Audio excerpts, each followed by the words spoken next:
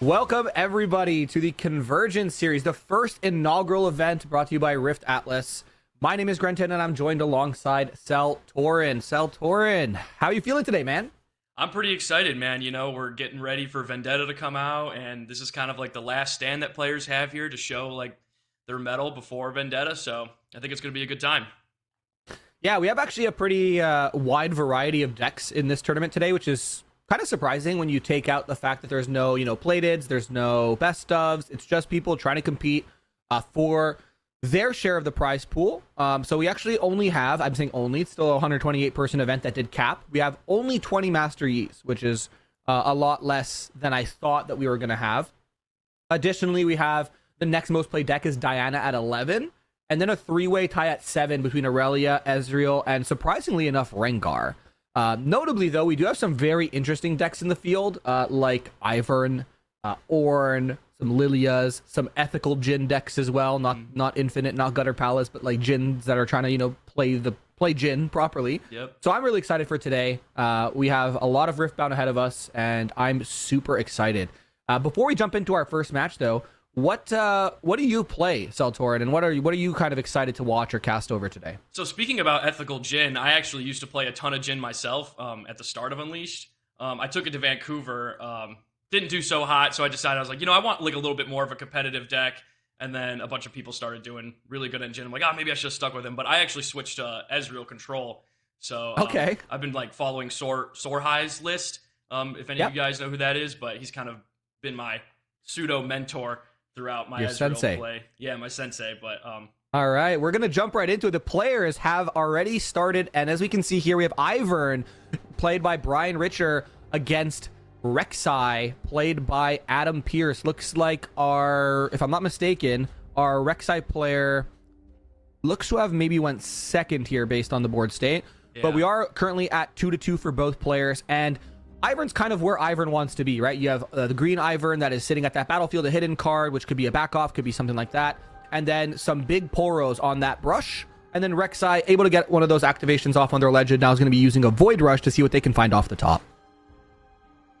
Yep, yeah, basically Ivern is in the exact state that he wants to be, getting the hold on the battlefield early like that, having the 3 units there with the hidden card. So he's in a pretty good state there. The Rek'Sai with the Void Rush, he's going to be able to look at the top cards of his deck and play cards from there. So as an Ezreal player, when you start discarding Rek'Sai, it really doesn't do anything because he's just playing cards off the top anyway. So yeah, any decks that have access to playing off the top of their main deck or just refilling their hand, when you're playing a control list that requires you to would burn the cards out of their hand, it feels a little worse. But for Ivern, Ivern doesn't have a ton of card draw. However, with that green Ivern on that battlefield, he's going to get to look at a bunch of cards every single turn as long as he's holding. So it looks like we're going to, we're going to play the Void Rush, and it looks like we're going to put both in our hand and play out a Carrion Dredger. Yep, and the Dredger creates that bird when it dies, so pretty useful for him. And he also will be able to get the +1 from the battlefield with the birds. So yep, that is notable. And for those of you asking at home how that Dredger entered ready, Rek'Sai Breacher, the chosen champion, since the card was played from the main deck, you're able to pay 1 and power from the card's domain. So in this case, order. For it to enter ready. So it looks like he's going to be setting up for some sort of challenge here on the brush, which is, again, risky. We're looking at 11 defending with a hidden card that could be a back off. The Noxus Hopeful is going to come down, and maybe we're just trying to send it into its death, maybe to just make a bird, since that 1-might bird is actually a 2-might bird on the brush, like you just mentioned, Celtorin. But it looks like we are trying to maybe go in and get rid of that Stalwart Poro at the very least, since it does have that tank keyword. Yeah, even just thinning out the battlefield a little bit could be good for this Rek'Sai player. Yeah, looks like our Adam Pierce here is in the tank. He has 2 runes available, so not a ton of options here. Could be a Hidden Blade, but giving Ivern more cards, I don't think is the play here. Again, I'm not a huge fan of challenging this brush right now, and it looks like, okay, we are going to be putting it to the Zon Warrens. Okay. Which this seems like it was a little bit of a maybe a waste of that rune, unfortunately, to accelerate that when you could have just played it to that battlefield since you controlled it. But we have that Ivern trigger, and we're going to look at the top 3 cards of our deck, reveal a cat, Poro, dog, and whatever else Ivern cares about, I forget, and put it into our hand. Yeah, so it seems like that might have been a little bit of a misplay on the Rek'Sai's part. I think really all he can do right now is just try to get points holding on the other battlefield with a unit or two, and then just develop his backline as much as he can, and hope that he can get over whatever Ivern's, he's creating a ton of cards right now already, so. Yeah. This is the tricky part about Ivern, is that if you give them a battlefield for more than the turn, this happens, right? We just kind of printed an extra, what's that, 2, 4, that's 6, 8 might on that battlefield, and then when you do swing into it, you're going to have the shield that's going to come up from the mutated Mauser that's going to give it another 2 might, and there's a hidden card. So even though you have, 10, looks like 11, 14 might swinging, it might not be enough. Obviously, a Vi helps a lot here, but a Falling Star is actually great because you're going to be able to kill these out of combat, and that's going to make sure that those shield triggers don't apply. And looks like we're going to go for both Poros here. Yeah, that makes sense. Maybe I would have went for the Mauser instead, but... Yeah, Mauser's shield 2 and tank, I believe, right? Where the Stalwart is just tank. So I feel like the Mausers... Oh, looks like we are switching. I don't know if he heard you, but he's like, oh, you know what? That Mauser's probably more threatening. Hey, we have comms. Yeah. Comms are live. All right, so it's going to be the Daring Poro and the Mutated Mauser, looks like final targets. And they're going to be taken out. So right now, 6, 11, 14 defending. 14, sorry, no, there's 2 buffs as well that aren't being accounted for. So 16 defending for Ivern with a hidden card that I'm going to assume is a back off. I feel like that's a very Ivern card to play. Yeah, that makes sense. Yeah, Stalwart was 4 might because the buffs weren't accounted for. So obviously switching our targets there to make sure that we're killing 2 units and not just marking 3 damage on, a little Poro. So it looks like Rek'Sai has 13 in the back. Am I counting that correctly? 8 from the Noxious, 3 from the... So that's 11, and then 2 from the... Or is that Assault? Yeah, they have Assault as well. Okay. Yeah, so it looks like we have 6, 10, 13, plus 2 Assault. So I think 15. If I'm not mistaken, Rek'Sai is Assault 1. Yes, I believe so. Yep. So 15 swinging into what 16. Looks like 10, 14, 16, yeah. Thank you, producer, for that Rek'Sai coming up on screen. It is, in fact, Assault 1. We do have enough for a Vi, if we want as well to do a stun. We're going to swing in everything here. Okay. Retaining focus for now. Rek'Sai is going to go up to 4. The Daring Poro is going to go up to 3. Actually, 4, notably, because we're on a brush. Yep, from the brush. It looks like he might forget that. Yeah.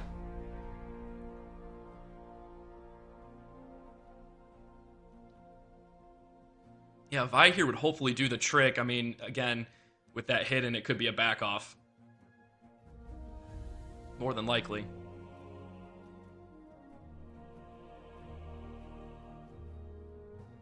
So it looks like these players got some math to do here.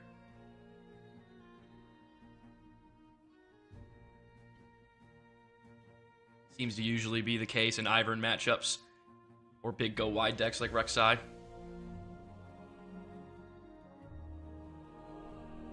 We have 16 holding, and then coming in with...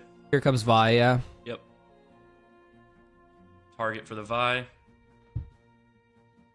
Most likely here is probably going to be the Ivern, right? Yeah, I think the Ivern stun the biggest thing. So then even if they do stun one of your units, at this point, you're still going to be able to... Right now, we had 16 attacking, right? I believe was... Or 15 attacking, so we're at 20 now. Yep. Actually, no, 16 attacking because of the Poro. So we're at 21. So even if they stun a Vi, we're still, if my math is mathing, enough to clear this battlefield. There's the back off. Okay. Backing off the Vi. Yep. So we're back to 8, 12, 15, 16 on attack. Because that Poro. Again, does Adam Pierce take into account the brush for this math is the question here. Doesn't look like so far he has been, but... Because that's 16 with the brush, correct? I believe so, yeah. It's 4 for the Rek'Sai, double 4 for the Hopeful, so that's another 8. That's 12, plus 3 is 5, plus 1 from the brush is 16. Yep. Into the 4...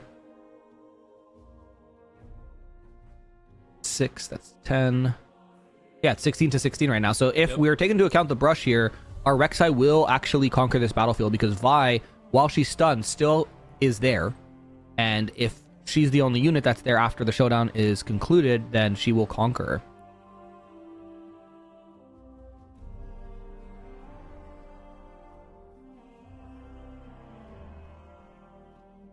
It's always fun when you're at your locals playing against an Ivern or something Oh, like that. And you gotta look at everybody counting. Bringing the whole table. Yeah, the Poro is buffed by brush. I do hope the players catch that there.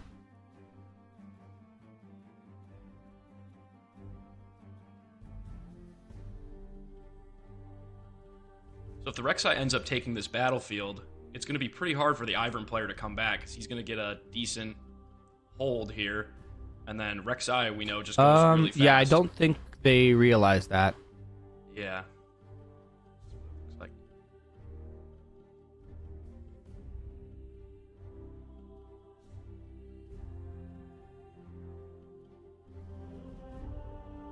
So I guess he's just going to end up taking a trade and taking out most of the units on that battlefield.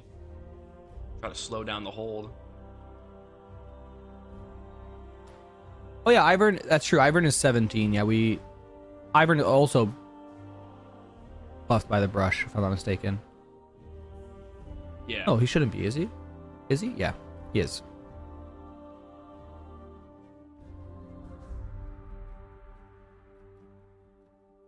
All right, so we're good. But I mean, this is still not a terrible play here from the Rek'Sai. You cleared a significant battlefield. Now they had to redeploy the trusty Ramhound and the mutated Mauser from hand.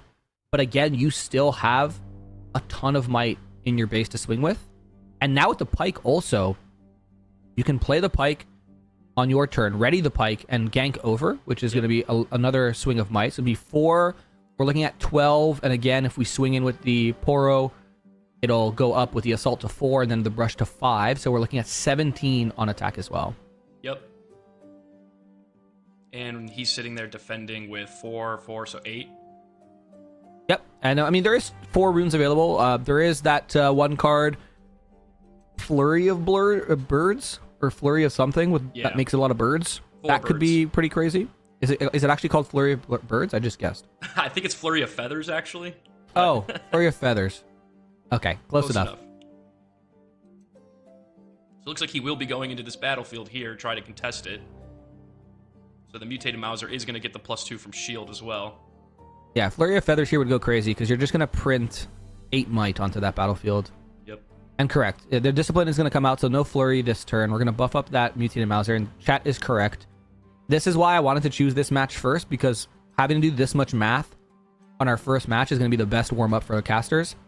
But yes, that Daring Poro will be 4 total on attack, not 5. Thank you, Dusty Juicebox, W name. And we're going to be able to give that mutated Mauser an extra 4 might. Or actually, hold on, 1, 2, 3 might, it looks like. Actually, cat, dog, and bird. Yep, should be 3. The discipline and then the friendship.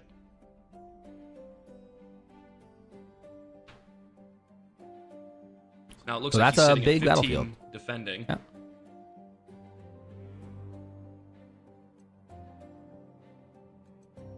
I'm curious why we swung in with just these. Maybe assuming for the Flurry of Feathers and we didn't want to get blown out. But Blood Rush Repeated is a phenomenal card to have here. That'll definitely help him out for sure.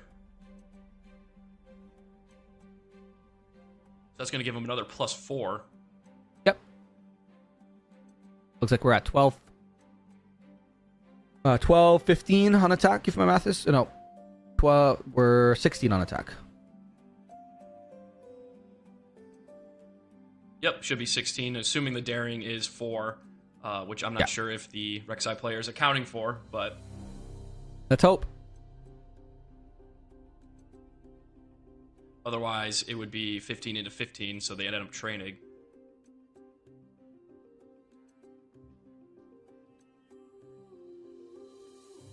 One rune available for Ivern. Another friendship could technically be played, but looks like we are...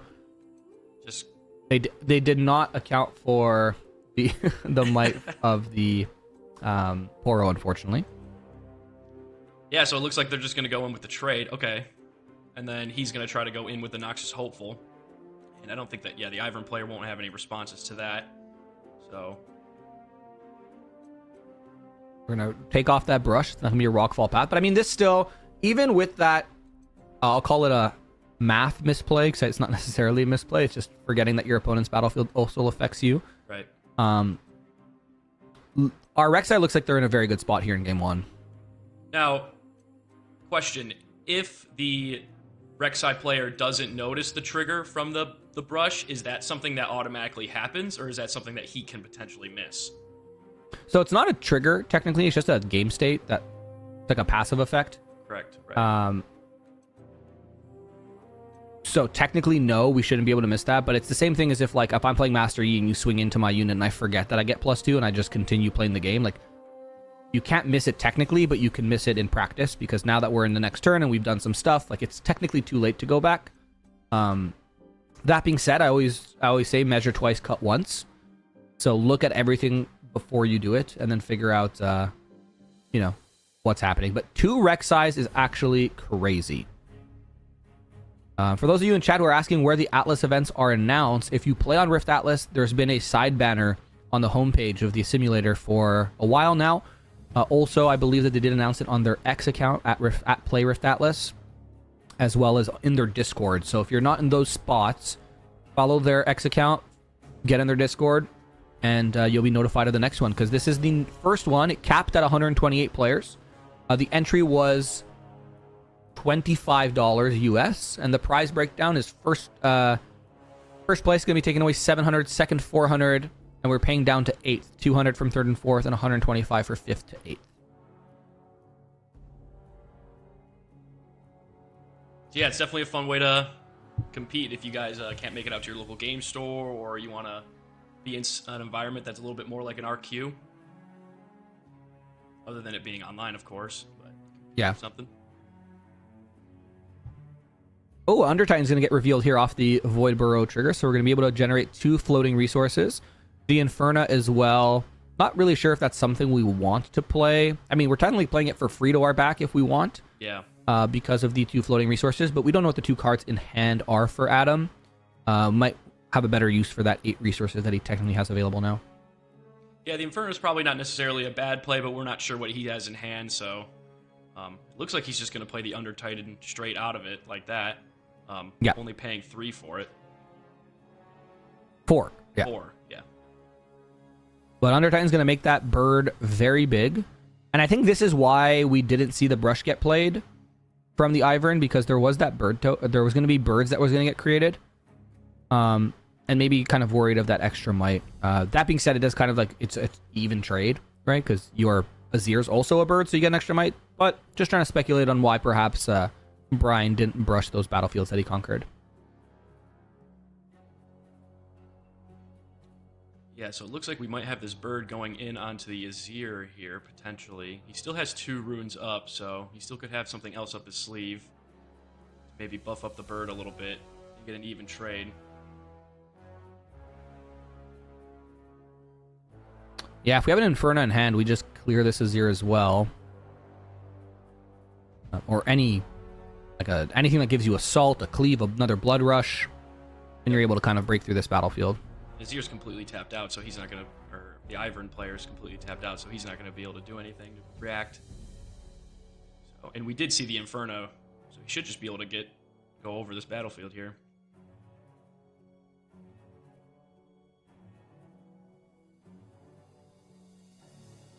Looks like the Ivern player is actually going to put the brush now on hold. So maybe he did want to do it on Conquer, maybe he just forgot. Or maybe he just wanted the brush to be more on his terms. We have 3 cards in hand for the Ivern player, 2 cards in hand for the Rek'Sai player.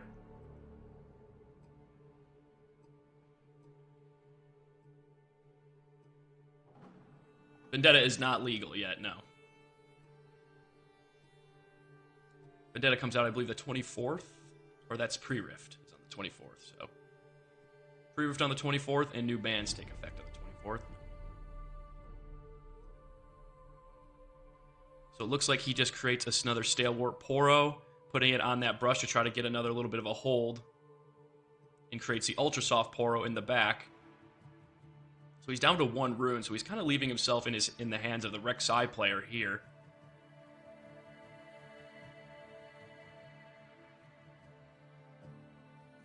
Looks like the Rek'Sai player is going to want to just try to hold as well, because he is at 7 points, so assuming he gets the hold here, he will go to 8. Ooh, another Under Titan on the battlefield. That's going to bring him up to 10, 12. I guess because he gets +2 from all the Under Titans. 12, 14, 17, I believe. My math is correct. Yeah, that's a big battlefield they have to break through.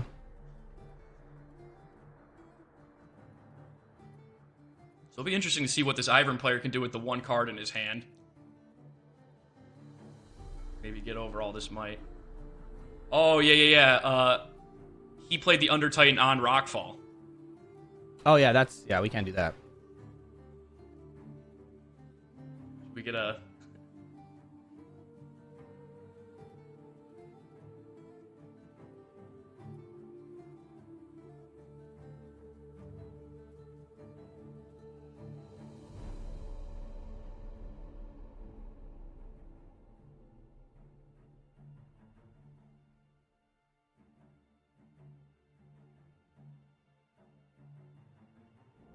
Doesn't seem it mattered for Azir because he just won anyway, or Ivern. So I think we're good.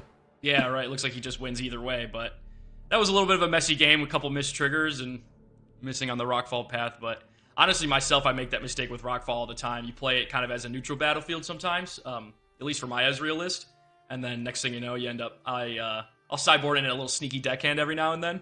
I'll be like, yeah, I'll put my sneaky here. You're like, you can't do that. Oh, guess I sent myself into that trap.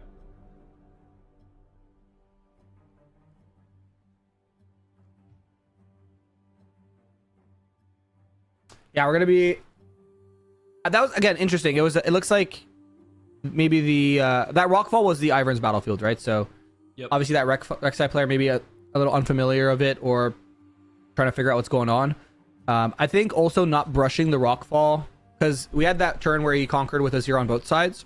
I think not brushing that Rockfall was a smart play, because by not brushing it, Rockfall's still in play. So if they swing in and they want to Inferno or they want to Vi, they can't, because Rockfall's there, right? So it's kind of like setting up a 1v1 based on, or at the worst, a 2v1 based on what we saw in their base. Nothing too crazy in terms of a misplay there. Obviously, the Rockfall thing, big oopsie. We flagged it to the judge staff, but I mean, it did it by the time they probably see the message, it doesn't matter, because Azir just said I have lethal, or not Azir, excuse me. Ivern just says I have lethal anyways, and just moves on with their life. So definitely, I mean, we're warming up as casters. I'm sure these players are also warming up, depending where you are in the world. If you're on the West Coast, it's a kind of early day for you, right? It's 9:30 in the morning if you're on the West Coast. So I'm not sure where all these players are playing from. Some players are playing from Europe. Some players are playing from North America. That's the name of the game, right? When you have these online events. For some of us, it's an early 12:30, you know? Yeah. For me, it's an early 12:30, but that's early for me because I'm a night owl. Yeah, me too. But it seems like the Rek'Sai player could have just been mistaken, you know, because they had the brush there most of the game. So they probably weren't even paying attention to the Rockfall path even being that battlefield. So we could have seen that miscommunication there. But yeah, so players are going to sideboard here. Obviously, on the Rek'Sai side, since they lost game number 1, they're going to be opening with the Arena's Greatest. For those of you wondering, this is Unleashed, and this is pre-ban Unleashed, since the ban's go into effect on July 24th. Which is right when the pre-rifts are going to start as well. So a little side note for the Riftbound enjoyers, which I'm assuming is everybody watching this, check the event locator and sign up for your nearest pre-rift, because it's going to be a blast. Yeah, pre-rift's definitely one of the most fun things you can do, especially as a new player. Most of the people are super friendly, and you can get, you know, make some new friends. I know since I've started playing Riftbound, I've made a whole plethora of new people that I hang out with. So it's a great time. Looks like we're just going to play the 2-drop on the Iverns turn 1. Nothing for Rek'Sai, which is pretty crazy. Not very good for him, because he's not going to be able to contest this hold now. And the Ivern's just going to be able to develop a ton of units at whatever battlefield he ends up going for here.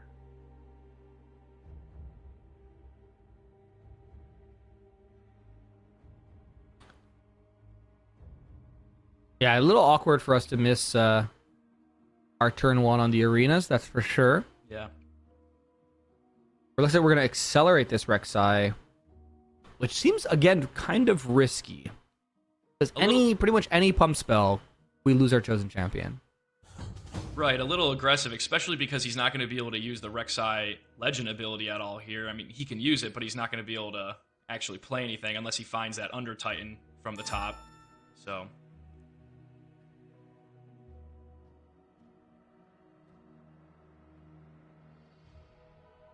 seems like he's going to put a hidden card on the Arena's Greatest there and hope that the Ivern won't contest him.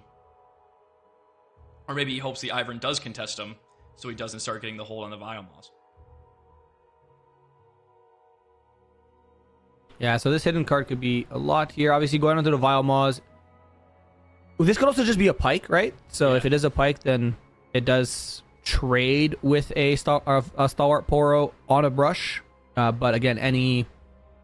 Inferno from hand or a Blood Rush or anything like that does get over. But again, this is assuming that nothing else happens. I mean, at the very least, we might see the Poro Conquer, turn it into a brush, play Ivern, and then just have a pretty big battlefield already. So right now, point tempo is on the side of Rek'Sai, but we saw the Blitzcranks in the deck for Ivern. How long is that going to last if we just sit there and hold? Right. So we do see the Ivern, chosen champion, played to the battlefield at the brush, so he's sitting at 8 there now. So a pretty decent start to a hold. However, he does have to deal with the hold at the other battlefield for the Rek'Sai player. With no runes left, he's not going to be able to develop anything in base.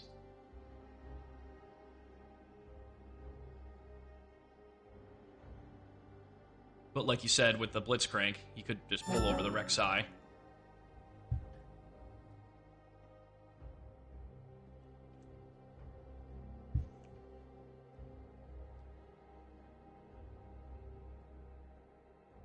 Yeah, so only 4 runes available since we did recycle one last turn to accelerate the Rek'Sai Breacher.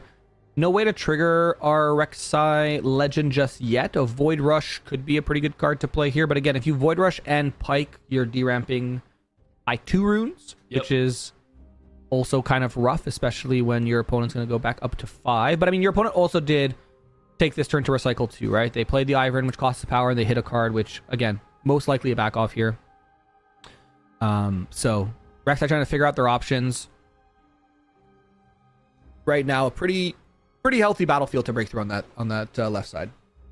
I think a lot of times when Rek'Sai ends up recycling too many runes and going down too many, he can have a hard time staying in the game. But in this case, it looks like the Ivern player is just kind of playing the same game as him. So we do see the Hidden Blade come out on the Ivern. So that's going to give Ivern a little bit of card draw, but take care of that. And we'll reveal the hidden card Emperor's Divide. So we can actually send the Ivern back, making him not a valid target for the Hidden Blade.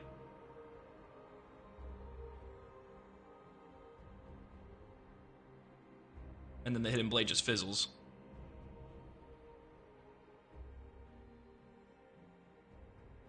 So we're going to end up deramping 1 more power for that. Ooh, and then the Pike we're going to be able to... Pike's not going to be able to clear this, or at least trade with this. But again, this is such an expensive turn.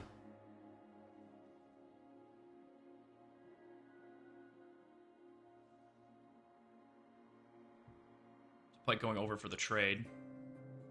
Well, I don't like this.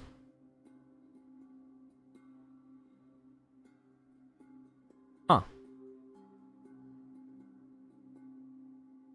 Yeah, bring the Rek'Sai home, I think, is fine here.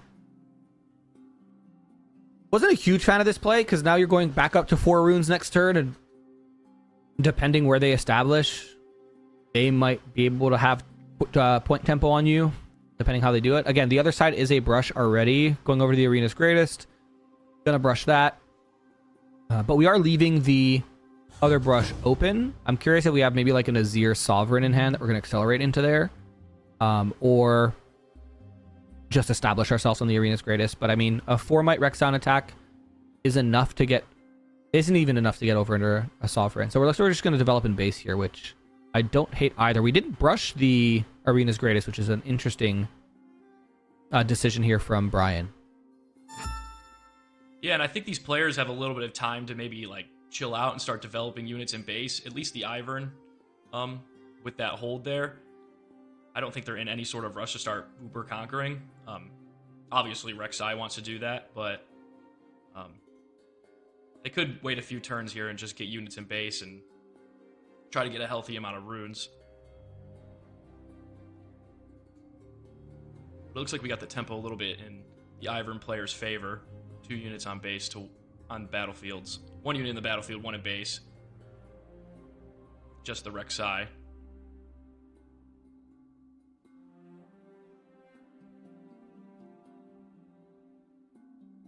So the Rek'Sai could try to blood rush to get over this Ivern at the battlefield. However, you're playing into green, so you're going to be able to see some of those disciplines or defies or something like that. So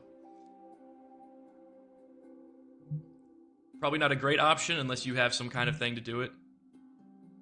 Some kind of thing to counter that back, but it looks like we'll see the Falling Star, assuming that's going to be the double Falling Star on Ivern. Yeah, most likely here. Get rid of the biggest threat. The Ramhound isn't too worrisome yet. But again, this is 3 turns in a row now where we've recycled 2 runes. We've been on 4 runes for the last 3 turns. Yeah. It'd be very hard to do stuff. I mean, if we reveal an Under Titan here, we're pretty happy. But besides that, a little rough. And the Hidden Blade's actually gonna blow us out a little bit here for sure. Yeah, that's going to give basically the Rek'Sai not many things that he can do this turn. In for an ambush, okay.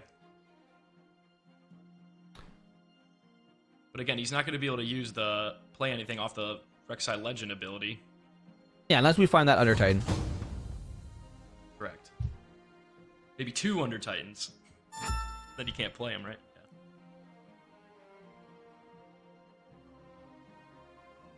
Oh, we actually didn't even use our Rek'Sai. Interesting. Maybe having information, maybe we have like 2 Under Titans in hand, and we're like, oh, the odds of us seeing a third are probably pretty small.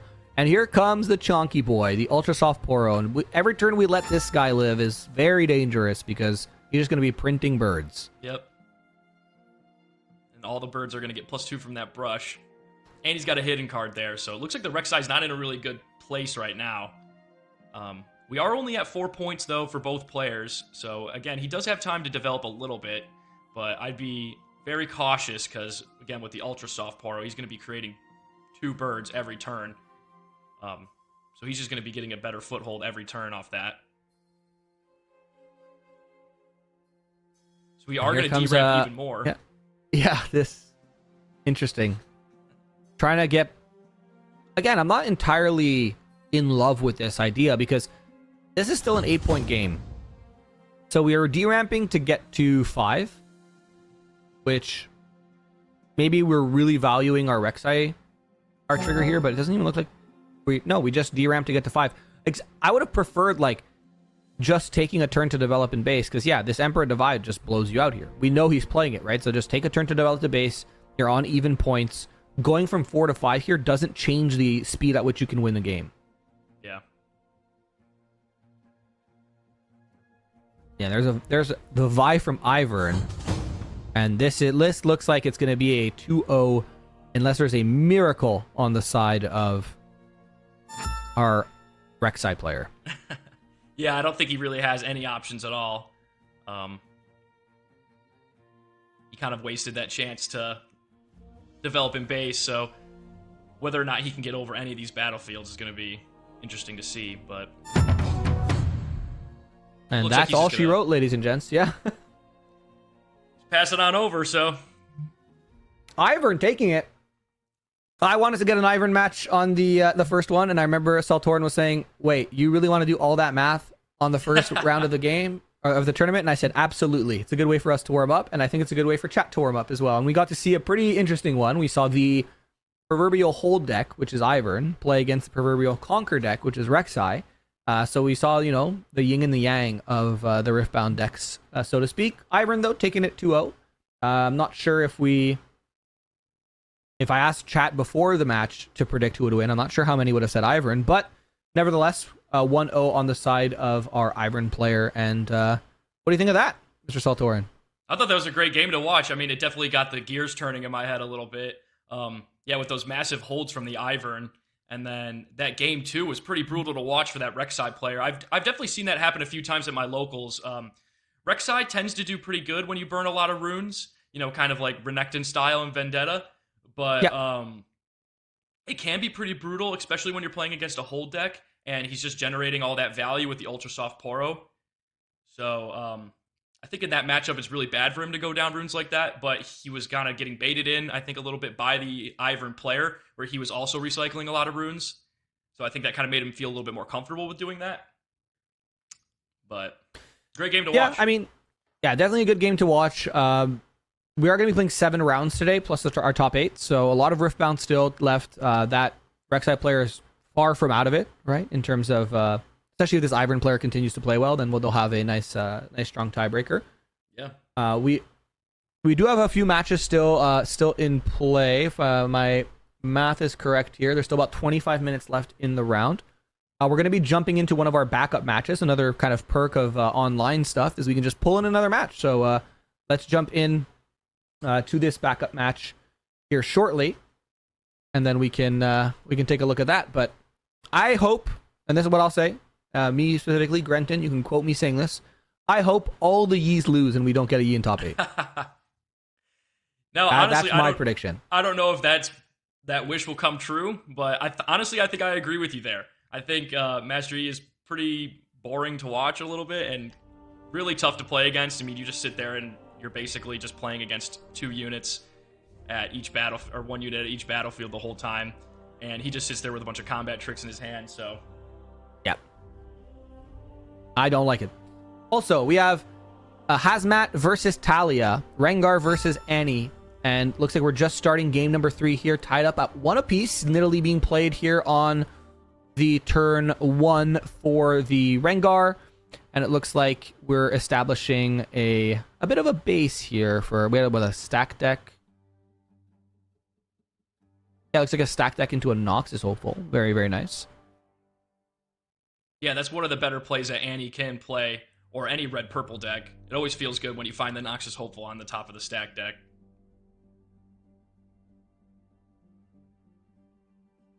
So now our Rengar is going to be trying to figure out what's going on here.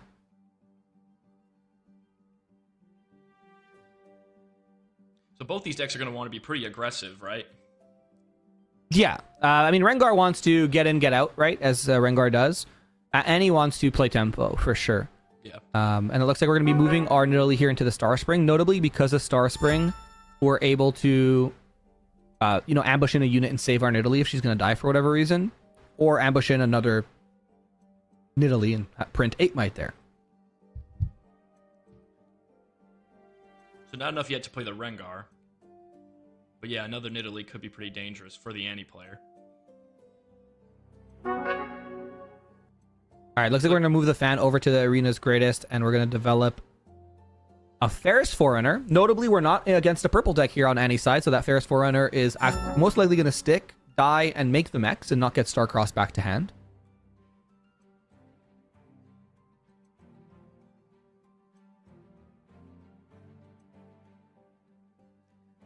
Ferris Forerunner is one of those cards that's really nice to play when you don't necessarily want to contest any battlefields yet. You just kind of want to start maybe developing a hold or get something nice in your base. And it's really awkward for any kind of removal as well, because obviously you're creating those 2 mech units on death now.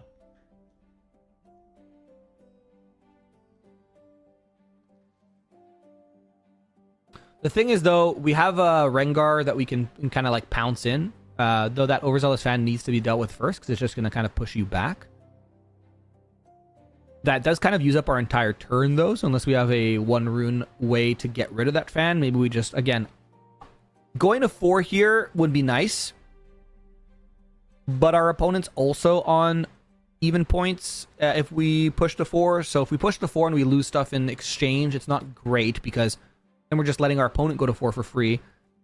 So I don't hate kind of setting up on the Star Spring or in base, and then kind of just trying to hold to 4 and just keep point tempo on your opponent. If you pull back here, I'm not sure if this is the correct play, but again, I don't play as much as these players probably do.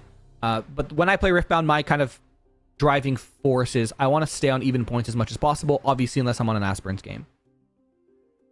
Yeah, that makes sense. It looks like he's going to be playing the Jhin in the base there, so maybe he will want to pull back that Nidalee. with only 2 runes up, he'll probably end up just losing it to the Annie player. But with that Jhin, he can start to create a energy / rune tempo advantage with the Star Spring, depending on how he plays it.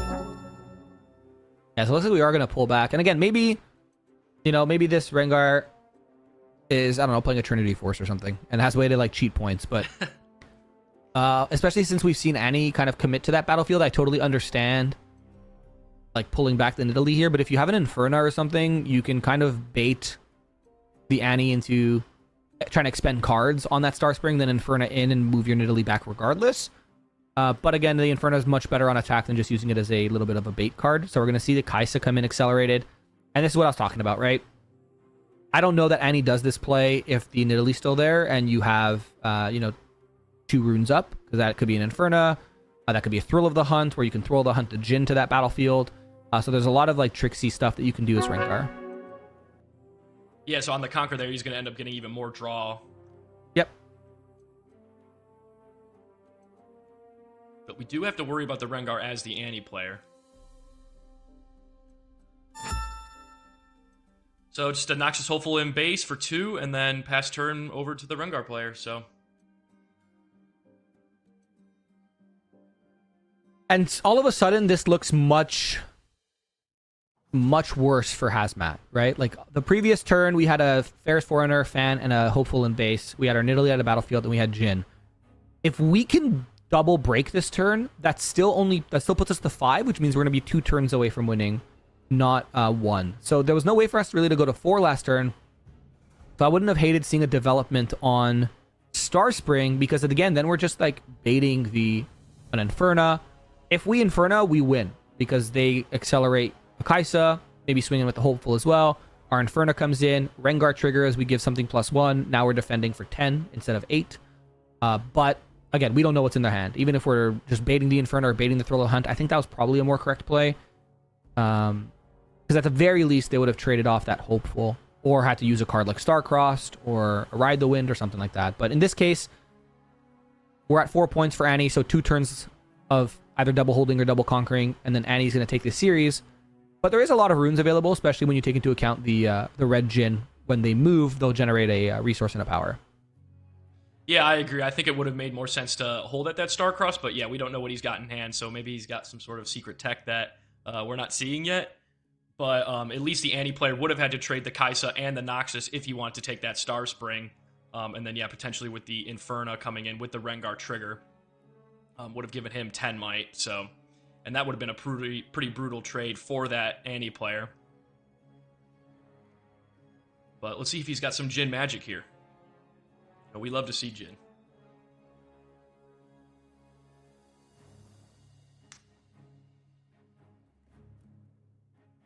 Yeah, trying to figure out, I mean, this is the funky part, because as much as, like, if we can move the Jhin more than once here, that really opens up the turn. So if we, like, move the Jhin into Star Spring, then ambush a unit, move the Jhin back, we've now generated, like, a bit more, especially if that unit we're ambushing maybe is like a Nidalee, then our Nidalee only costs 1 rune. Yeah.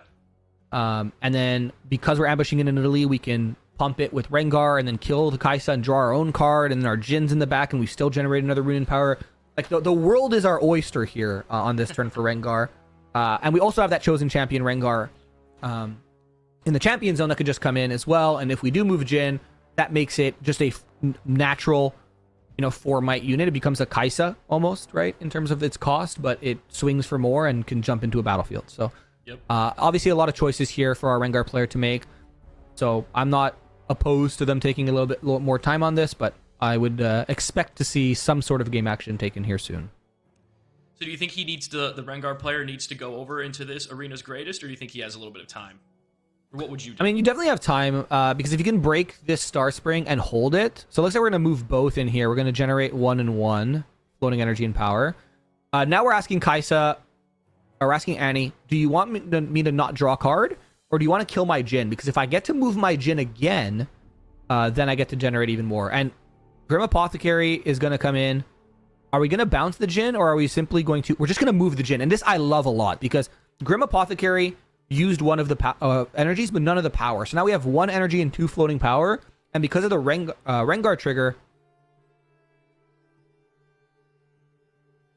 Oh, interesting. We're bouncing our own Grim Apothecary too with its trigger. So we're pretty much just saying, hey, we're doing all this. And then flashing the Kai'Sa away is great.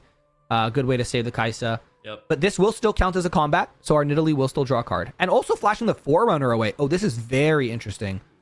Pretty much saying, I don't really trust, since I'm tapped out, I don't really trust this Forerunner to live. And having a 6 might unit that also dies and makes 2 other units, I want that to happen on my turn. So I like this play here from Talia a lot. Yeah, now he's just going to have a ton of units in base, so he's going to be able to go out on his turn and start playing a little bit more aggressive, too. He will have the Rengar up still, so he definitely has to worry about that, but we'll see if he ends up spending any more runes. He does have I think you definitely want to spend what you have floating. Yeah, you want to spend at least like another energy and a couple power if you can help it. But you also don't want to tap out, especially since they have, you know, infinite. They have like 18 might in their base right now. It's very, very scary. Yep. And we've already used that Star Spring, so our Nidalee is kind of stranded there unless we have a way to... you know, maybe throw the Hunter over. That would be cool because it would just cost us 1 exhausted rune. We can throw the Hunter over. If the fan pushes us back, then she's in base, and if not, we score. But again, we'll be on odd points, so maybe not the best use of our throw the hunt here. Maybe we wait to see if they overcommit to a battlefield, and we can throw over to the other one, try to sneak in 2 quick points so that we start our turn on 6. Excuse me, on 6. Like Challenge is a great one, though. That's essentially, like I mentioned, same cost as Throw the Hunt, so it's free. It's just 1 rune, and we get rid of that Kai'Sa. Yep.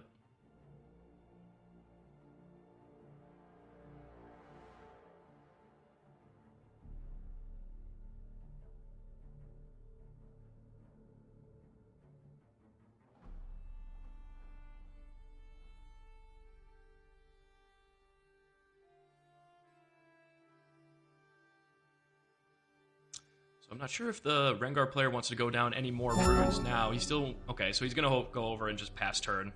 I think that was a smart move, just to hold on a few things, maybe the punch first or something like that.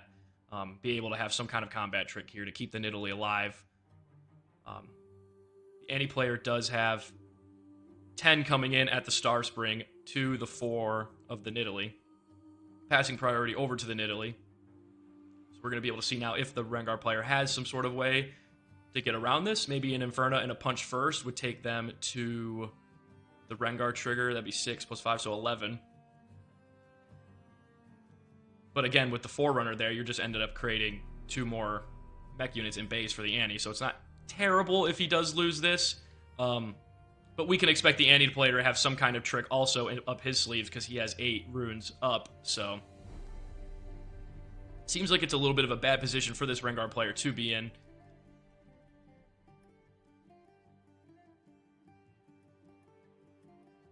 Yeah, big decision here.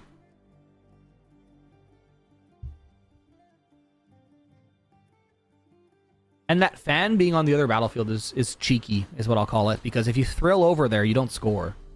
The fan just goes, okay, go home. So it's kind of a way to like flash your unit back to base, technically, if your opponent doesn't want you to get 2 points for free. But there is a world here where... What could we have that gives us this? Not much, right? We only have 4 runes. A punch first plus an Inferna maybe would get us there. Yeah, another Nidalee or Grim Apothecary. Actually, I don't hate here because you can bounce the Grim Apothecary back to hand. Ooh, I like this a lot actually because it's like, okay, you've just invested here to go to 6. I move my Nidalee back home. My Grim Apothecary has been doing work. I think the fact that they forgot to print the word other on Grim Apothecary was actually them forgetting. honestly, until today, I had no idea that you could do that. I don't know if I've just been missing the Rengar game. Someone did that to me. Someone did that to me online, and I was like, wait a minute, you can't do that? And they're like, yeah, you can read the card. And I was like, wait, you're absolutely right. I just thought it would have been other because of how the card... It's like an ambush. You go, you save your unit, stuff like that. But nope. That guy can bounce himself. He's bouncing on it crazy style. That's crazy. I have a feeling that's what they meant. That's not what they meant the text to be, but right. Who knows? Another Kaisa has hit the board. So again, still 12 might in the back. And already 2 runes with the Annie Legend ability. And then again, there's that Overzealous Fan there that makes it difficult. But we are on even points. So if we can double conquer... We have to kind of double conquer here. Or at the very least clear the Arena's Greatest and take over the Star Spring while also reinforcing it enough that we don't just lose next turn because our Annie's on 6 and is going to have 5 cards in hand and 9 runes. So a lot of stuff that this Annie can do. So the Annie took the flash there, correct? Annie already... I think Annie took the flash. Yeah, move flash to hand. You can see it at the top right of your screen. Yep. So that's even better for the Annie player now because he's not really committing to anything. He just has the option of flash out and then come back in next turn and score 8. Yeah.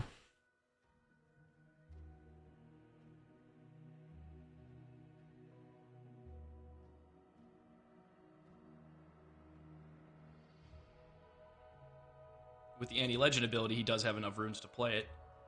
It's very convenient. Flash and Annie work together very well. Pretty much always have time. Always have the runes and the resources to play it.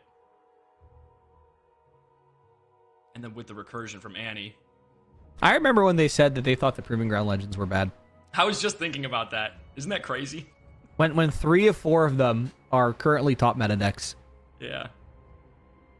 Granted, the Lux is kind of top meta because of other cards. The draw is just a little bit of a bonus that you get, but it does enable the deck. Like you kind of, your time warps at the very least become draw 2 if you have 3 seals out. So make it go a little bit faster. Seals out. So yeah. This is what I like to call the turn when I'm playing Riftbound. This turn is the turn that decides the game. So when I judge, I usually give players a bit more leniency on this turn specifically, because aside from the last turn from Rengar, where they took a little bit of time to make a decision, both players have been playing at a reasonable pace of play. There is also about 9 minutes left in the round, so I'm a little bit more lenient here on taking game actions, because if this Rengar doesn't double break and hold, they just lose next turn anyway. Where if they do double break and hold, then it's up to Annie to also double break, or they lose next turn. So I call it the turn. Every Riftbound game has this, where it's the turn that decides who wins or loses the game. Unless you completely blow out your opponent, then that turn probably happened on like turn 2. But here we are on turn 10 of the game, the 5th turn cycle, so to speak, and we're now in the turn.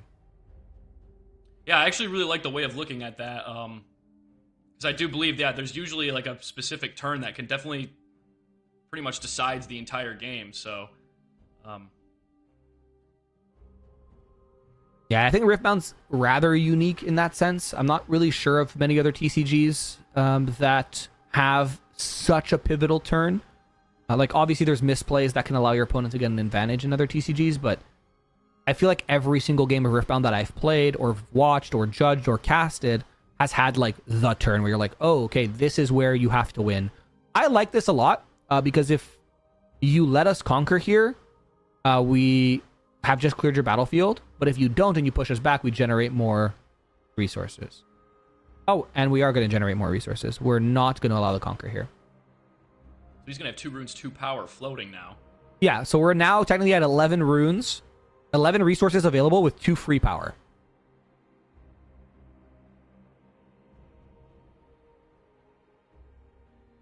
Yeah, I guess if I had to like draw a line between this and chess, this would kind of be like your end game. Now you've like the mid game, you've done the opener, you've done the mid game. Now you're in the end game, and you have to find a way to checkmate your opponent. Yeah. Right now, your opponent is presenting, mate in 2, for example, if we want to use chess terms, and you have to get out of that while also at the same time finding your own checkmate.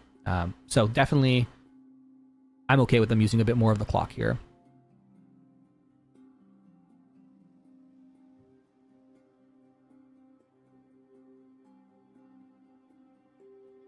So we will be going into time in the round. Does that mean we'll go right into turns then? Yeah, we'll go right into turns, but I think this game reaches its natural conclusion in 3 turns anyway. Yep.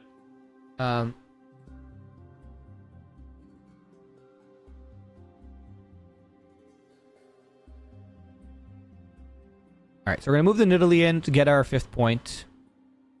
We still haven't. We still have that Rengar, by the way, we can play. Now that Rengar costs us, 3 runes. That's it.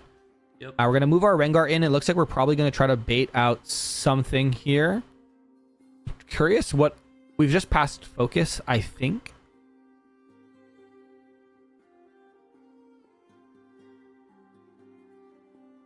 Yeah, it looks like he did pass focus, so if the Annie player passes focus, it's just... Oh, no, he did not. Okay.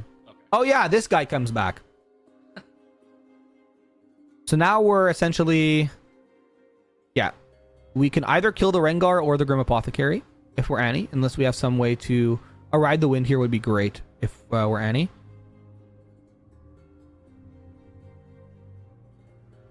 Yeah, Ride the Wind would essentially just win him the game. Oh, Longsword is also good. Longsword puts... Now we're trading on that battlefield. But trading, I put in air quotes because we're going to create 2 mechs as well. Yep. So I think Annie just had the answers here. I don't really know what combination of cards plus 3 runes and a power will get Rengar out of this, especially with 12 might in the back. And if you do kill this Ferris Forerunner, we're now at 18 might in the back plus a longsword, so 20 might that is able to swing and conquer 2 battlefields with 7 runes and 4 cards in hand. I feel like this is a really, really strong position for any player. Yeah, definitely. The Rengar player is definitely fighting an uphill battle here. So it looks like they're just going to take the trade. And Andy will I think take this... 2 mech tokens. Yeah, I'm not sure exactly. Falling Star of the mechs, you still just lose on board. Punch First gets you to 9. Okay, well, a Punch First gets you to 9, which means you don't lose on board. Or you do... No, you still lose on board, because you just Longsword the one that you attack in with.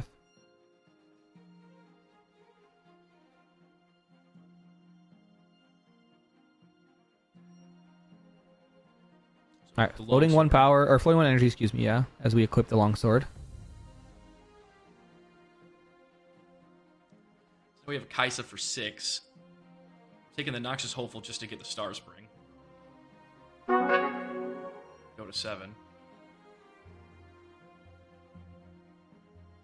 And with the Hopeful, that's 10, and a Punch First will bring him to 9. So looks like the Punch First isn't going to take him, isn't going to save him here.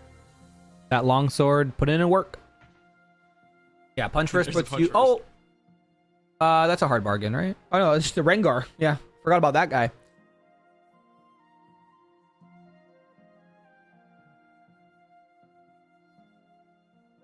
His mechs were destroyed by the Falling Star. Or if you meant the Rengar player doesn't like mechs, admittedly, he does not. Yeah, the 2 Falling Stars, yeah. Got a little bit of a target on those mechs. Yeah, and that's going to be all she wrote. Our Annie will take it 2-1 as we are a minute 40 into overtime. Let me just double check here. Looks like we have 5 tables still playing, so 10 players. So less than 10% of the field playing at time, which, again, my weird judge brain likes to look at these stats because we're now at the very tippy end of the set. And usually this is the numbers I see. You have like just shy of 10%, like 7 to 9% of tables that are still playing when there's time called. And those are either tables that have judge calls or are playing kind of more late game and control-y decks. Aspirin's Climb. Aspirin's Climb. I mean, that's going to I'm actually very curious to kind of see how that impacts the end of Vendetta specifically, because there's no Aspirin's Climb, but there's also no Arena's Greatest. So the game, like if you're playing a game where I'm playing a deck that runs Aspirin's Climb and you're playing a deck that runs Arena's Greatest, we should kind of average out in terms of how long those games take. Right. Because we're playing the extra point with aspirants and technically a lesser point with arenas, though it does change the math on how to conquer, when to conquer, and stuff like that. But I am curious to see at the end of Vendetta exactly if it is still like just shy of 10% that's still playing at time, or if it's significantly less, or for some reason, oddly enough, it might be more. Who knows? I think they would like to see like the pace of the game speed up a little bit with the ban of Aspirant's Climb. I do think they were pretty good bans, though. I think Aspirant's Climb definitely made the games a little bit too long. Going to that 9th point, like, shockingly adds a ton of extra time. Yes. It changes how you have to conquer. You have to be on even point or odd points instead of even points, right? So like the entire math on how you want to conquer is weird. My favorite is Aspirin Serena's game because it's just a regular game at that Yeah, point, right. but it's always fun. What we'll do though is there is still, like I mentioned, about 5 tables that are still playing. We're gonna take a little bit of a short break. Again, you're watching the Rift Atlas Convergence series. This is the inaugural event. My name's Grenton, and I'm casting alongside Cell Torin with Turn 'em Sideways. You can probably tell by the graphics who is running production in the back. So huge thank you to everybody involved to put this on. A huge thank you to Top Tech as well for the tournament software, and obviously the most importantly, thank you to the players. Fully capped event on their inaugural one. 128 spots sold. I even saw a wait list. So big. If you want to play the next Convergence, make sure you're following Play Rift Atlas on X. Make sure you're in their Discord. And when you're playing on the Rift Atlas simulator, take a look. This banner has been on the right side of the play screen for like a few weeks now. So make sure you're taking a look there. But again, we will take a short break and we'll be back with round number 2.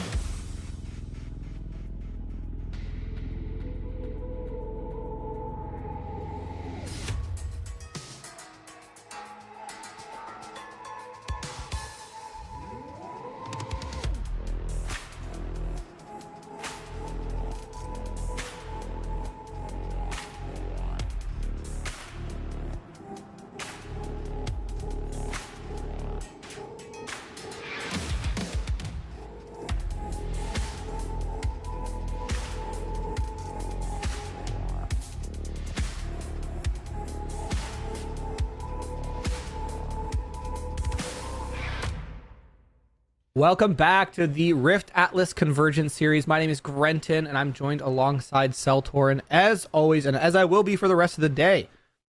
So, we just had a very interesting round number one, is the word I'll use. We had a Rek'Sai versus Ivern, and to at least my surprise, Ivern won. I thought Rek'Sai was probably pretty well positioned in that matchup.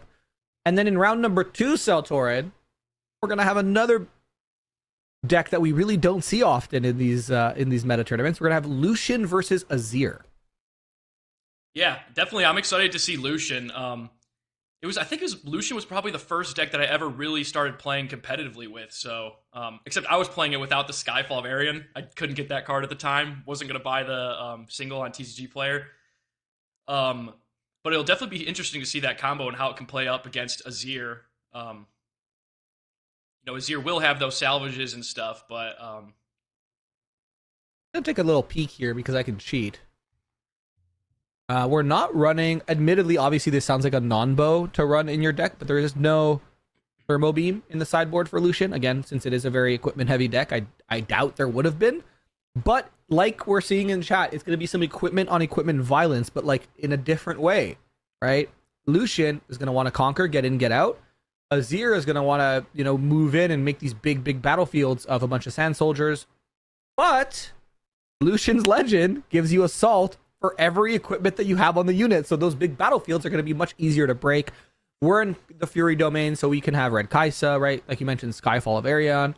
We can do some crazy Irresistible Faefolk, Trinity Force, Skyfall of Arion, almost OTK kind of deck with Lucian. Yeah. So I'm very excited to kind of see how they go. I believe the match is ready, Seltorin, but to take this one home.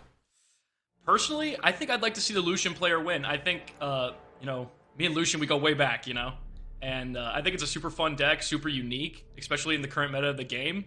I think Azir's, a lot of people are playing it, and it's a really cool deck, and the champion and the lore behind him is awesome, so there's that. But I definitely think I'd like to see the Lucian see if he can pull this off. Yeah, it'd be very interesting. I mean, this is already a very explosive start here from Azir, if I'm being completely honest. Yeah. But Lucian with 5 runes and a Lucian that could just bounce in and out. This might be a little bit difficult for Azir to deal with if we're allowed to establish some pretty good equipment here. Yeah, it's basically just going to be like another math match, except this time we're going to be looking at the Azir, all of his different units and different tokens and stuff, and then we're going to see just the Lucian going in there, probably with maybe 1 or 2 other units, probably just the Lucian, honestly, and get up to an insane amount of might with that Lucian Legend ability and all the gears equipped onto him. Yeah, and notably because the Lucian Purifier Legend is just a passive effect. It just kind of sits there and it gives you that ability. Forge of the Fluff is such an impactful battlefield because, like we just saw, we move up our Lucian Chosen Champion, we played the Skyfall, and then we just exhausted our legend to equip it for free instead of having to pay 1 resource and a power, which if we did that, we wouldn't have been able to establish our Pouty Poro. So again, just an example of both of these players using their battlefields to their advantage, because that Hall of Legends doing a lot of work for that Azir on the previous turn. Yeah, it's definitely a really good battlefield. Yep. Forge of the Fluff for the Lucian to keep him in the tempo game. But yeah, we will see the Brutalizer creating another Sand Soldier. So he's going to end up having like a ton of units already. And we're on like, what, turn 2? That's his turn 2, yeah. Or 3, correct. Yeah, that's his turn 3. So this is probably one of the most ideal starts you could ever possibly have as an Azir. 3 gears already, tons of Sand Soldiers, and a recruit from the movement with the Eye of the Herald. Yeah, this is a lot of dudes, which is a very Azir coded kind of strategy. Just make bunch of dudes and put bunch of gear. And look at this. We're gonna have this is I like this strategy from Lucian because we're pretty much just saying like, hey, or not from Lucian, excuse me, from Azir, we're saying, hey, if you want this battlefield, like you're gonna really have to come work for it. That being said, we do leave our other battlefield a touch vulnerable. It just dies to the Lucian walking up. But it doesn't let us attach a gear for free. And again, we don't care about one of these battlefields dying, especially since we're going to be going to 4 next turn. We just don't want both of them to break. Yeah, we could be seeing the Azir just sitting on a Hidden Blade in hand anyway, so if he does send the Lucian up there, then that's going to really set him back a ton. I mean, it will give him the card draw, but I don't think he necessarily, like, he kind of wants to just develop a lot. So yeah, the card draw is useful, but I don't think it's necessarily what he wants right here. So I would be kind of scared as the Lucian player to run into this battlefield, the Hall of Legends. Sabotage, okay, that's a perfect answer to that. Yeah, Sabotage is great here. Only thing that you can play now is reactions in response. So if you have a Death Grip, or if you have something like that you want to get out of your hand before he rips it and puts it to the bottom of your deck. That's obviously what Adam is thinking about here. But there is a Death Grip and there is a Hidden Blade. So we were both correct. It's like we know what we're talking about. Yeah, right. We love to see it. Like we play this game sometimes, you know? So that could also be another Hidden Blade that's hidden at the Forge, or that could be like an Emperor's Divide or a Guards. There's a lot of options that Azir can have for hidden cards. You just got to be very careful here. What are you taking, Saltorin, if you are Lucian? I think I take the Hidden Blade all day long because I think that's just such a big threat to your Lucian. Yep. I think the Death Grip is pretty good for the Azir player to have. Obviously, you can buff up one of the units on the other battlefield, even right now. But I think as a Lucian player, he probably has ways to give his units Assault, maybe a Bloodlust or something like that, to get that Lucian to pump up a little bit more. So I think the Hidden Blade is the right call here. But we will see. I agree. Lucian. I think, Lucian's going to jump in. You can math for the Death Grip, right? Like that's totally fine. Hidden Blade, though, you're not really in colors that can get around that all too well. Yep. And then although the Azir player does have a really good hold going, and, you know, he had a pretty ideal start, you know, if we see, the Ruin Runner coming out. Okay, so that's pretty strong into Azir for sure. That would pretty much make that hidden card not very important, especially if it's like a Hidden Blade, or Death Grip would probably be good in this scenario, but Death Grip's not hidden, right? Yeah, so it's got to be a Hidden Blade or maybe a Guards. Yeah, could be a Guards, could be a Back Off, could be an Emperor's Divide. There's so many hidden cards in these colors now that you really have to kind of account for everything and just be like, okay, of all the Azir players that I played against, this is usually what they're doing, and we're gonna see the Hall of Legends getting triggered as well. Make another dude, and this Azir is just printing Sand Soldiers right now. I don't think I've ever seen this many Sand Soldiers be made this fast. Yeah, me either.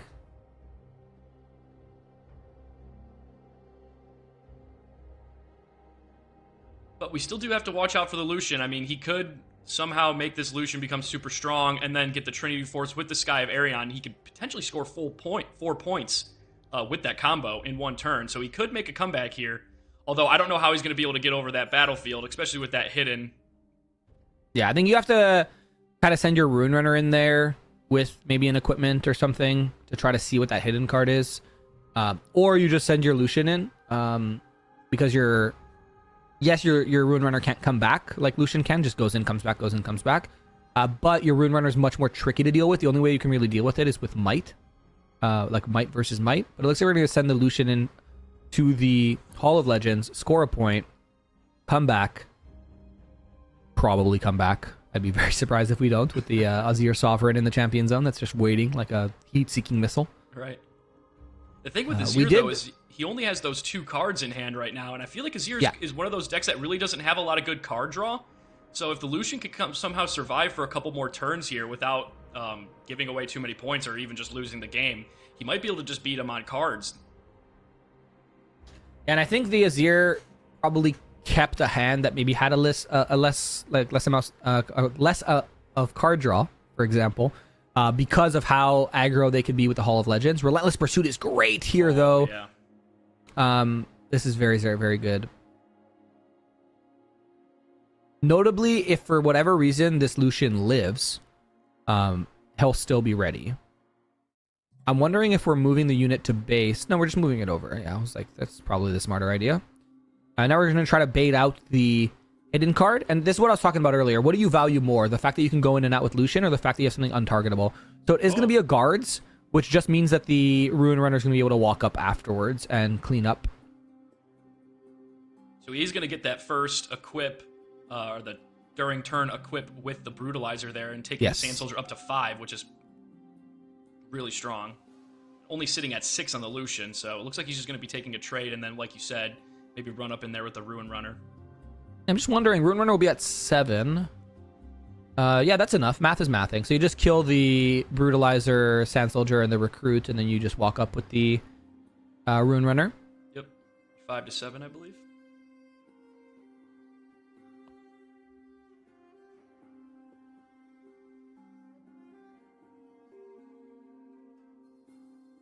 Oh, okay.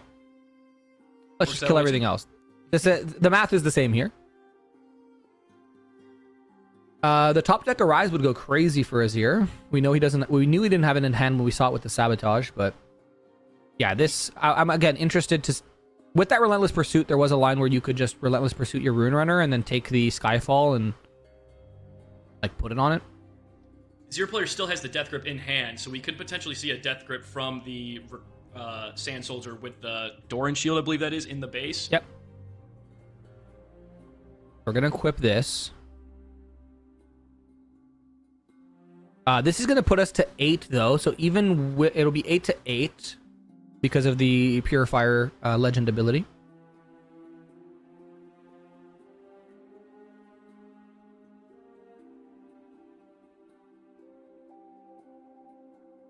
And I wonder if the last thing we have in hand is like a Trinity Force, and we're just trying to get on this battlefield, Trinity Force or Ruin Runner. But I'm looking at it, and I think if we accelerate an Azir Sovereign, we just kill that Ruin Runner. So I'm not sure how we're protecting this Ruin Runner. I don't see the line yet.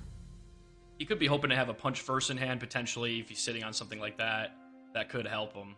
But yeah, with the Azir Sovereign and the chance of him drawing an Arise here, could be pretty detrimental for Lucian, for sure. Yeah, notably, I don't think that there was a gear in hand. I could be wrong when we... Or another gear in hand. We saw the Doran Shield, and I think that was played. So we know there's a Death Grip and 2 mystery cards currently in the hand for Adam. If there's no gear, then all you really got to work with are these two Sand Soldiers and the Azir Sovereign. But it looks like we're going to be equipping the Brutalizer. It looks like we're going to go all in here. Notably, though, this is why Death Grip is such an impactful card, because if you swing into this and for whatever reason you get punch firsted or something like that, and you're like, well, I don't really win this combat, you just Death Grip the one that's going to die anyway onto the one in base, then you re-equip all your equipment onto it, and it's doubly as big. Yep. Then you'll get that first turn Brutalizer trigger as well, or during the turn.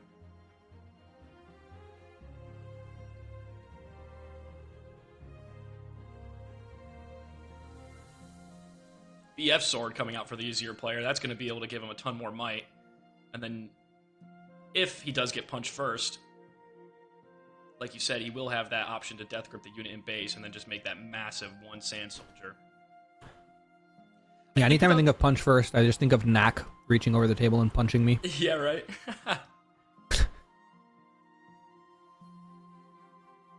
Alright, BF Sword, Recruit.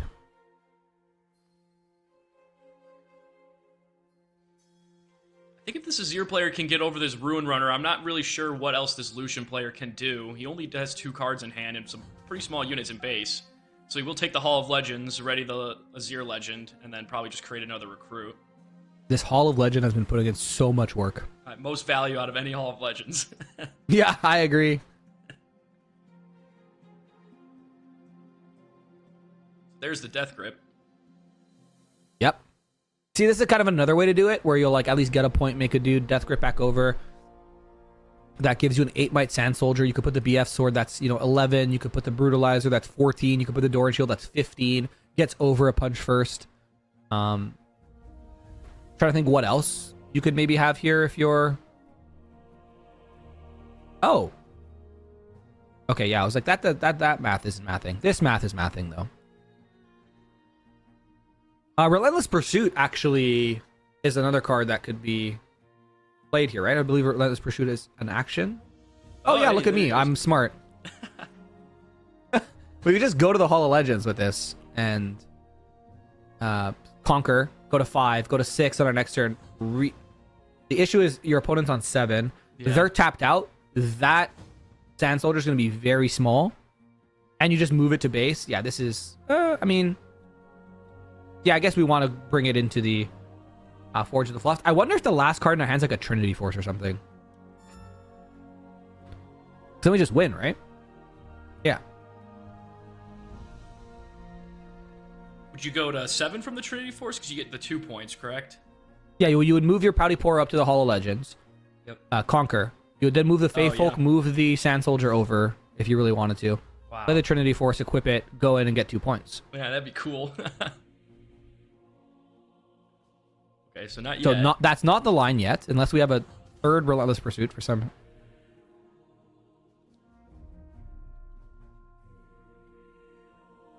Looks like he's gonna walk right into that battlefield and just take it like that. we can move. Well, we can move the Faith Folk in, right, and pull in one of the Sand Soldiers, which I like. Probably the shield soldier makes the most sense here, or I'm wondering if it's a shield soldier that makes the more sense, or if it's the. I mean, it doesn't really matter because you just equip it anyways afterwards. But yeah. Oh, interesting. We're gonna Skyfall. Wait. Do we have the Trinity Force? No. Okay. I was getting excited for a second. Yeah, so this is actually cool. This is what's called a surprise defense. So since our Faith Folk applied contested status to the battlefield, we are attacking, and then we get the +1 from Lucian. Yep. But now, how do we defend? I mean, we only have to defend from a Nazir right now, at least a Nazir and a Sand Soldier. But if there's any way to kind of like, if there's an Arise, we just lose, right? But we can't really just play around them top decking 1 card. There's 30 cards left in their deck. There's a 10% chance they draw the card. Yep. Actually higher because probability. We've seen a few cards already, but okay, so it looks like he's just gonna pump that battlefield, get there to 12 with the 2 Ruin Runners and the Pouty Poro. So maybe the last card in hand is a punch first then, and we're just trying to defend with like 17 might on that battlefield. It seems like an awkward situation for this Lucian player to be in. If he doesn't have the punch first, he probably just loses that battlefield to the Azir and then all those equipments equipped onto the soldier or the Azir. Yeah. But again, this might be a situation of like making lemonade out of lemons, right? For a Lucian player, they're like, well, I don't really have much. This is what I have. I think that Relentless Pursuit was really, really clutch. And this way, what? You have 3 might on one battlefield that you have to get rid of. And you have currently 12 might on the other battlefield. You can do that by equipping a bunch of equipment. But the issue is you have no units left afterwards unless you Azir. But I'm wondering if we equip a shield to our Sand Soldier, we push in. We conquer. We play Azir. We equip everything else to Azir. We move in. We move the Sand Soldier over. We'll make 3 might plus 7, 10, 13, 14. So we lose to a punch first in that instance. But we have... I'm trying to do some math here. We have, what, 3 runes left after doing that? So he's sitting on 10 might of just gear, I think, in the base. 2 for the Sand Soldier. And then with the recruit created from that, so that's 13... plus 4 from the Azir, so 17 in base. Yeah.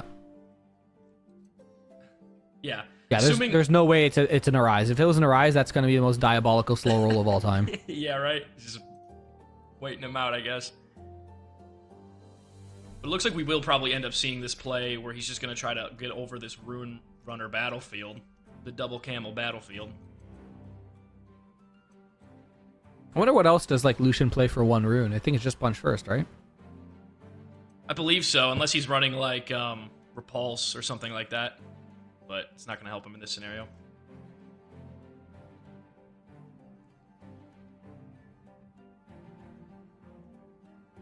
Yeah, I think it's just punch first, yeah. I have a Repulse on the sideboard, but... My goodness. I was just looking. There's already a few games that are done, and we're 20 minutes into the round. Wow. Those Rek'Sai games? Those goes that fast. That's a good question. Are we seeing like an early forfeit, maybe? We saw a Rengar take it 2-0 over a Fiora. Master Yi take it 2-0 over Irelia. Those are some fast games. All right, so we got a big Sand Soldier. Oh, a massive sand soldier, some might say. Okay. So he wins here even with the punch first. Yeah, this is out of punch first range. So if he Which does means have we're gonna punch first, he probably just wants to save it for the Forge of the Flood Yes. battlefield. Because then we'll have 15 swinging in on that battlefield with no additional interaction. We'll have one from the recruit, 9 from the sand soldier, 5 from Azir. That's 15. Oh no, sorry, he had a Doran's on, so we actually have 16 because that recruit lives on the other battlefield because he has a Doran shield, I believe. Yep, giving him tank. So Yeah. So still one short technically, right? Because we'd be at 15, 16, 17, and that's enough to win, I think. yeah, I think that's game. I think we top decked that on guard, by the way. Maybe someone in chat can catch where it was played from. Yeah. 16, 17, 18. This is 18 to 17 here. I hope he shows us if he has the punch first anyway.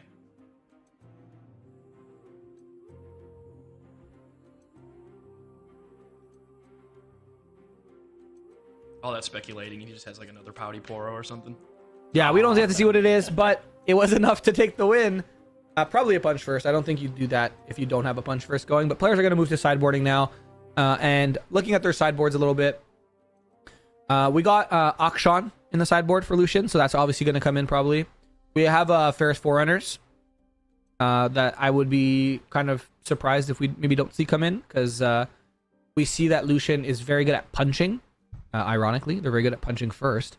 And having, some 3 units for the price of 1 to do that with, because Azir doesn't really have a way to bounce that.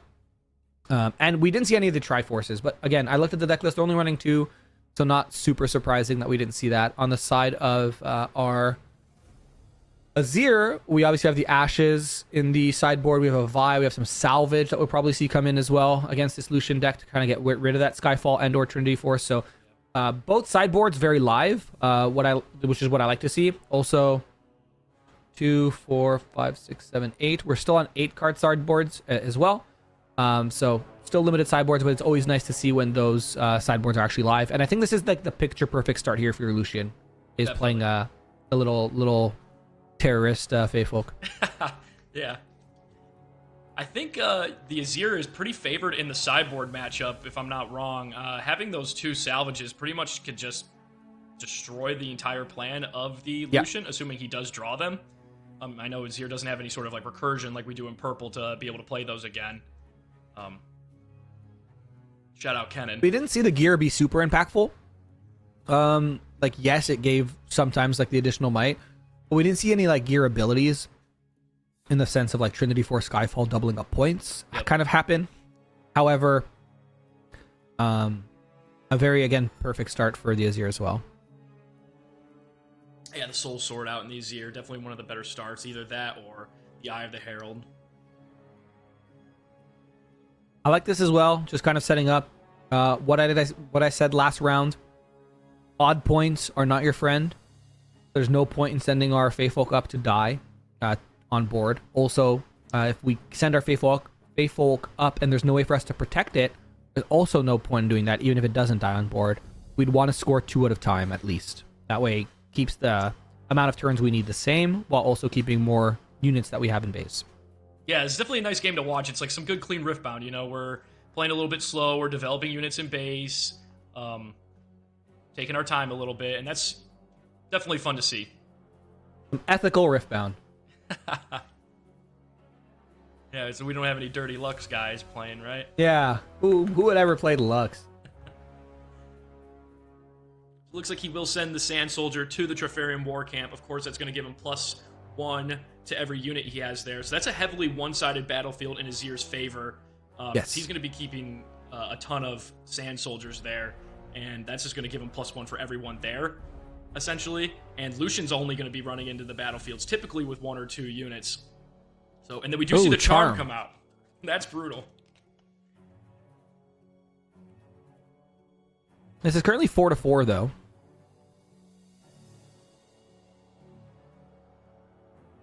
looks like he's just going to want to take a trade there, and I don't see anything wrong with that. I think getting rid of the Lucian early is a really good play. Oh, this is very dangerous. Very, very, very dangerous. Yep. Guy's a gambler. Any 2 gear plus a Fey Folk, you lose your chosen champion. I don't know. This is very... Does this mean... I don't play a lot of Azir. Does this mean my hand is really bad, or does this mean my hand is really good? I think personally, I would think it means that your hand's pretty bad, but I think honestly, a lot of the times when you end up playing your Azir early like that, and he gets sniped, you just straight up lose the game. So that can happen right here. A punch first, just like, I don't care about deramping 3 runes if I'm killing their chosen champion. Yeah. Me personally. Yeah, for sure. And here he comes. Oh, and Inferna. Inferna does it too. And he's a surprise attacker. Surprise defender. Yeah, surprise defender. Yeah, exactly. So we're gonna kill the Fey Folk. Inferna's gonna score. Draw 1, discard. Can still throw the Trinity Force on it. If we so choose. Yeah, I think Azir's all he can really do to accelerate now is guards. So I think putting the Trinity Force on the Inferno is not a bad play. So it looks like... And that's exactly what we're going to do. Yeah. Guards would trade here unless we have another gear to play. But again, if you're using guards to trade, kind of rough. Yeah. Yeah, the Azir player definitely set himself back with the... Oh, salvage is good. Salvage will do it. We were just talking about it earlier. They did Zon. They did Zon.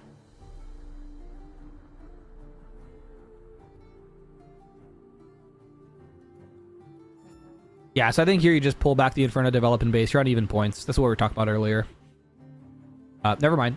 I mean, this is fine too, because every turn your Forerunner stays there is a point, and then every turn, if they kill it, then you just get more units. So you are technically still developing your base by doing this. So I don't hate it.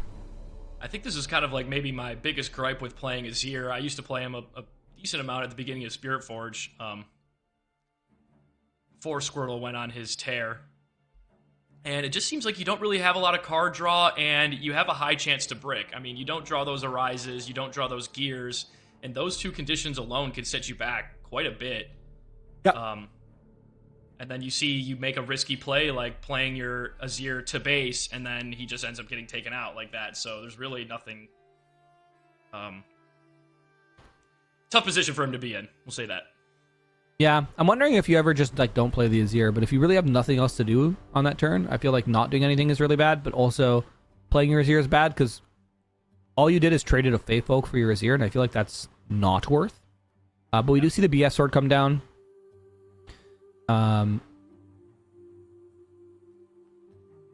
Yeah, and also locking down the Zon Warrens with the Forerunner is really good because, like we just said, right, it probably means their hand's pretty bad. So not giving them a free battlefield to just walk up to and like filter their hand is probably good. And if they do, they lose hand soldiers, right? By at the very least. Yeah. That's a lot of runes. That's a rune runner. And again, do you just like, I don't hate sending up my Inferno and being like, show me your hidden card. You know what I mean? Like, but yeah. Obviously it looks like Lucian's setting up for a much more explosive turn. Still has point tempo. So totally fine. When this Forerunner dies and our opponent goes on even points, that's when we have to start kind of like turn up the gas. We're talking about like how this relates to chess. I would call this now we're in the mid game, right, of chess. So first person to make a mistake here probably usually loses, which is very similar in chess. Blunder, you could say. Yeah, don't give me 2 red question marks and we're good. Yeah, that reminded me of playing chess.com. It's just like every time you make a mistake, it's going to tell you, like, oh, you could have won the game like 5 times here, and you made 5 different terrible plays. I'm like, if they had that in Riftbound, I would quit. Yeah. Oh, yeah, if you did this instead, you would have just won. It's like, thanks, man. Sometimes blissful ignorance is best, you know? Correct.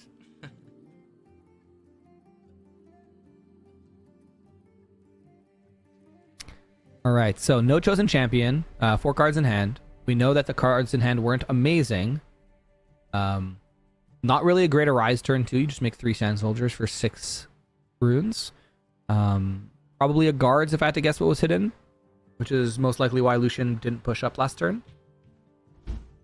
The Hidden Blade, you or they get to draw 2 cards also, which is probably not a great idea to push up to go on. But I mean, you're going on even points. You just die to the Sand Soldier in base. So the more I think about it, the more I agree with Timer's decision here to not push up last turn.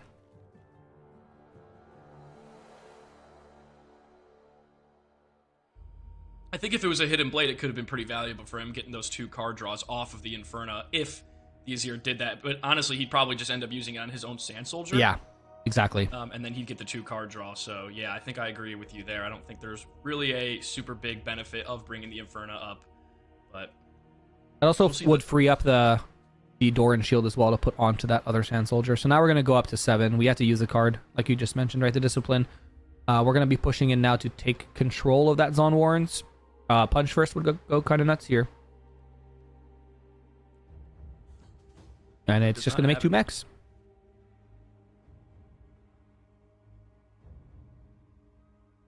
We're going to discard a Hidden Blade and draw a card.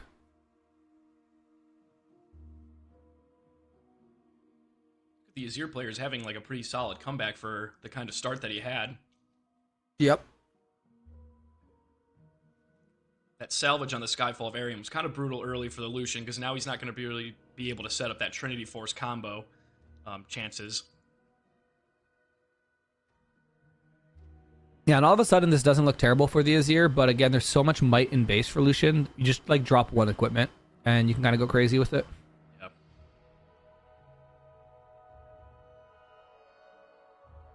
How about we take a peek Sabotage. instead? Love it. One of my favorite cards in the game. I hate that card. Gets defied, which Oh. means we want to. This just screams I have a an Horizon hand, by the way, Right. Yeah, I agree. or something extremely valuable that I need to protect. Right. Even just the hand knowledge, I feel like, is probably pretty nice to like keep secret in this scenario too. You know. So using those mechs to filter our hand now, maybe we'll find another sabotage that we can rip and get the Arise. If not, I think we just push up our Inferna, see what is hidden, and use our Ruin Runner to clean up. He doesn't have the pressure of the Azir anymore, although he is sitting on 5 might in base, potential of creating another, but it won't be ready at that point unless he does have a guards or something. A guards at that battlefield would be pretty nice though, because he could have hot equipped the BF sword with the weapons master, take out that Ruin Runner.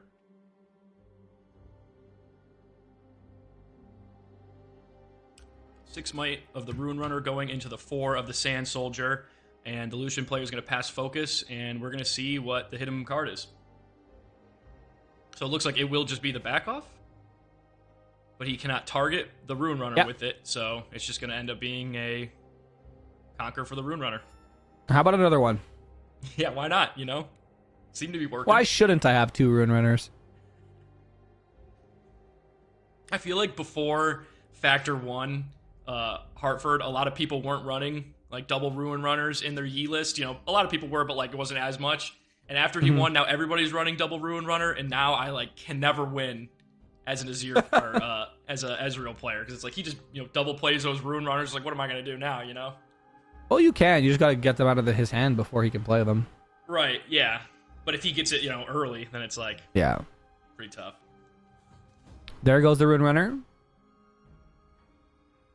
Beefy Sand Soldier there, 2 BF swords.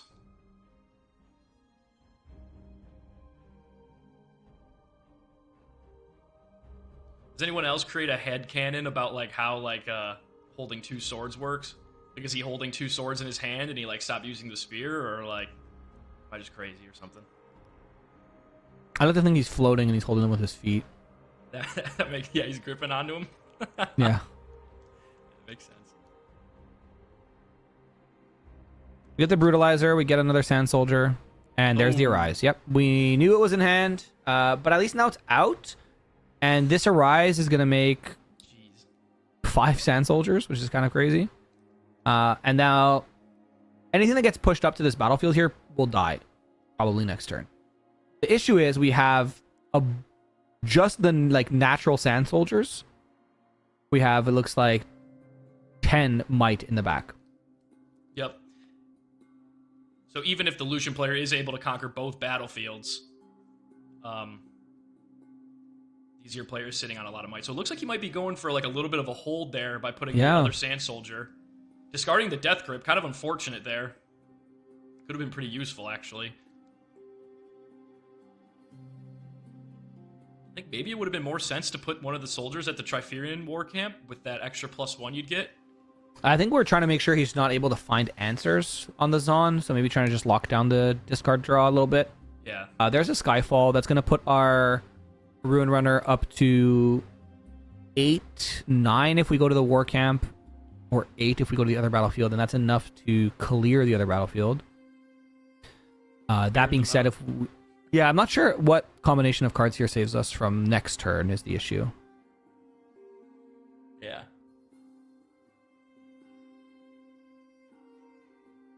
It looks like he's just kind of like the Lucian players is kind of sitting on pretty far behind in tempo here.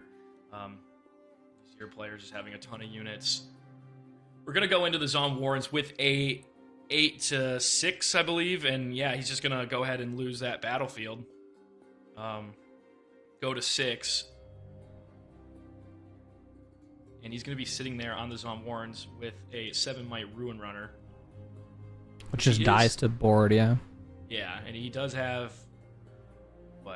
6 might of non-equipped Sand Soldiers and then 3. So he's sitting on at least 9, not counting the Brutalizer and the Doran Shield. That being said, if we, for some reason, found a Trinity Force and a Relentless Pursuit, we win the game. But there's 3 cards in hand, and we need exactly 2 cards. And the Trinity Force that got salvaged earlier could have won us the game here if we had a Relentless Pursuit in hand right now. I think I'd like to see that. I think this game would have a really interesting game 3. So I'm all for that.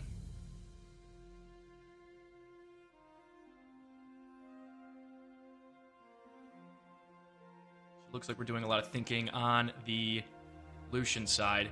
So what do you think? Do you think this is probably one of the turns that you were mentioning earlier? Yeah, this is the turn, yeah. Okay. Yeah, we started the turn at 5, our opponent's on 6. If we don't break and hold, we lose the game next turn. If we don't break at all, we lose the game next turn. If we do break and set up a hold, our opponent has to win next turn. So this is like the turn. Like this turn and the next turn will be the turn for both players. Yep.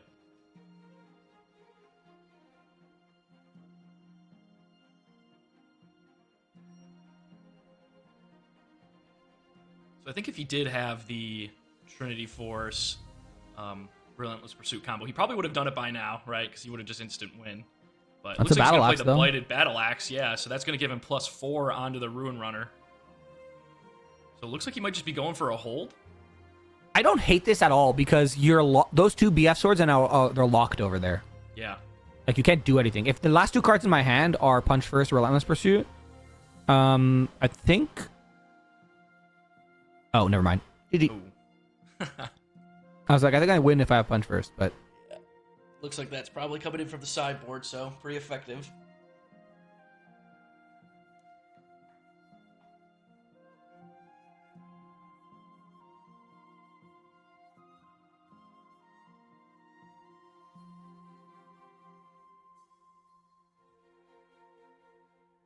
So Azir just has to get over 7 might here.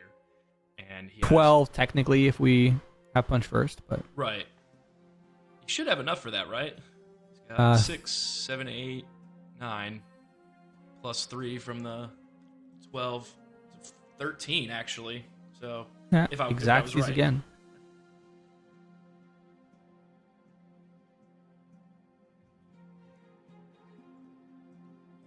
Oh, we're also just going for a hold. Okay, sure. I don't like this as much because well, math is hard.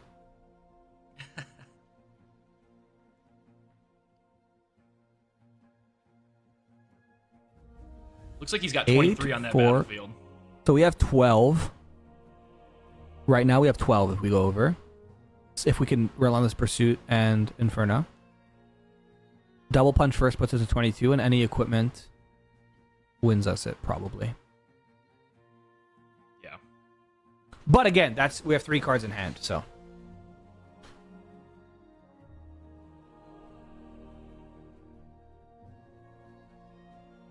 My math must have been wrong there then if he didn't just go straight for that battlefield with the 13. What other options could he have other than Punch First to get out of Yeah, that. you're only playing around one card because he has one rune. So it'd be punch first. And that's 12 to your 13, so you just win. Whoa.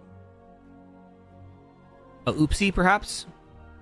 Let's hope so, because I think he probably had that. He had 11 plus 3, so 14, so 24, actually. He might have said 23.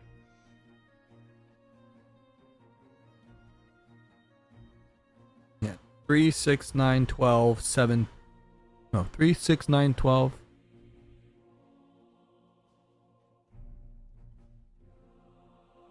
3, 6, 9, 12. 17, 27, no? Is that what we said? 27? I said 24. We did 13 Yeah. plus 5, 18 plus 6. 4, right?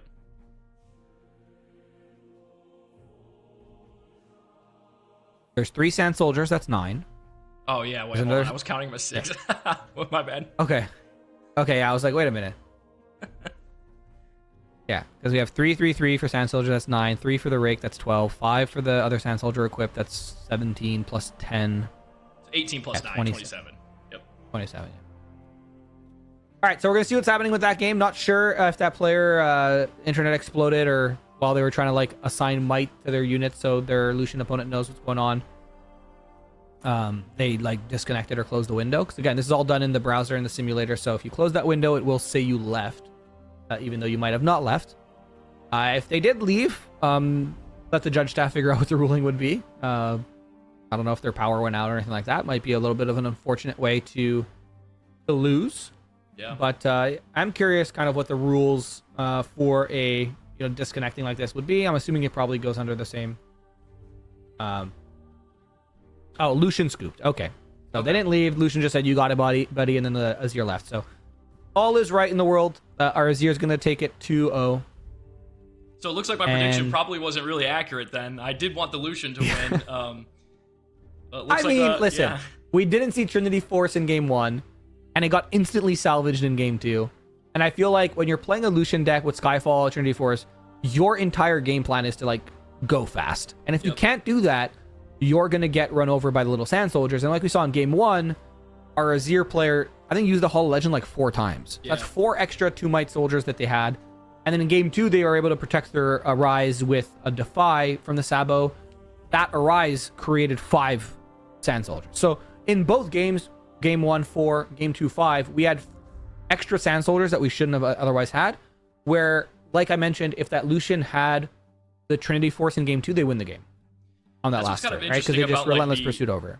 That's what's kind of interesting about like the Azir deck and mid-range in general, is it can really be super aggressive like that if it has to.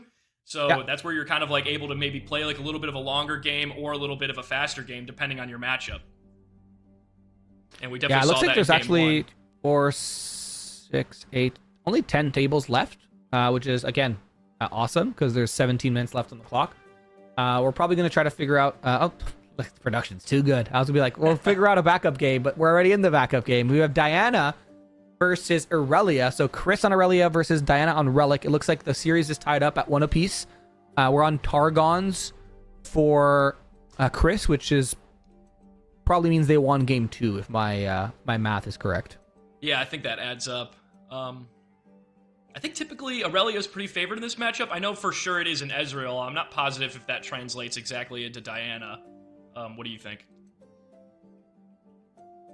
I mean, this is a tough matchup for the Aurelia, especially if you can't really get rid of that Vex. And Diana can be very tricksy.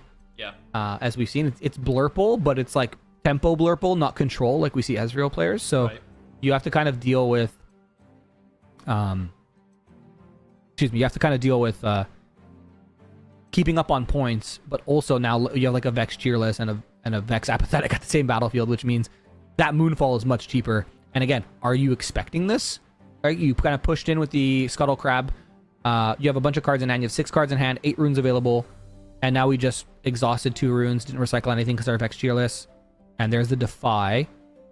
That is a legal thing. I think we probably see the Vex cheerless in the sideboard, correct? As yes, coming into yeah, that's a Aurelia, sideboard card.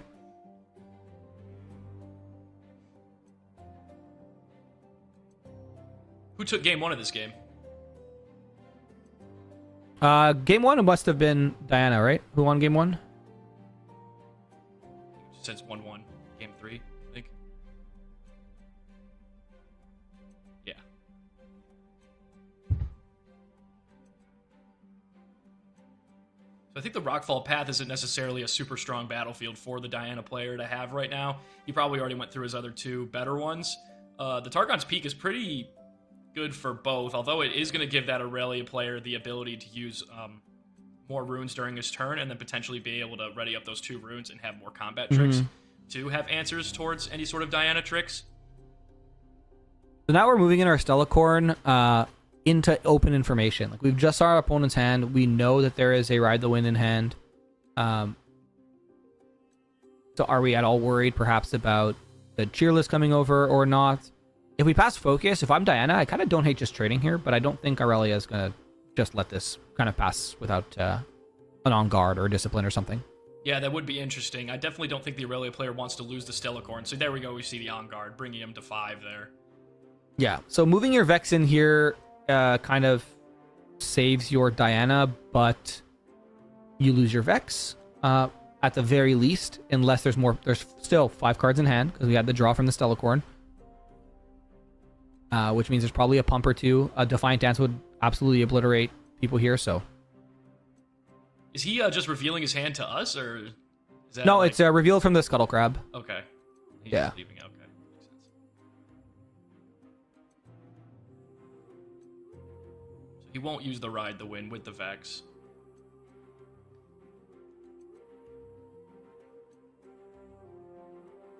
Yeah, for those of you who are confused, there was 8 runes at the beginning of turn for Aurelia.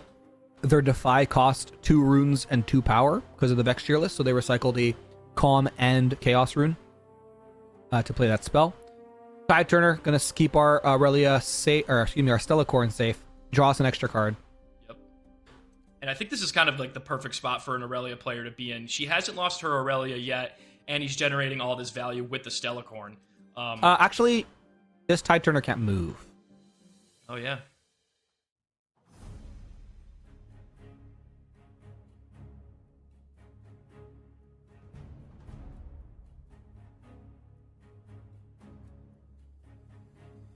But that is a trigger, so it could technically be a mistrigger. The Tide Turner can't move? Yeah, because Vex Apathetic's out of battlefield. Oh, correct. Yeah. I was thinking Rockfall.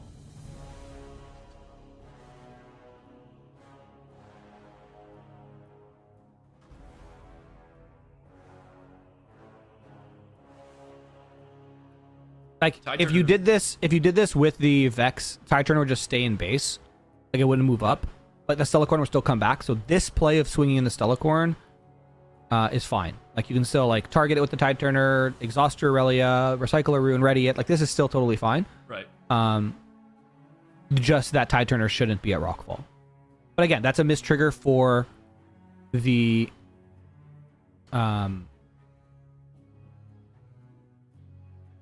Diana player. Relic. Sorry, I was trying to read the name. I don't know why my brain lagged for a second there, but that was a mistrigger for Relic. So whether or not the judges are going to step in for that is up to them. Yeah, Stellacorn can move. Tide Turner cannot. The new Tide Turner cannot. The one that's ready in the base was played last turn, if I'm not mistaken. So that one can move around freely, but... Yep. So it looks like with the Stellacorn, he's probably just going to try to trade into the Vex Apathetic, you think? Or do you think he goes for the Cheerless Vex? I mean, I'm trying to think if I'm... Yeah, it looks like Cheerless. I'm trying to think if I'm... Oh, rewind here. If I'm Relic, do I care? Like, I lost a Vex Cheerless that already put in work. It derapped my opponent 2 runes this turn because they had to defy my Moonfall. That cost me 0 because 0 runes to recycle because of the Vex Cheerless. So it kind of put in work already. Yeah. I'm okay with it. Then the Vex Apathetic essentially turns off the deck, so to speak. Because you have to, like, develop units. You can't just play them and go. That being said, I guess the thought process from Relic is like, hey, which one is my opponent trying to kill here? Because if it was trying to kill the Apathetic, maybe I ride the Wind the Apathetic over to Rockfall, right? Yep. And with that apathetic there, he's basically just, yeah, like you said, shutting down the deck in a way where he can't really do much with his Aurelia. He can play it just straight in base, but then he's got to worry about any sort of kind of removal that the Diana player could be having. Especially if he's running any sort of singularity. Obviously, we see the hand, so we know he doesn't have that, but it's a purple deck, so he does have the ability to potentially draw something if he does draw into the stack deck here. Looks like Aurelia is going to be hiding a card at the Rockfall path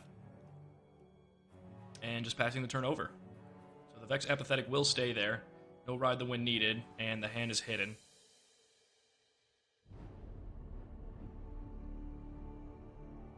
Yeah, so we know 3 cards, right? We know Fizz, Ride the Wind, and Sprite Fountain is there. Probably that's why we're hiding a card. Again, if that's a unit, which I doubt it is, I don't know that Aurelia plays many hidden units, and it's going to be stunned by Vex. If it's a Zhonya's, you're just saving your Tide Turner, unless you try to like pump it up and stuff. So we'll kind of see how it goes. I don't think I would mind if I was the Diana player just playing the Sprite Fountain and getting the Sprite at the Rockfall path, just kind of trying to see that hidden card. So and that's exactly what's going to happen, yeah. Switcheroo, okay, yeah. Okay.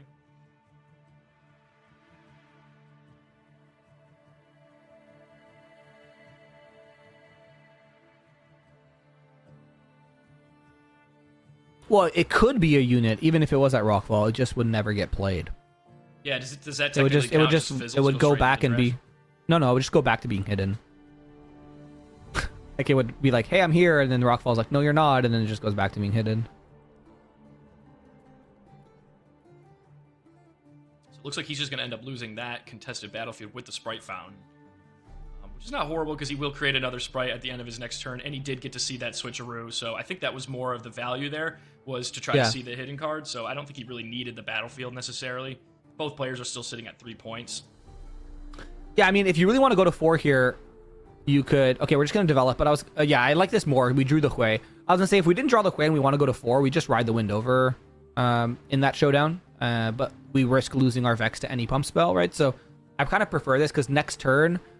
barring, getting charmed or something like that, we can Hui, ride the Wind, do some shenanigans. We'll have an extra Sprite. We'll have the Vex that we can put up at a battlefield. However, the only thing here now is that we're giving them a window to, if they want to, play an Aurelia and, move it if they so choose. But again, they're at 4 points. There's no really a point of doing this. I quite like the Stellacorn much more here. The only issue is now that we're giving both battlefields to our opponents, which means... what we have out is all we have, right? Because that Vex is going to go to the battlefield, and if you can't get rid of that Vex, that means your Aurelia can't come out and can't ready. Well, she can, but then she can't move, right? So. Yeah. So he's basically, like you said, he's just giving the Diana player an opportunity to get the Vex onto those battlefields and stop any possible Aurelia tricks. But with the Stellacorn, he will be able to start drawing some cards. What he has out, is what he can work with. He's not going to be able to accelerate anything.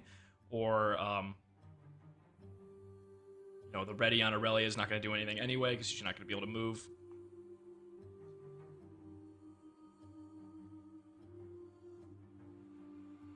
So I think the good play here, I mean, we know he has a Ride the Wind in hand, so obviously the Aurelia player knows that. So it might not be a bad idea to get the Hui on one of these battlefields, because then he's going to have the opportunity to use the Ride the Wind and potentially buff the Hui if he needs to. With the Hui trigger. Looks like he's just going to go to Rockfall Path and do the Hui trigger, discarding a Kha'Zix, so bringing it up to 8 might. This leads me to believe we're maybe seeing a Moonfall. Or the rest of our hand is just nuts and we don't want to discard it. Yeah. We know there's a Moonfall Fizz, so we can Fizz Moonfall, right? We know there's a Fizz in hand, so we could definitely Fizz Moonfall. If we want to get bigger, we could even Fizz Moonfall, Ride the Wind to Targons and kill something, but take the Targon's Peak with the Sprite. So now he'll be able to ready 2 runs at the end of his turn. I'm not too sure what target he would have for the Fizz Moonfall. Would it be best to get that Stellacorn out of the way? Because you will be giving him that 1 draw. However, you might... Giving him 1 draw could be better than giving him multiple draws if he can move him more than once on his turn. yeah.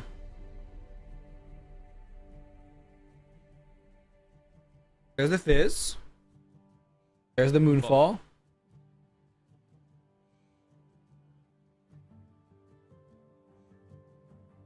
We're going to Rockfall. So Stellacorn will get a draw here, notably. Yep.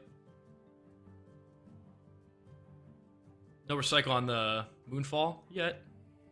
No, they did. There was They two. exhausted 3 for Fizz and then 2 power, right? I So mean, there's like one the rune.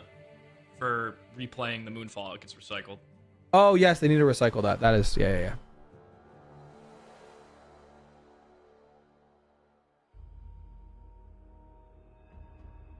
It's gonna be 1 to 8 here.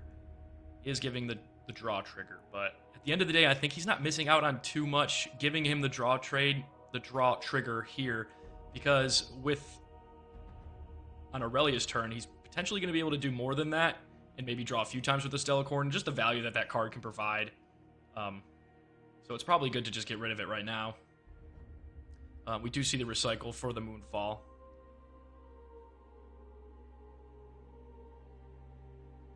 And Aurelia only has 2 runes up, so he doesn't really have a way to pump up the Stellacorn at all. I think he really just has to give up at this battlefield. Potentially the Diana player can just move the Vex up, and Aurelia is going to be sitting at 2 Tide Turners in base, and I don't think he's really going to have a good answer. Defiant Dance, not terrible. But we need more than this. We need another one. Yeah, there it is. We know there's a Ride the Wind in hand. I feel like, I mean, Hard Bargain also just goes crazy here. Why do we only tap 1 though for it? Diana, tapping Diana. Oh yeah, yeah. I should look at the rest of the board. But yeah, That's just. So we know the last cards Ride the Wind, and Aurelia knows this cards Ride the Wind. So I don't know what that line is meant to do. Are we trying to like bait the Ride the Wind? And now Hui gets to go around the world. Gets to go to Targon's Peak, draw a card, and then come back home, draw a card. So we're just like, or like discarding. So if we're kind of gambling that we draw a spell. What do we discard? Fizz. Is it a Fizz? Yeah. And then, oh, stack deck. Okay, so +1. And do we move our Vex up here? We do. So we just turn off the ability to do that. We ready 2 runes with the Targons. We're playing Annie at home. So he's going to be sitting at 7 might on that battlefield. So the Aurelia player has to have some kind of pump spells if he wants to get these Tide Turners over the Vex and the Sprite. We did, however, just see 2 Defiant Dances come out. So I feel like the chances that he really has a couple more pump spells in here, maybe enough to get over that battlefield, maybe is a little bit lower than we might expect. But, you know, it is Aurelia, so she is running quite a few. We did see an On Guard, a Discipline, and 2 Defiant Dances be used already. So Gust to get rid of the essentially a removal spell. So not terrible. You know what I wouldn't? Actually, I would hate seeing it. I was gonna be like, what if we had a Hard Bargain and we just repeated a Hard Bargain here? but I think I'm getting a little too cute. It wouldn't be terrible, you know?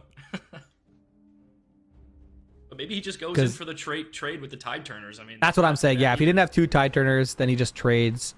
But then we're still left with 2 units and he's left with 0. I quite like more repeating a Hard Bargain maybe here if we have it. Or if we drew a Ride the Wind, that's just kind of crazy. But there's 1 mystery card in Diana's hand. And the issue is there's so much in these colors that you should be scared of if you're Aurelia.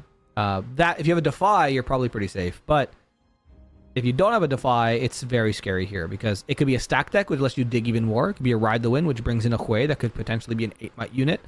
It could be a repeated Hard Bargain that'll stop you from something. It could be an Abandon that could also stop you from something. There's just so many answers here that this Diana could have that I would be terrified if I was Aurelia.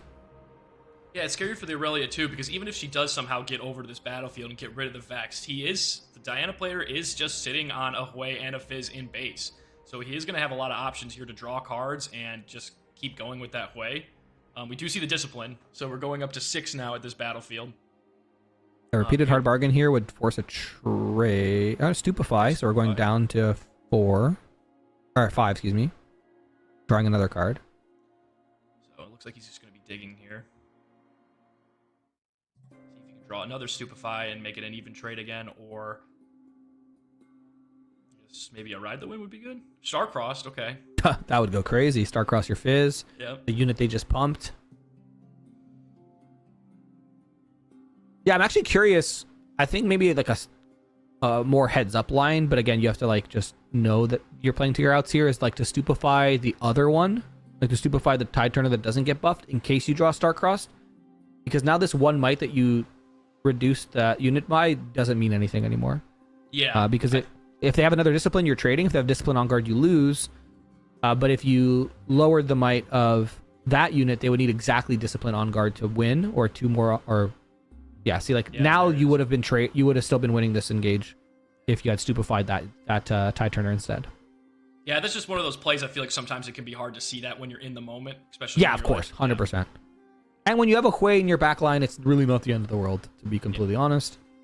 The cool thing about Hui is you can kind of move him up, conquer to 6, get that Targon's trigger, draw something. If it's a spell that you want to play, you can still discard it to draw another card and then play it through Fizz that we just bounced back to our hand. So there's quite a few options here. If you draw a Ride the Wind, you can kind of go a little bit more crazy, but you don't have a Vex, and we might see the Fervent Chosen Champion come in here next turn unless we find a Vex.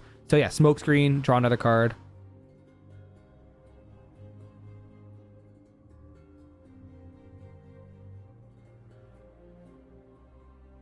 Yeah, I think with just having this Hui up here, he's going to be able to do a lot with it.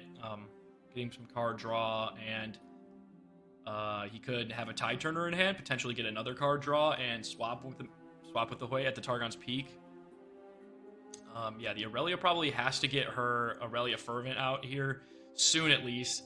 However, it's going to be tough for her to develop really anything because she doesn't have much runes. They're semi-late in this game here, and I feel like Aurelia really does best when she kind of is able to get Aurelia out early and have like the Zanyas or a Guardian Angel, so keep her safe.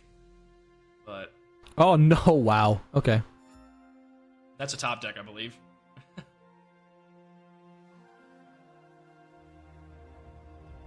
So shutting down the Aurelia player even more, we see.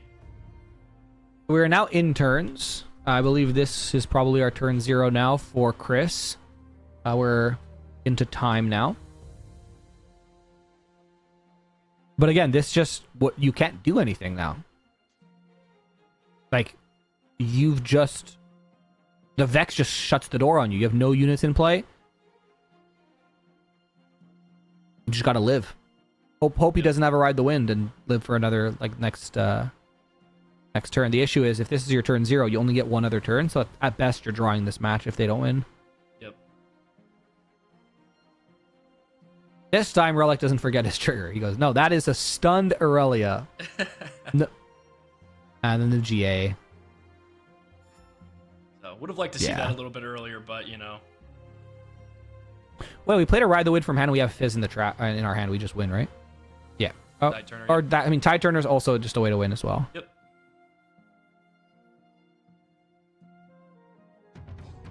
Game. Yeah, we don't have enough runes to do anything notable here for Aurelia, right? We don't have enough to Ride the Wind our Aurelia in now that she's no longer stunned. But again, it's very dangerous because that way moves, discard a unit, maybe the Fizz, get it +3, move it back up, draw something else, discard a unit, give it maybe another +3, so we're at 11, so that Aurelia's 5. She'll ready and get plus another one from Ride the Wind, which will be 7, maybe 8, so we're still not able to kind of deal with that Hui. So Diana takes it 2-1 against Aurelia. That was our last match, actually. So what we'll do is we'll take a very, very short break this time as we figure out our feature match for round number 3, and then we'll be right back at the Rift Atlas Convergence series, the first one brought to you by Tournament Sideways. My name's Grenton, alongside my good friend Seltorin.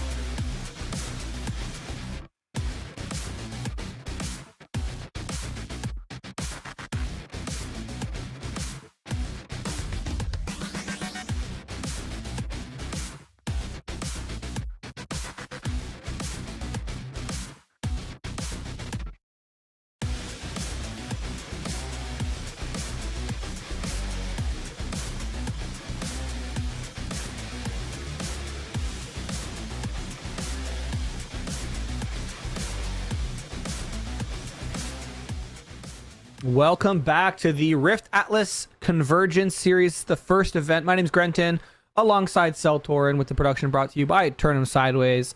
We are in round number 3, where we have Mari on Ari, hey, that rhymes, against Connor, notably, with the extra O's and R's, on the Aurelia. So both these players currently XO right now, 2-0, or I think they're both 2-0. Don't quote me on that. But I'm 99% sure they're both 2-0, and Ari is actually going to be on the play here, and I'm just excited to see an Ari in a tournament.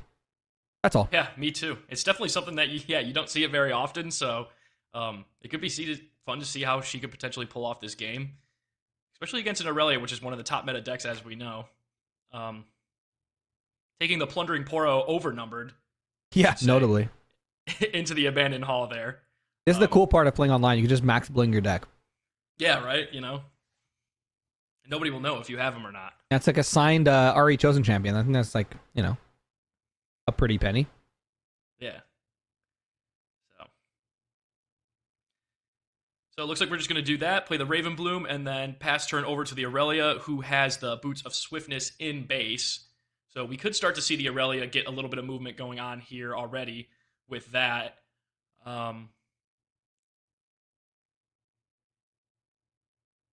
There's a couple options you could do here. You could just play the Aurelia and pass, which I don't hate. Though, unfortunately, people forget that you're playing against Ari, and Ari plays Charm. It's literally a card that was named after her. So, moving the Raven Bloom up to the Abandoned Hall and charming the Ari, even though you have to pay Deflect, is very good. It's kind of starting to look like that here, isn't it? Yep. And you have the gold, so you don't actually have to pay Deflect. It's like free. Oh, looks like you just paid both. Yeah, well, you have to pay both, because you have to pay one for Charm and then one for the Deflect. Right. It's just the Deflect is kind of free. Now that Ari is going to give it a reduction in might.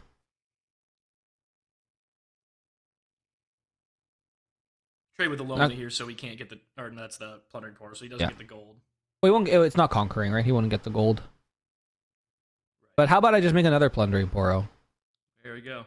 Oh, where'd that recruit come from? Okay, misclick. Phantom Recruit.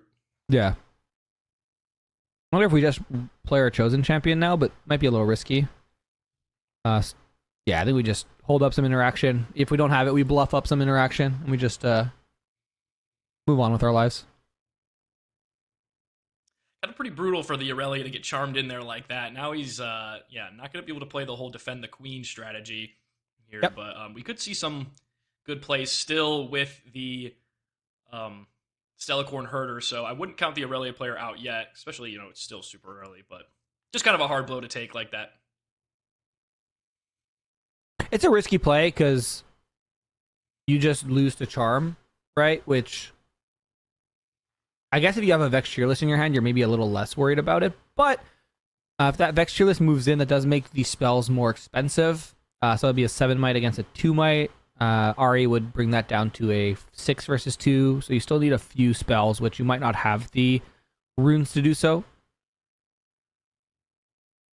Yeah, so double D-ramp here.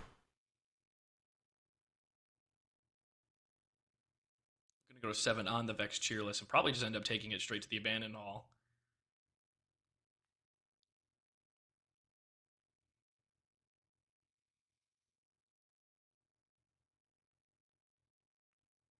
So bringing it up to 7, and yeah, that's going to be enough to conquer there. Not going to see anything from the Aria here. Yeah, I think it's way too expensive to play anything. Notably, though, this means that there's a Vex Cheerless in the main deck for this player, which I'm not sure if that's normal for Aurelia list. I haven't seen many Aurelias recently, but are gonna make her gold. Play our Ari. The thing is, though, this thing has ganking, right? So we're doing this knowing that this Vex Cheerless is coming over next turn. This will be 3 might, I believe. Ari Inquisitive, I think, is the blue Ari. Gives -2 on attack or defend, and then the 9-tailed Fox gives an additional 1. So we have 5 defending for 4. Charm is good. This is where you would want to... I mean, Defy's great, but if you had any pump spells, you'd want to use them now because Vex isn't in combat. But Charm getting defied, very good here from our Ari player. Ari saying, I am the only one who can charm you. Yeah, that's my card. They printed it. It's got my face on it. I'm the only one who can use it.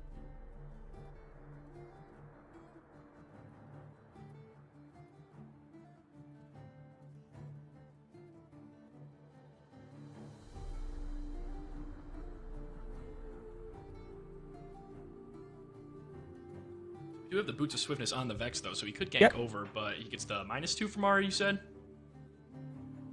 So that -2 from the blue Ari is going to get kind of canceled out by this discipline, but there's the additional -1 from the legend as well.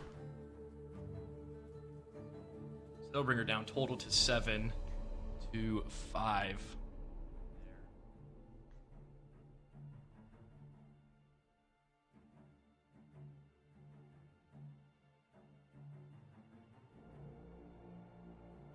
Okay, so playing the Chakram Dancer as an ambush to give all the other units shield.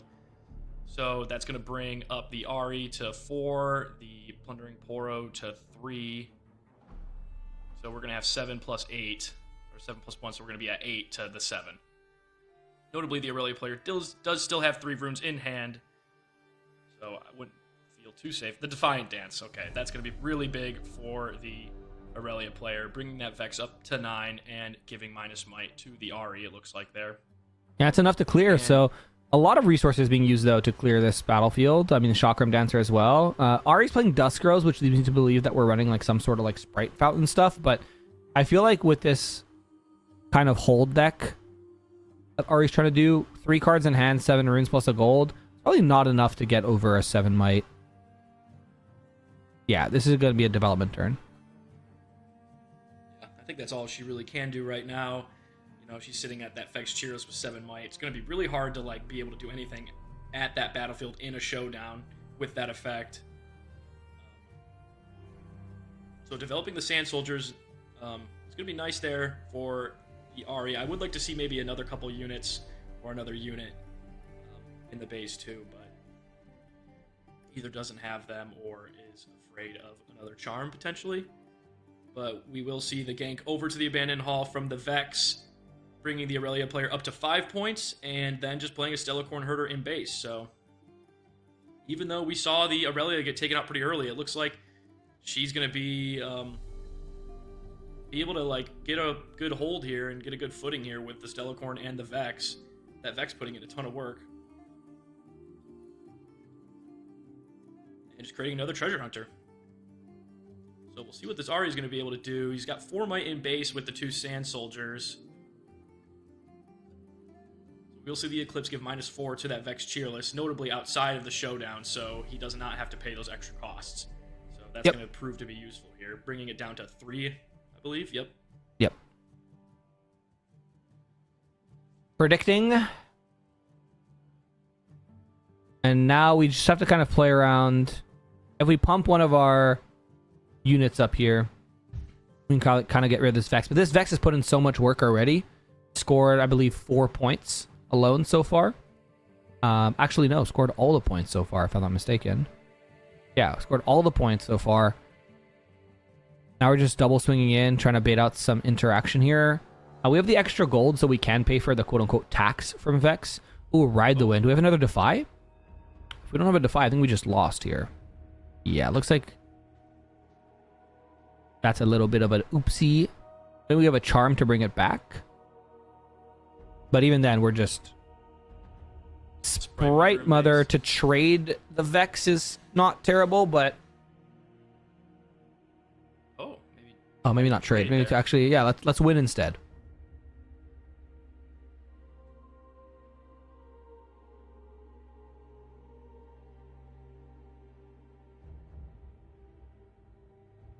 Yeah, for those of you who are talking about the pool of the decks, we had 20 Master Yis on 128 players, so about 16% of the field on Yi. And then we had 11 Dianas on 128, so about 8.5% of the field. And then we had a 3-way tie at 7 decks, which was Ezreal, Rengar, and Vex, I think, was the other one.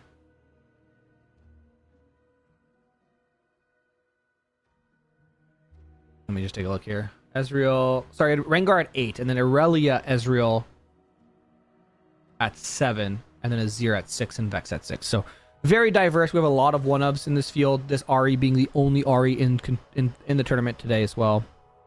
Chad. That's going to be 7 going down to 6 against my little sprite.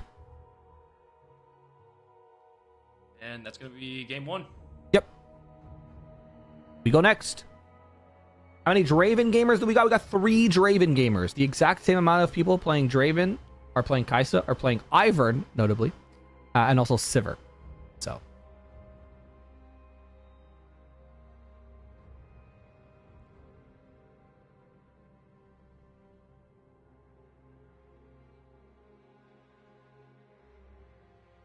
So do you think there would have been any kind of better lines that RA player had there, or was that just kind of like a bad hand that he drew, or what do you think he possibly could have done better?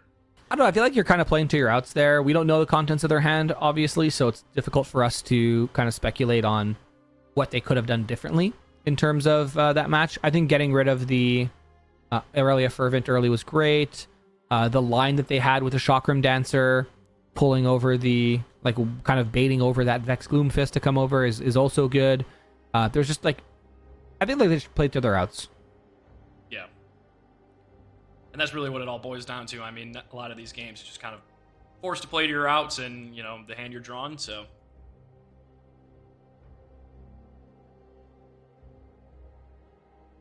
So I'm curious about what these two players would really sideboard against each other. I'm not too not too invested in really this matchup in general. I haven't watched it maybe at all, honestly, Irelia and Ahri. But, yeah. Forbidding Waste, though, is very Ahri coded. Yeah. That's going to be nice to be able to subtract the might of, just bring stuff down a ton there, so. Yep. So we will have the Ahri on the play again, obviously. Putting Waste into the Sunken Temple, obviously a very good Irelia battlefield. Don't think Ahri's going to really find too much use out of that, but...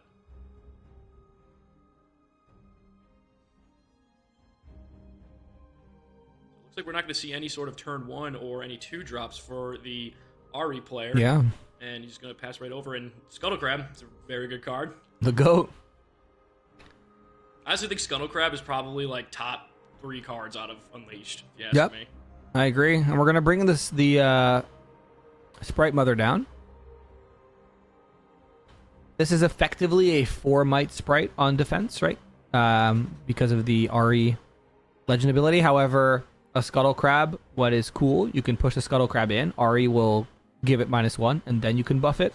So you kind of like cheat a little bit there with what's going on. But again, maybe we didn't learn, maybe we did, but maybe there's a way to, like, an on guard, not even, there's just like any buff and a charm just kills our Fervent here. Yeah, so the Irelia is pretty much just sitting duck there.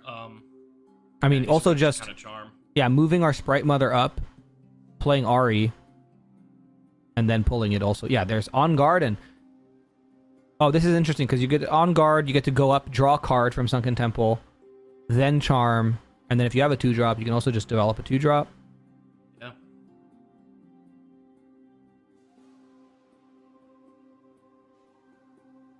Yep. No gold this time, so they should just put it in the trash. I'm not even bringing it to that battlefield. You don't get the satisfaction of seeing a priority window open.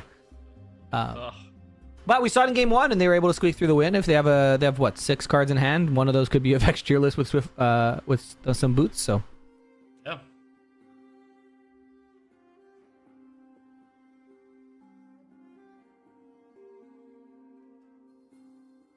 Yeah, and there's playing the Plundering Poro straight out in base right there, potentially able to generate you some gold, so it's going to be really nice for the Irelia player, or the Ahri player. Irelia down on that Irelia Fervent, so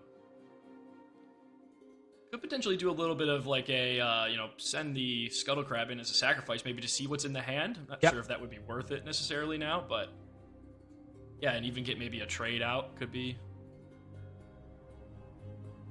Send the crab to 2. Draw a card off the discipline.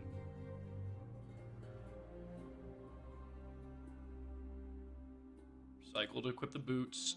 We're gonna go to 4. And that should trade with the Sprite Mother, right? At this current time, they're gonna get the -1. I think that's what he wants. Yeah, we want to see the hand. We want to trade. That's a scary hand. If I'm, we got some card draw. We got some big minuses. We got the Chakram Dancer that can jump into a temporary hold. Like what's interesting about Chakram Dancer and ambush units is that if you move a sprite in with Sprite Fountain and you move to your next beginning step, and the temporary trigger goes on the chain, you could actually Chakram in reaction to that to get a hold, which could throw off some point math and stuff that your opponent is doing. Pass it right back to the Ari player. So he's going to be able to get some gold with the Plundering Poro. Pirate Poro. No trigger on the Sunken Temple. No, that's a small Poro. All he does is make a gold.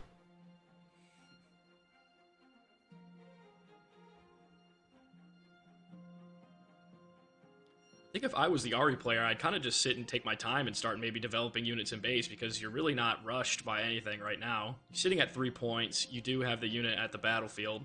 A Vex Cheerless could be really good in this scenario. However, that's purple. Yep. Vex Apathetic would be great too, but that's also purple. Vex Apathetic against Aurelia is like insanely difficult to do anything about, right? So yeah.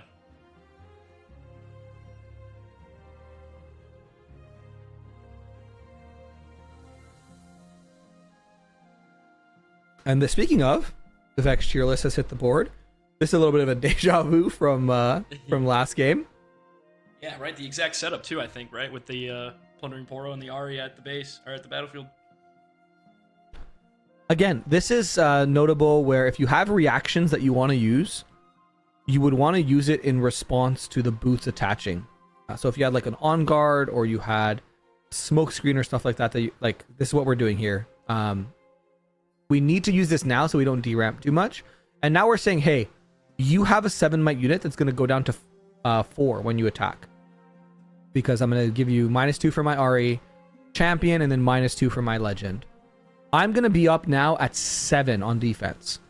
So you need 2 pump spells to win or 1 to trade at this point. And I think what we're looking at now is maybe Connor's debating if he wants to defy it, which he won't.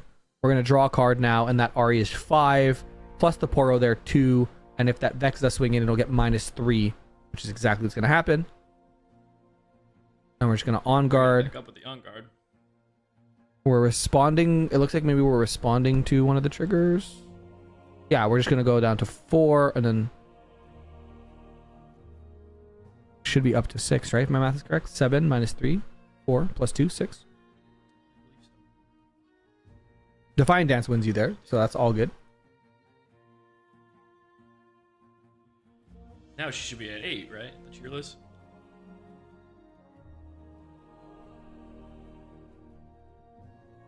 Matter. It didn't matter, but maybe I completely whiffed on my math, but I feel like my math was correct, right? -3 from the Ari, right? So then that's... Can we pull up Ari Inquisitive? I'm pretty sure it's -2.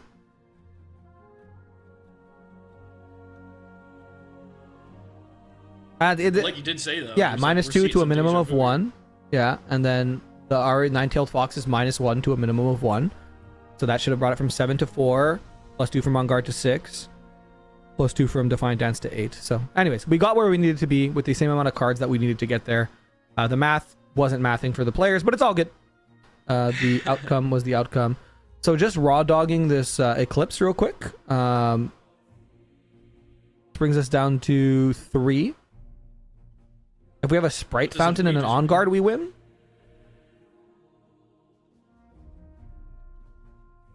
Or trade into their On Guard, which is very okay for us. I think he probably really wants to get this Vex off this battlefield. Yeah, I think Sprite Fountain into On Guard would be really nice because you can then Chakram in reaction next turn if they don't clear you. I feel like I can see the future. Do you ever feel like you're like in flow state? Yeah, sometimes, honestly. That's me but right now. I don't know about right now. Yeah, I think you're in it, yeah. I don't know what's happening. I'm just calling everything. For the last 3 rounds, I'm like, yeah, they're probably going to do this, and they do exactly that. Flash was not on my bingo card, though. Because Vex is in combat, that Flash is cheaper. Yeah. And that keeps the Vex alive, which is a problem. Bring that Vex up right up to 7, so and the Ari's completely tapped out, so that's going to be pretty brutal for him. Yeah, 7 to 6. And we can get a free card off the Sunken Temple as well. Free in air quotes, because we still got to pay a rune. Or exhaust one. Yeah, looks like we're just going to send Vex right back into there, yeah, and just the Relia or Ari player is just going to concede that battlefield right there. Getting the draw off the Sunken Temple with the Vex, and just passing turn, so. Sitting up at 6 runes, I'd definitely be pretty scared right now if I was the Ari player. It's looking a little dangerous, but let's see what he can do. Maybe he's got his out. How about another sprite? How about okay. Hey, yeah. How about all the sprite fountains? We should have 3 sprites now, 9 might. But again, there's so many cards in hand here that you have to be really terrified. Yeah.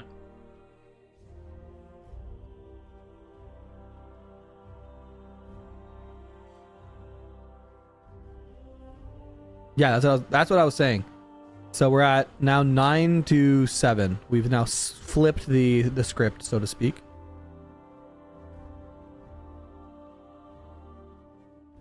The issue now is we're in combat. Yep. So everything we do costs 1 and a power more because I have Extralist.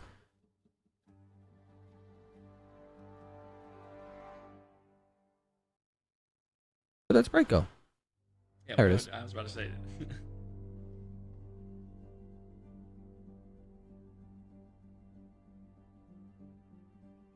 Chakram Dancer. Give everything +1 to shield.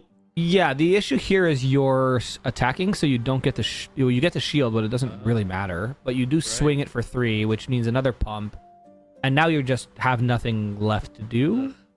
I don't, but again, we don't know what the last card in hand is.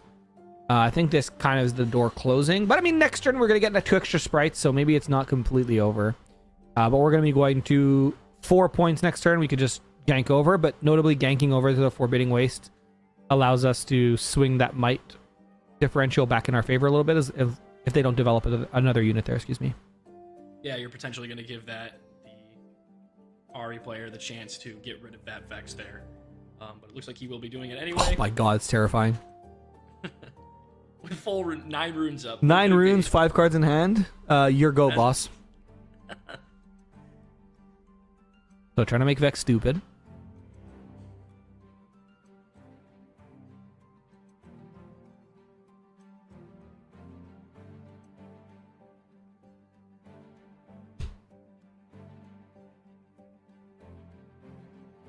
Bring the Vex down to 6 now that's approved, giving the Ari another card draw, which he pretty desperately needs here, sitting at only 2 cards in hand now.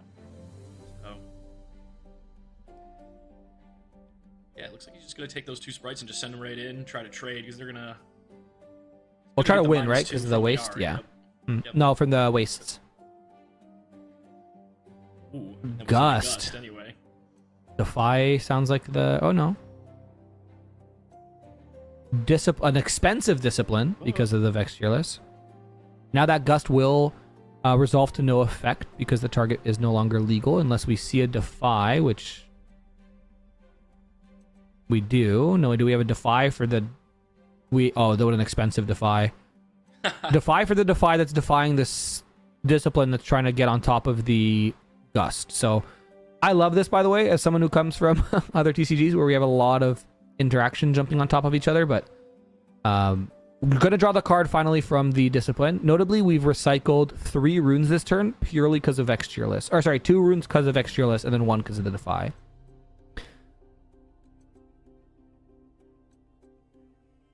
How about a Rebuke instead, though? Yeah. And again, this Rebuke only costs 1 and a power because Vex Cheerless exists. And oh, what a battle for that. Vex Cheerless in both game 1 and 2 has been the president for this deck. Who cares about Aurelia Fervent? But Vex Cheerless is who we're trying to protect. MVP right there for sure. Get the Sunken Temple trigger. The Aurelia's up 3 cards now, and the Ari player only has 1 card in hand, so it's going to be pretty hard for this guy to come back, especially if he's just sitting on some kind of spell or something, because he's going to need a unit. And yeah, we're just going to make a massive Vex. 2 boots on him, 1 for each foot.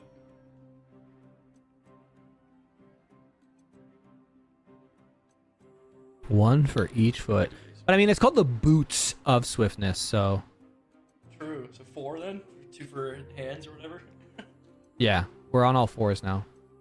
Yeah, that makes sense.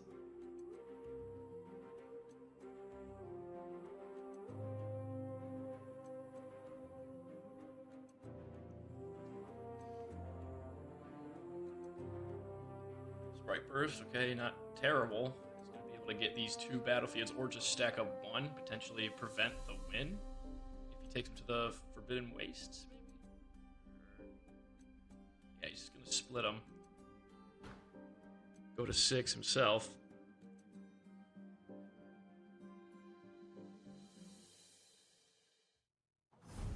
Okay.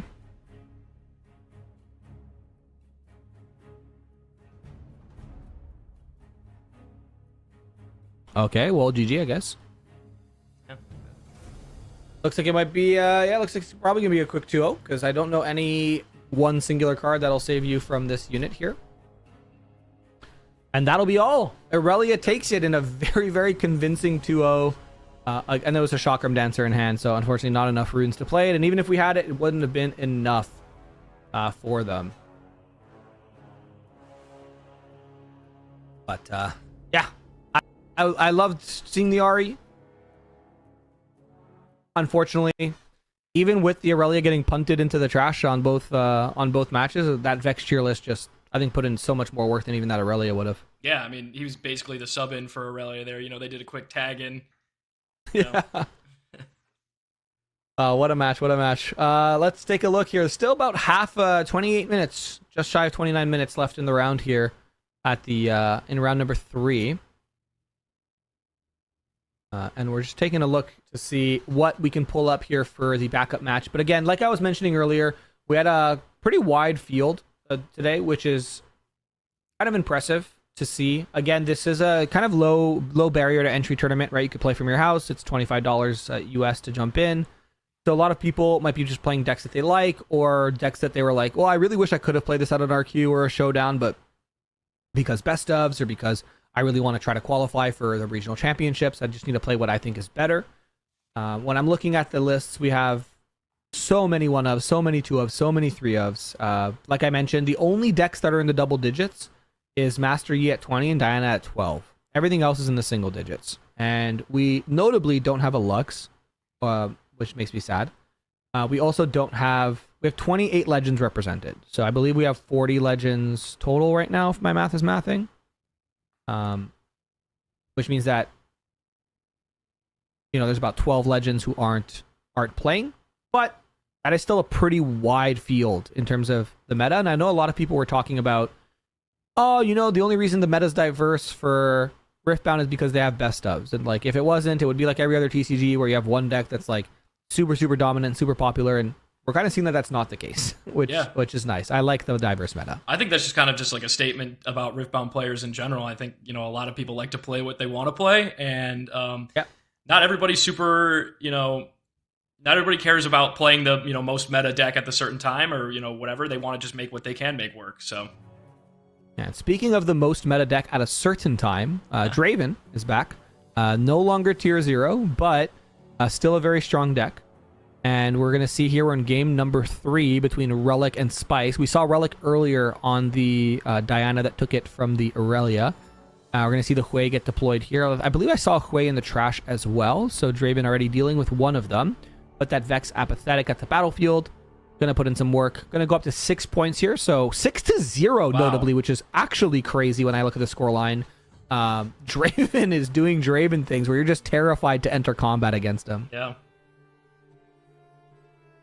Yeah, and he's got 7 runes up still, going to 6 points, 4 cards in hand. The Diana player does have the card advantage, but it looks like we're just going to play the Draven in base, getting increased by the total number of points. So that's going to make him a whopping 9 might right there. Pretty scary, definitely, if you're that Diana player. But he does have a way, so he does have some ability to potentially get over this Noxious Hopeful at the Rockfall path, and then maybe do some kind of other tricks to draw more cards, or maybe find your answer, or deal with these guys in base with the Diana signature spell. But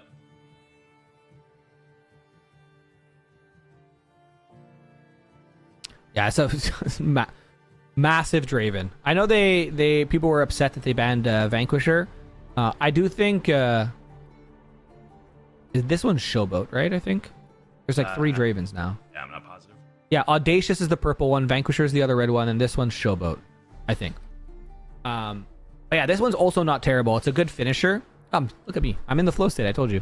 It's a good finisher where you can play him now that you're on 6 points. It's a 9 might unit that your opponent has to deal with, and you're in colors that have abilities to kind of cleave. And it looks like that's what we're trying to do now. We're going to try to get rid of this Draven as fast as possible because it is scary, especially on the last turn. Notably, though, I am attacking now. So if I mean, Spinning Axe is a good card. The thing is here, there's a lot of runes available for Diana. I don't really see them having an issue getting over 10. Stupefy or Smokescreen or something like that would get you there. And then that Spinning Axe just dies on your next turn. But at least you're getting them to expend their resources now. Acceptable loss is actually a crazy one, too. Yeah, with 8 cards in hand, he had to have some kind of answer, right? Yeah. First point of the game now being scored for our Diana player. Yeah, keyword Big Draven. That's his keyword.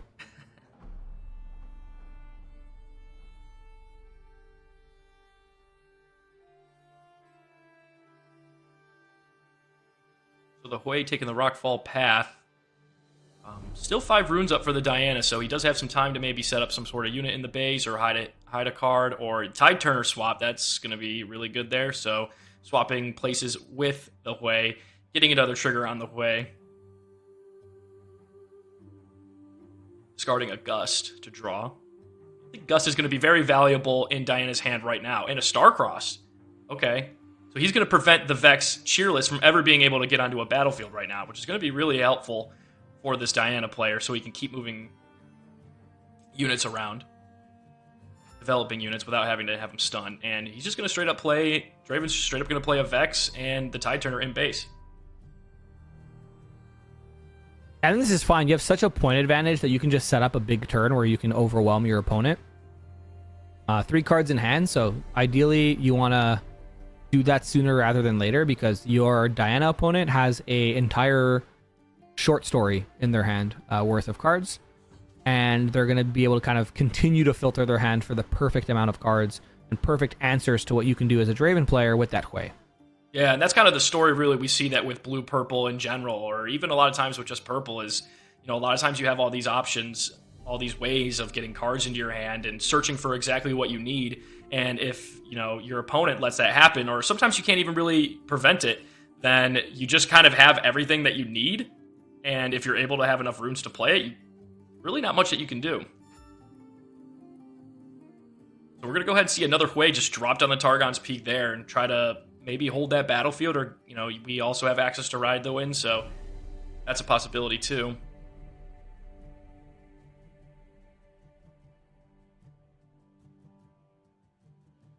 Yeah, this is 2 Huis and so many cards in hand. It'll be very difficult for our Draven player to try to make something work here. I mean, that Vex isn't a negligible unit because Deflect is a keyword, but with only 4 cards in hand, I'm trying to think of what combination I could have here in purple in Chaos Fury to answer 10 might plus 5 runes technically available because that Diana's also ready. Yeah. With them having 8 cards in hand. It's just, there's so many options you have to account for. Yeah, you could do maybe a Blood Rush play or something like that, but I don't think that will... to 8. I'll bring him to 8. And yeah, with 4 or 5 runes up, possibly. You could just be walking into a Starcross or something. But he does have time. If I was the Draven player right now, I wouldn't be scared. Yeah, just developing the Ferris Forerunner there I think is a really good play. And with the Gem Jammer too, you're just getting as many bodies as you can on the board. Because, you're at 6 points already, and you're kind of sitting pretty.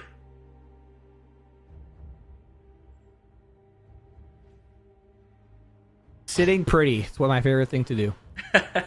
Falling Star Fizz would be very nice too, yeah. Isn't that Is kind there of a like fall- your I don't know whole if there's a job, Falling Star in the sitting pretty? trash, but yeah, I mean, as a caster, that's what we do, right? We just sit pretty, but we have to talk pretty too.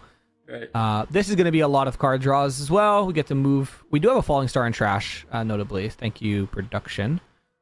We're going to be able to move our Hui back, draw a card, discard a card. We haven't discarded anything yet. Gust, so let's draw 2 cards instead. Move our Hui forward.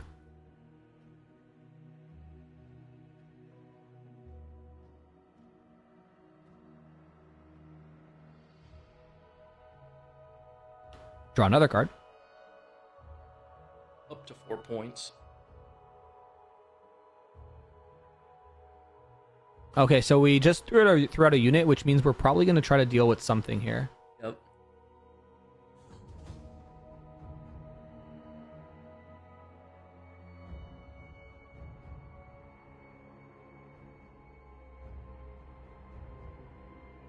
You could see him probably maybe just trying to take the Vex. I don't really see like if the Forerunner would be the best play, because you are just going to create those 2 mech units in base that are going to be ready next turn anyway.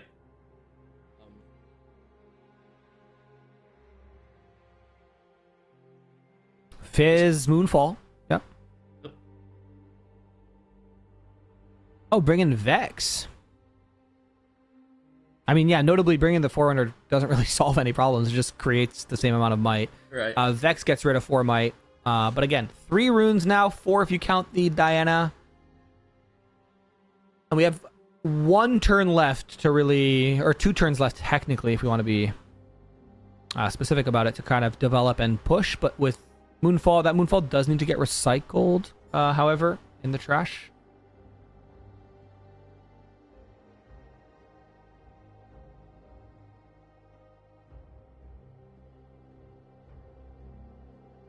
Little tip out there for the people at home. Something that you should always watch your opponent is recycling off of Fizz, because not like And they're like trying to sabotage. cheat or something, but it's just like it you genuinely forget all the time, especially as somebody like me. I play Fizz, you just forget every now and then.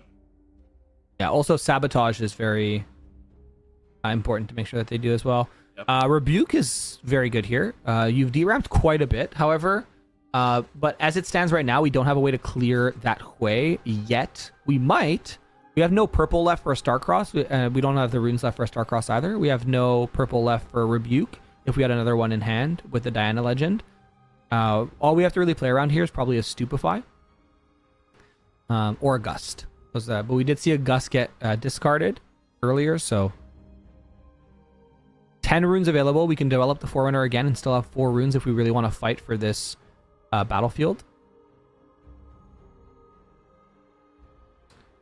Darius. Yeah, Darius could also be a card that's in hand right now. And we're looking at, what, 8, 10 on that battlefield, so we can Darius cleave and other stuff if we really wanted to. Yeah, we do have the Spinning Diana going axe. down to 3 I like runes, using so- the Spinning Axe first here, because we can kind of move our units in one by one with the Spinning Axe. And if we play... Oh, Smokescreen as well. Yes, Smokescreen could be something we have to play around as well. You're right. And if we move as long as we play our Darius as our next card, he'll still ready. Maybe we just go in here, try to trade with the Hui. No way. Ooh. Another acceptable losses. What a good card. But also, what a bad card when it's not good. Yeah, right. At the very least, I think it's played because you could just discard it to Hui to draw an extra card. Or you can use it to like pump on Abandoned Hall or Raven Bloom Student. So Yeah, I think it's super just good very in Diana efficient. for sure. yeah. Oh, here comes the Kaisa. We know the last card, one of the cards in hand is Ferris. Ooh, this is like very like this is worrisome if I'm Raven. We still get a card draw because we want to combat. But we didn't get double draw because of Kaisa. Do we have anything that we can put down on the board this turn? Next turn will be on 10 runes again. Yeah, it's a scary place for Draven to be into for sure, because with all the value that Diana's getting from the Hueys, and it's just kind of even though he is at 7 points, he's not really developing any units or anything. So he's might just want to try to go for like some kind of miracle hold here. Tide Turner is okay. But again, that's Forerunner plus some mystery card, right? If there's a Ride the Wind, we lose that battlefield. If there's a way to like... No, we're missing a purple to do that. I was going to say like Star-Crossed, Fizz, Play It, Ride the Wind. But we're missing a purple there. A Tide Turner also just helps you move over and gank over.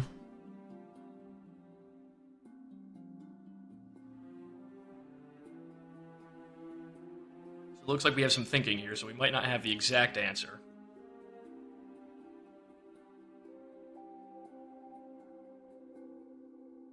But is there anything really that Draven could have in hand that could potentially help him at this battlefield here with the Gem Jammer, or...?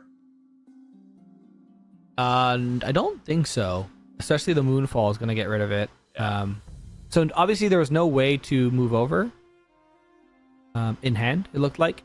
So we're just going to rip that Natty Moonfall.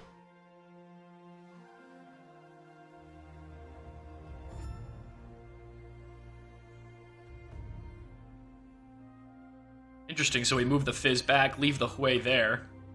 This is dangerous though, because if we do have... We get to draw a card here. Yep. Potentially. If we have any way to Darius plus something to ready our Darius, this might be game. Stack deck. This is our first card.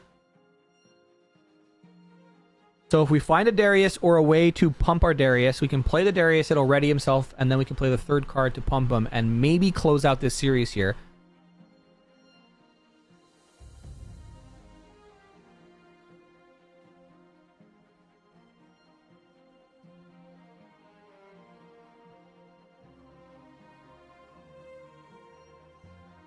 All right, so we took a card.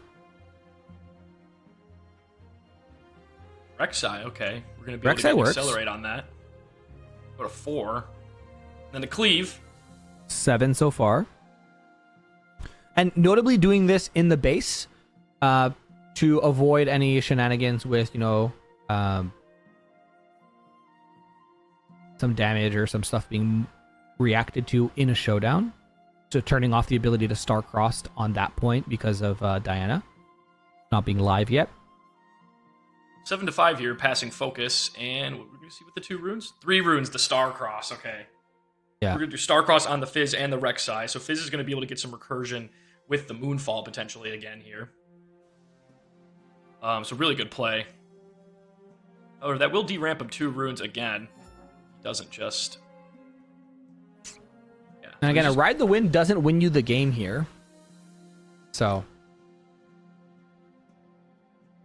Playing the Rek'Sai just out in base, basically, so we can start to get maybe something next turn. We can. We know that the Diana player is not going to win this turn. So as a Draven player, we have another turn for sure. Yeah, there's no way for them to win, right? They just held to 6, so... Yep. We still have another turn. And all we got to do is either hold on this Tide Turner side, or if we don't, if they kill our Tide Turner, we know one of these cards is a Forerunner. We're assuming maybe the other one is a Draven, but I feel like if it was a Draven, we would have probably done that instead of the Rek'Sai.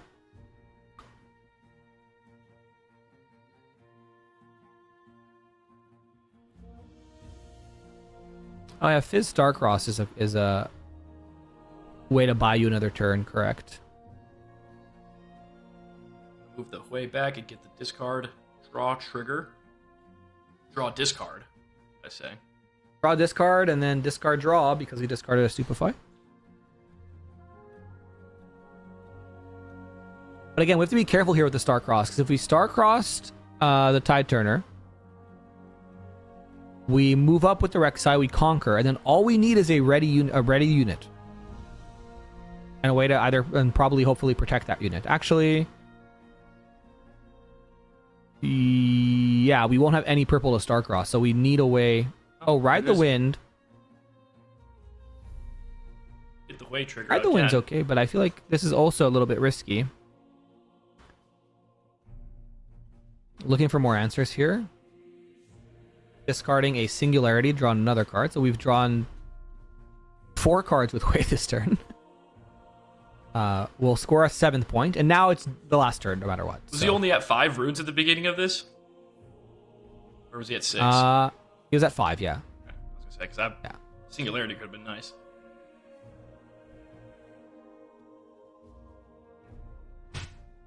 Yeah, Singularity would have been a good way to do it. Yeah, Singularity would have pretty much almost guaranteed you the game, right? You just leave Hui up there, Singularity. Yep. Or even pull Hui back, because then you kind of force them to have 2 units. Yeah. Just Like a maybe double conquer. Put it on your terms, you know. Yeah. And if you have that Ride the Wind, which you did, we don't know when you drew it, but you could have rode the wind. So just 1 rune short, which comes at the cost of all the recycling we've had to do so far.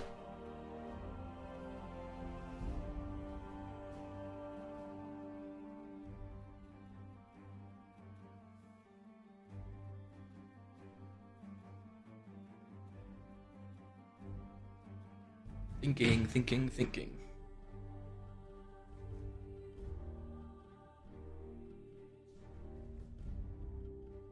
I turn or swap.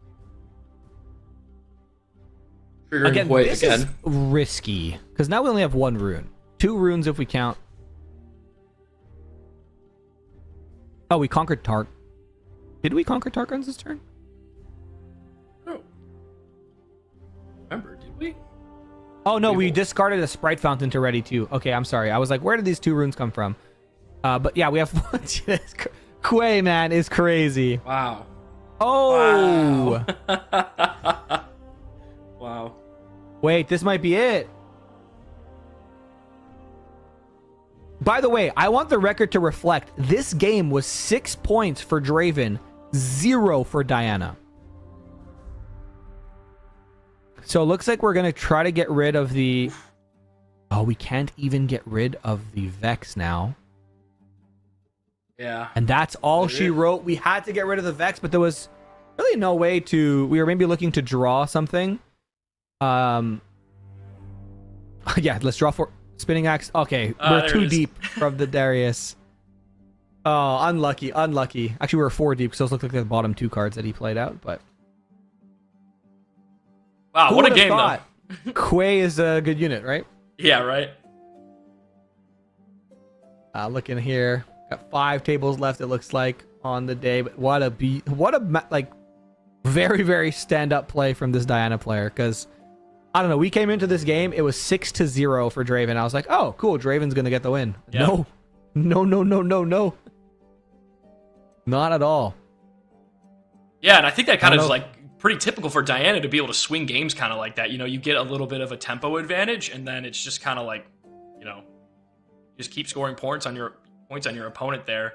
And you know, a lot of times these like hyper aggressive decks or, you know, somewhat mid-rangey decks can, you know, score a lot of points early, but if you can't, you know, close out with those last 2, you know, at the end of the day, that last point is all that really matters, you know, not the, you know, the first 7 or whatever. What blows my mind is we had 2 Sprite Fountains in hand to discard to ready all our runes to then just slam the Vex down and be like, no. Yeah. Because if we think about it, we had... Let's say that Darius was 2 cards deep, right? Mhm. Then we, you know, we'll move our... We'll move our Vex in, kill the Tide Turner, right, to draw a card. We'll win the combat, draw another card. We draw Darius. Yep. Now we play Darius and a Gem Jammer, right? And we ready the Darius, and we move over, and we can, you know, either Spinning Axe or do some other stuff with Draven. So just a little bit unlucky. We're playing purple, but we're not digging as much as maybe we would have liked. And the fact that we were on 6-0 points leads me to believe that Diana was respecting the combats a lot and just not letting Draven draw from combats. And I think that's what won the Diana player of the game. So well done by Relic. But what we'll do is we're going to take a little bit of a short break. And as we wrap up, there's only about 3 tables left. So give myself and Seltorin here a chance to, you know, get up, stretch our legs, grab a drink, give our production a little break as well. That was round number 3. For those of you who just are joining us, we're playing 4 more rounds, 7 total.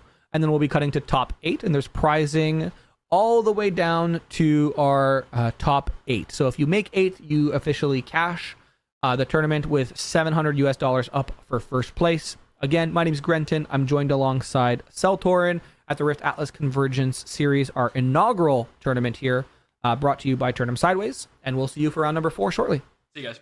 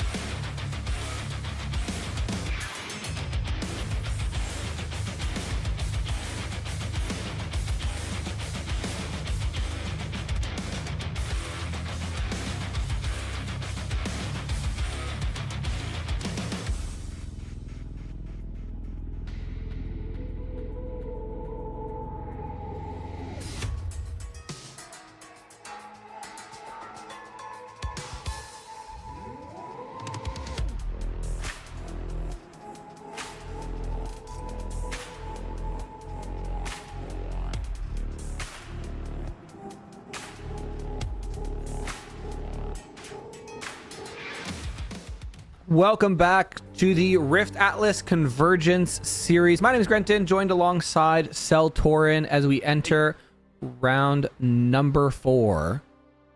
Azirmir. Fun. It's a word you could use potentially to describe it. Yeah, I mean, obviously when you see the Azir mirror, you probably don't... One of you is maybe trying to bait up the Hall of Legends so you don't actually put a Hall of Legends out. And it looks like we're going to get a Hall Trifarian game, which means our next game probably going to be a Hall Trifarian game, maybe. So it's going to be some chaos for sure. Yeah, definitely interesting matchup here. Who do you think...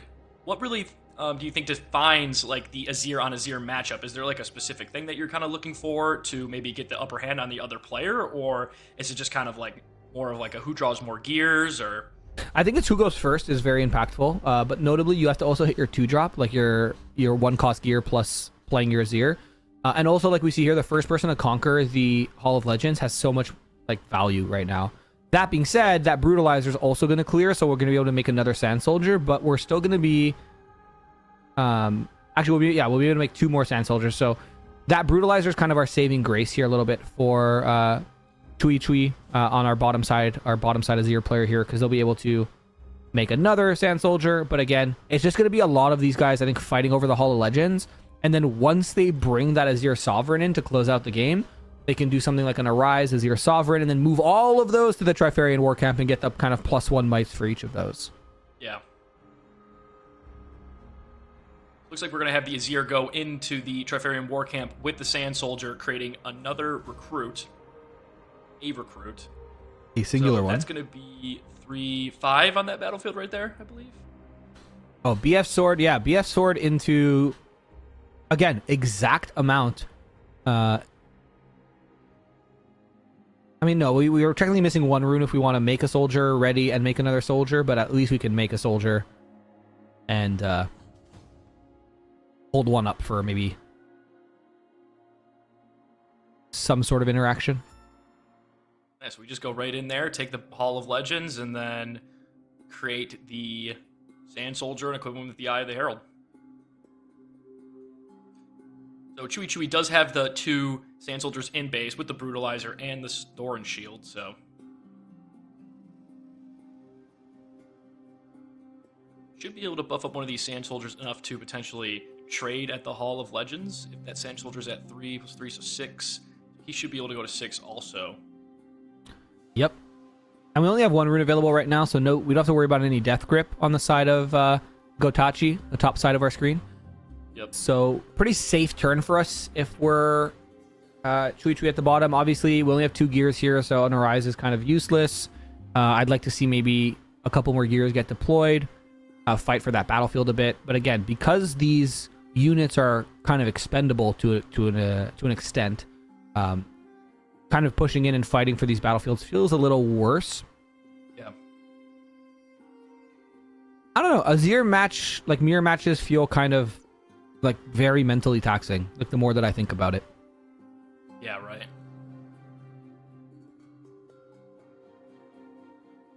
Yeah, it's like, cause does Chui kind of sit here and, develop units in base and maybe let Gachi get Gatachi get some holds in, or is he going to want to be like aggressive and try to take over these battlefields? Like you said, these units are pretty expendable, so trading into... But he will just go to the Trifarian War Camp and take that with the Brutalizer at 6 might with the Trifarian War Camp. Another Sand Soldier, Weapons Master with the Doran Shield. And how about a Death Grip of our own instead this time? Yeah, that's really good. So then we're going to go to 8 on the Sand Soldier in base. So that Sand Soldier is going to be able to take over the Hall of Legends, assuming he doesn't have any way to get out of it. With one rune, he definitely doesn't. Yeah, there's not much that you can have here as an Azir. I don't even know, I feel like Azirs aren't really playing on guard, so we'll have to kind of see what our next turn is going to look like. But it looks like we're just going to shove in this 8 might recruit against the 6 might, Sand Soldier. Why am I saying recruit? They're Sand Soldiers, Grenton. Wake up. But we're going to ready and then make another dude. And again, this is a really good spot for us to be in if we're Chui here on the bottom side of our screen because now we're hiding a card too. That could be a guards. The issue is if it's a guards, you got to account for guards brutalizer, which is a 5 might swing and might at that battlefield. That being said, you have 7 runes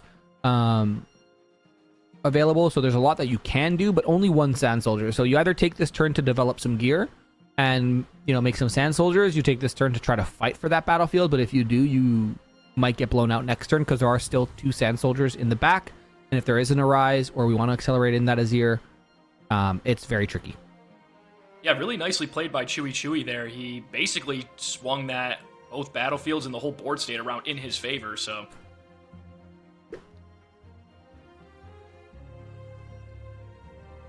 And if we leave him to hold here, he goes on even points, which then allows him to kind of maintain the tempo. Right now, for this entire game, the tempo was still on the side of Gotachi.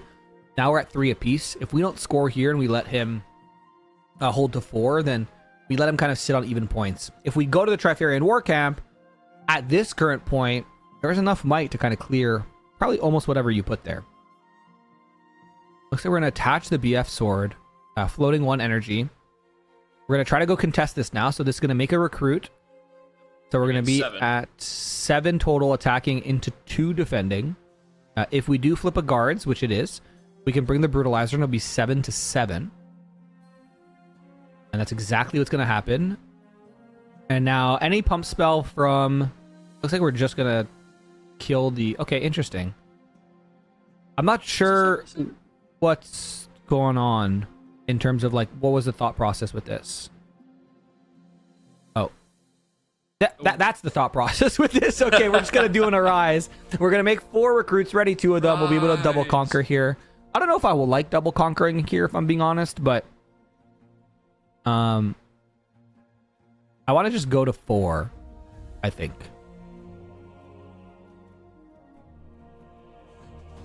We'll take the Hall of Legends. Yeah, so We are he's double just going to conquering. end up double conquering. I mean, because he does get the bonus from the Trifarian War Camp being on the recruit and the Sand Soldier there, so it's going to give him an extra 2. The issue is we just died a board, no? Because... Oh, no, we need... Yeah, we just move in... Yeah. 3 plus 3 is 6 with the brutalizer, and then we just accelerate in our Azir if we really want to, but that's our entire turn to get 2 points. He's tapped out. He's got... Chewy's got 6 in base. Yeah. Gotachi has 5 on the Trifarian, so... And I'm just trying to think if you want to, like, double conquer here for whatever reason, then you can equip the brutalizer, move into the hall. But we'll see what... looks like we're exhausting 2 runes. Another brutalizer definitely changes the math here. He's going to be able to get an extra 6 might with those brutalizers if he equips them this turn.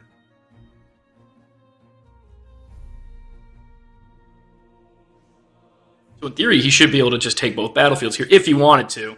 Yeah.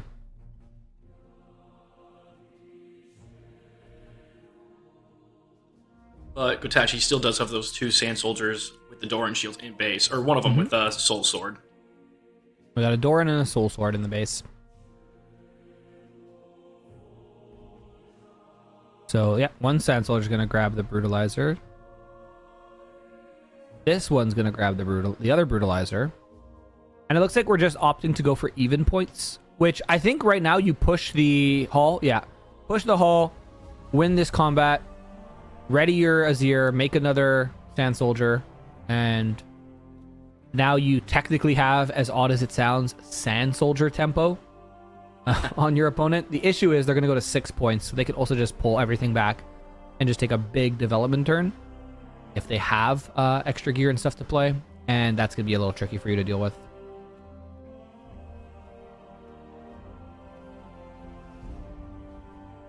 Yeah, he's definitely up on him. Yeah, going to even points here, too, is going to be really nice, so that he could potentially go 2-6 next turn if he somehow doesn't get wiped out at this Hall of Legends. Looks like we're all going to fight for this. Oh, discipline. This okay. I like this then. I like this. I'm wondering why we paid the 1 to ready Azir in that case, but maybe we just miscounted what we wanted to do a little bit. So it's 4 and 4 on these battlefields technically. Yep. We have enough, more than enough to clear this with just what we have on the board right now for Gotachi. We do have to keep in mind that there is a Sand Soldier in the back. The Azir Sovereign hasn't come into play yet. That being said, our opponent is on 5, not on 6. So if we double conquer here, we go to 7, which forces our opponent to break both battlefields. And if they do, they can only go to 7. So a very decent spot to be in for Gotachi. You also have card advantage in hand. You have an extra card. And you have currently rune advantage. Obviously, if you start recycling to attach things, then that's a different story. But if I'm Gotachi, depending what the contents of my hand look like, I might be feeling pretty good. Yeah, definitely. And he probably has a little bit of room to be a little bit aggressive here if he wants to, only having that one Sand Soldier in the back for Chewy. However, he could still be sitting on the Arise, and that would create 4 Sand Soldiers for him. Obviously, 2 of them are ready. But like you said, Gotachi has a chance to go to 7 points here. And then, yeah, Chewy's got to break one of those battlefields, both of those battlefields, or he just really loses. So, yeah, the issue with Arise for Chewy on his turn is that he can't Arise an Azir Sovereign, which would have been a really, really big swing. You do need 11 runes for that. 11 runes for that. And we're only going to be on 7. So you don't have to worry about like a huge swing like that, but you do have to worry about 2 ready Sand Soldiers that can pick up a couple Brutalizers and, swing in for 5 each. Another BF Sword's going to get played out here. So it looks like we are maybe going to take a bit of a development turn here. Might still be able to... Yeah, we can still conquer Hall, make another... Well, I like this because what we're doing now is we're going to create... We are going to double conquer. Looks like we're setting up for that. We're going to make another Sand Soldier in base with the Azir and the Hall of Legends combo. And then we'll have 2 Sand Soldiers next turn, a bunch of gear, plus our Azir Sovereign that we can accelerate in because we'll be going up to 7. So 5 in a yellow to accelerate Azir, and it leaves us 2 up for even some like Death Grip shenanigans or another gear or anything like that. A gear plus a Sand Soldier, so we could potentially be swinging in with 3 Sand Soldiers next turn who are fully equipped and fully ready to go. yeah, so looking pretty dangerous here, definitely for Gotachi, or for Chewy. He is runed out, though. So. And again, the issue now is that on Chewy's side, you're on even odd points, so you can't win the game here. But you do have to break both battlefields or you lose the game because your opponent's on 7. So all you have is 1 unit in play right now. An Arise would, like we mentioned, make you 4. But it looks like we're going to equip the Brutalizer onto the Sand Soldier. Probably going to push this guy into, I assume, the Hall of Legends first. We do have enough to accelerate Azir over and then do something else, perhaps, but we're currently 7 to their 6 at the Hall of Legends.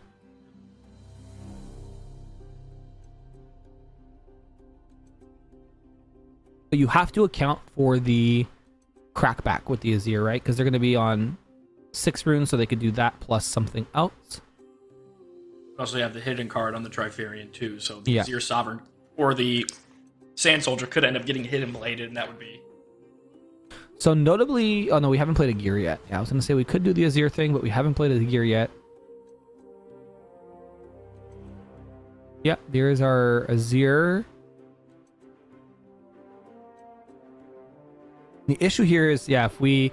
Maybe the one card in our hand is Death Grip. So if they do Hidden Blade one of our units, we could just Death Grip the Sand Soldier, give all that might to Azir. But again, we just lose on the crackback at that point. So I'm not sure what line we're looking at here for Chewy, but I don't know what combination of cards would save. And there's a hidden blade. Yeah, so you have to Death Grip here if you have it, and then you just lose next turn. Yep. I mean, Death Grip doesn't really save you anyways because of the Hidden Blade, but...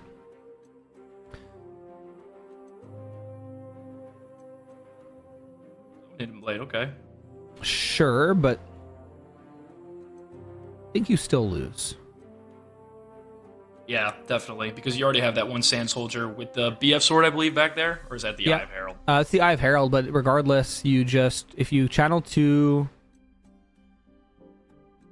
Yeah, you just send you send the Sand Soldier with the Eye of the Herald to Trifarian War Camp to make a recruit. You equip as much as you can onto the other Sand Soldier. You accelerate your Azir and you go in. But it looks like we're hiding a card. If it's a Hidden Blade... Oh, we're just going all in now. I mean, there's not really much else we could do. We're going to make the recruit exactly what I said. Unfortunately, we only channeled one yellow rune, so we can't actually equip any of these BF swords if we want to accelerate in our Azir. So this might actually change the math here.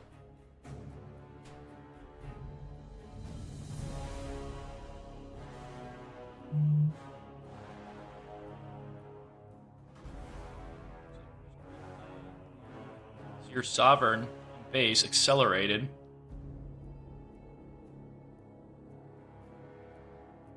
Just loading up the Azir with the Soul Sword and the Doran Shield. And we probably just run it into that battlefield, yeah. Azir trigger? Is it a Hidden Blade? Maybe we have a Defiant hand. No, we're letting everything come over.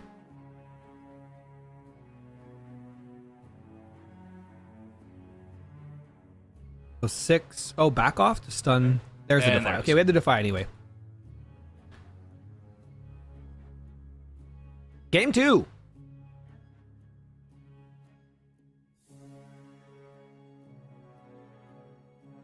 Game 2, but now Chui Chui won, and Chui Chui can do their Hall of Legends if they want to.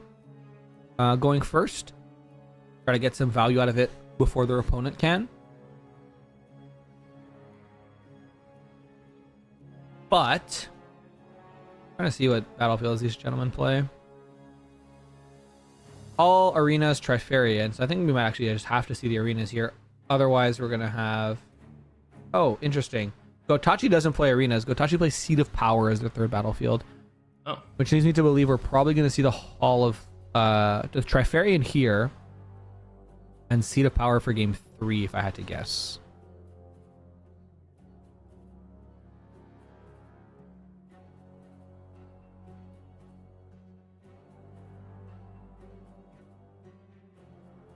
As they select their battlefield, sideboarding is done. Arenas and Trifarian. I am in flow state.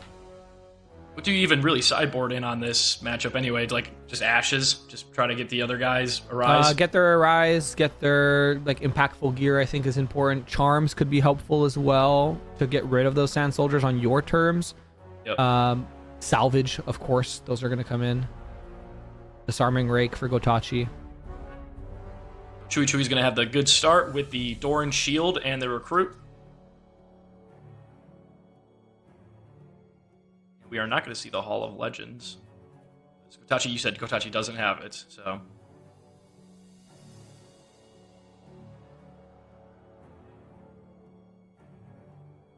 Taking the Sand Soldier into the Trifarian War Camp to go to 2 points for Chewy Chewy, and then a Desert's Call just to create 2 Sand Soldiers in the back and start that new trademark term, Sand Soldier tempo. Yeah, exactly.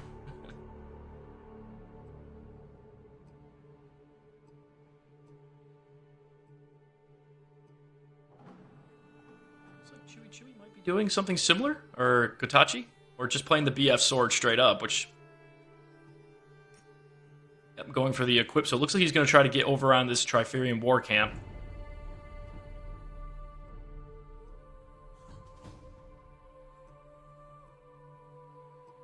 Point number 2 for Gotachi. And just create the Sand Soldier in base.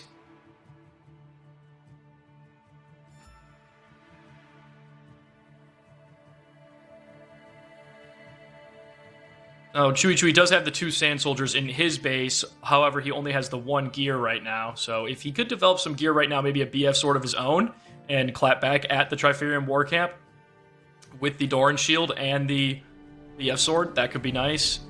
Finding the BF sword pretty early like that for Gotachi is really good, and it kind of sets him ahead on, I guess you could say, gear tempo as well. Yeah. Mm-hmm. And again, Gotachi able to strike first, going up to 2. I mean, both players are already at 2 right now, but this is a really big battlefield to kind of get over.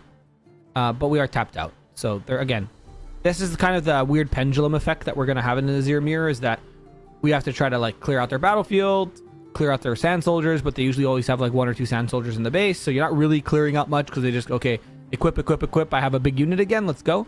So it's like they have pseudo accelerate every time they play a gear, because they're going to always have something else ready in their base. So that's why I think cards like Charm and Salvage are really important in this matchup. So we're just trying to see who is able to capitalize on that. Obviously the Desert's Call helping quite a bit here for Chewy, and he's just trying to figure out the math on how he can maybe get himself a couple points this turn. Yeah, and really, I can only imagine the kind of like mental fatigue you have after playing this matchup, kind of like you mentioned earlier. I mean, you're sitting there and you're trying to like, stay ahead on the Sand Soldiers, but you're also trying to make sure you can take over these battlefields. But then these Sand Soldiers aren't, they're expendable units, so he can just keep creating them and vice versa. So it's a lot of like back and forth pendulum, like you said. Yeah. So he does have the BF sword of his own. The BF sword of that Sand Soldier, and he looks like he's just going to go straight to the arenas, take the point there, and Death Grip works. Death Grip, okay. So we're going to go to 7 on that Sand Soldier in base and take the Trifarian too.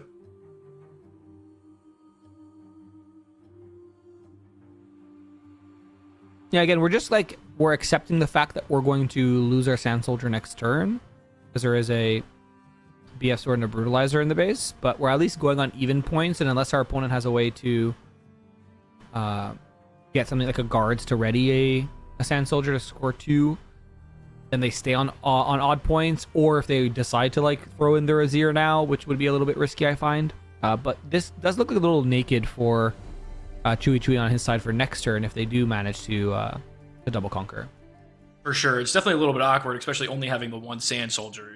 Now he's going to lose it here now, and he's unitless. So unless he gets another gear out and then is able to play it Arise, he's going to get the Disarming Rake sideboard. Yup.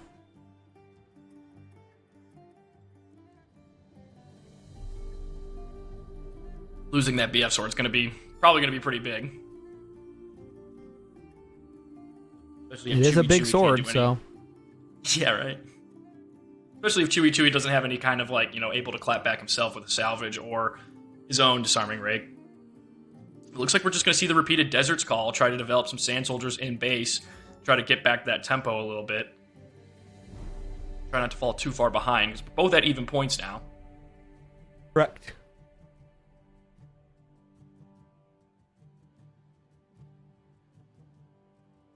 This is looking really good for Gotachi. We took a whole turn just to develop our opponent. Again, the issue now is and this is what I was talking about earlier with Azir, is that if you take a turn to develop to your base, they go to 6 for free next turn. If they play a few gears, they also take that turn to develop, but they go into 6. And then on their last turn, they have a bunch of things in their base. And if they just play gear and they don't recycle anything, they'll go to 9 to 11, and they have exactly enough to Arise Azir. And that would be very, very detrimental. So I'm very curious to see how Gotachi tries to navigate this one, and it looks like he's not going to take this to develop in base. He's actually going to develop his chosen champion to base now, which this leads me to believe there's an Arise in hand, because we're going to hide a card here too. So we're looking for maybe an Arise blowout next turn for Gotachi. Yeah, so if you're Chewy right now, you're definitely not sitting great. You have 6 might in the base with the 2 Doran Shield Sand Soldiers and then an extra 2 from the other Sand Soldiers. So you got 8 total. You could go into the Trifarian War Camp and try to bait out whatever hidden card that is. Maybe get an extra card draw and try to find your own Arise if you don't have it. Yeah. Otherwise, I think it's pretty obvious here that Gotachi does probably have the Arise, considering he did take a turn to set up the Azir in base, so we're going to play a BF Sword straight back and equip it instantly to the Sand Soldier, bring him to 6. That's going to be enough to get over to the arena's greatest. Salvage. What? Salvage is good. We're trading now. Give Gotachi that draw, too. 5, okay.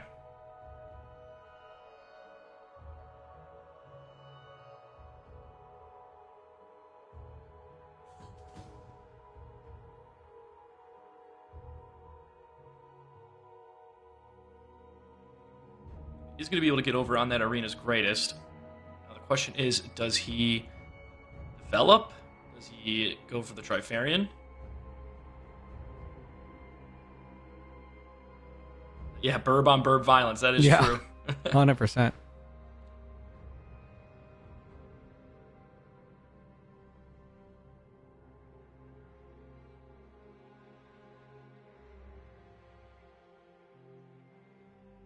Tough call, but looks like he's going to go and take both of the Sand Soldiers to the Trifarian War Camp, and so he will probably see the hidden here. That's going to be 5 on Gotachi's side and 5 on Chewy's side. So it will be a trade, depending on what we see. Oh, a hidden blade, okay. Gotachi's going to use a hidden blade Interesting, yeah. on Chewy's guy, on his Sand Soldier. So that's going to give him 2 card draw, which is going to be pretty nice for Chewy. Yeah, we do have at least another turn here. But this is the cool part of now you've kind of flipped the script a little bit if you're Gotachi. If you're able to hold to 6 here, you just pull everything back. And you just take a whole turn to develop, play some gear, do some things. And then, yeah, this is not enough to come over.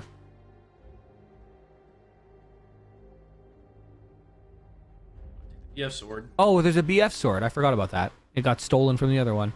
Okay, so now, yeah, this is... Now you have to kind of strike true. You have to... This is where you're going to arise and go in. But again, you might just lose to the arise on the other side next turn, but we'll have to see.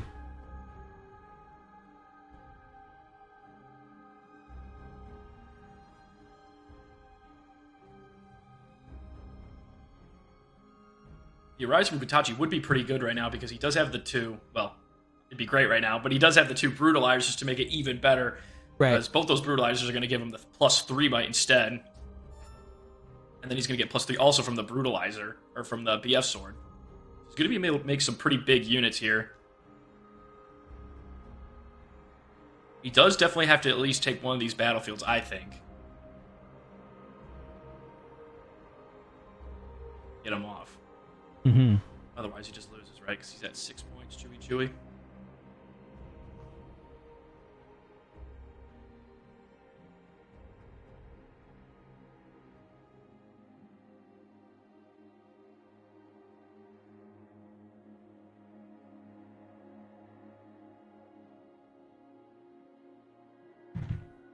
So it looks like we're going to be doing a little thinking on Gotachi's side.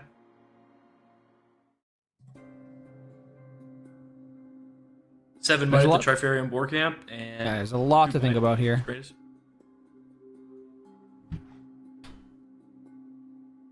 Again, you can't win here because you're on 5.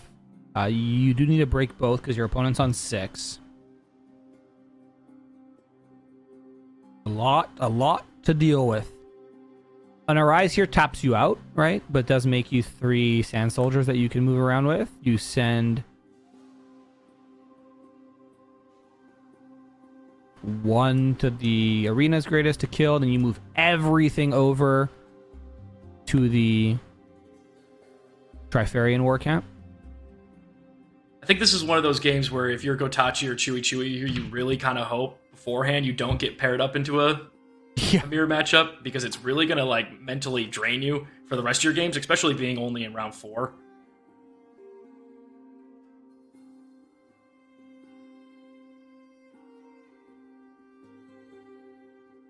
It's a rough spot.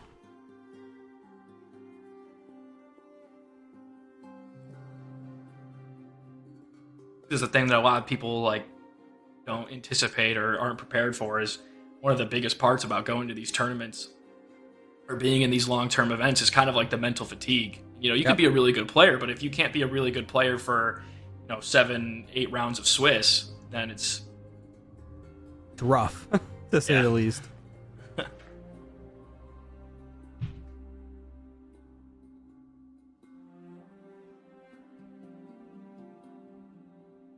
All right, we've yet to see a decision here from Gotachi. Trying to figure out the best way to close out this game on his side.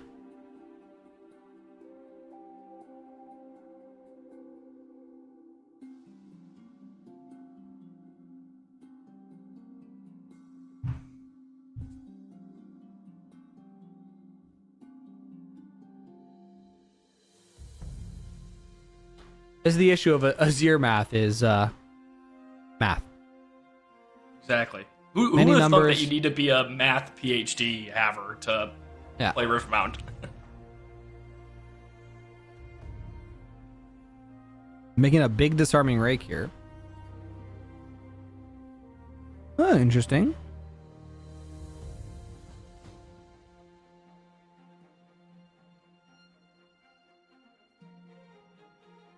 Oh.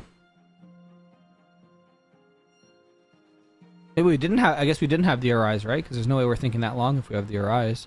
Yeah. However, now we have 9 on one battlefield and 4 or 5 on the other battlefield with a hidden card. That can potentially be a guards plus BF sword, so 5. So we have 14 on one side and 5 on the other. A rise Yep. doesn't really get us there, right? So this might have been. I mean, went down to 2 runes, but what I always say is I don't need cards in hand. I don't need runes in play if I win the game, right? So Yeah, exactly. That's going to be the Renekton mantra, probably. yeah, all Redactin is cray cray. Just blow up their seals and then you win.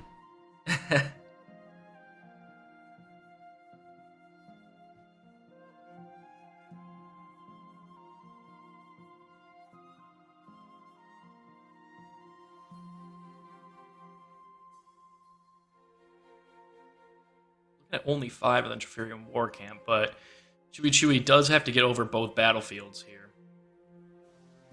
And we said the Arise probably won't do it for him, especially if he has the guards hidden at the arena's greatest.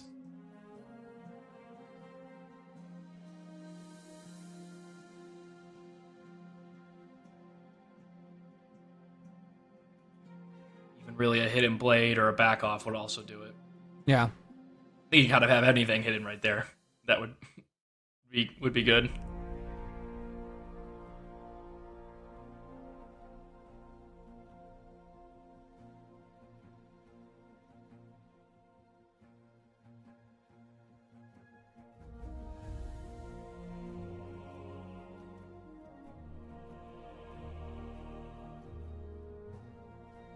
Discipline to start things off.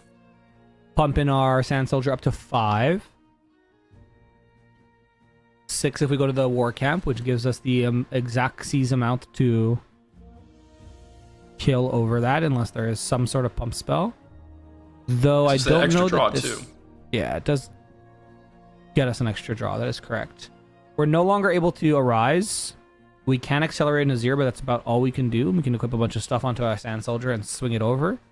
So that would be 5, 8, 9, 10, 11, 12, 13, which if that is a guards under there, we lose to that.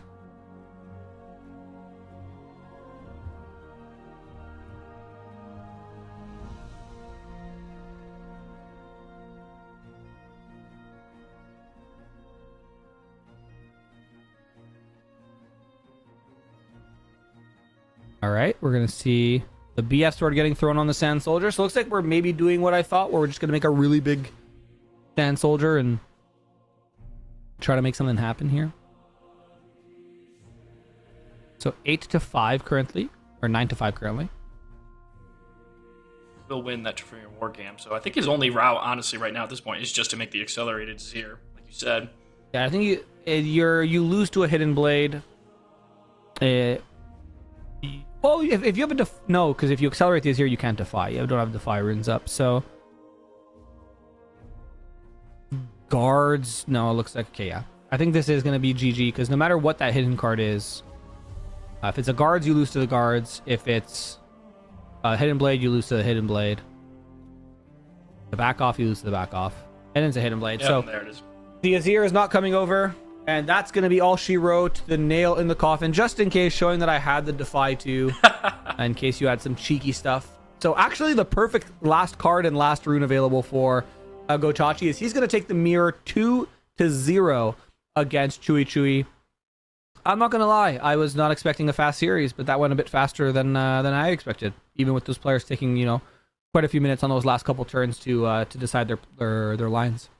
Yeah, seeing the 2-0 from the Azir game is pretty interesting there. I at least thought maybe they'd go to game 3, but it just didn't really seem like Chewy kind of really had the outs that he needed necessarily for those certain situations, and Gotachi just kind of had it over him. So Yeah, and I mean, those players were both 3-0. So unfortunately now the Azir on Azir violence, bird on bird violence, putting the first one in the losers column or the loss column for Chewy. We do have a second backup match that we're going to be jumping into. We said we wanted to avoid Yeez, but I feel like we've seen a lot of Aurelias. We're going to see another one here as we go into our backup match, which is going to be Aurelia versus Rengar. It's going to be Tide's Mind on Aurelia versus Matt Matu on Rengar. This is our table 2, so both these players are also still undefeated. They are able to navigate this. Again, we're playing 7 rounds today, so we're about halfway through. I'm going to put in air quotes a little bit. Again, you are watching the Rift Atlas Convergence series. This is the inaugural tournament. There are plans, hopefully. I remember Rift Atlas telling me there are plans to do more of these. So if there wasn't, there is now because I just said it on air. But there are plans to do more of these. Turnham Sideways is managing the broadcast, so big thank you to Turnham Sideways and their wonderful production. And obviously, Seltorn, thank you so much for joining me on the desk today as we jump into our backup match here, which is currently up 1-0, is Tide's Mind on Aurelia. yeah, so it looks like we're sitting at Rengar on 5 points and the Aurelia at 2 points. So the Rengar is currently controlling both battlefields right now, with the Nidalee on the Sunken Temple and the Kinku Initiate on the Arena's Greatest.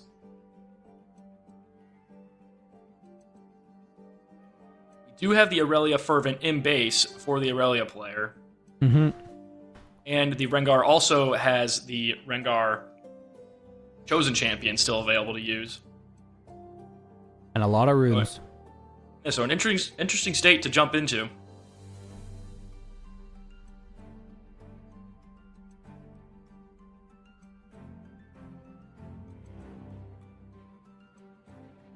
like we're doing some thinking on the Aurelia player's turn. Yeah.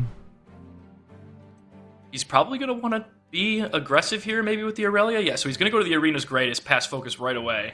And then he's just going to take that straight up. No defense there from Matt Matu.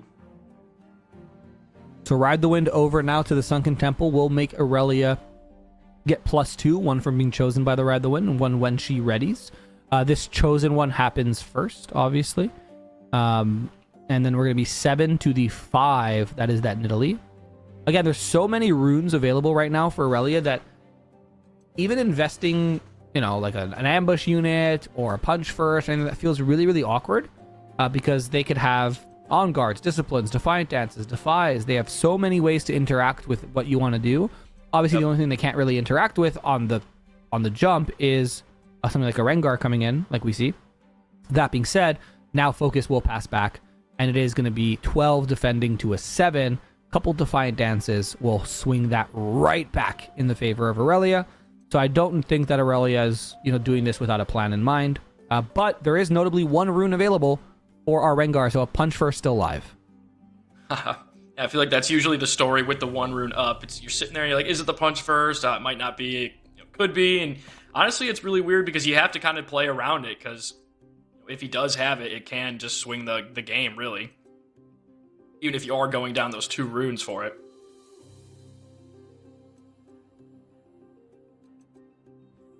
All right, we're trying to see here. There's the on guard. Going to go get +3 now. 1 from choosing, 2 from the on guard. Should be up to 10 if this resolves.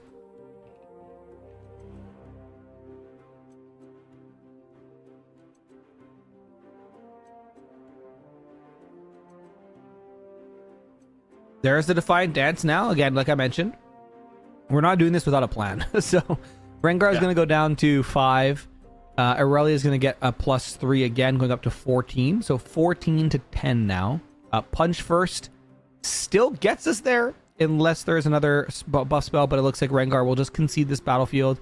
Notably, 13, by the way, Seltorn, if you didn't know, is higher than 5.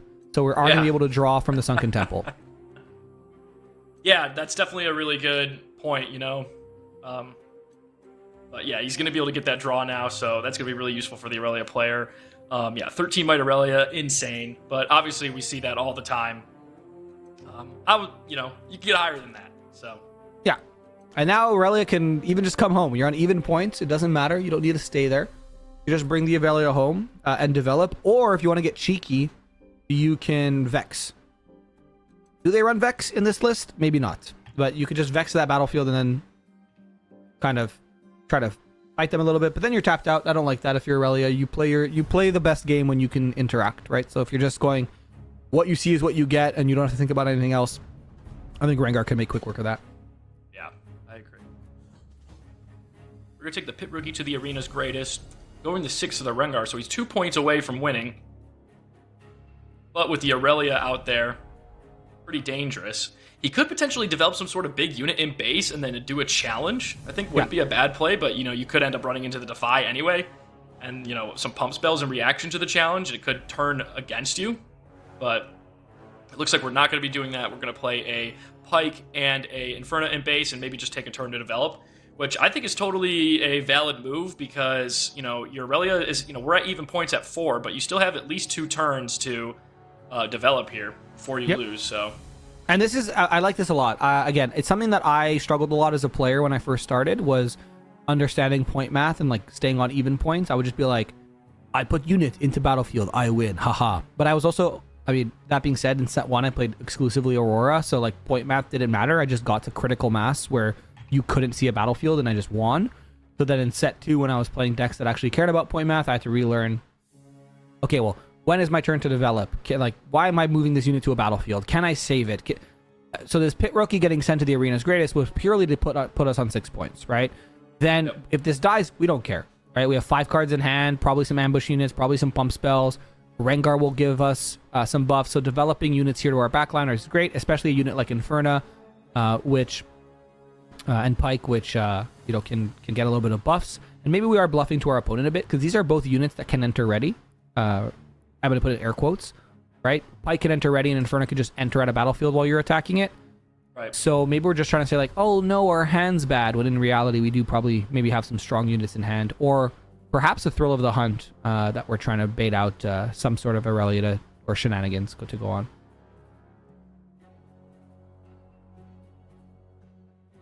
Yeah, definitely. The Rengar is definitely not out of this. He's up on points. He has a lot of options here potentially on his turn. I think the biggest thing that he needs to do is maybe find a way that he could deal with this Aurelia. However, Aurelia could be very slippy, but he doesn't have the GA on it yet, so he has no way definitely to protect it. He could have the Ride the Wind in hand, which would definitely do the trick too. So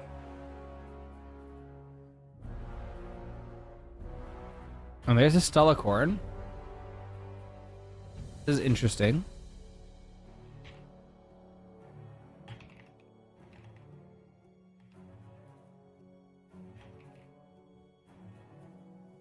charm, okay. We move the Inferno in, so 3 to 5 currently. This could be dangerous, though.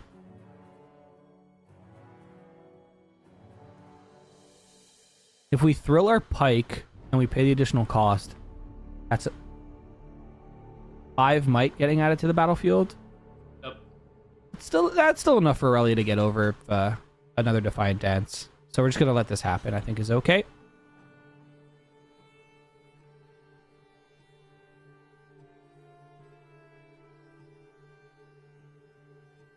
So we're just going to reinforce that Sunken Temple with the Tide Turner as well.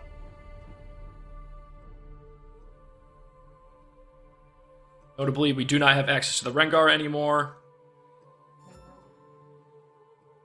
And yeah, just take that to pass the turn and kind of let him kind of say, hey, Mateo, this is what I got. See what you can do. And I'm holding here with my Aurelia. So he could definitely have the Ride the Wind, another Defiant Dance, On Guard. So there's a lot of different ways that this Aurelia can prevent losing this battlefield here and his Aurelia. Oh, but that How about a Bryn here? yeah. So with the And how Bryn here about now, the Aurelia has to react now to pump. Yeah, but the thing is now if you react...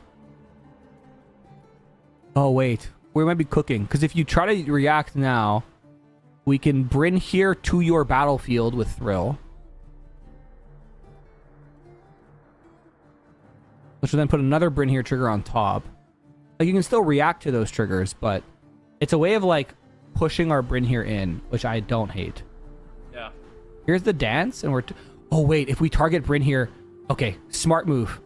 Because, like, if we target Bryn here and it gets thrilled, that's going to be crazy. So Pike is 0 might. But it doesn't matter. We're just trying to... yeah, we're going to use our Aurelia here, recycle, try to ready our Aurelia to get an extra might. So 8, now 10 defending. You still die to a punch first, and Bryn here getting thrilled. So once this Bryn here resolves, you just throw a punch first and you... oh, you win. Because your Bryn here goes to 6, and then you punch first to 11, and your opponent can't do anything. Yep. Yeah, that was the thrill. Call. Flow state. Yup. Punch first. Oh my goodness. Dude, get me in this tournament. What's going on? Dude, you should be playing, man. What are you doing? Dude, what am I doing? Ugh.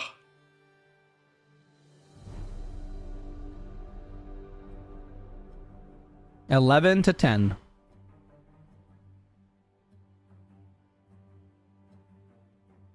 And we're going Yeah, game 3. looks like that's We gonna didn't even be it, need yeah. to... we can throw up Thrill of the Hunt. I don't think we needed to move our Pike in. We just did it for, like, style points, I guess, but... Yeah, right? Yeah, because he's at 0 might anyway, so. yeah. Because Thrill of the Hunt just allows us to play to any battlefield. Yep. Yeah, there it is. Banish a friendly unit, and then its owner plays it to any battlefield, ignoring its cost. So you just go, Bryn here again, question mark. Now my Bryn here 6. Because Rengar Legend is a card. I'm so glad that people play Rengar. I think he's one of the most underrated legends right now, and I think Thrill of the Hunt is one of the best spells in It's really Unleashed good. too. It's really fun. I'm very much a fan of them printing cards that are defiable, but that are very strong. Yeah. Also, this is not Vendetta. This is Unleashed. Vendetta is not legal for play. For, I mean, it's technically you can play whenever you want, but like, I don't think any tournament's going to do it before its release date. Its street date, which is the 31st, I believe. And the 24th is as early as you can go play Vendetta. Yeah, make sure you guys go on the RDO app and sign up for pre-rift events. They're like one of the most fun events that you can play, in my opinion. Yep. Deck building They is are like, the super most fun especially events. draft. And that and draft, yeah. You go to the Riftbound Games Network. If you go to riftbound.com, click on events, it'll take you right there. Find your nearest pre-rift. They're starting from the 24th, and they're going to be running through until the 31st. I'm going to be playing 5. So... and the promo, the pre-release promo is Riven with a pre-release stamp. So Yes. very, very cool card. That stonks. You gotta hold on to that. I'm gonna get 5 of them. Yeah, there you go. I have like 5 of the ashes. I'm holding on to all those.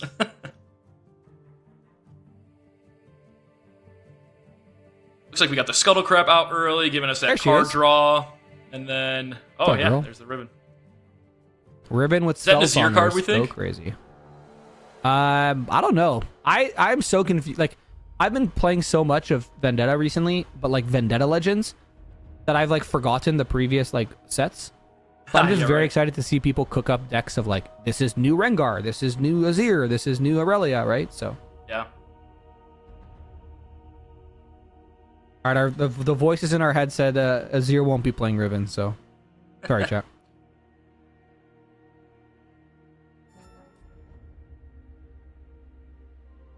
So big development turn here from Rengar, and again, this is where you have to be a little bit careful because you got 2 Fae folks, and I don't know about you, but I have PTSD from that card. So Yeah, the Fey Folk is definitely scary. I feel like as a control player, it really doesn't bother me too much, honestly, because I'm not typically playing a ton of units in base anyway. I really just like, I could snipe it with a gust, you know, Yeah. especially purple, so.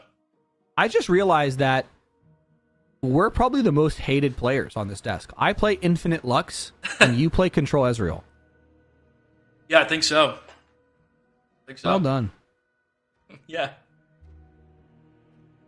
I knew that Control Ezreal was going to be bad as soon as the hate started to switch from Aurora to Ezreal. I was like, okay, I am now the enemy. But for me, the enemy will always remain this irresistible Fey Folk. This little one might unit can do so much harm. And now our Aurelius trying to figure out, what the heck do I do?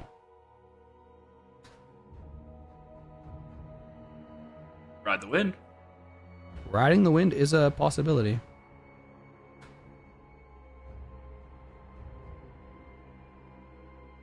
I think Vendetta is going to completely change up the meta and style of play. I think control decks are going to be weaker. I think control decks and hyper aggro decks are going to kind of maybe even out a little bit and not be as like one-sided based on what battlefield you have with the two bans of Arena's Greatest and Aspirants. Aspirant's Climb. And there's the Ride the So- Wind, though. I'd like this. Let's draw some more cards. Yeah, why not, you know? He says no.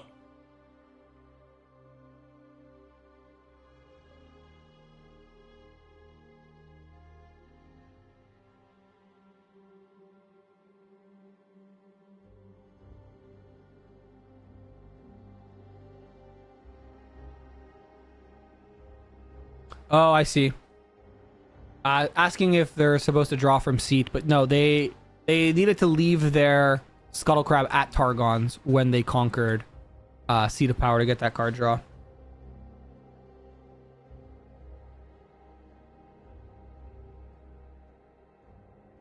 Definitely one of those moments where you're like, hey man, like I wish can I take that back? In a casual game, no problem. But this is high OPL, ladies and gents. No take backsies. Players are here to win. Well, take-backsies are allowed to an extent.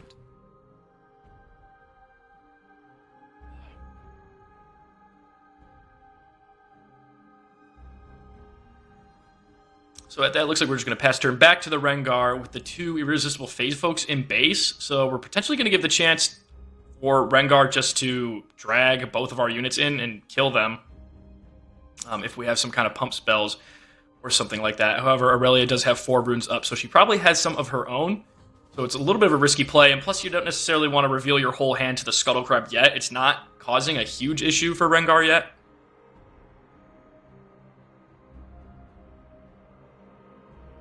So it looks like he will ignore the Irresistible Fey Folk. Do a Sabotage.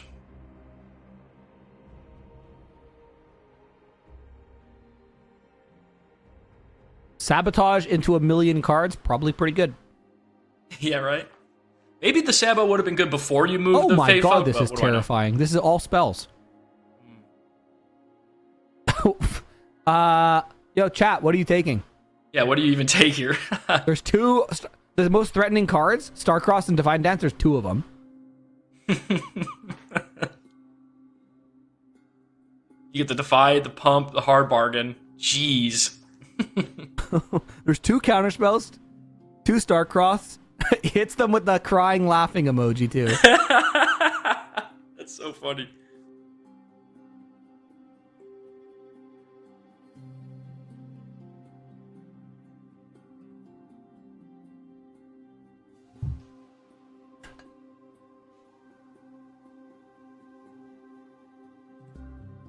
Two of everything.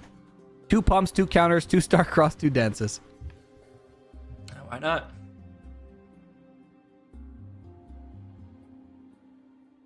So we're just going to play the Rengar in the base, just try to develop, because... Yeah, honestly, if I saw that, I probably would have just hit him with the GG at that point, too, but... Yeah, I just be like, all right, buddy, you got it. What's crazy, too, is there's, like we just saw, there's so many ways to protect the Stellacorn and so many ways to move the Stellacorn. So, like, Yeah. this whole hand composition will change. Yeah, even after seeing all those cards, he's probably going to draw like 4 more. So we've drawn 1 And for even more turn, 1 answers. for Stellacorn. That's 2 so far. Conquering Targons, which means we are going to have the delayed trigger to ready 2 runes at the end of our turn. That's currently 1-1. Yeah, this is game 3. There's about 5 minutes left in the round. 4 minutes and 45 seconds.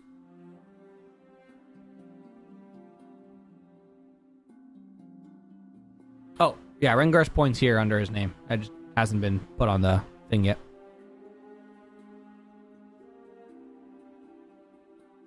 If you look next to the points in the actual Rift Atlas, you'll see Rengar has that 1 point. Yeah, so I think it's a pretty good play. Just play your Aurelia in base, right? Because you have every way to buff her up and move her around, so why not?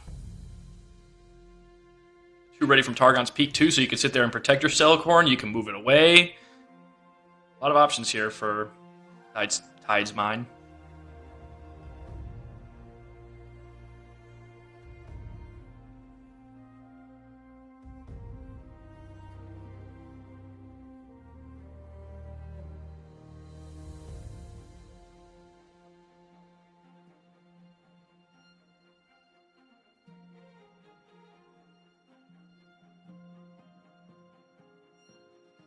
Play the Pit Rookie, and then we're going to use the Rengar ability to give +1 to the Determined Sentry, and then give the buff to the Determined Sentry, bringing that little guy to 3. Knife Cat. Yeah, Knife Cat assassinated our producer, but I resurrected him. It's all good.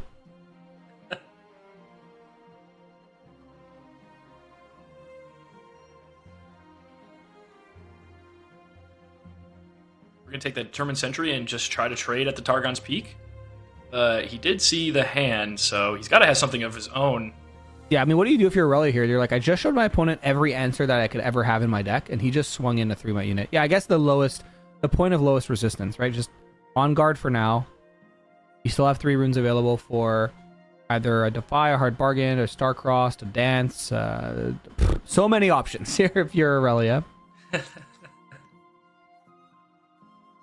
Yeah, because you have the option to punch first, or you have the option, like, you have the answer to punch first with the Defy and the Hard Bargain, so it's really like, what are you going to do here? Yeah, he's just going to lose that battlefield and just kind of throw away that Sentry, and he's just going to make a ton of units in base. The issue is this Stelicorn is just doing laps right now. Yep. So we're going to draw 1 from the Seat of Power. We can move our Stelicorn back. Our Scuttle Crab being at the Seat of Power, we don't care if it dies, but again, we've just now what I like to call established like our final turn.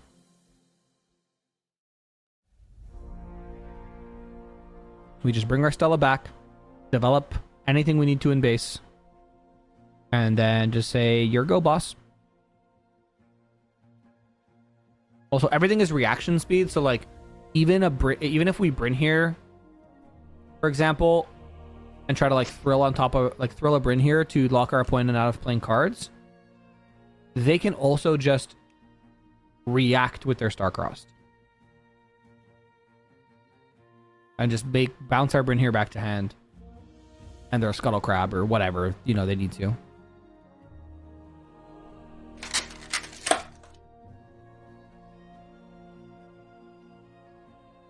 Yes. That is in fact 2 cards for Rengar. And every card in the game for Aurelia.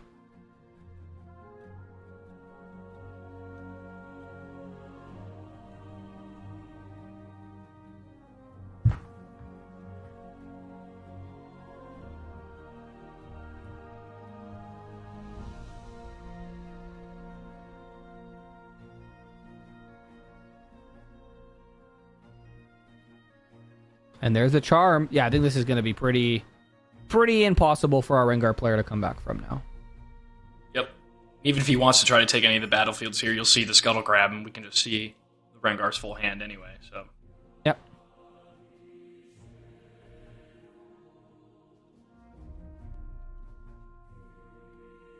Gonna try to get this point.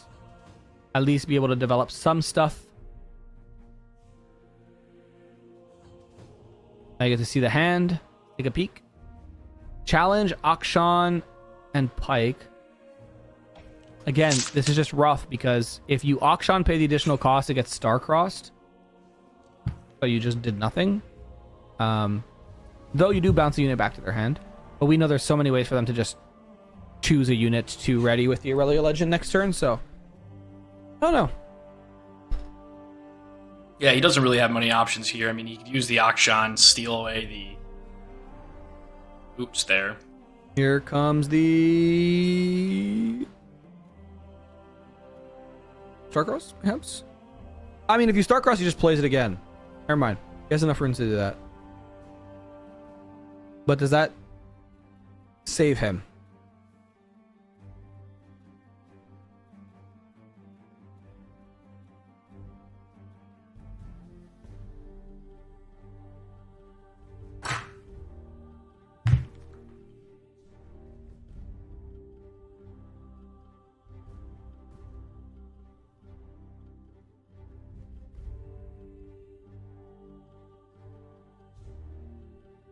So we have 6 might at the Seat of Power and 1 might at the Targon's Peak. A Thinking Kitty. We gotta, yeah.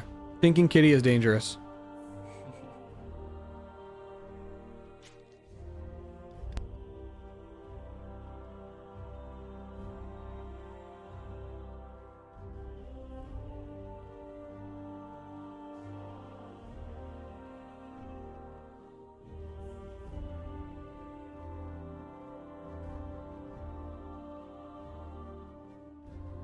All right, we have taken the boots.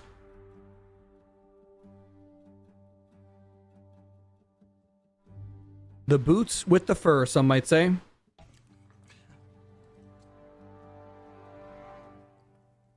Cat's got Sabotage? This might get defied, maybe not.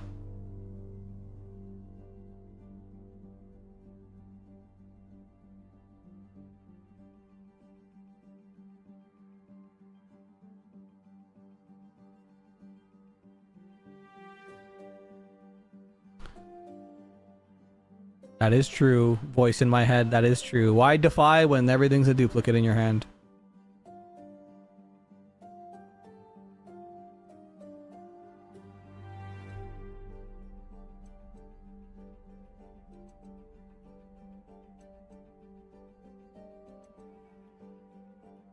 We'll see the Starcross as a reaction. Yeah, we're gonna get our Bouncing boots back. to Akshan. Yep.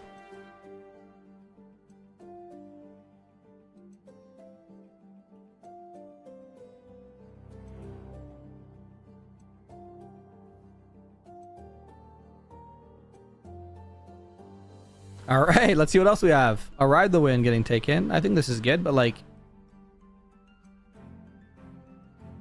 there's other ways to ride the wind in the hand, if you catch my drift here.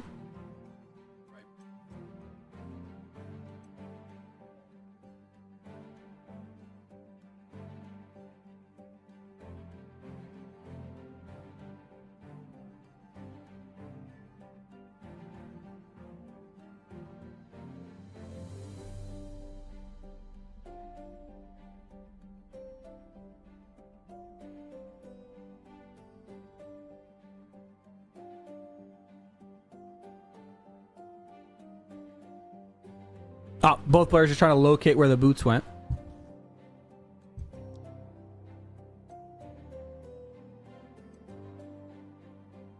Boots back on the boots back on the Aurelia, excuse me. On the Aurelia side, yeah, it'll get equipped next turn, which would allow the Aurelia to kind of move. That's what I'm saying. There's so many ways to ride the wind here, where you can just kind of like move the Aurelia up, put the boots on her, ready her, you know, Defiant Dance something, move back over. It's just, I don't know, really rough.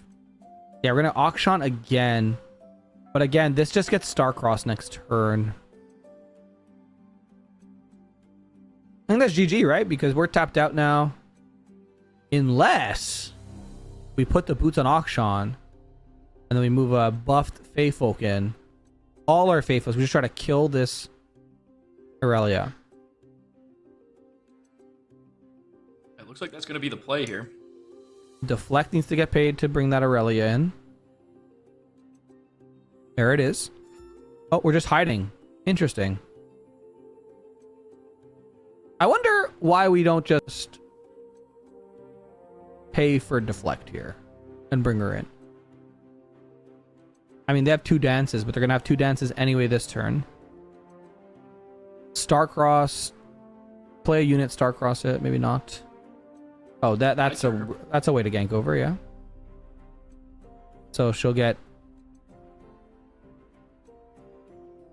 should get an extra 2 here. One from being chosen by Tide Turner, and one there it is. Okay.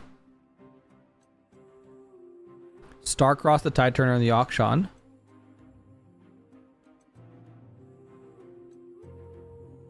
Five might at the seat of power with the hidden. Be a very big Aurelia now as we put the boots on her. She'll get chosen again, so +1. She'll get the +2 from the boots, so she'll go to 10. Still have both Defiant Dances in hand, right? Yeah.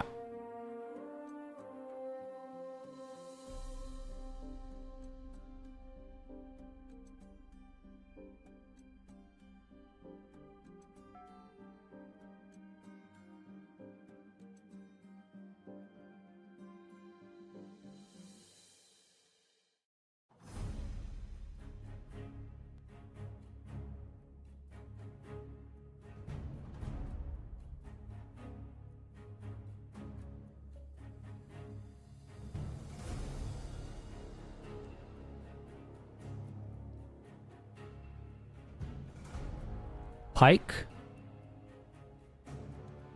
Yeah, we just lose the dance here, right? Yeah. Yeah. Double dance. GG's. All right, so our Aurelia player, Tide's Mind, will take it 2-1 against Rengar. Rengar doing his best, but that Aurelia, that Stellacorn, not much you can do when you Sabo and they have two of everything in their hand, and you're just like, okay, well, nothing I take matters because they just have another one. Well, you could sit there and you could, think about your life decisions and what brought you to that point, and, maybe cry or something, but It is what it is. Yeah. That being said, we are all wrapped up with round number 4 here at the Rift Atlas Convergence Series, brought to you by Turnham Sideways. My name's Grenton, alongside Seltorin. We're going to take a short break as we pair up round number 5 and find your feature match. So get up, get some snacks, get a drink or two, and we'll be back shortly. Thanks, guys.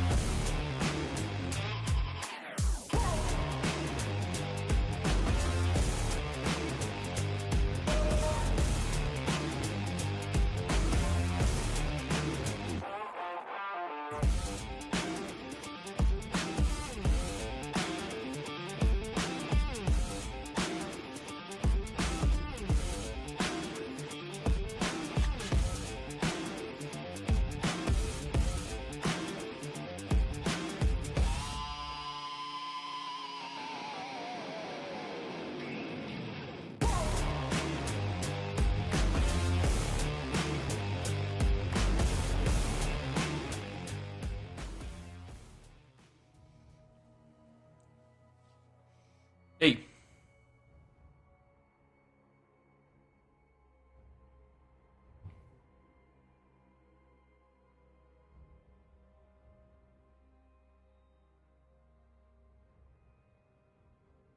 Atlas Convergence series. My name is Grenton, joined alongside Celtor. Excuse me, a little bit of tech difficulties there. My mic decided that it didn't want to work, but you know, we prosper and we live on.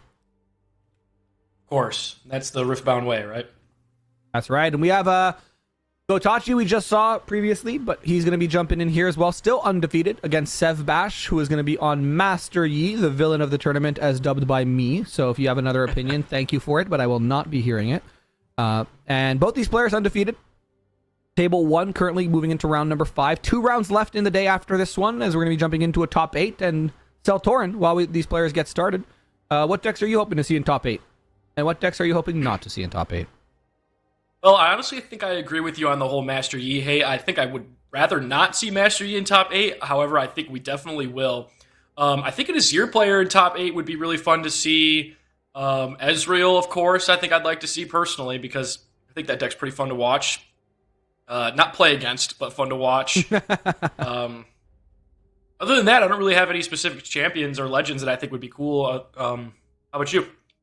I kind of agree. I like watching control games. I'm also a freak, I guess, because I play Aurora, I play Infinite Lux. I like watching control games. I'm like the opposite of a Riftbound, like the regular Riftbound player. But all right, looks like we are going to have at least one Yi probably in top cut, unless Gotachi has anything to say about it. And that's exactly what he's going to try to do right now, as he is looking to close this one out, hopefully sooner rather than later, because the more turns you give Yi to establish, the trickier it's going to be to try to overtake him, even with stuff like Arise and Death Grips and Azirs. So, looks like Master Yi will strike first, as the Wuju Blazeman usually does. We're just going to play out our chosen champion, get a point, and move on. And this is where it can start getting a little tricksy. But a Charm here, I'm not sure if Gotachi is playing it in the main deck, but a Charm here to get rid of the Master Yi before it can establish on a battlefield would be really, really good. Yeah, definitely a solid option. You see the Master Yi player go for the Hall of Legends just to prevent Gotachi from being able to benefit from it.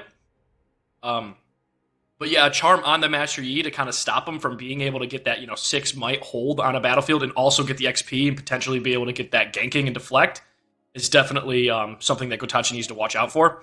Yep. But it looks like he's just going to play a Soul Sword in base, and then he's going to end up creating another Sand Soldier with that. And it looks like he's going to hold off on the Weapons Master equip and just go right into the Scuttle Crab and show his hand early.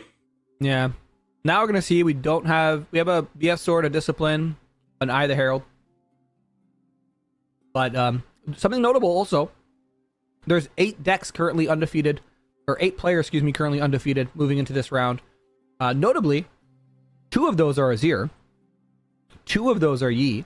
There's an undefeated Draven, an undefeated Diana, and an undefeated Aurelia. As well as an undefeated Rengar that make up our final 3. So some variety so far on the undefeated list, but all this can change. The undefeated players, as we approach the final rounds of Swiss, might look to draw their way into the top cut, but the battles, the battle for the last few spots of top 8 will be rigorous over the next couple rounds, and we're going to look at Yi being able to awaken 6 runes and his Master Yi Tempered Chosen Champion ready to go. And that's what's been so fun about the Unleashed meta so far, is it's been so diverse, at least compared to Spirit Forge. We had Draven running around, being a tyrant, and Ezreal was super strong back when he was mostly tempo. But we do see the Rengar come out on the Hall of Legends. That's just going to straight up take out that Sand Soldier there. And we're just going to start developing a hold position as Master Yi does. So we're going to have our Yi on our seat of power, and we're going to get the draw from it because we did conquer Hall of Legends first. But we're going to be sitting at 8 might there with Rengar with a hidden, which we can only assume is a Zanya's. So even if Itachi gets over that, Rengar's still going to survive. And notably, Zhonya's can affect the Master Yi as well. If you just flip it before the showdowns, then it'll recall to your base and still save that Yi. So if you see that they're investing a lot to the Master Yi, then you can kind of do that. But as you see, you get flown in on the screen here. These are your undefeated players moving into round number 5. So like I mentioned, Azir, Rengar, Azir, Aurelia, Master Yi, Diana, Draven, Master Yi. We're currently watching Gotachi versus Sevbatch, so our 3rd seed and our 5th seed.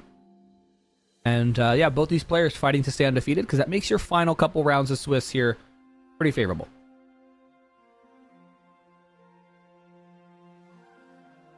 Yeah, definitely. It's always nice going into the final rounds, being undefeated. You potentially take draws and stuff like that just to guarantee that you're into the top rounds. But yeah, so we're looking at a pretty hard defense to break here by Sevbatch, the Master Yi player. Like I was saying earlier, 8 might on that Rengar and 6 might on the Master Yi. So I think really what we need to do as Gotachi is just maybe try to develop as many Sand Soldiers and Gears as we can in the back and try to get some kind of a Rise play going later. Looks like we're going to play the BF Sword, which pretty solid play. Get that 3 might gear out there. And then we're going to be able to create the Sand Soldier off the Azir Legend ability, so just starting to create more bodies.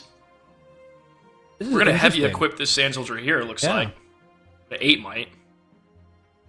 Going to probably push into Seat with this, if I had to guess, or maybe into the Hall.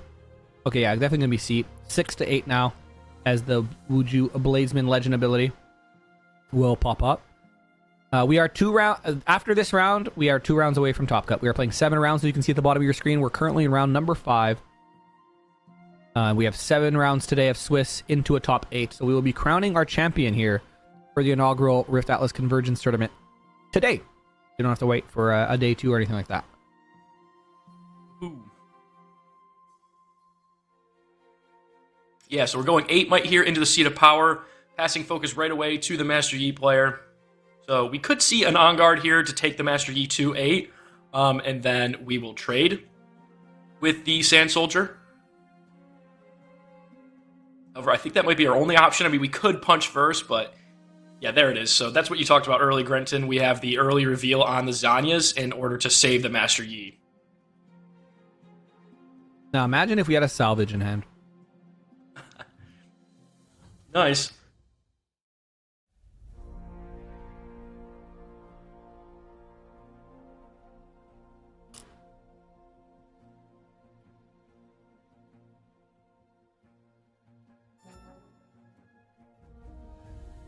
So not playing the Eye of the Herald, we know there's one in hand. At least I remember seeing one. So I wonder what we have that we'd rather spend the runes on this turn. Because our Yi could just be saving like so we could get the so we can get the Sand Soldier from the Azir next turn potentially if he doesn't have any other gears. Yeah, okay. Yeah, I can see that as well for sure.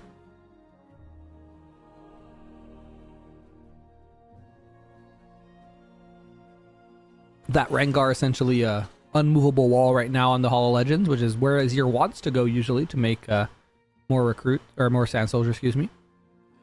7 cards in hand for our Master Yi, so a lot of options here. And all you got to do right now is get over 6, which shouldn't be too difficult. Right now, 3 XP for Master Yi, so that Mastery Temper doesn't have Deflect and ganking just yet. A lot of Yi players don't really track their XP, but it can be relevant. And it looks like we're just going to swap positions and bring something a little bit larger home. But a first Like we're mate, gonna be playing the first mate, yep. How about a discipline of our own?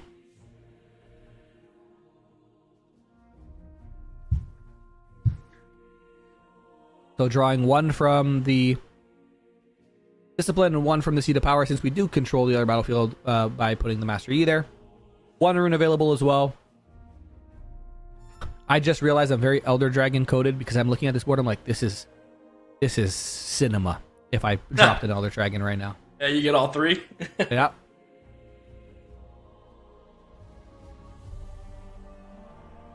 I'm not an Elder Dragon fan. Very hard to be on the receiving end of that. It's fine.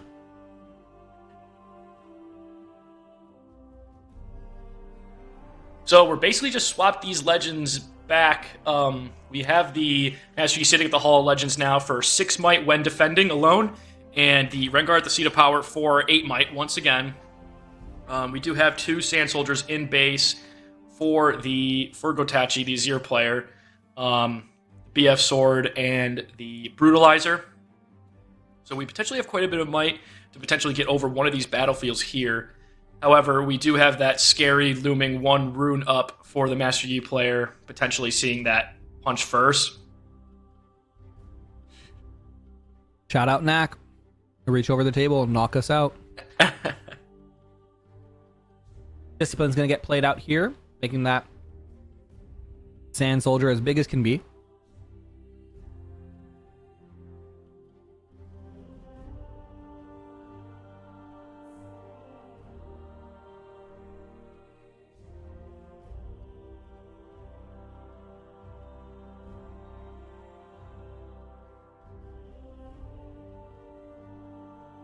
We could see something like a Death Grip again.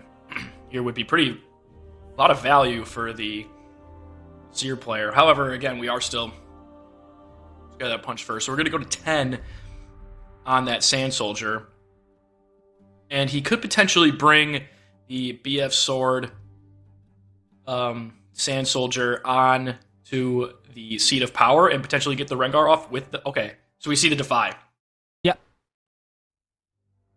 So we're just going to stay at 8 here on our Sand Soldier. So I think we're a little bit safe, actually, to go to these battlefields if we want to. Assuming that we have some other way to pump up our Sand Soldier, the one at 8 might. We could take the Seat of Power. Put the BF Sword on it, right? And that kind of puts it up.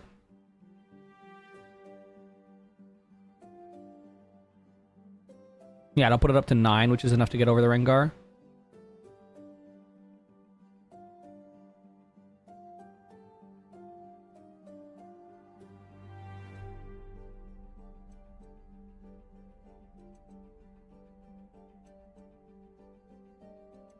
A lot of decisions now. Kind of left.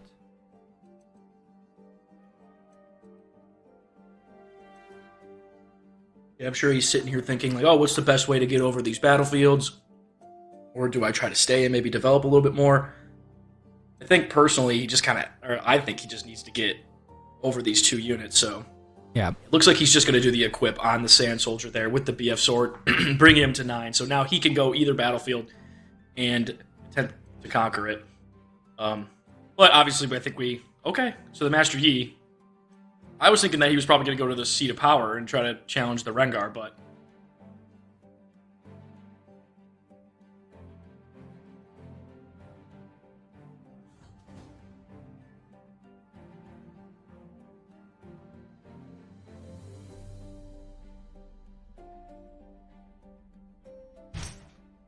there's the Death Grip. Works, yep.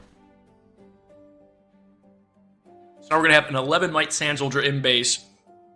And we're going to scare this kitty away. Little water spray bottle. Yep. This is going to put Gotachi in a really good spot. He was a little bit down for a little while there. But he's going to be able to get those even points there. A Rise would go crazy here. If he's able to draw one. Yeah, that would be pretty good.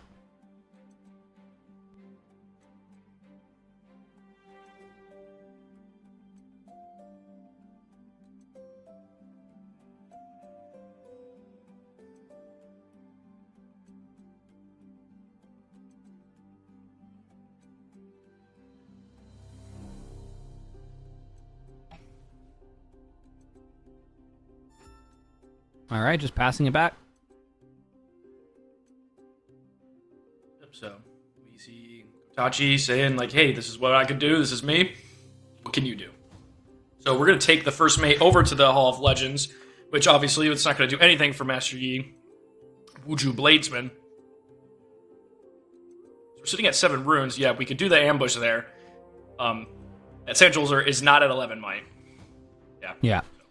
This is rough now because you only have 6. I mean, Arise maybe gets you there next turn, puts you to 6, but there's a lot of cards in hand right now for Yi. There's 2 runes available. That could be a Defy / Punch First. That could be a double Punch First. No, the 11. This 11 was from last turn. They just didn't take off their might calculator this turn because they death gripped onto that Sand Soldier. Arise here is you're probably only out, I would think, but you still probably lose to the Punch Firsts here.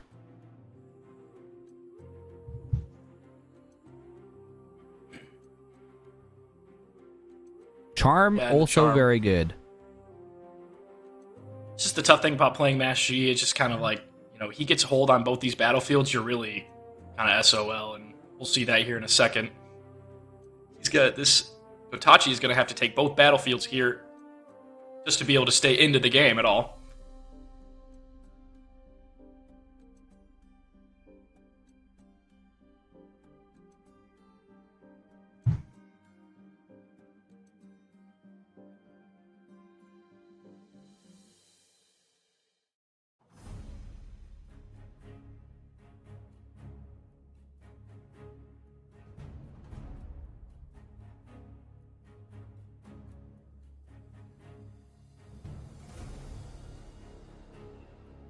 I'm trying to think here. If you Arise, you only get 2 ready Sand Soldiers. If you put a BF Sword, a Brutalizer, and a Soul Sword on one, that's 5, 8, 9. You still just lose the Punch First. How did a 6 might Rengar beat the Sand Soldier? Because the Sand Soldier was 2 might.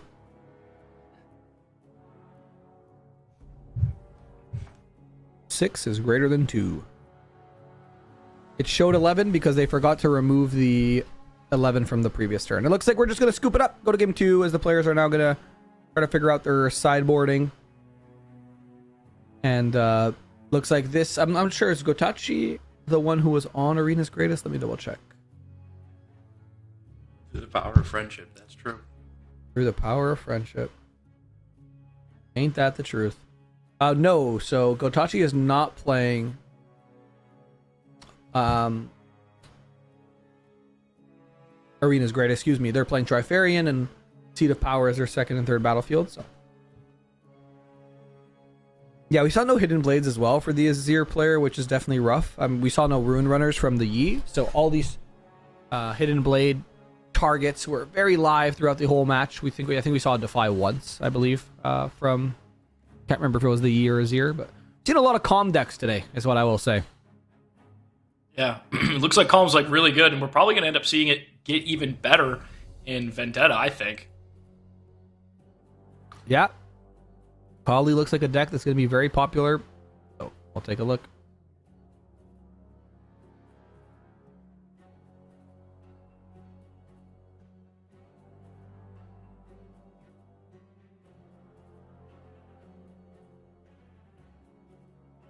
Emperor's as far as Dice and sideboard Seat of here- Power.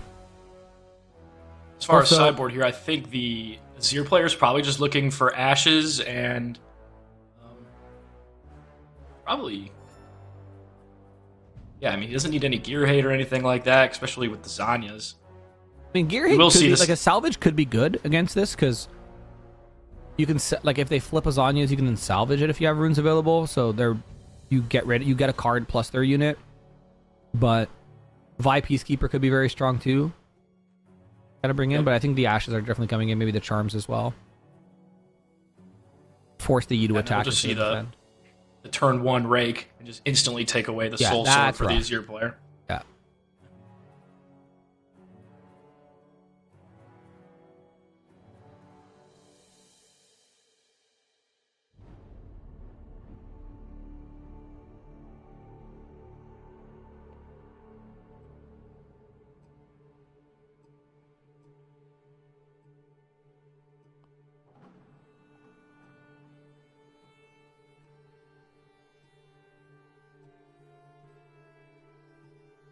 we're going to take a second to think here for Gatachi. I'm not really too sure what plays he could have here other than just playing some gears. And if he doesn't have a gear, he might be thinking about playing the Azir Sovereign without any sort of protection at all. But that would be risky because the Master Yi has shown that he has charm. Yeah, I also agree we're with. just I agree with the chat here. They're saying that the turn 1 rake is kind of concerning because you're not really taking a very impactful gear, right? You're just taking a soul sword, which is one might. Like you'd much rather take something like a BF sword or a brutalizer or something that has a bit more impact. So does that mean like the rest of our hand doesn't look the best? right. I guess we'll see. Or you have two.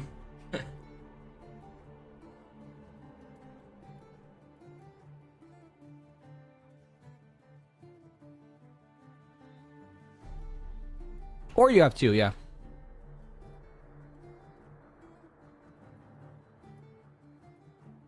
And also this is concerning because the turn 2 play for us on Azir is just playing out our chosen champ. So maybe a bit of brickage on both sides. Yeah, we're going to have the Discipline on the Emperor's Diasis on the Rake to get over the Sand Soldier, and Azir is tapped out, so he will not have any response to that. Sevbash will choose to pay the 1 for the Emperor's Diasis, creating the Sand Soldier and bouncing the Rake back to hand. So now he has access to even more gear killing effects if he didn't already have a second one in hand.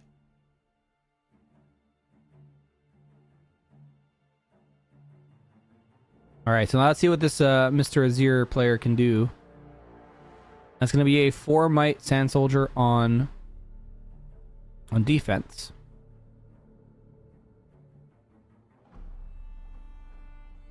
And yeah, like we mentioned, right? Bidding that Rake back to hand, very, very dangerous to play out a new gear here, as it will just maybe instantly die.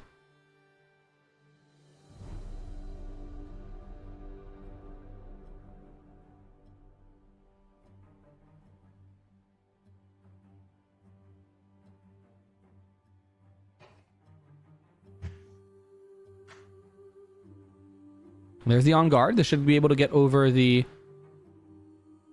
Sand Soldier.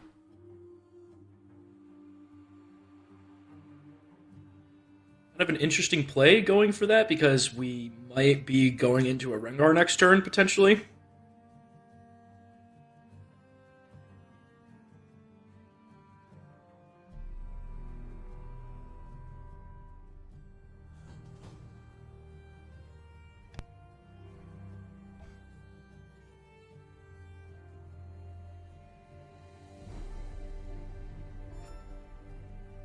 Okay, so Azir's just going to create the Sand Soldier with the Eye of the Herald and pass turn.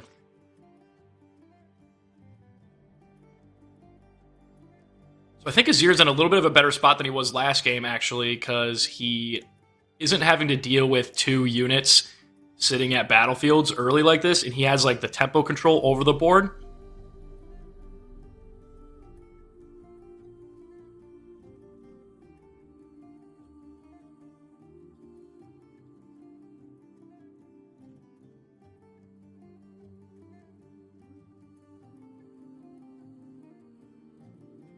Yeah, there it is.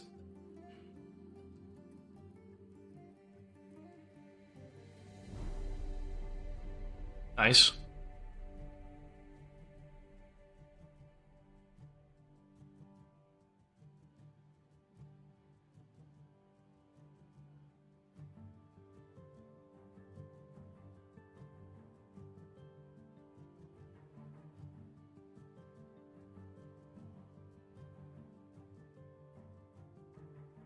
Might see the punch first here. Yeah, there it is. That's going to be 11-6. Yeah, and there it goes.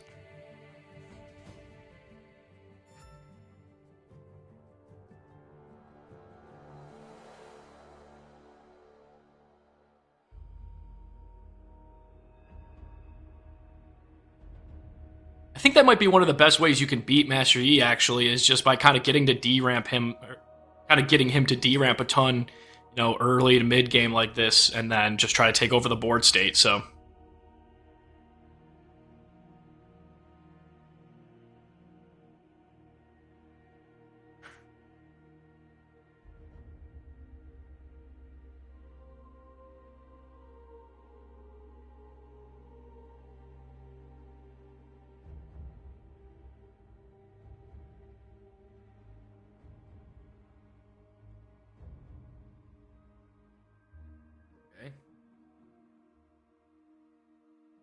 So what was the difference in doing that? You just didn't have to recycle?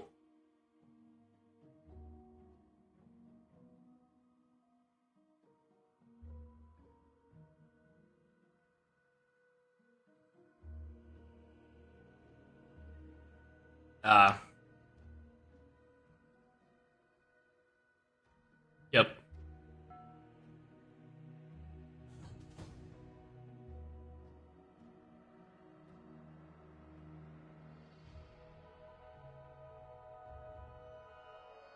Looks like we have the Sand Soldier taking over the Emperor's Dais with the huge Death Grip, bringing him up to 10 and creating the Recruit so he can only trade, the Rengar can only trade with the Recruit.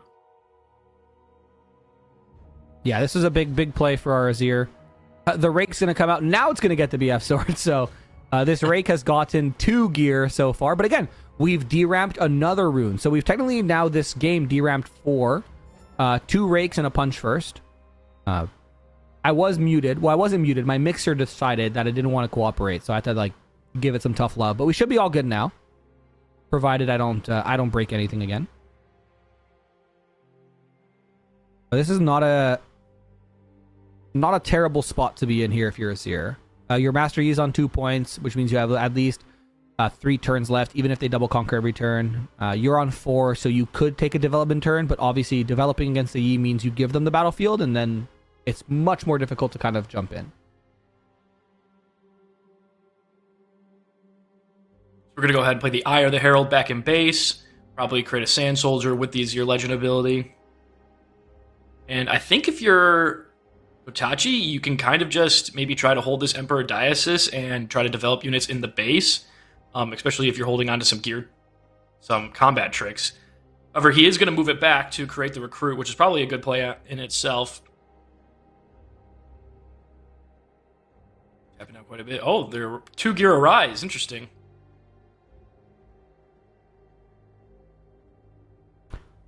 Yeah, we're just making, again, this is what I, like, they were just doing a development turn.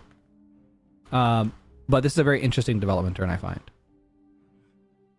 Well, he will get the draw off the Seat of Power, which should be pretty handy, considering he only has 3 cards in hand, so that'll tie him up with the Yi. Yeah. He's going to go to 5. And he could hide a card here, would be pretty nice for him to have, if he does have the hidden in hand.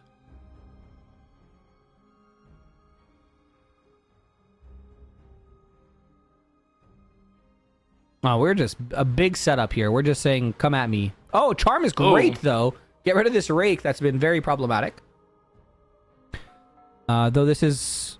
Yeah, we're just trading off this, which isn't terrible. We can use the Azir to make another... Wait, did we play... We played a gear this turn? No, we didn't. Okay, never mind.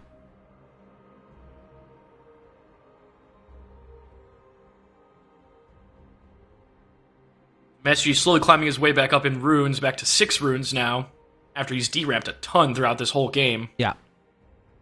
So it's going to be pretty hard for him to climb back up. But he only has to worry about this 3-might battlefield, Emperor's Diocese, so he could have some way to pump the Pit Rookie up and take over that battlefield, and then maybe he could start getting his hold chain going. Yeah, and this is, again, what we were talking about, right? The name of the game is... Any turn that your Master Yi opponent has to fully exhaust their runes is a turn that you need to punish them for doing that, right? And we've kind of seen the Gotachi do that really well here, where anytime that's happened, they just go, okay, I don't care if I lose Sand Soldiers, I still have gear, but I'm going to make sure that unit doesn't exist anymore. And now we're at 5-2, so Gotachi, well poised, but again, 6 runes. All we can do if we want to Rengar is Rengar, then we just, it'll die next turn. And now we have to get a little bit more cute with it. So we're going to discipline our Pit Rookie. It's going to get defied, looks like here. So unless we have a defy to protect it, which again would mean we're going to have to deramp again. It's going to get defied, so that Pit Rookie is still just 2-might. Can't get over in that Emperor's Dais just yet. We can't Rengar anymore. We couldn't maybe take a turn to Yi to base, play our Yi Temper to base. We haven't played our Chosen Champion just yet, but again, that'll allow our opponent to go to 7 next turn, get a card from the Seat of Power, and potentially really, really establish themselves on one of the 2 battlefields to hold for the game win.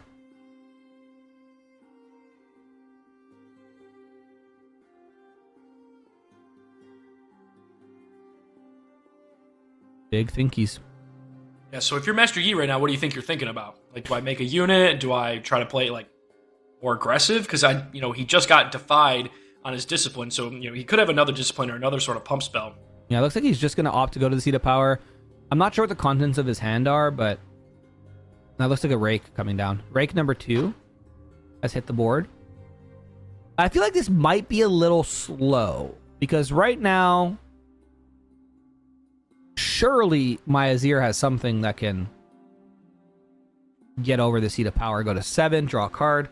If not, then yeah, pretty good play. But also what you could do if you're our Azir player is just play. That helps. That gets you at least trading with the pit rookie unless they have some sort of pump spell.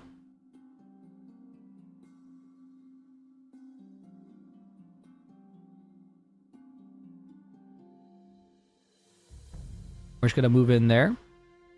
4-4. 4-4, and looks like we're just going to be taking the trade. Yeah, we can just make another Sand Soldier in the back with the Azir since we played the Door and Shield this turn. So it's like our Sand Soldier just got recalled, technically, if we want to think about it like that. Make another recruit there. Bring this one back. And it looks like we're just going to set up for... Does this mean we have another Arise in hand, I wonder? But... Ooh. Oh, maybe we do. So we're just going to play it. Why not?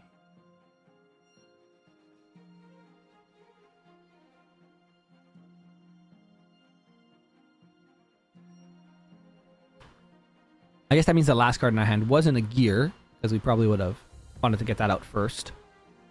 I like this too. We're giving this recruit a Door and Shield. Okay, we were almost giving this recruit a Door and Shield, which I didn't hate, but I like this kind of more because we get a card draw here. See what we draw, and then if we want to move that last Sand Soldier in with the Door and Shield, we can. And then we're asking our opponent to clear both in a deck that historically doesn't do that very easily. Charm would help, but again, all you have is a 2-might unit.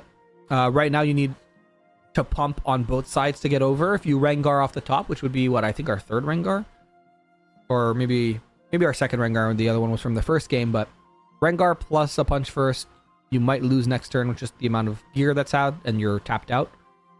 But this is looking really good for our Azir. Yeah, this is definitely the position you want to be in if you're the Azir player. I mean, you have both control of the battlefields. You haven't given Master Yi enough points or enough space to even really hold battlefields himself. And that's it looks like he's just going to concede. Yep.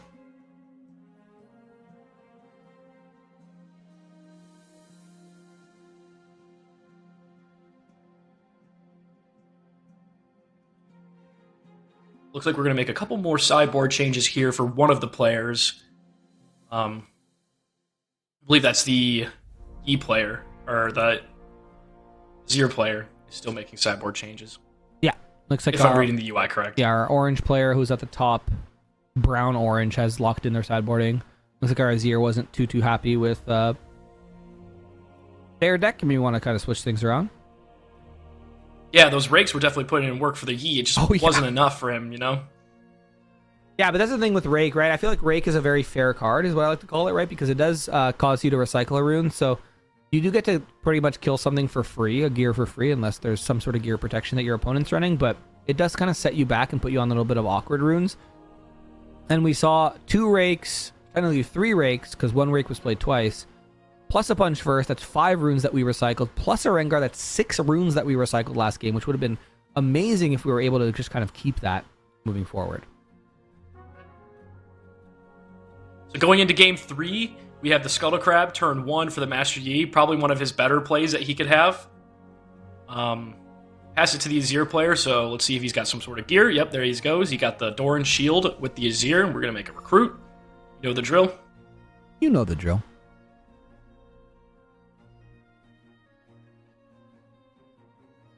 So Azir to the Yi to the arena's greatest. We're going to be having a 2-might Scuttle Crab there, and play the Master Yi in base. And this doesn't really get much better than this for Master Yi.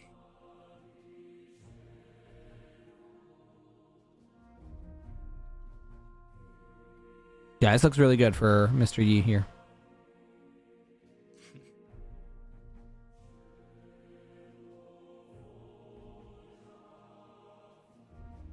So if you're the Azir player, you got to be thinking, well, I could take over the arena's greatest and stop him from getting point holds. Then he's going to see my entire hand, and he's going to know if I have any sort of options to deal with the Yi when he eventually comes over to the arena's greatest. Or the Yi might just go to Triferium War Camp, but with that hand knowledge from the Scuttle Crab, he'll make that decision. That's just why, Scuttle Crab, in my opinion, is one of the best cards, honestly, in the game. I mean, definitely out of Unleashed. I mean, that early hand knowledge you get from it being a 2-drop, and, you can conquer battlefields with it. And Master Yi, it keeps you, it stays up till 2. So a lot of times you're potentially trading into other 2-drops.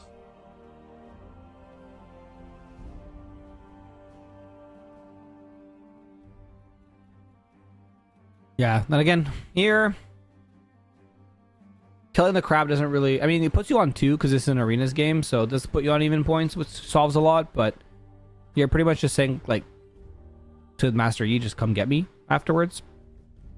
I don't hate kind of trying to establish as much as you can on the Triferian War Camp, generate points, and then when you need to, just swing in with the Azir Sovereign over to the arena's greatest and bring everyone over. But again, really depends here what you want to do. Both these players undefeated, as we mentioned earlier.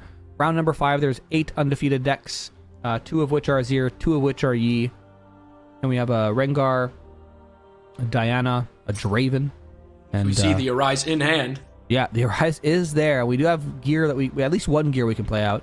And notably, we did bring the salvage in. That's interesting. Just for the Zonias, as I mentioned, it does make it a little bit awkward for our Master Yi to play around that. And now knowing there's a salvage in hand, it's okay, well, if I hide this Zonias and I flip it in a showdown, if I don't hold up a Defy for the salvage, then it's going to be really rough for me to... Oh, Charm is really good here. Oh my goodness, why not just charm the Master Yi right into there? I completely blanked that he had Charm in hand too. Yeah, me too, honestly. So yeah, he's just gonna say, "Hey, you got him," and that's it for the Master Yi. Both these players are 4-0, correct? Yeah. They're currently at and we get a 12 Sand points. Soldier in base, steal the Doran's shield from the other Sand Soldier. Yep, and I like this, Faster. stealing the shield and leaving the Brutalizer, because if they Rengar or kill our Sand Soldier here, then the Brutalizer unequips and we can re-equip it if we so choose. Now we're seeing the Azir getting a bit, I don't want to say greedy, but recycling a lot early, which could pose some problems when we're trying to set up the Arise turn. We know there's one in hand. But if yeah, here's the Rengar. He always has it, by the way. Always has it. Always has it. They all always have it. Yeah.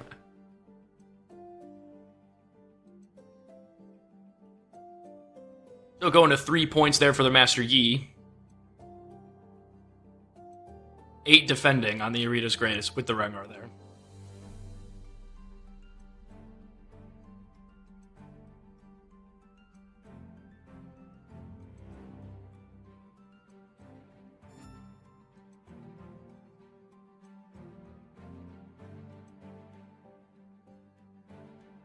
All right, let's see what Azir can pull off now. Just going to go to the Triferian.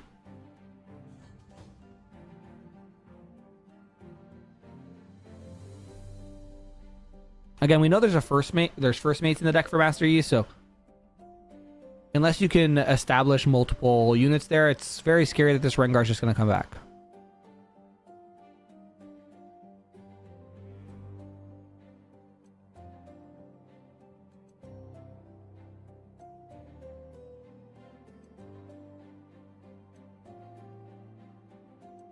I don't really know what much else he can do. I could see him just playing the Azir Sovereign to base. Yeah, and that looks like what he's going to do. So, pretty scary if that Master Yi player happens to have a Charm in hand. He could just take out the Azir Sovereign, and that would really set back Otachi. Yep. It's just one of those plays. It's like, if he doesn't have it, the payout could be pretty high, you know?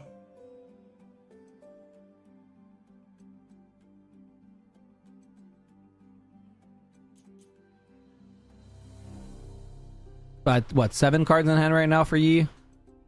We have a green available for Azir. We do have a Calm Rune, so we can defy a Charm if we want to.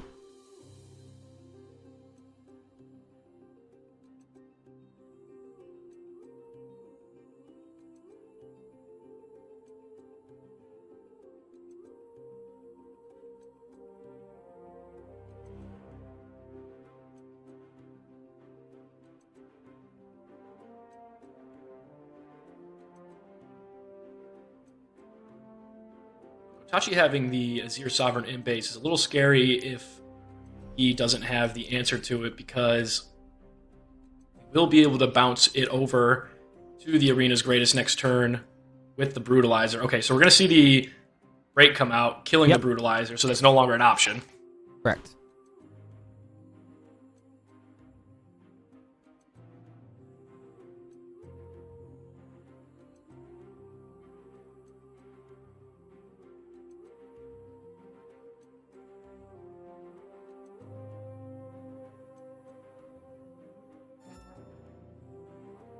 Yeah, he's just going to leave it at that, pass his turn over. So he could be holding on to a couple Defies or some kind of On Guard, pump spells. We're at 7 runes for the Azir player. We do have the Arise in hand. However, we have 1 gear, so it's going to be not totally useless, but not great.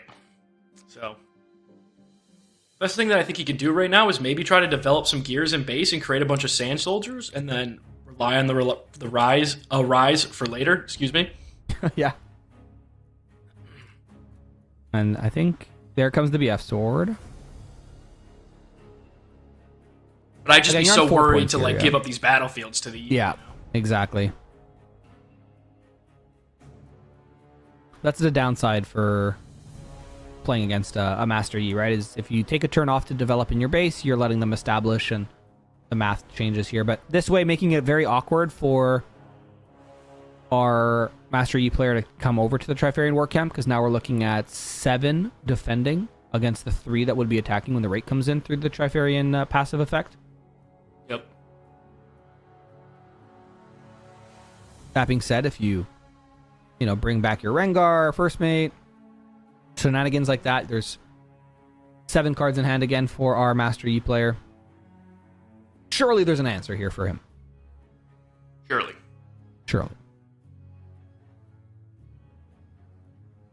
Scuttle Crab, Like maybe looking for Scuttle. it. Yeah. Draw, why not?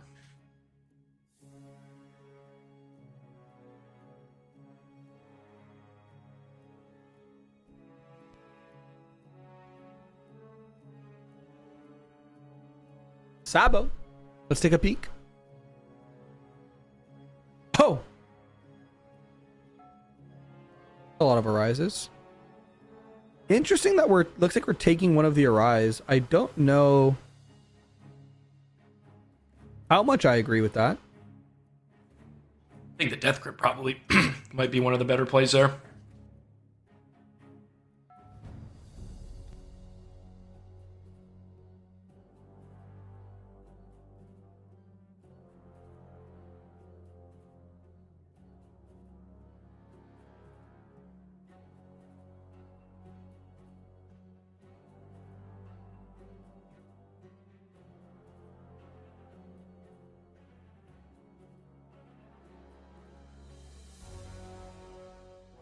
Yeah, I think I would have done Death Grip too. Unless there's no way for you to take this Trifarian, because if there's a way for you to take this Trifarian, you're then at 6.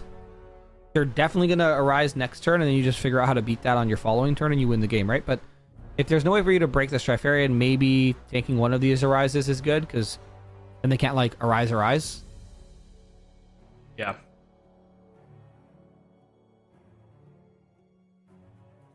Does have 4 more runes up. He has to get over 7 in the Trifarian War Camp. He will be at 3 with the Rake. So 2 Defies or 2 Disciplines won't save him. Punch first now. We'll get him even. No, he'll be at 8 with the punch. Oh, you played 2 Sabos. Oh, maybe my feed might have bugged. I'm looking. Oh, yeah, move the Rise to the bottom, move the Rise to the bottom. Okay, yeah, double Sabos good. Yeah, never mind. All good. Carry on.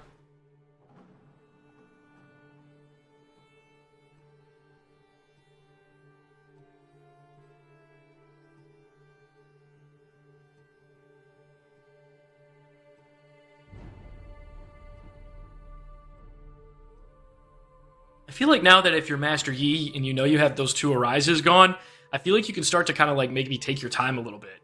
Because now even if he starts developing a lot of gears, you're not, and we saw in his hand, I don't think he had any. It was just the Death Grip and something else I already forgot. But yeah, there's nothing too scary now that you really have to deal with anymore. No charms or anything like that. So if you could play something for 4 here and just start creating might in the base while keeping the hold on the Rengar, he is up in points with the hold on Rengar.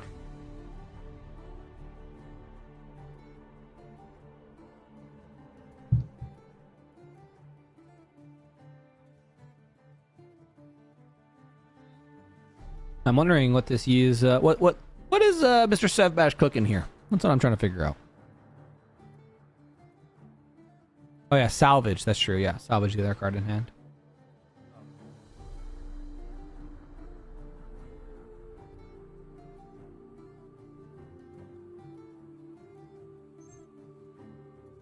Well, he could draw off the salvage. That could maybe help a little.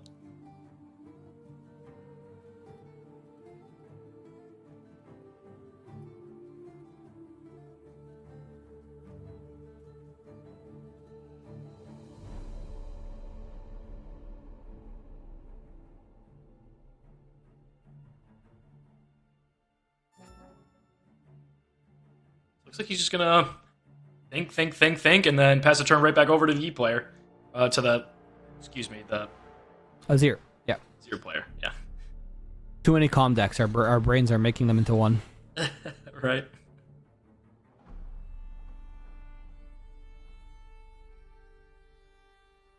They're playing on Rift Atlas, Catrin.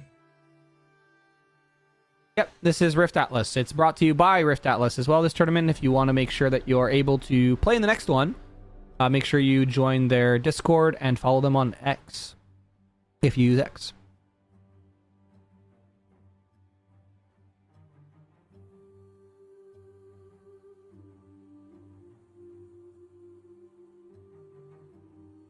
So we know that Salvage is in hand, which is a dead card. We drew 1 mystery card. Both the rises are to the bottom.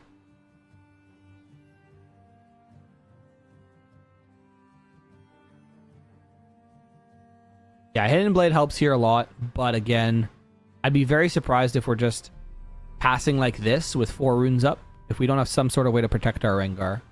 Probably at least 1 Defy, I'd have to guess, but...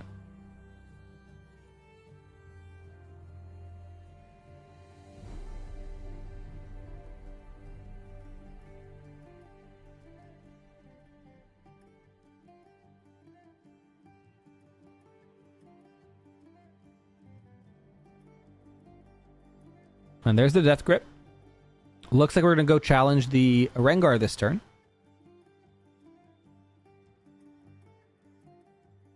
That's going to make our Sand Soldier at 8, I believe. 4, 5, 6 on that battlefield, right? Oh no, 5, 6, 7 on that battlefield. Oh, For the yeah. Cypherian. Yeah. 6, 7, yep. Oh. Our producer's trolling us.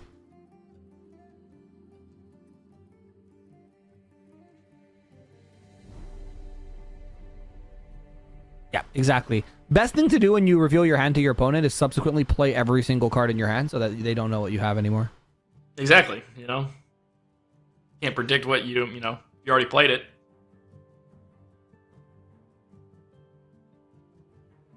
So it looks like the Master Yi player probably has the Defy in hand, if this is what he's thinking about. Yeah, this is way too long to think if there's no Defy.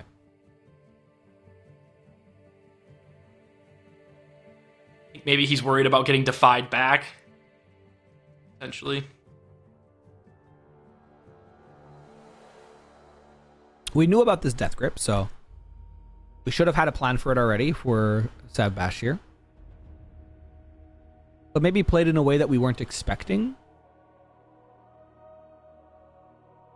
There's Defy going to come out.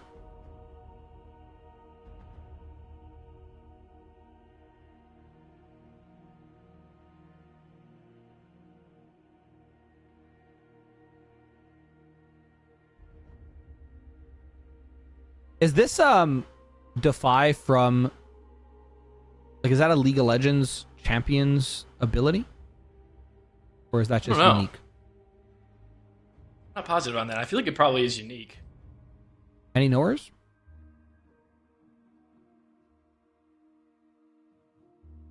Defy's unique. Thanks, Thug Muffin 10. W name. Salvage to draw here. So not a dead card, never a dead card, because at the very least it did get errata. Say you may kill up to 1 gear, draw 1.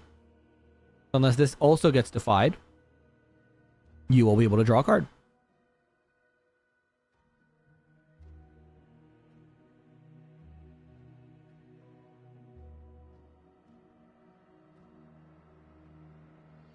So 2 mystery cards in hand now, right? Because the last 2 cards were Salvage and Death Grip. Yep. So looks like Gotachi was taking a page out of my playbook, where it was just play everything that's in your hand that they know about so that they don't know anything in your hand anymore.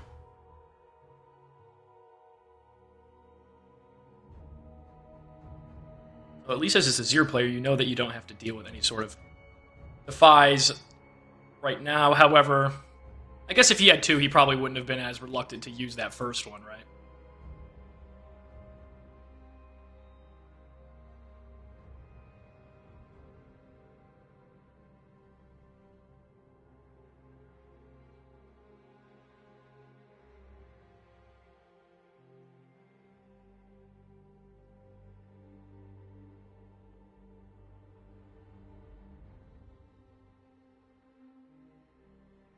Definitely one of those games where you have like long turns of thinking.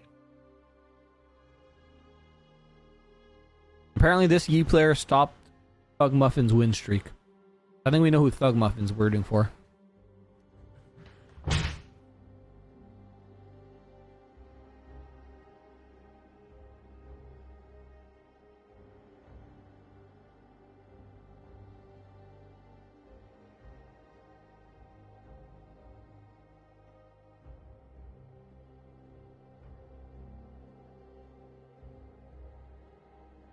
This is a very long time for a game. I mean, he did mention in chat he needs to think a bit here. So, again, we're this isn't the turn, but it's like the turn before the turn, if that makes sense.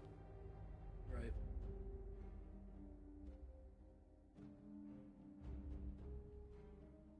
We're behind on point tempo here. As if we pass back, our opponent will be on 6. They could just bring back the Rengar and then establish some sort of board and go crazy. And all we can do is go to 7 on the following turn. But yeah, I think at this point, our Azir player does need to take a game action, but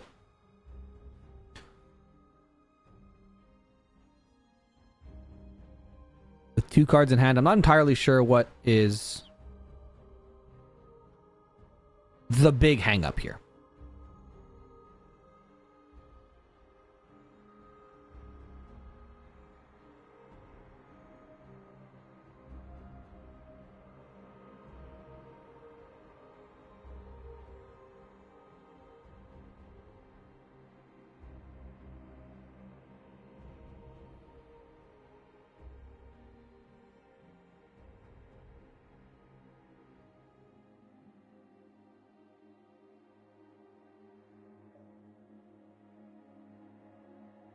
I don't know if we have any Hearthstone knowers out here, but remember the old burning rope? You take too long, the rope burns, and when it goes to the very end, you has your turn.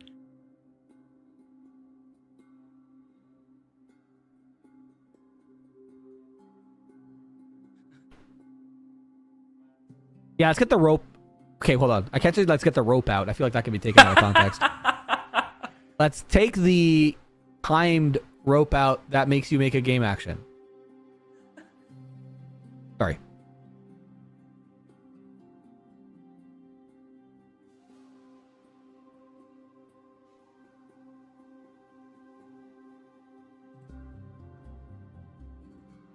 I wouldn't be surprised if we see a judge get involved here shortly for at least a slow play warning for our Azir player.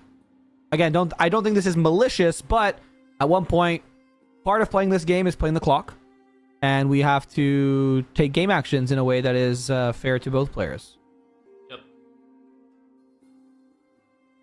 Yeah, see, my boss in the chat just said wild comment. That's it, I'm cooked. I'm never getting hired again.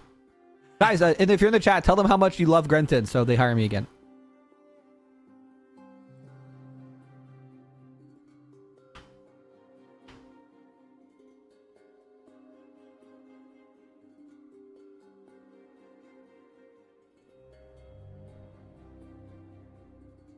It looks like he's just going to move the Azir Sovereign up there and then equip the shield, I believe that was, and then we're going to get the Charm in. There's a And he gets Defy. Defy.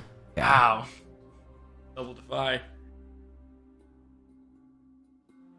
Yeah, there's still... So this that table last did have a time extension since they are our feature match, and us casters in production, we needed a little bit of a break because we went back-to-back for the rounds. So time in the round was called about 55 seconds ago. Let's say a minute ago. This table has a 7-minute time extension. So in about 6 minutes, they'll be in turns. I do think we're going to probably see a natural conclusion to this game before then. But regardless, we want to make sure that both players are taking game actions at a reasonable pace of play and, maintaining that throughout the series. We talked about the one turn, quote unquote, like the turn. And I do think that might have been it for Azir, perhaps, but with 2 cards in hand, there wasn't a ton of decision points that you had to make. And now our Yi is going to go to 6 points. Only 2 might technically in the base for our Master Yi, but anytime your opponent just asks you to confirm might totals of your units, I get a little nervous because that means, okay, well, he's already thought of the line. He just wants to double check, right? Measure twice, cut once is what I've said all day. Yeah, definitely. So he's probably thinking that he's got some sort of way to get over it, or he's already thought about it. So yeah, it's definitely scary to see that.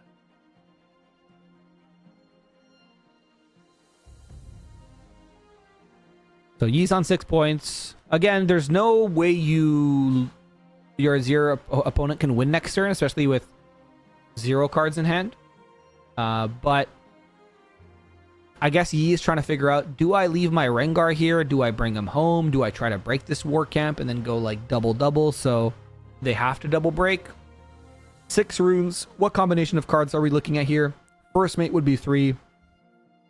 If we want to bring our Rengar over, then we could, if we punch first, we clear.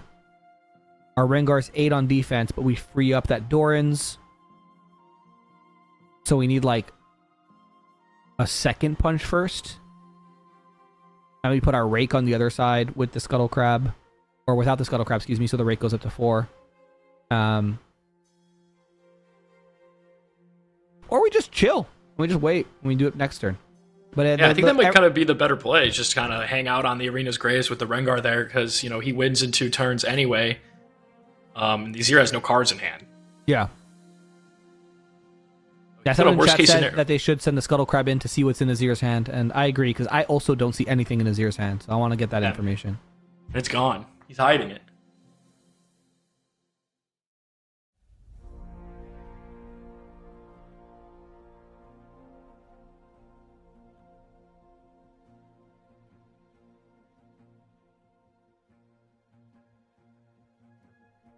Alright, so the Charm is going to come out. Gotta be careful, you don't want to charm the Azir, because then you're going to bring all the Sand Soldiers with him. Yep. That will get rid of 1 Sand Soldier.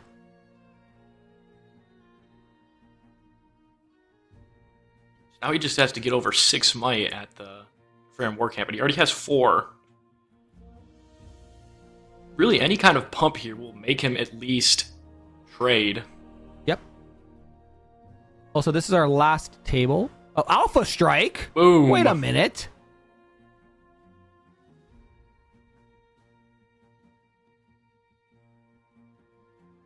I would put the crab there, I think.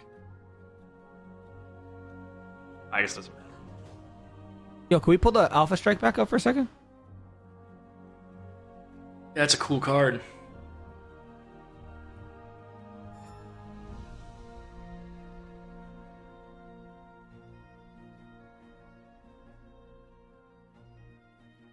Now, what can Azir have here that does anything? He could somehow have his other Arise. Did he already play one this turn? This game? I don't believe so. I think both of them got recycled. So yeah, Alpha Strike just acting like a big challenge there for our Master Yi player. Using it on Rengar. All right, Such a good card here? into Azir for sure.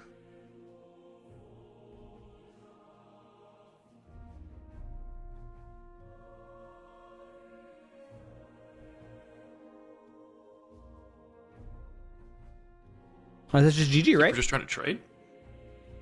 Oh, never mind. He has the punch first. Oh.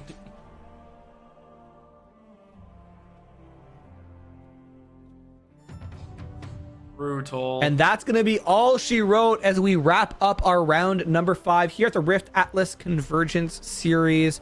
Master Yi, the Wuju Bladesman, the villain of Unleashed, as dubbed by Grenton, takes it. So one of our 2 Azir players who are undefeated, or is no longer undefeated. Actually, let me go take a little peeky at the standings.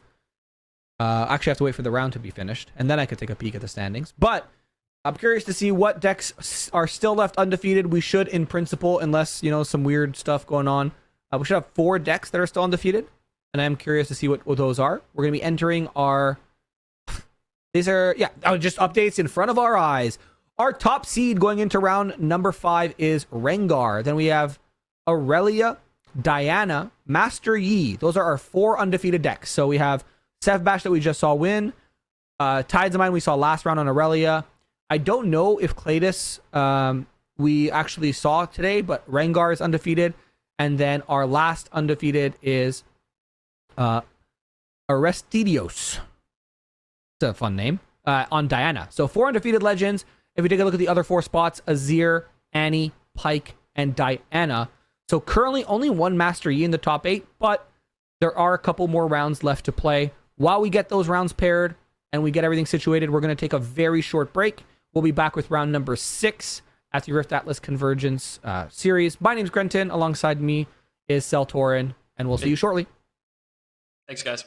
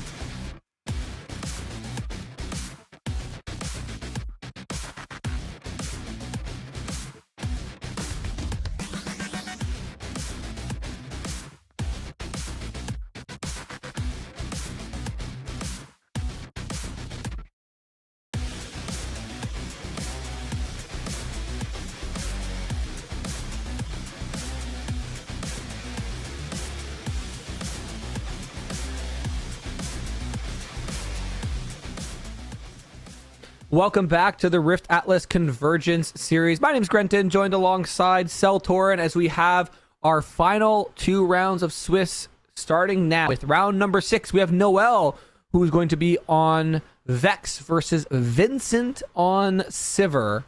So Noel we haven't seen a Vex and we haven't seen a Sivir yet. And obviously, for those of you at home, get excited.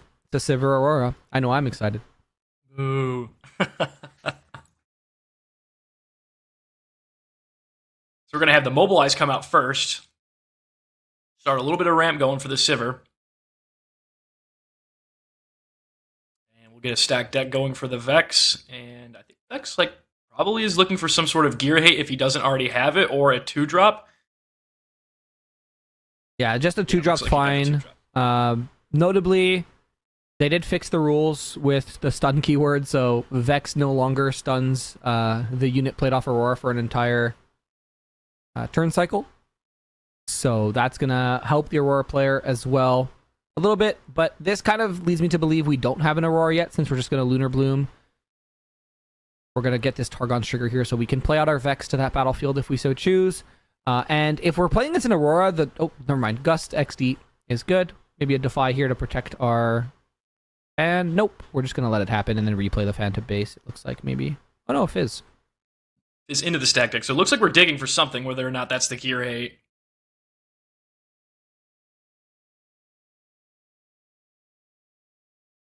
I mean, Fizz stack deck totally stack fine. Deck. Yeah, there we go. Noelle's got it. She's on top of her Fizz, putting that stack deck to the bottom of the deck. Gotta love it. But what I was saying is, the name of the game is, if you're going to be playing against an Aurora, is try to just, especially in a purple deck where you can get tricksy with it, you want to stack in one location, either your base or a battlefield, right before they're going to deploy their Aurora. So as long as they don't recycle this turn, their next turn, if they have an Aurora, will be their Aurora turn. So you want to make sure you're not spreading out your units. They're definitely going to have an Aurora, at least Aurora runes next turn. The Defy coming out here, I'm not sure how much I love, but I mean, the Lunar Blue means we probably don't have an Aurora. Harrowing in the main deck, interesting. And I'm curious, I'm just going to take a peek at the list. I'm not going to spoil it, but I'm curious what kind of Aurora we're playing here. Because there's 2 Sivir lists that are going around.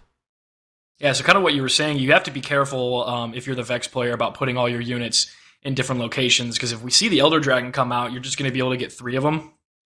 So you're going to want to just either stack the locations that you're going to be at and just kind of heavy commit. Yeah, and this is exactly what we want to see. The Sona getting played out, readying the runes, recycling 1 for some sort of protection, or maybe a Zonia's or something like that. We're going to see the Dazzling come out. This list isn't the new Baron list. It's actually the 3 Elder, 1 Mind Splitter list, which was the original one that we saw most people playing. We're going to find that Elder Dragon, and that's going to probably look to take out the Sona, if I had to guess. Maybe we're going to see the hidden card get played here if it is a Zonia's or something. Oh, a Star-Crossed is great here. Okay. Gonna bounce the Fizz and Elder back to hand. Notably, this trigger will still resolve, so Sona will still take a point of damage. However, Elder Dragon is not in play, so lethal isn't modified to 1. And we're going to be able to have some fun. We get a Vex Gloomfist trigger, ladies and gents. Let's get a little poggers in the chat. Get the double draw off that. Yeah. Pretty good value for the Vex player. That's one of the best parts about Starcross, personally. If you're playing against a Aurora player, you could just pretty much use Starcross to bounce back the Elder Dragon and have the recursion with Fizz and just kind of try to save yourself that way. You don't really have to worry about, having all of those gear hate. So we are going to stack deck for something. Play the Fizz at the Targon's Peak. How about another or stack another deck? stack deck? Yeah, we're just looking. That's kind of the name of the game in this matchup. You just, you got to have the Vex player's got to find his gear hate, or he's got to find his Starcross. He's got to have ways to deal with these Elder Dragons coming out, or Barons, or, whatever the Aurora player is running. I'm looking at the deck list here for Vex. I don't see much gear hate at all, even in the sideboard. So this can be a very interesting best of 3. I was told by production that Noelle audibly said, "Oh my god," when she found out she was playing against an Aurora. So perhaps not really prepared for it, wasn't expecting maybe a lot of it in the field, and decided to tech her deck in a different way.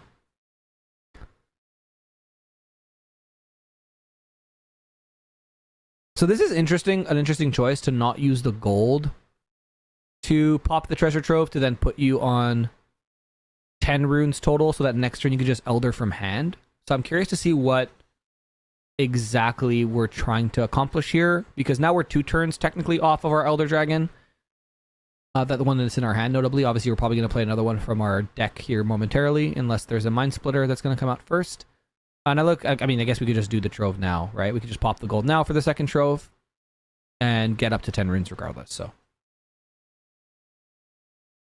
Yeah, and that's the thing about Aurora is you end up playing the Elder Dragon with the Aurora, and then, you know, if it gets bounced back with a Fizz, or if you're able to send it back to hand, however, you know, chances are he's going to be at pretty high runes, you know, mostly throughout the game. So you could just end up playing it straight out of your hand and get the same effect, so.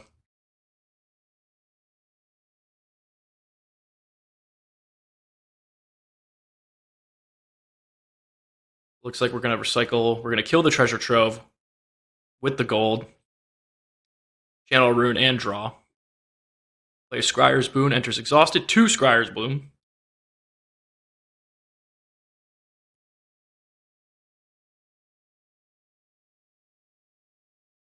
Ooh, a Fury of Blades. Okay, so that's going to be pretty good, assuming that we do end up getting the Elder Dragon at the end of turn. You have to stop this from going off, because if you don't, your stuff will just die instantly, and you won't have a window to respond. This is your last chance to respond to anything, and now they just died.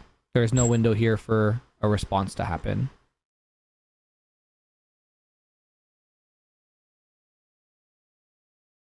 They will die, for those of you who are asking why, they will die from the cleanup of the Elder Dragon unit itself resolving and entering play. So they die before the When You Play Me trigger actually even goes on the chain, so there's no window of priority that is passed. So the players will just die here.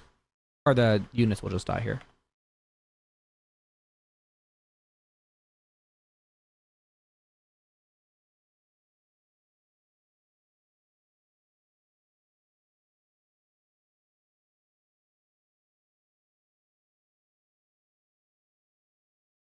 Looks like we're doing a little bit of thinking on the Vex side. I don't think he really has a way to do anything here, right? They're just dead. Yep. For sure. They're dead for sure. We can't even flip the hidden card at this point, by the way. The hidden card will also go to trash.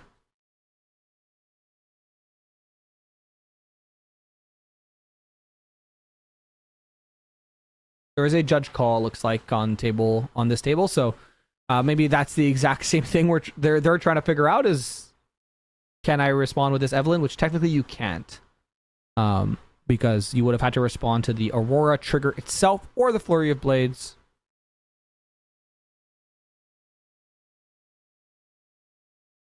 And they will just all die, correct. Yeah. And this is kind of the door slamming shut a little bit for our Vex player here, it looks like.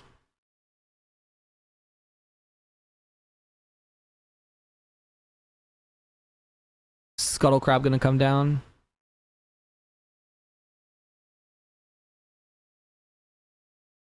And a fan. So 1 dragon in hand, 1 dragon in play. There's now a 50-50 chance we're going to see a Mind Splitter or an Elder Dragon next. The cool part of Scryer's Bloom is it allows you to sculpt the top of your deck. So you can take a peek. Let's say these 2 cards are Elder Dragon and Mind Splitter, and you really want to hit the Mind Splitter now. You can just put that, put the Elder Dragon on top, draw it, and then play the Mind Splitter, or put it to the bottom and draw the card that you want. Since we left one on top, I'm actually curious to see if we're going to see the other Scryers get spanned. It looks like we are. We're going to spin the other Bloom, and with that top card we put on top. So maybe we're going to leave it there, draw it, and then leave the second card either on top or bottom, depending if that's something we'd like. Looks like we're going to recycle that second card, draw the one that we left on top from the first Bloom, and now the top of our deck is mystery, but we're about to find out what it is. We're going to channel 1, draw 1. So we've drawn 3 cards so far for Sivir. Big Elder Dragon in base. And Sabotage, we're going to take a peek. Oh, yeah. 2 Abandons, 2 Boots, 2 Mute Mausers, 2 and an Evelyn. I think you'd probably take the Abandon here. You don't really care too much about the Boots. Just getting more counter spells out of their hand is probably good here. Yeah, I feel like the Vex player is kind of in a really bad spot right now. He's not in a position to get any holds, really. He doesn't really have any strong units in base either. So they really just have to kind of, I don't know, like, I guess maybe develop units. I mean, I took a look at the Auroras- deck list. I don't think there's a way here where our Vex player can come back, unfortunately. For those of you asking, why did the Elder Dragon kill both units? So before the Aurora triggered, Vincent played Flurry of Blades, so marking 1 damage on each unit at a battlefield. How units resolve in this game is they become pending chain items, and then once they finalize on the chain, they instantly resolve. Then the game performs what's called a cleanup after every chain item resolves, and during that cleanup, the game checks to see if any units have lethal damage marked on them, and this is before the Elder Dragon When You Play Me trigger actually happens. So because the dragon is in play and changes lethal to 1, the game will kill any unit that my opponent has, if I'm the Elder Dragon player, that has 1 or more damage marked on it, and it doesn't create a window of priority, so you can't play anything from hidden, you can't play, a Star Cross or anything like that at this point. It's too late. It's something you would have had to do either in response to the Flurry of Blades or in response to the Aurora itself triggering. Get your notebooks out. Yeah, I'll tell you, I'm taking notes. I have a dedicated note taker. Hell yeah.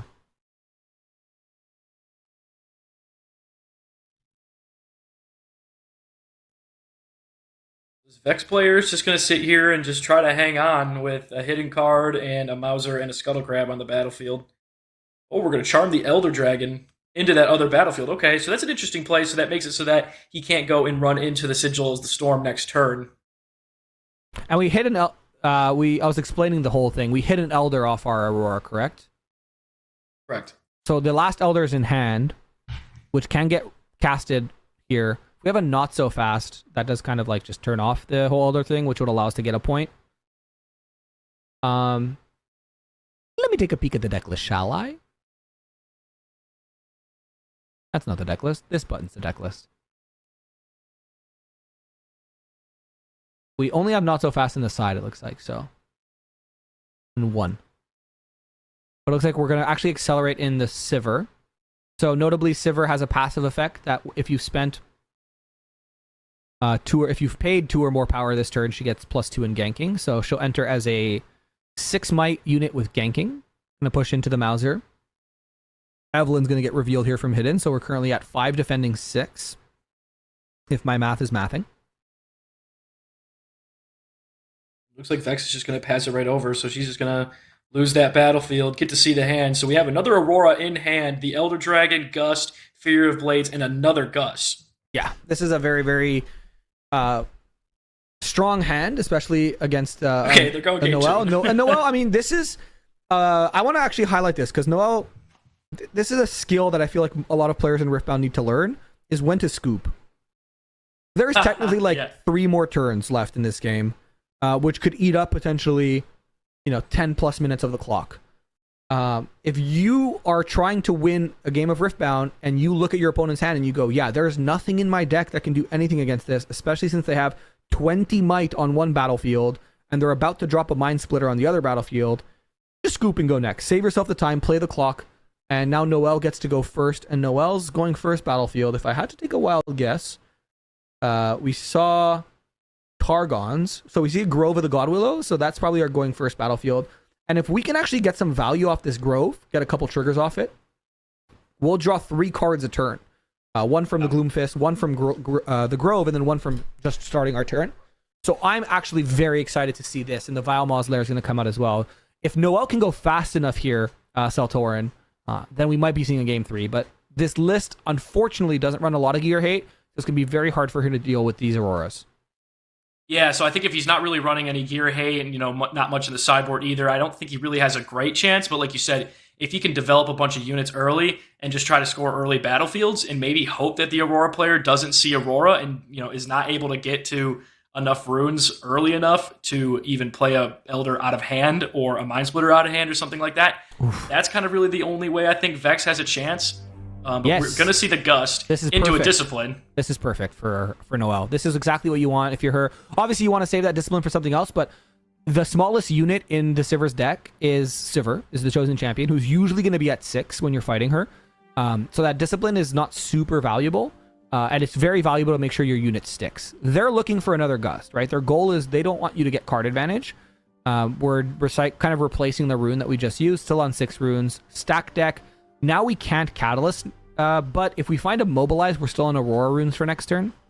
However, if there is a Define hand or even an Abandon, that's more than enough to kind of slow down this this deck. So Mobilize, do we have anything to stop this? No, we don't. Looks like it's going to get approved, which means Aurora's landing next turn. We're going to get to draw a bunch of cards here. So 3 cards drawn, 6 runes available. But again, unless there's a way for you to deal with the Aurora that's in hand, it's going to be already an uphill battle. We only have 2 points. Ideally, we would have preferred to be a bit higher, maybe at 4 or 5 points, so we can try to squeak out a win. But we'll see what Noel has to say about this. Just gonna looks like just playing Vex Apathetic and hiding a card. So not the ideal play. I mean, potentially.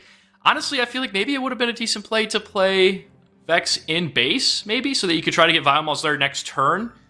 But, you're going to end up getting hit by the Aurora here, and then the Elder, and then you would lose both units. So actually, I don't know. It's just tough matchup. Yeah, there's the Elder Dragon. If we have a Not So Fast or something, then we should... Oh, killing the Overzealous fan is interesting.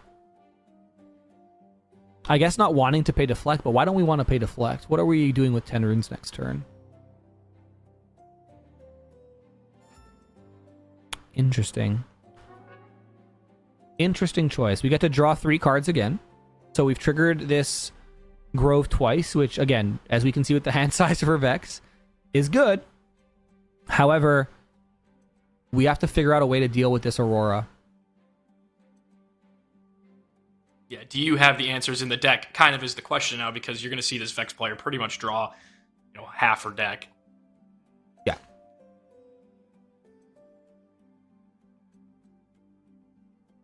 Now it's Vex's turn to stack deck here a little bit, dig for something. But again, like I mentioned earlier, it's going to be very hard for Noel to get a win here because I don't see many. The only gear, quote unquote, hate I see is Factory Recall in the deck list. I don't see anything else that actually deals with gear. And I don't think Factory Recall is like a super good answer to it anyway. It's No, just you just sending put it back to in the hand. Yeah. Yeah.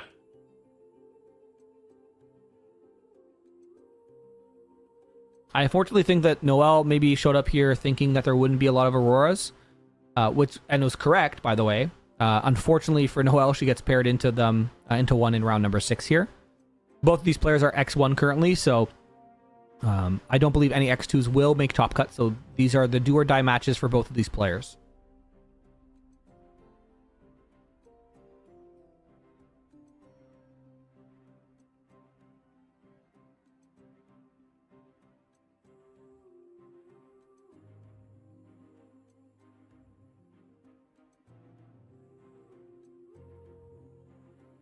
Looks There's like we the are Factory going to play the Recall, yeah. Factory Recall. Okay, sending it back to hand. So I guess that will make the Aurora player go down 2 more orange runes, 2 more body runes just to play it. Well, So- they have the gold, right? So they'll only kind of go down 1. But again, all you really... Like, is there a way for you to deal with this Elder Dragon if it pushes in? I'm trying to think.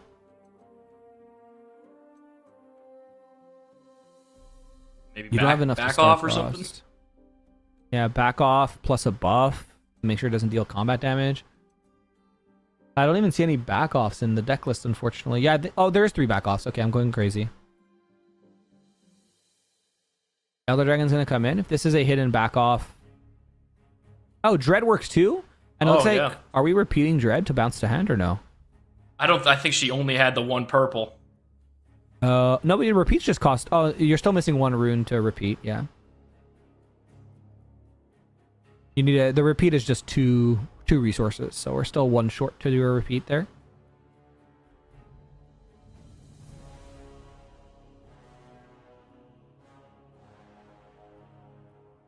So yeah, there goes the Aurora again. Getting another gold from the Sivir Legend ability. I guess you're kind of spin the hoping wheel. to hit a Mind Splitter here so you can, live to fight another day. Yeah.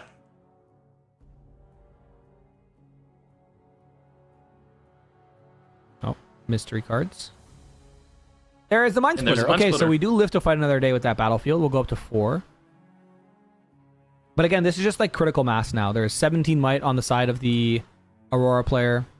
Yes, they pretty much did nothing this turn except for swing an Elder Dragon in and play Aurora. But they're at 0 points. You're at 4. I haven't seen... I think I saw last rites get recycled. So if there's a way for you to kind of deal with these units specifically, then it might not be the end of the world, right? As you can deal with these units, and it doesn't matter, right? If you let the Aurora kind of stay around.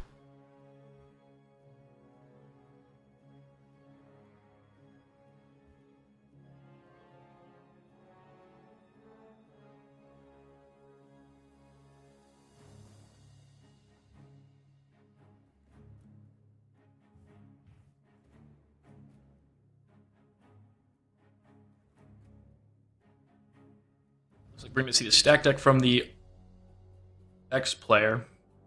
Not really sure what they can search for. Could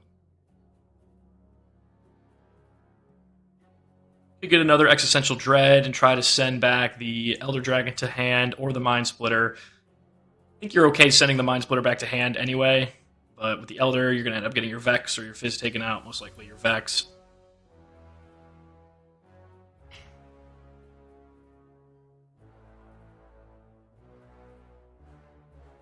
Starcross Fizz into Recall, maybe? Yeah, Starcross the Dragon into Factory Recall.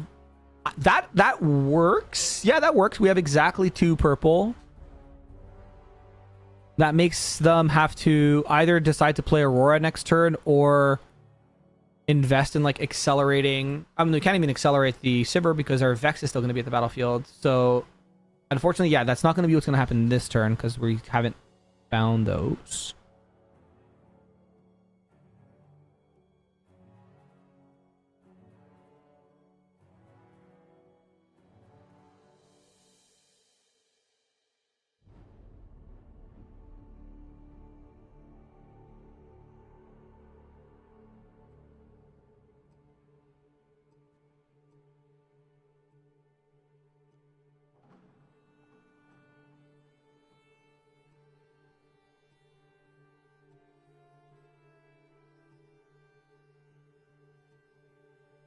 I don't know. Personally, for me, I feel like I got to root for the Vex here. You know, you're a little bit of an underdog going into this match. You know, don't really have any, sideboard cards specifically for it. Didn't think you were going to be playing into many Auroras.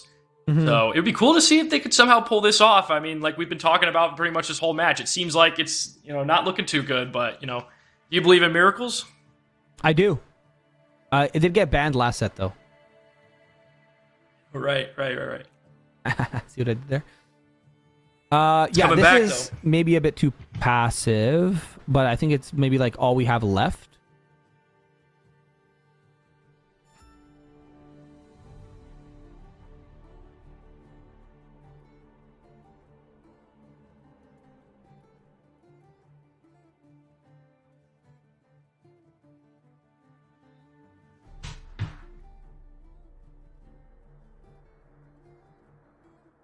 So we know we're 100% getting an Elder off this, unless for some reason both Elders are in hand. Isn't Splitter stunned? No, they fixed the rules on that. That got fixed with the rules update.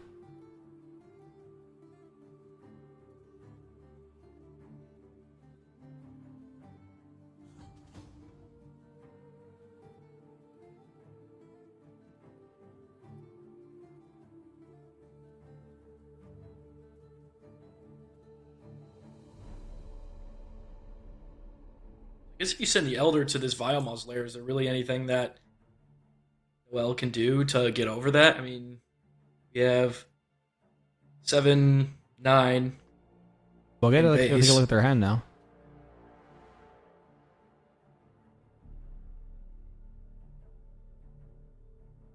The bans and erratas are not in effect yet, but the core rules got updated as of the 17th, so they are in effect. If you go to the Rules Hub website and you click on the rules document, it brings you to the July 17th version, which means that is the active rules for the game.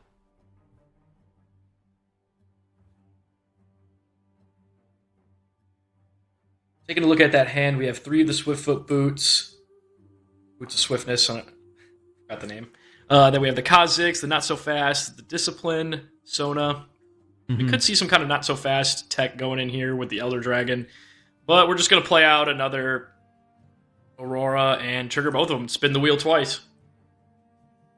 And we're going to hit the Elder Dragon up first. So looking for targets for that.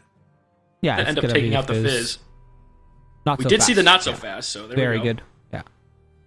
Yeah. Technically, yeah, sideboards are quote unquote legally to be 10, but since this tournament was like a few days, like literally 2 days, 3 days after the rules came out, players obviously didn't know that this was going to happen. So for this event, there are 8 card sideboards. So there we go with the other Elder Dragons. Now all Elder Dragons are out in play, so that's a good thing for Noelle, maybe. Now she doesn't have to worry about them anymore, at least coming from the Dazzling Aurora, but no more surprises. Actually, correction. I was incorrect. The rules effect are in July 24th. I just double checked the article.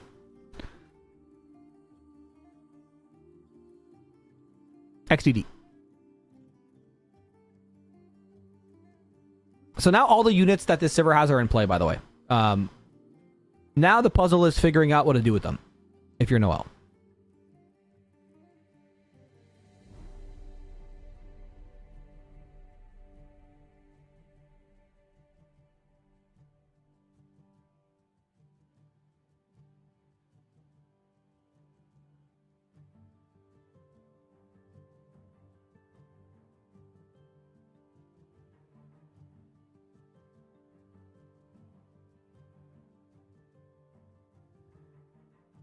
Looks like we're going to go on to the Viamal's Lair with the Scuttle Crab and the Sona there, so we will ready for runes at the end of our turn.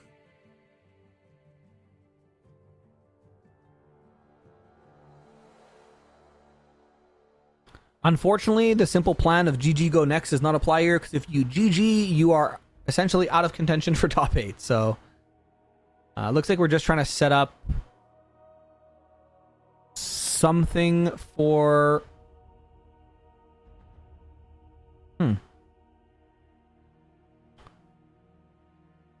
I'm confused, but I'm curious what we're cooking here. Channel 1, draw 1. Essentially what this card reads at this game state. Yeah, it'd be cool if we found the Fury of Blades here as the Aurora player. Just take out both those units right now. Abandon, saying if you want to do it again. It's interesting because we see the main deck abandons and stuff, so I'm wondering if Noelle maybe assumed that there was going to be more Lux players. And not a lot of Aurora players. Even more card draw from the Aurora player. Yeah, so Downwell would go absolutely crazy here if you had it.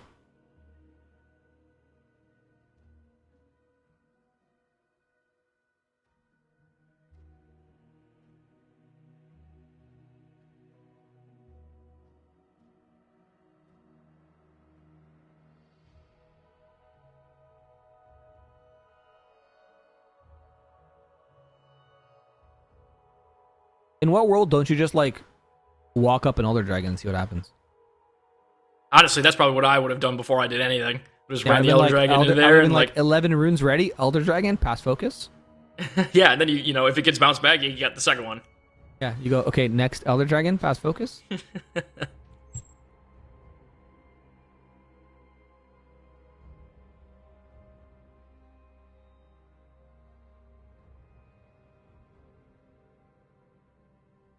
Yeah, there goes the Elder Dragon into the Viamal's Lair. Pass focus over to the Vex, so... And it looks like she's just going to pass back. Yeah, and that's going to be rough now, because you're not really seeing a battlefield ever again. Oh, that's interesting. I just realized, because someone in chat said it, I don't think we had a Victor sign up for this event. Huh. Could be wrong. Let me scroll.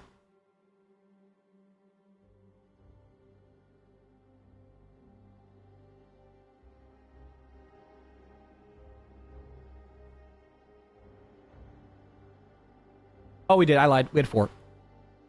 Carry on.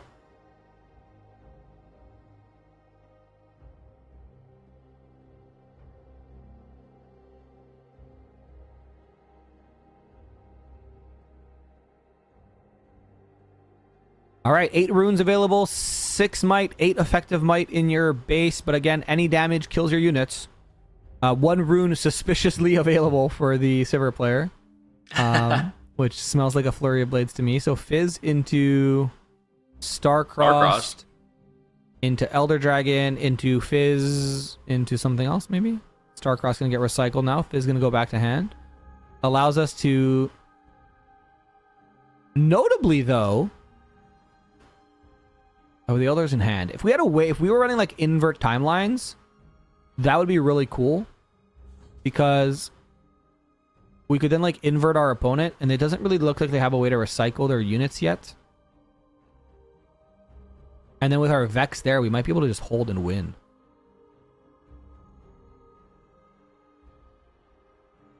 Yeah, we are at 6 on the Vex, so we have a, we do have a shot. Chances there.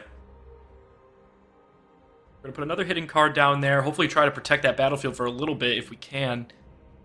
Maybe some kind of back off, or back off is probably the best bet. Now Sivir gets to draw an extra card because of the growth. But I mean, this growth put in so much work for Vex this game. I think giving our opponent 1 or 2 is not the end of the world. Fishing for a flurry probably is our Sivir here.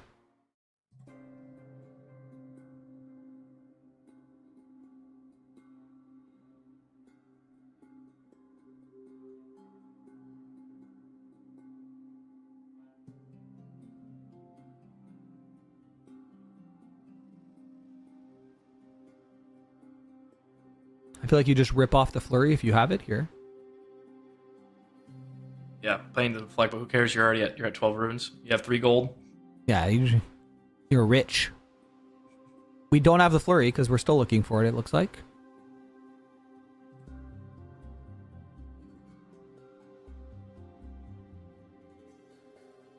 There it is. Nope, I lied. We're still looking for it. Chance?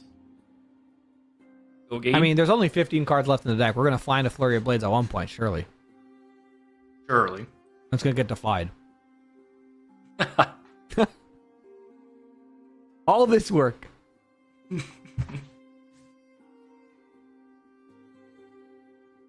Gust. Okay. Moving the fan. Not so fast, probably. Or Discipline. Oh. Oh, this is nice. Gust again. Hey! That's fine. If that's a hidden back off, that's not the end of the world, right? Because you just back off the Elder Dragon and keep our Vex safe. There's no units left in the deck for our Aurora player. So 2 Auroras in play, kind of useless. Just big paperweights. Now, are you required to do the Aurora trigger at the end of the turn anyway? Yep, or? technically.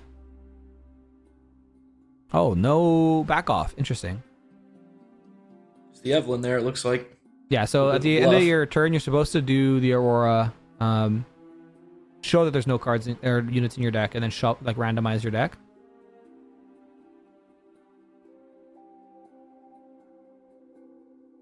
So what I usually tell players, if I know their list and I know for a fact there isn't them, I just tell them to shuffle their deck.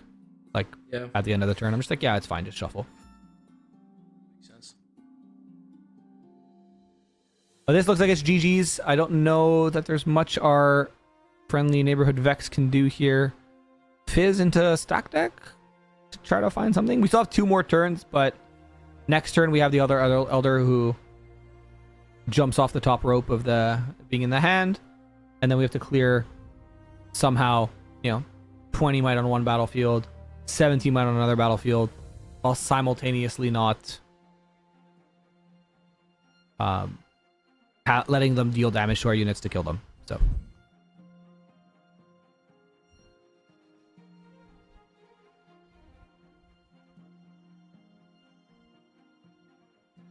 Kha'Zix's going to get naturally played out to base. Best Kha'Zix I've seen, but necessary Not the worst, one. yeah. Yeah, see, Downwell would have been great a few turns ago.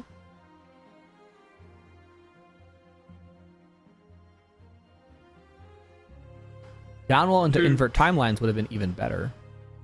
What are we really looking here for as the Aurora player? Nothing. Flurries would be good to have in hand, so when they push in, you just flurry on top of anything they do. Besides that, Sabo could be interesting. Or at the very least, if you're worried of them actually clearing your board, you want to find a shovel, the last right, so you can just put that down and use it to put those units back into your deck. But right now you're in a pretty good spot. They have to clear both battlefields. They have not a ton of might. There's the shovel that just comes out.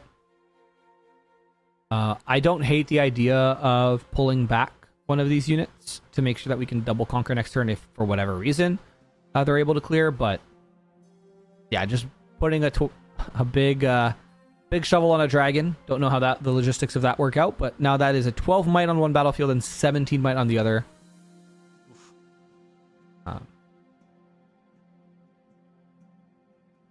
Looking at the deck list, it looks like there's no counter spells in the deck for our silver player.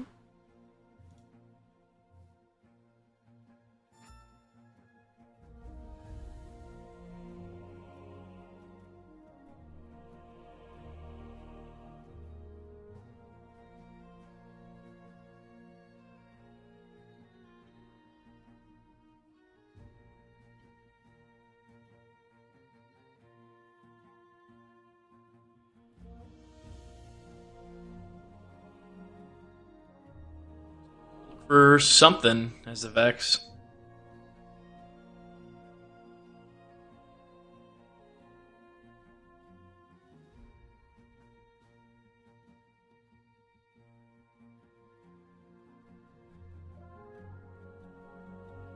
And looks like we get the GG call. Yeah. Gonna be GG's again. A very valiant effort here from Noel. Unfortunately, losing 2-0 against Vincent, but it's very tough, right? I was looking at the deck list for Noel, and she had a lot of good tech pieces for like Lux combo decks or for, Master Yi's and stuff like that. Unfortunately, you can't, even with a 10-card sideboard, you can't tech for everything, right? Like that's the reason why Aurora is a very beatable deck, is because they can't just have a bunch of 8 cards in their sideboard that they go, okay, cool, I'm playing against, this deck, I bring these 4 in. I'm playing against that deck, I bring those 4 in, right? You need to give a concession somewhere. And unfortunately for Noelle, her concession was, I'm only going to run 2 Factory Recall. I'm not going to run any other Gear Hate in my deck. And when you go up into an Aurora with no Gear Hate, especially when your opponent's hitting turn 3 and turn 4 Auroras, it's going to be really rough for you to come back from that. So unfortunately for Noelle, that's going to put her at X2, which, if my math is correct, is out of contention for top 8. However, Vincent Lin, with that win, that rhymed, will still be live for top 8. So what are your thoughts? I know you don't play Aurora Seltera and you're more of a Control Ezreal player, but kind of what are your thoughts on that matchup? Yeah, I think it's pretty brutal. I think, I understand the reason why Aurora isn't banned. I think it makes sense because, obviously it's not topping any events usually. Hasn't won a single RQ yet, so it obviously isn't oppressive enough to, like Master Yi is, to be meta warping in a certain way. But it does kind of feel bad to a certain extent when you have to go in and you have to, every player has to have a sideboard tech in their sideboard for Aurora. Yeah, I think the same is true for other decks, though. Yeah, we have Ash in the sideboard because it deals with a lot of different decks, right? We have, Thermal Beams in the side because, it deals with Aurora, but it also deals with Azir. So, I think that's just, a lot of people are playing this TCG as their first TCG. Someone like myself has been playing trading card games since I was 14 years old. I'm 31 now. I'm very used to having tech pieces in my sideboard for specific decks that are very oppressive. So for me, it's another day in the office. And what is another day in the office is our backup match, because both these players are still undefeated, so they're just kind of cruising through. We have Derek on Aurelia versus Cladius on Forbidding Waste. And it looks like a pretty big board state here from Cladius. Cladius actually winning game number 1. Aurelia is going to go up to 4-3 here. Looks like, but a very scary backline for the side of Cladius, because if we start thrilling that Bryn here, that's going to make it very awkward for us to try to keep our Aurelia alive. Yes, we're going to have the Aurelia just bounce back from both battlefields there and try to get 2 points in one. And take the Targon's Peak, so you're going to get the 2 ready units, 2 ready runes at the end of the turn. Looks like we had a Bryn here come out last turn, so I wonder what was up with that. Interesting to see that. Yeah. Looks like we're charming the Kaisa. Get rid of her.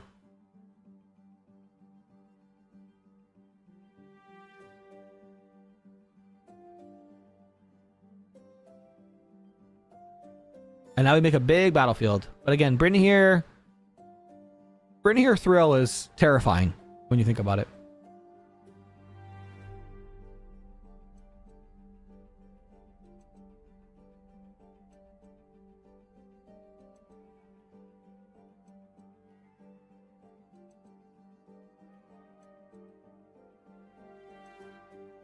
Eight runes, though. A lot of runes in play. But again, that Vex at the battlefield, you got to deal with her first. If you want to use any ambush shenanigans, or else they're just going to enter stun, do nothing. We're going to move the Inferno over the Forbidding Waste, go to 6. Again, that Irelia does have the boots with the fur. Therefore, that Forbidding Waste is not safe. We can't just stack there and try to, hold our way to victory. Going to play the Grim Apothecary, bounce back the Inferno. Give the buff to our Nidalee. So let's say we might go to fight off this Vex. Perhaps, it looks like. So we are at 13 if we send everything in. But the Aurelia player has 7 runes up, so...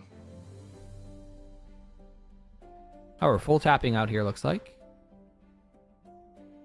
Rengar to base. Okay, we're just going to 6. And we're going to pump our Nidalee here again. But again, this is...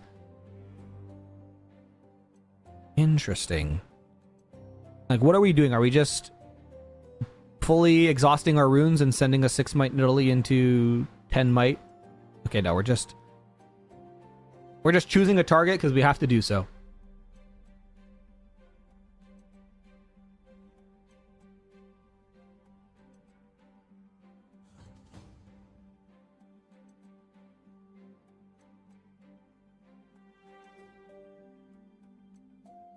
And there's the GA. Again, this is going to be the last turn of the game, most likely, for both players. Yep. Derek, unfortunately, unfortunately for Derek, but is currently 1-0 on this series.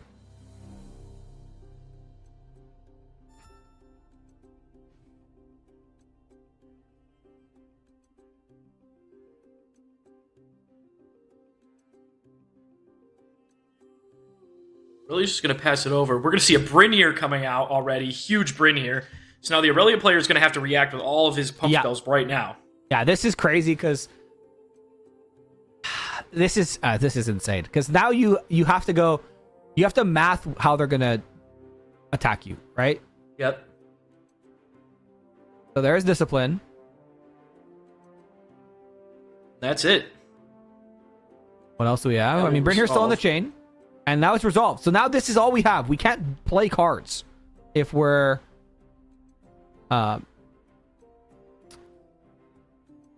Derek. Notably, if we're able to kill, we could just kill this Vex, by the way. We could just send in a 4-might, first mate, kill the Vex. And if we have a Thrill, now our Thrill's online. Our Inferno's also online, right? We can just send the first mate in to kill that. Our Apothecary over to kill the Scuttle Crab. Puts us to 7. That leaves us with more than enough might to win the game. This is just GG. Looks like we saw the Hourglass emote coming out. Maybe Relia was planning on reacting again to the Brynir? Ah, yeah. Thinking if I want to play more reactions. See, this is a bit rough. We're not in voice comms with them, or we don't really know what's going on with terms of communication, but I thought that I saw the player approve the trigger, but I could be wrong. I saw the same thing. Yeah. For those of you who don't play on Rift Atlas often, when there is a trigger on the chain, it appears on the right-hand side, and you have to manually approve that trigger. And then once it's approved, if I'm the person who controls the trigger, it'll say, Seltorin approved. And I'm like, cool, now I can resolve this. We don't see who approves what. We just see the big approve button, if I'm not mistaken. And it looks like the Defiant Dance is going to get played.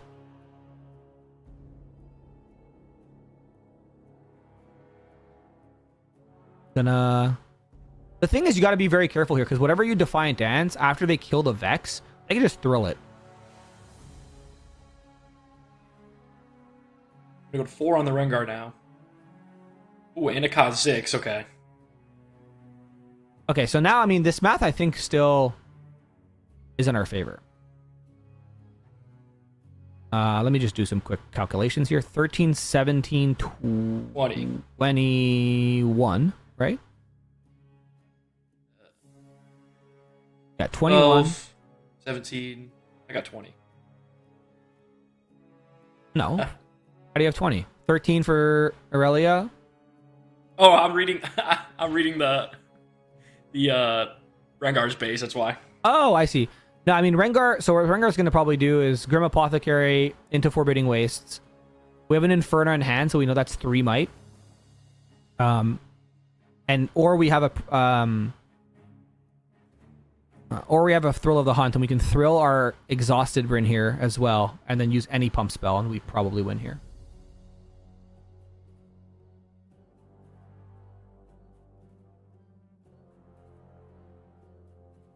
But again, we need exactly like Thrill, because I'm trying to think. We send the 3 over there. That leaves us with 5, 9, 13, 17. If we Thrill the Bryn here, that's enough to win. And if we don't, then we ambush in the Inferno and we full clear, so we need 1 pump spell. Oh, Falling Star wins us the game here, right? We just Falling Star the Kha'Zix? No, we don't. Yep. Do we? I think you could do either one. You could Falling Star the Kha'Zix or the Vex, even though you're going to pay the 2 for the deflect. Yeah, and 13, 17 against 4, 8, 12, 17. How do we win? Oh, no, it's just 17 against 17 right now. No, I don't know.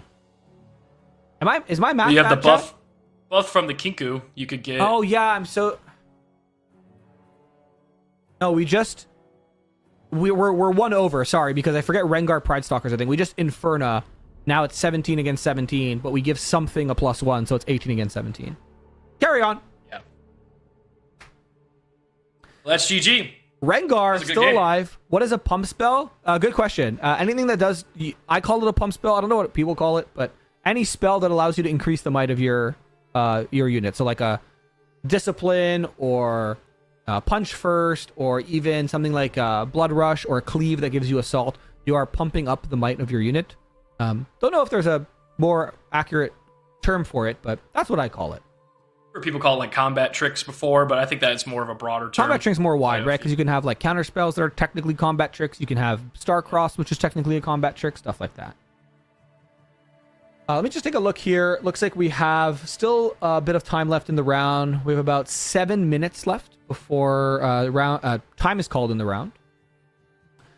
We had some pretty good games, right? Quick 2-0 from the Sivir player, and then Rengar actually beating Aurelia. So Rengar's hopes and dreams are still alive.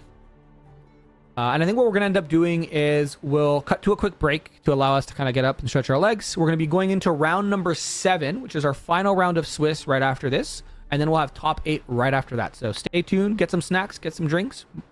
Grenton alongside Seltor here at the Rift Atlas Convergence Series, the first tournament. Thanks, guys.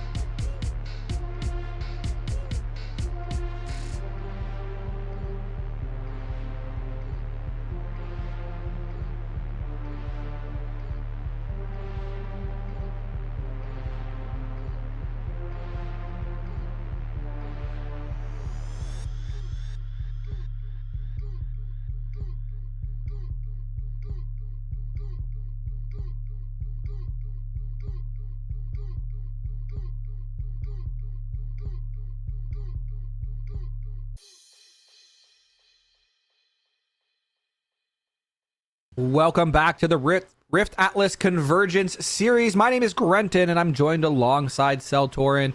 We are in our last and final round of Swiss.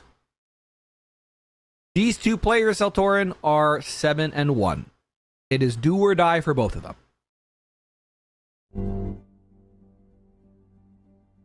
Well, yeah, let's see how it goes. We have Annie starting first here.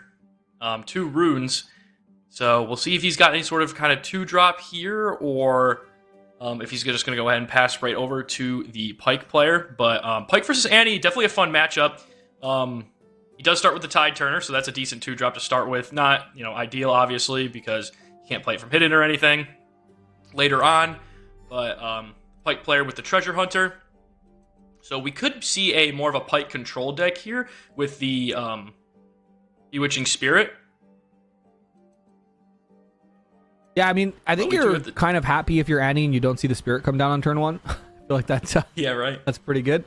Now we get to develop the Kaisa in our base, ready 2 runes, and kind of go next. Pushing up the Tide Turner here to the Seat of Power is not terrible. We can also then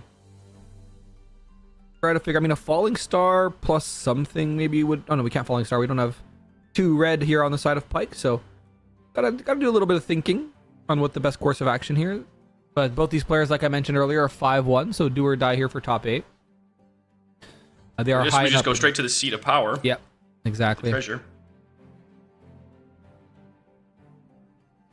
Using the Pike, we're going to bounce back the Treasure Hunter. Probably just end up playing him back in base again, or if he has a better option. Yeah, I think playing in base is totally fine, unless we have something better, but we have to always be careful about just, hard casting a Bewitching Spirit, especially against an Annie who could be running Falling Star, and just get rid of it. The way we're going to win against this deck is to kind of starve it of cards. Let me just double check on Harmony's list here. Yeah, it is the Spirit list, Pack Spirit. Yeah, kind of like control-y mid-range Pike that was popularized. Yeah. So we're going to get the Tide Turner in base, along with the Treasure Hunter, pass it back over to the Annie player, and we're going to take the Seat of Power with the Kaisa. So that's going to give us 2 draws, actually. One from the Kaisa Legend ability, the Kaisa Chosen Champion ability, and then one from the Seat of Power. So really good value there. Roll that right into a stack deck. So we're going to end up going +3 cards this turn. And it looks like we found what we wanted pretty fast there.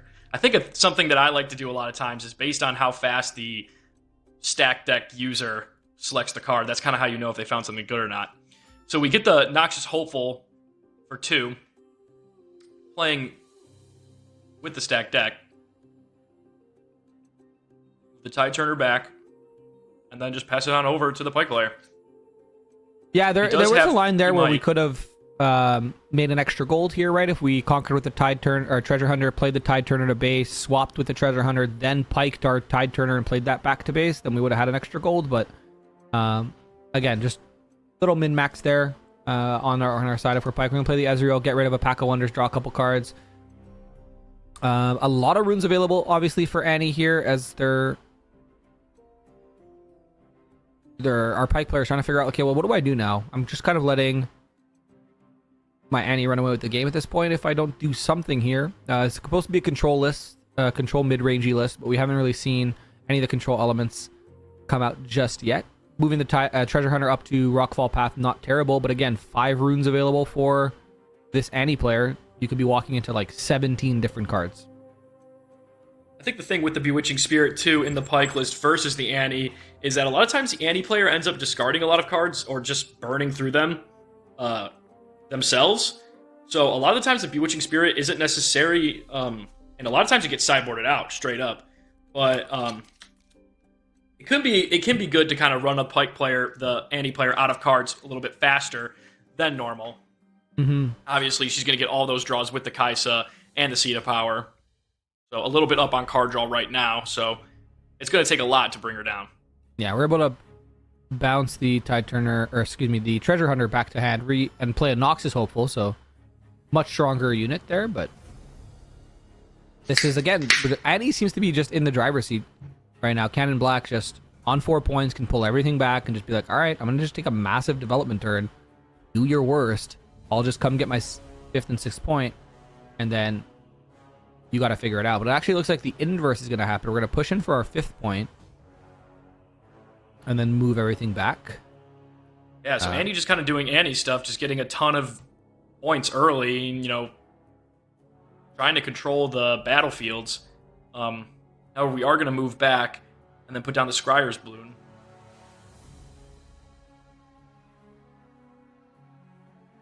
I'm curious about trying to go after this fifth point. Doesn't really accomplish anything unless we're trying to bait our opponent into an interaction. Again, quick drawing a longsword onto it. Now we're just kind of saying, okay, well, if you want to take this battlefield, if you want to go get 2 points next turn, you have to do it on my terms, so you have to send me your Noxus Hopeful. But at the very minimum, if you send the Noxus Hopeful, Annie has all runes available. Yeah, 7 runes for the Annie player, so if the Pike wants to get over there, the Annie maybe has something to deal with it. She does have a lot of cards in hand. We did see the Longsword already come out, which, like you said, is just kind of like, here, if you want to come into this battlefield, you're going to have to use something, or you're going to have to take some kind of trade. So I think that's kind of what the Annie player was trying to do with that.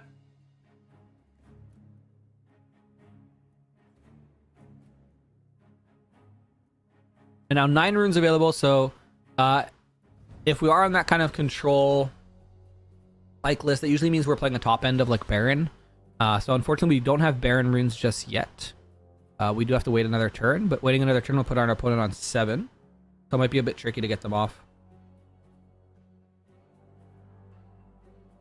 Yeah, I think even with the Baron right now, the way it is, Annie's going to still conquer both these other battlefields.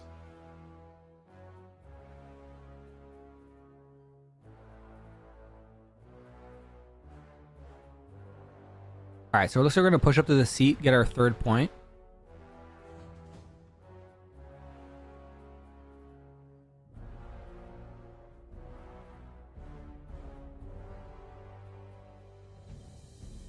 Six cards in hand now for the Pike player. Looks like Falling Star is going to come out using the gold. I wonder if we're going to see a double Falling Star here. That'd be... Oh, no, we're just going to double Falling Star the Kaisa, actually.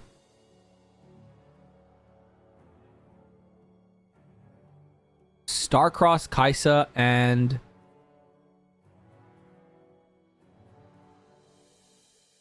Tide Turner? Oh, no, Noxus, I guess. So just replay that to base, kind of doing our job for us a little bit. Yeah, he didn't really have very many good options for the Starcross there on the Pike's units. He plays the Ezreal. Oh, so we do see the... Okay, that was out of trash. We bounce back the Ezreal. We just give him more card draw. We bounce back the Tide Turner. We give him potential to move around. Yep. So even though the Noxus, he can just end up replaying it again. It's probably just the best target that he had.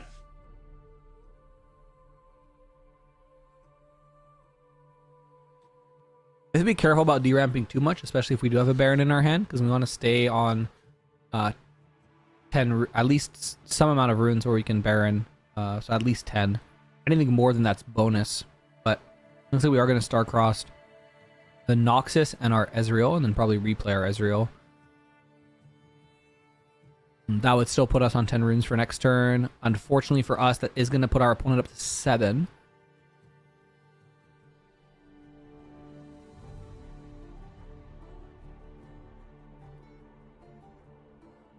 I have to be careful though, because now we're just an accelerated Kaisa.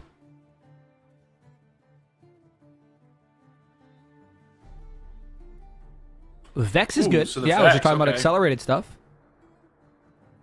And we are going to hide a card, so we're on exactly enough for Baron next turn with a hidden card. Can't accelerate the 9 to Kaisa. accelerate. Yeah. We could Annie Starcross, but that's very expensive to do nothing this turn. But we can Annie put the Starcross back in our hand if we need to. We could technically Starcross the Vex, then accelerate the Kaisa, but what is hidden? That we don't know. Looks like we're just going to take a peek at our deck first with the Bloom. Look at 2, and then decide where they go. We're going to leave both on top, it looks like, and draw 1.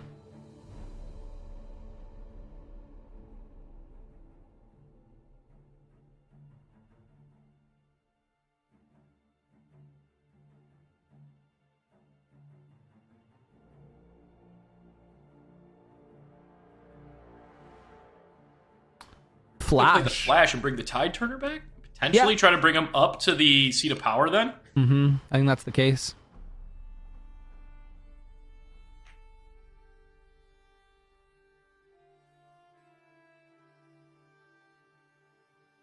My opponent just said 6-7. Call a judge, ban them.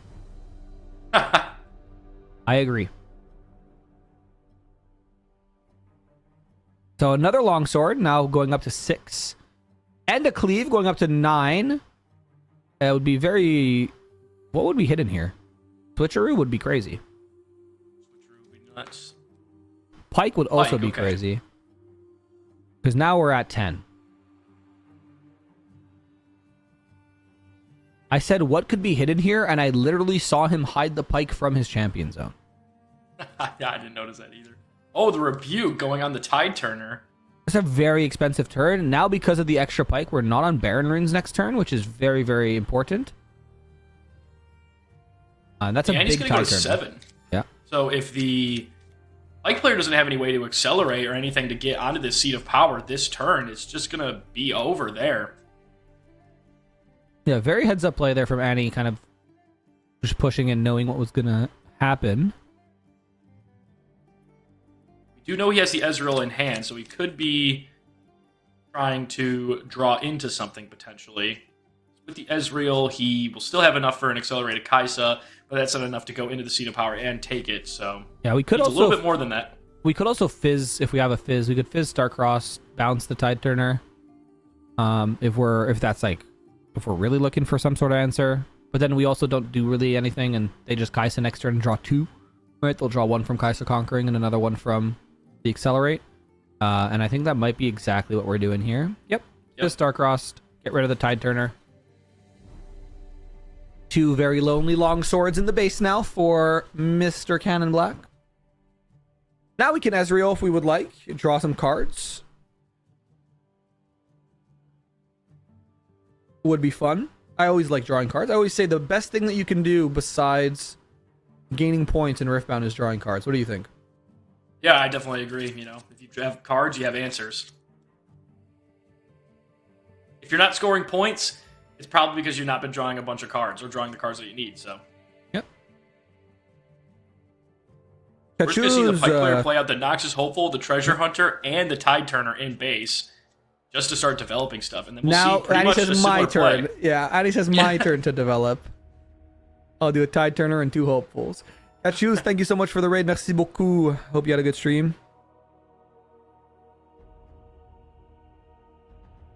Yeah, and the Andy player's got time, so he's like, hey, okay, you're going to develop, I'll develop too. So I'm at 7 points, you're at 3.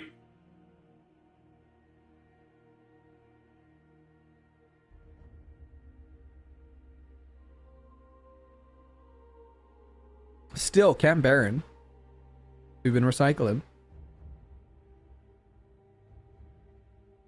Drawing is better than points. Somebody doesn't like winning games, I guess. You can draw your entire deck, but you'll never win. But if I get 8 points, I win. Think about it. Send the Treasure Horde Hunter up to the Rockfall Path, create the treasure in base, then draw a Seat of Power with the Noxus Hopeful. Try to find something, maybe. Ezreal. Maybe Ezreal. So we know there's a Kaisa, right? There's the Baron gets sent to Goes the Baron. the graveyard. Or the trash, excuse me. No Ultimate Baron? Yeah, what are we doing here? I thought online it's like tournaments were free, so right? we bling our decks. Yeah. Like if this was a set 4 tournament, I'd be playing Chinese Kaisa. Or not Chinese Kale.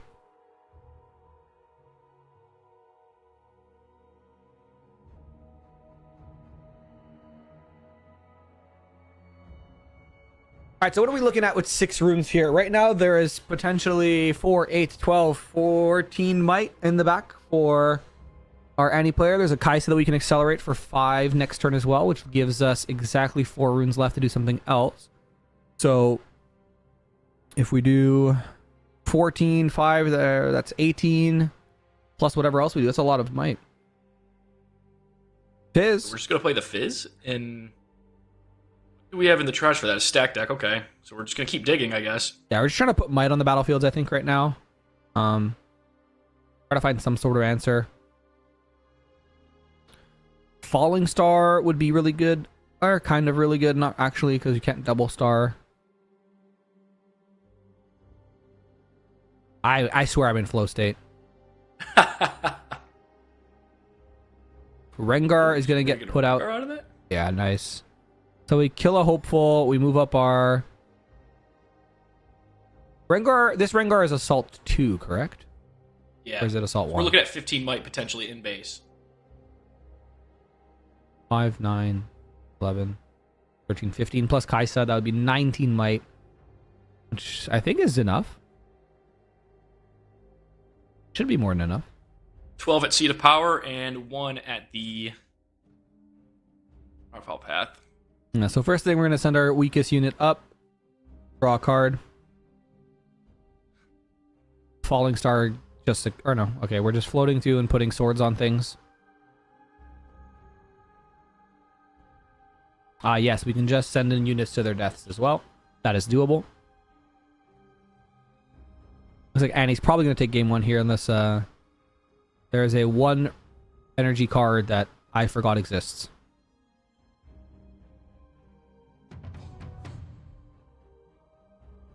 Yeah, that looks like that's game 1. Game 1 indeed. Going to game 2 as players are going to start sideboarding here. Let's take a look at their sideboards while they also do the thing. If I look at Harmony, what do we have in the sideboard here? We have 2 acceptable losses, which could be useful to bring in, especially against a deck that's running these long swords. 2 Ferris Forerunners, but again, against a deck that's purple, you probably don't want to bring those in. You do have 2 Gust, a Hard Bargain, and a Thermo Beam. I wouldn't hate seeing the Gusts and Hard Bargains come in as well for a tricksy deck like Annie. And then if I look at Cannon Blacks, we have, which is our Annie player. We have Fading Memories, 2 Falling Stars in the sideboard. 2 Ferris Forerunners, Thermo Beam, and a Void Seeker. So I think those Falling Stars probably going to have some value if you want to bring them in. Maybe a Void Seeker as well. Fading Memories doesn't seem too great. But good to give like a Vex or something temporary if she's out of battlefield. But besides that, I'm not sure exactly what these players are going to kind of swap in. We have the Zon Warrens against the Forbidding Wastes and Seltorin. Do you think Pike has a shot here, or are we going to see a quick 2-0? I think if Pike can get the Baron out early enough while also denying Annie points early, he has a chance. But I think that's probably the win condition there. So him going first, you know, he can maybe establish early on some of these battlefields and try to keep the Annie off. With the Forbidding Waste, of course, too, that's going to be helpful. But Annie's going to be able to draw up lots of solutions with the Zon Warrens as well. So I think it's definitely potential for Pike to be able to win and turn this around, but it's a little bit of a tough matchup for him. Yep. We're going to see the Treasure Hunter conquer the Zon, get our first point, discard another Treasure Hunter to draw a mystery card. 4 runes available currently, 1 of those being Fury, the rest being Chaos. Good plays here could be, you know, Tide Turner if we want to keep our Treasure Hunter safe and generate another gold. The name of the game for Pike here is you want to generate as much gold as possible, because the more amount of gold you have, the less you have to deramp and the faster you can see that Baron. Right now we are 3 turns off Baron, assuming we don't recycle any of our runes here moving forward for the next 3 turns. So I wouldn't hate seeing some sort of Tide Turner play. Or right now there's only a fan. You'd have to worry about an accelerated Kaisa next turn, so maybe trying to protect against that could be something that you look at. Rengar pouncing as well could jump in with the Overzealous fan. So there's a lot. Again, Annie is a very tricksy deck. It's made to play tempo. It's made to put you on the back foot. And right now we've seen 0 Bewitching Spirits in this first game. I wouldn't hate also to see a Bewitching Spirit just come down now and we bounce our Treasure Hunter back to hand. Yeah, because we're looking at only 3 cards for the Annie, so a Bewitching Spirit chain here could be could prove pretty detrimental for the Annie player.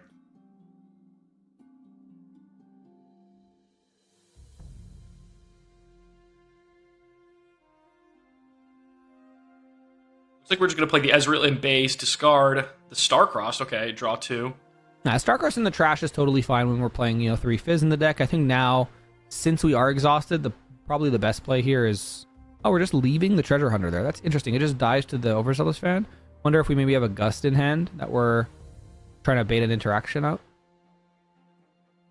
We're going to look at the top 2 cards for the Scryer's Balloon.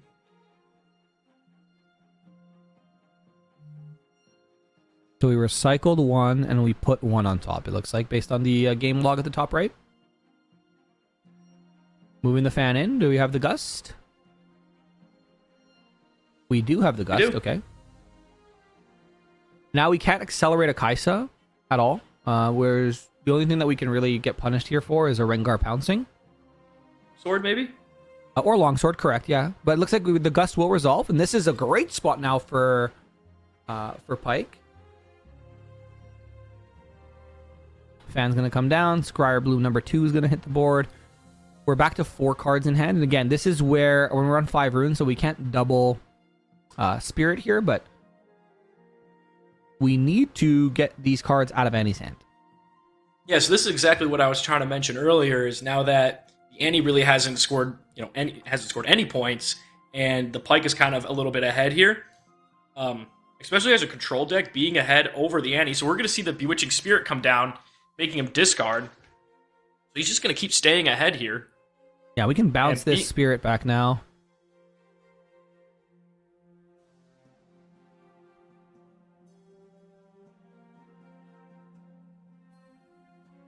Rengar is going to hit the board as a reaction to the Pyke trigger. And now we just bring our Treasure Hunter home, right? With that Rengar, it's too dangerous to leave her there. Make another gold. But again, this is great. Next turn we're going to be on 7. We could, if we have a way to get onto a battlefield, we could double Spirit, take 2 cards out of our opponent's hand. We're going to Bloom, though. So again, the Bloom is helping insulate this hand a lot for Annie.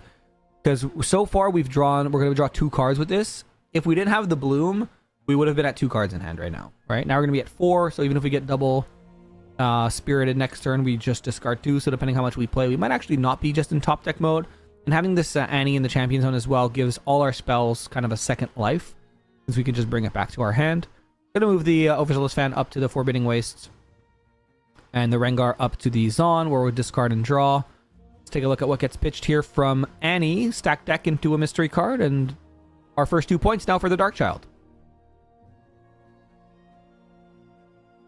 I think that's kind of the hard part about playing a Bewitching Spirit deck, is it kind of really eats up mid-range decks, but when you play against something really aggressive, it's kind of hard to get the package out fast enough with the pack or with the Pyke to be able to start discarding a good amount of cards to make it have a significant effect on them.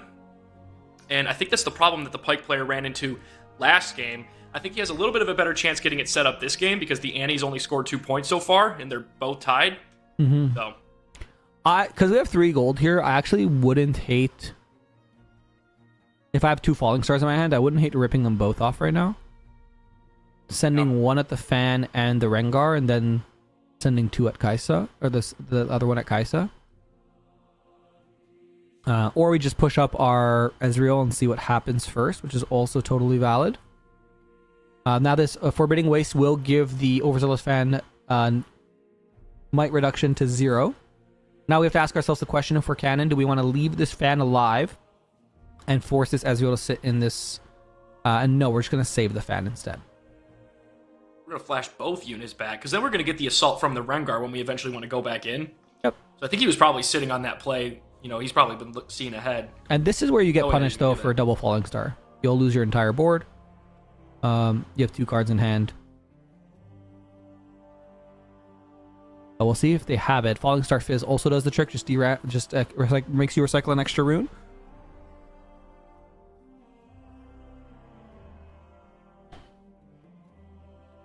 Could also just double Spirit, but I feel like getting rid of this Kaisa should be a priority. So I wouldn't hate seeing maybe Spirit, Falling Star, kill the Kaisa, and then... I mean, we can Spirit and double Falling Star if we have it, but again, that's asking us to have the best cards that we can possibly have in this spot, Seltorin. Right. Yeah, sometimes you just have to have wishful thinking.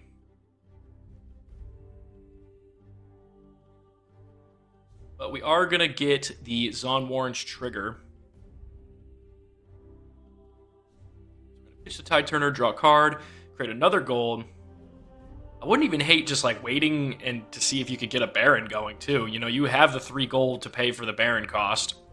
Yeah, However, you is do you're have to still- wait 2 turns. You're still 2 turns off Baron. I think the name of the game here is you just want to just like they have 2 cards in hand. You have 6. If you can clear their board here, you just clear their board. At the worst case, you leave a fan up, but any combination of double star just kills their entire board.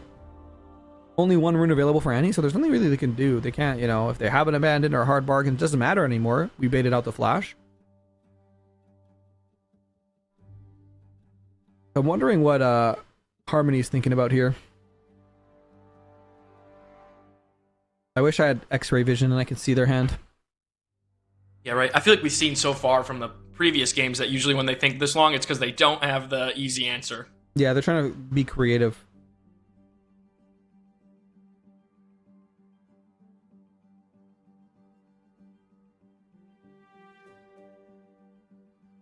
So if Harmony's not able to deal with any of Annie's units with a falling star or something like that, Annie will be at 11 might in base, 5 attacking with Rengar, 4 with Kaisa, and 2 from Fan. We do have 2 cards in hand only, but we do have the potential recursion with the Annie.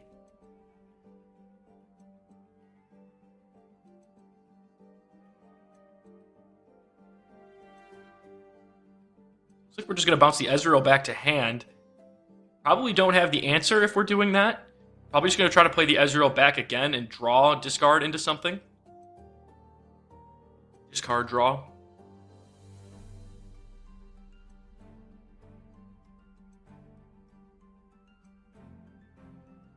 There goes the Ezreal again. Here's to see what he discards here.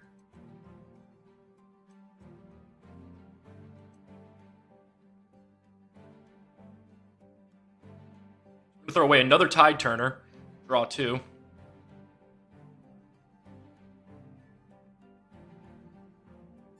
he's just going to play a Noxious Hopeful in base and just pass over to him.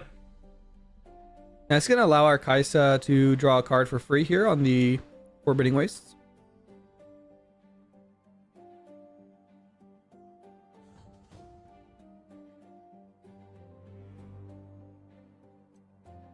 Now Annie's going to go up to 4 points.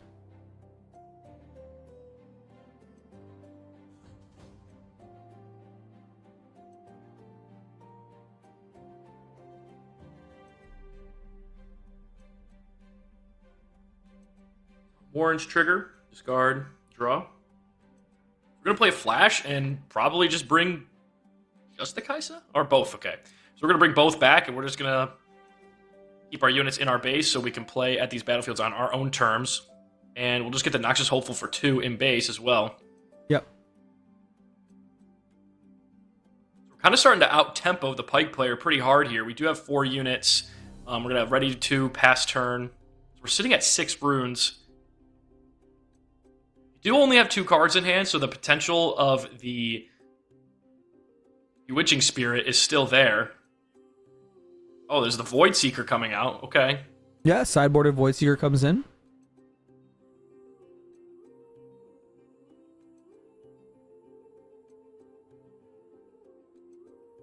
Debating what we want to do with this information, I think, is Pike. Star-crossed, okay.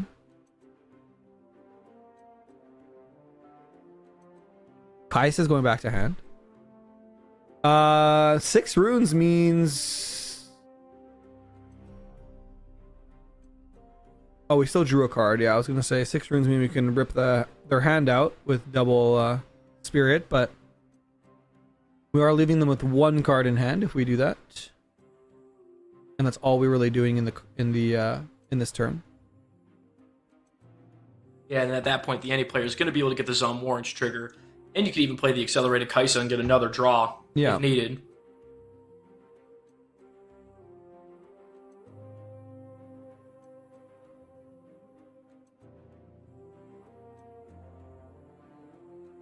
So we just play the double Noxious in base and pass turn. Yeah, this is rough though because you're at 4 points. Now you've just given point tempo over to our Annie player. I mean, if you're this screams Baron, by the way. All I did is I did nothing to interact with your board except for that star cross. It was just to save my unit. I'm going on 11 runes next turn. This could be a Baron only a Baron, right? There's not enough for a Baron Ride the Wind or anything like that. So Baron makes our Noxus Hopeful 6 and our Ezreal 5, which could be a little tricky to deal with. We saw a Flash getting played. 2 Flashes so far, but now Baron will stun himself, but he'll still conquer the Baron Pit. And their other units are already in play, so that Vex kind of like a speed bump, so to speak. Yeah, because we could use the Baron to go in with one of the Noxious Hopefuls onto the Forbidding Wastes, potentially get bounced back from the Overzealous fan, but then you have 2 other units that you could send in there. And then we're going to be holding 2 different battlefields, so it might be a little bit tricky for the anti-player to get over that. However, the Rengar will be at 5 might attacking, so...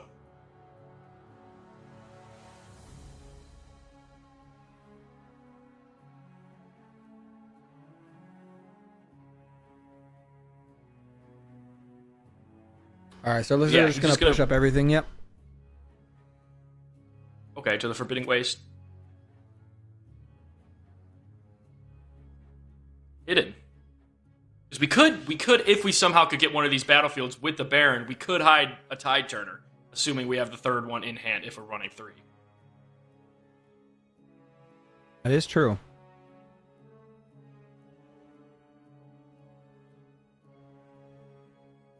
But again, I think this is maybe too risky now to Baron.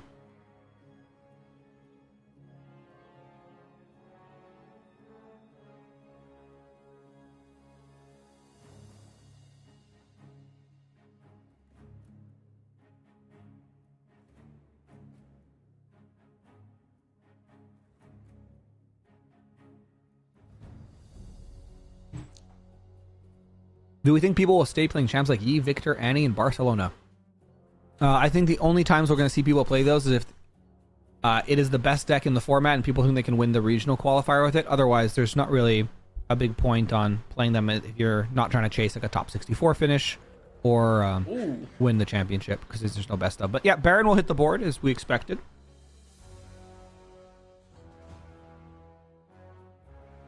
We're going to go to 5 on the Baron. Now all of our units are going to get +2 from the Baron. So we're going to be at 12 with just the Noxiouses, 17 with the Ezreal. The question is, do we go to the Zon Warrens? Go to the Forbidding Wastes? What kind of hidden could be there? We could see a Pike, maybe? Pike could be switcheroo. I don't know if we're playing Edge of Night. Probably not.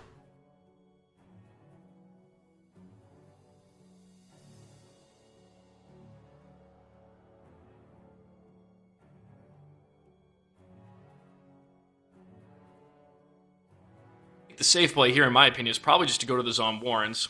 That looks like what he's going to be doing.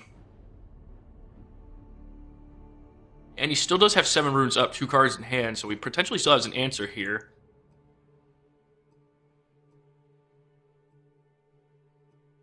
Rebuke. So there's going to be the Rebuke.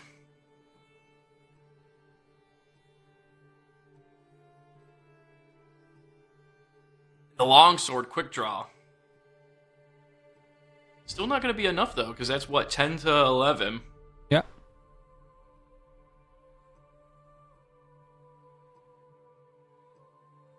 So priority is passed towards Annie again, but he doesn't have any cards in hand, so it looks like he will lose that battlefield.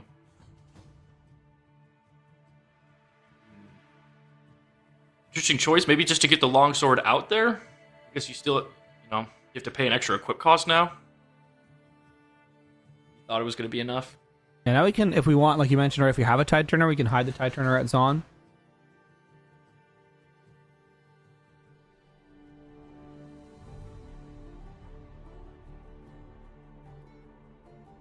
I think this game's looking really good for the Pike player right here. He's got a beefy Ezreal and a Baron. Yeah, and there's a hidden right there, so. The Annie player's got that 1 card in hand. However, I think she could grab the Flash from Trash. So we could move the Rengar and the Fan over there if we had to. So he's going to be doing something like that. I love seeing Baron played. I'm That's an a cool enjoyer. card. I love the Rift Atlas animation for it, Yeah, too. the It's so cool. with the sound effect, yeah. Yeah. So Looks like we're 12, just gonna go right in here with 17 or 12. 14, 12. Oh my! The Oh. acceptable losses is nuts. I said we might see it come in, but any sort of counter spells for this is insane. Guys, you can't see me, but I visibly sat up like even further in my chair than I already was when I saw the acceptable losses.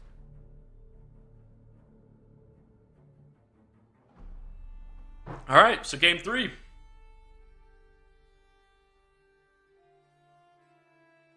Definitely an interesting game, too, there. I feel like the Pike was able to slow down the ante just enough where he was able to kind of clutch up late game there. And I think, honestly, the ante's probably a little bit favored in this matchup, but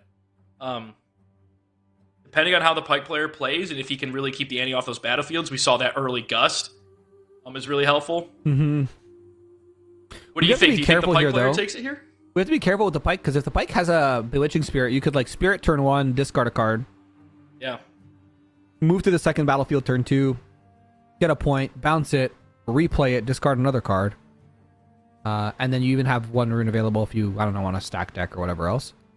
So you can potentially start that hand loop stuff very quickly. However, as we see, Annie on their going first battlefield, Arena's greatest, RIP in 5 days. But for now, still legal. Annie going first. We'll see if he's got the true drop. Something like a Noxious Hopeful would be good. Traveling Merchant. So no, he does not. That's not good. So right back to Pike. Do we see the Bewitching Spirit turn 1? I feel like we would have Haven't windmill yet. slammed it if we had it here. Yeah, right. Yeah, no, it's a treasure hunter. If I had Bewitching Spirit in my hand, I wouldn't even channel my runes. I would just put Bewitching Spirit, say pass, and then just channel 3 exhausted runes.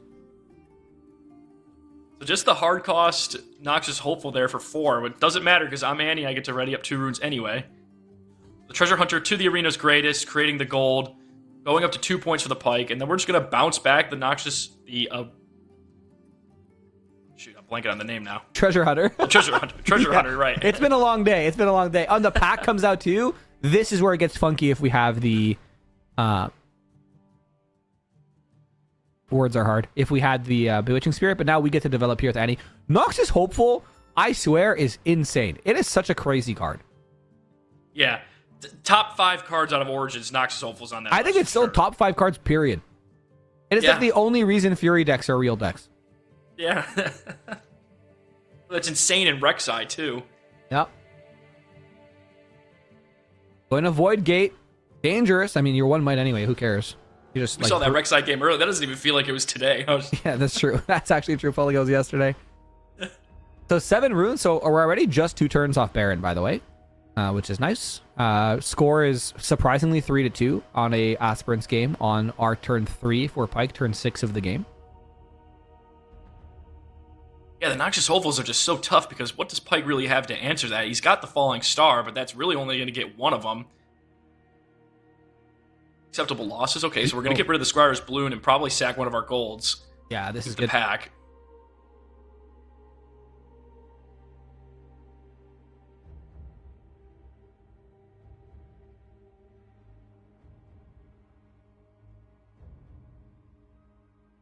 So we only have 4 cards in hand as the Annie player, so if we can get some kind of pack spirit here, we could discard too. We could start to really do damage to this Annie player's hand. But it looks like we're just going to bounce the Treasure Hunter back to hand, potentially play him back out to base, what we've been doing before. Creating all these golds. We are 2 turns away from a potential Baron play, which we saw last game won us. Oh, We're Sharkling. going to play a Sharkling, okay. That's my goat. Little guy. Sharkling did numbers in the pre-riff for me. Oh, dude. I opened, I forget which one it was that comes with Sharkling, but then I opened like enough to do LeBlanc. Why? So I had LeBlanc with red, and I was just making reflections of Sharklings and just attacking. Yeah. It's those kinds of cards that help you win pre-riffs, I swear. Yeah. Those cheap, strong.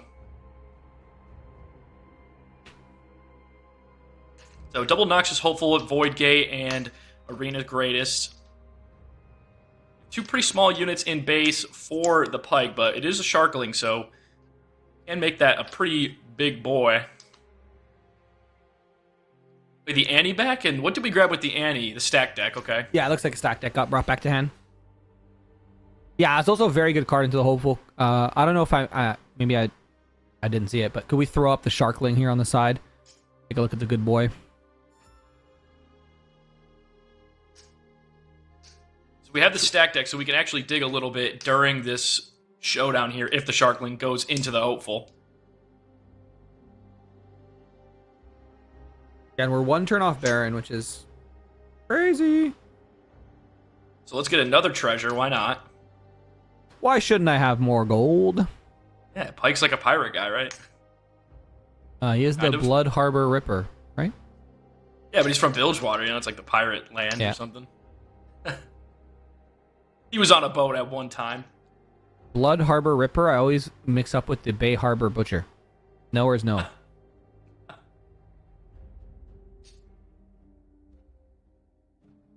Sharkling gets +4 with assault, right? Or is it 3? 3, I think. I could be wrong. Maybe 4. Actually, no, 4 sounds more accurate for it because you can Yeah, accelerate it. I think it's something crazy like 4, yeah.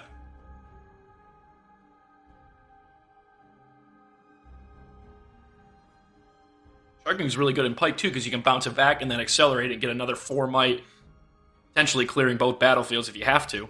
Oh my. Here we go, we got another Sharkling. Oh, Oh my whoa! god! Got the whole school. So this is where you're really happy you're not playing against blue because Bellow's Breath would make you sad. Dude, every time I see all these 1 might units in base, I'm like, oh, filming at the mouth for a Bellow's Breath. Yeah. So it's rough though. Our Annie is on 6 points, so unless we have a Baron from hand next turn, it's gonna be very difficult for us to hold. But if we have a Baron from hand, that's actually insane. Oh, Falling Star gets rid of 2 of them.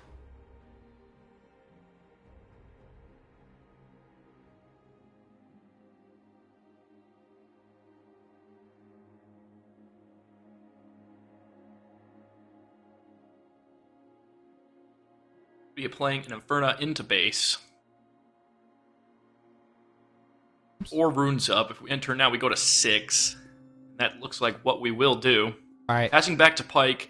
He's going to have the Sharkling for 5, potentially, with the Assault. Treasure Hunter not able to get over the Noxus Wolf on the other battlefield, but hey, there it is.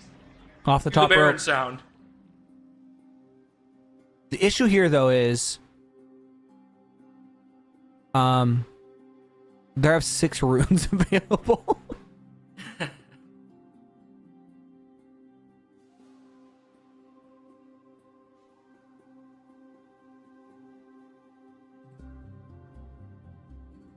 We're going to have a pretty big Sharkling here. It's a 7 might Sharkling on attack, I think. So.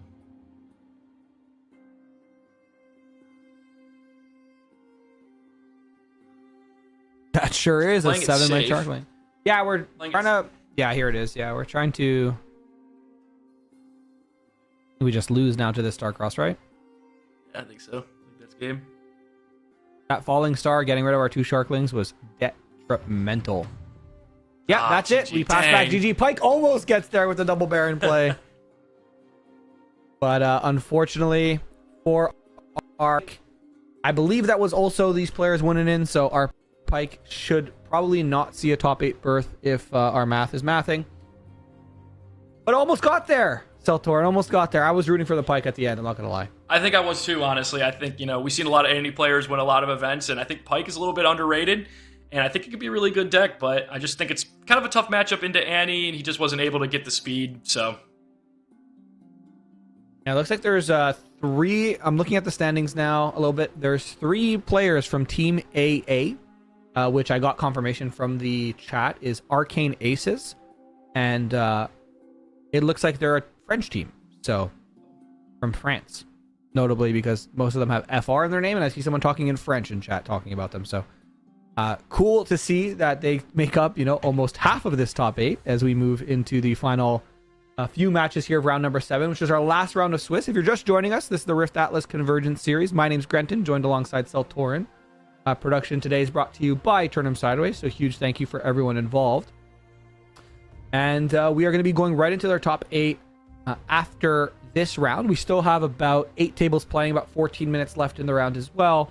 But we do have at least 4 of these probably top 8 spots already locked up. And we're waiting for the remaining games to finish. There's probably 3 more tables that could be relevant in regards to the top cut that I'm looking at. But Seltorin, were you expecting, from what you're seeing in the standings, are you expecting these games, these heroes, these legends? Our current undefeated still at 6-0-1 that drew with the Diana is a Rengar. Should be our one of our top seeds, which is I did not have that on my bingo card. Yeah, honestly, I don't think I would have expected Rengar to be top 1. We saw Rengar get second place to Alan ZQ in Vancouver, correct? Did we? I think he got second place somewhere, like in one of the regionals. I think it was Vancouver. I don't remember. Yeah. I don't remember more than a week ago of my life. Oh, you're talking about Sam Sherman. What did I say? Yeah. Sam. Okay, sorry. I thought you were talking about Claytis. I was like, I don't think I've seen this player before. Yeah, you are correct. In Vancouver, yeah, like you mentioned. He's the one who kind of like popularized that deck, I think, by getting that kind of top 8 berth. I was co-streaming the Vancouver one, and when I saw him in like one of the last rounds of Swiss, he was doing well. I'm like, let me just tab over to my LGS real quick and buy my playset of Throw the Hunts before they go crazy. Yeah, and, right. Thankfully I did, because they like 3x in price. Yeah, but I think we don't have like a super shocking top 8 so far. I mean, Rengar, I think he's proven before that he can be a top 8 legend for sure. Diana, obviously, we see tons of Dianas everywhere. Azir, we've had him win 2 events so far with Squirtle. Aurelia, definitely a top legend. Another Diana. Master Yi, who would have thought? 2 Rengars is definitely a little bit interesting, that there's 2 of them. But notably, though, this doesn't count for the last round. Like, Cannon Black's at 11th, but they won, so they'll be at 18 points as well. So they'll jump up into that top spot. Potentially could have another Rengar if we're looking down there at Alex. We could also have, 3 Rengar in the top 8. I don't know. It just seems like if you asked me to name the top 8, I wouldn't have named Rengar for this tournament. Yeah, I think if you said that we had 3 of them, I'd be like, oh, you're lying. So, yeah. We'll definitely see. You're a liar. So we'll take a look here. I'm just going to take a look at how many matches are still going. 6 tables left. Actually, math is hard. 5 tables left as I open the window, one finished. But notably, Adam Winter, you see her at 3rd seed against Sev Bash. You see him at 6th seed. They're still playing. Gotachi and Tides Mine still playing as well. And we're actually going to jump into Dismount Psyduck versus Sev Bash. So that's Adam Winter versus Sev Bash. Very fun name. Yeah, I like it. Yeah, so it looks like we already have the board established pretty well as the Master Yi player here with a Lonely Poro at the arena's greatest. One of the better cards for Master Yi that you can have sitting at a battlefield alone, obviously because you get the draw when it dies, and it's going to be sitting there for 4. Then we have the Pit Rookie at 5, actually, because of the Trifarian War Camp. So a pretty good setup so far going for the Master Yi player. We are going to pass over to the Azir player. We have 2 gears out, a Recruit, and a Sand Soldier. Yeah, for those of you asking, this event is and was open to everybody. We had a full cap of 128 players with 33 people on the waitlist as well for drops and no-shows. So this was a fully capped event. Again, as you see at the bottom of your screen, Convergence 1. That means there's going to be more. So stay tuned. If you're not in the Rift Atlas Discord, make sure you're there. That's where they announced it first before anyone else knew that Discord knew. So join the Rift Atlas Discord. And otherwise, make sure you're following them on socials and or following people in the Riftbound community on socials, because I know I tweeted about it as well a little bit. But their Discord is the best place to get involved if you do want to play the following ones of these, which will be in Vendetta, and I'm so excited for it. Yeah, definitely. Vendetta's going to be great, and I recommend anybody who hasn't been playing Riftbound so far. I know we have a ton of Magic refugees. I know myself, I used to play Standard, a year or 2 ago, and big Pauper player, so it's great to see people from Magic coming over, and it's definitely, I feel like this game caters to Magic players better than Magic itself does, but I'll leave that up to you guys. Nowhere's no. We saw the Call of the Week there from the Azir, developing in base a little bit. 3 of 5, but again, our Master Yi's in a pretty good spot. Not too many cards in hand. Only thing you're really scared of here, I think, if you're Master Yi, is the Arise. Because it will make, a few more bodies that you have to deal with. But now you kind of have to ask yourself, do I just stack my battlefield? Like, do I just send everything into the War Camp or send everything into Arena's Greatest? And just kind of force my opponent to make an unfavorable trade? Just going to do the math, make sure that you don't lose to an Arise. And then you can kind of figure it out from there. But it looks like this is game number 3. There is still 8 minutes left in the round. So we're going to decide this winner nice and naturally, it looks like. And looks like the first mate's going to come out not ready anything, which is interesting. I'm curious why maybe we don't bring back something ready yet and move it up, but maybe setting up for just a development, just saying, hey, I'm going to pull everything back and then just try to double conquer and pretend I'm on 6. Challenge works. Challenge.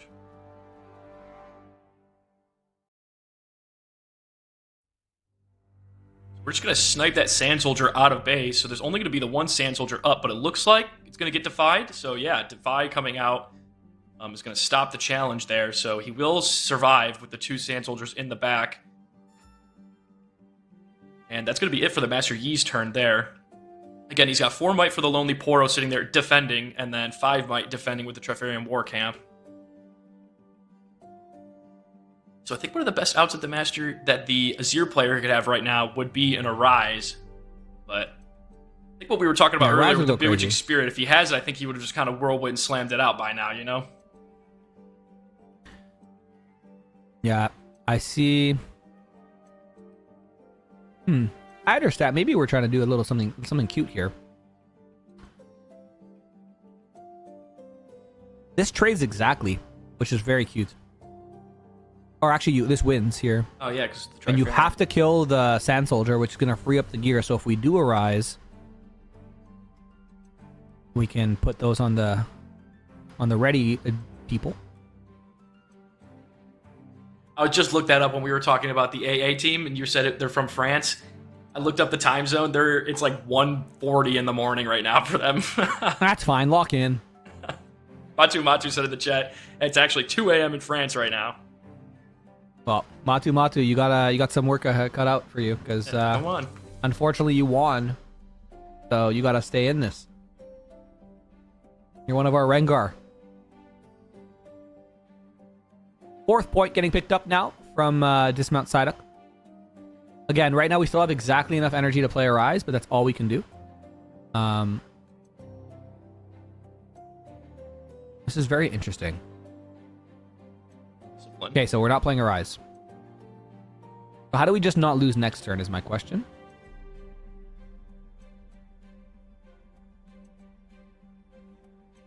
They're going to be at 5 might, and then we're just going to take the Lonely Poro. Yeah, then him a draw. Yeah, how do you just not lose this next turn? I feel like you just do, unless I'm missing something.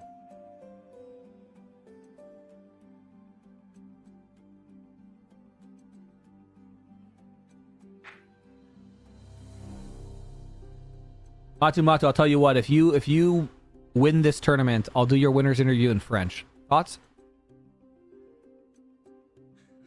You speak French? Yeah, I'm fluent. Oh, my nice. 3rd language. But I speak Canadian French, so maybe Matu will hate me. I don't know. So we do see the hidden card come out for Azir on the Treferian War Camp. So that could potentially stop Master Yi from conquering both battlefields, depending on what it is. The only real option that he has here is probably the Hidden Blade. Yeah. Back off, maybe? Could be back off, could be guards.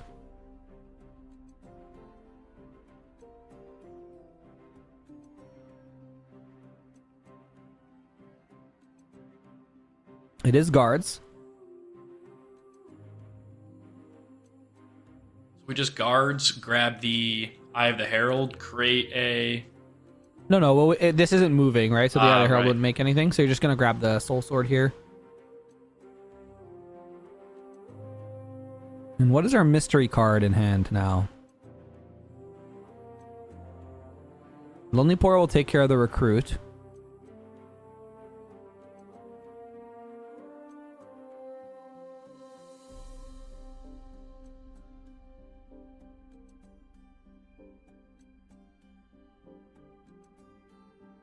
Rengar off the top rope.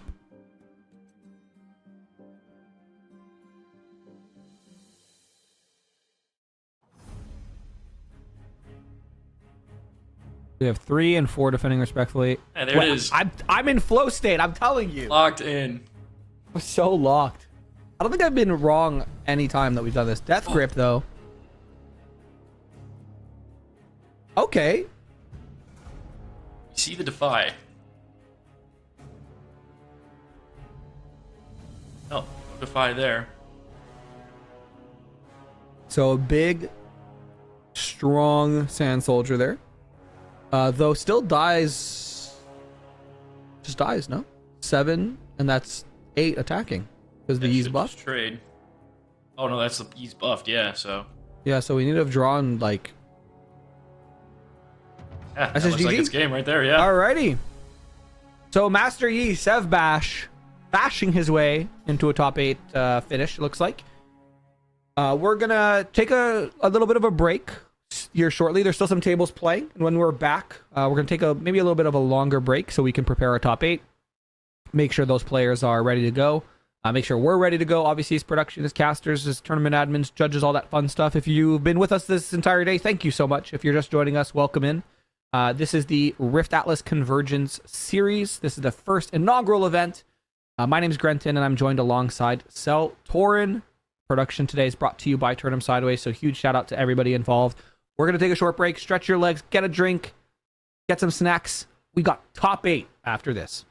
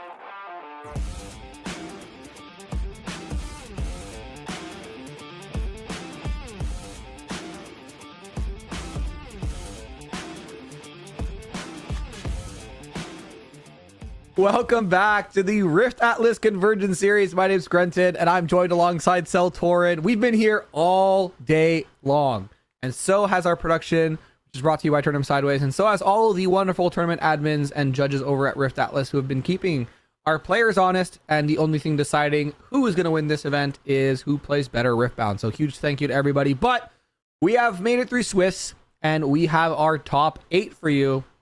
Some things that we expected, some things we didn't expect. Our first and second seed are part of the same team. Arcane Aces, I believe was the name, is a team from France. So was our 6th seed. And now we can see Rengar, Diana, and Diana are our top 3.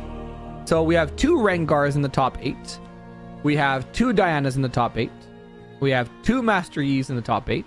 And then we have a Azir and Annie who round out our top 8 here. And if we take a look, actually 10th through 14th, we almost had 3 Rengar in the top 8, and our Pyke, unfortunately, one of the Pyke players just missing out on their top 8 berth. So a couple duplicates here, but notably as we are entering our round of 8, I am just looking at the standings manager, and I don't believe we have any mirror matches. Ooh. Which is, yeah, I don't think we have. Do we have a mirror match? Don't believe so. Rengar versus Yi is one. Diana versus Annie's another one. Diana versus Rengar, and Yi versus Azir. So no mirror matches, at least in this round. So there is a world where, you know, that we just don't see a mirror match in this top 8, even though 6 of these 8 decks are duplicates. But Seltorin, we're going to be jumping into a Rengar versus Diana. And I'm curious, chat, what you think at home. But also, Seltorin, what do you think? Who do you think is poised to win this between Aristidios and our challenger here, quote unquote? Or hold on, it's 3 and 6, right? So it might be Relic versus Matmatu, sorry, which is another French gamer. Yeah, so even though Matt Matu's probably sleep deprived, being in France, it's about 2 in the morning right now. Yeah. He's playing the other AA guy, right? Or no, he's playing. It's Relic versus Relic, okay. Matmatu. So yeah, I think this matchup is pretty high skill. I don't necessarily think it's really one-sided in any sort of way. I really think it's just kind of like, you know, how many tricks you can pull off and how many times you can pull the wool over your opponent's, you know, head in a weird way to say it. But because we have all of the different ways to banish and replay with Rengar, and then we're going to see like a bunch of different tricks with Diana, with the Starcrossed and Fizz. So I think it's a pretty high skill matchup. I think it should be really fun to watch. And I think both players are ready now as we're looking at them taking our mulligans. Bottom of your screen, you have Relic. Top of your screen, you have Matmatu. And as you can see, Matmatu is letting them know 2 a.m. in France right now. So if you're going to make it all the way to the finals, you're probably going to bed around 5 in the morning. Unless these are the fastest top 8 matches known to the history of Riftbound. Diana does get to go first since they are the higher seed at 3rd seed. Going to play out the Traveling Merchant, pass back to our Rengars. Going to play out the Determined Sentry, I believe is this one's name. There's so many sentries at this point. I'm so confused. But yeah, Determined Sentry, the one that can't move to base.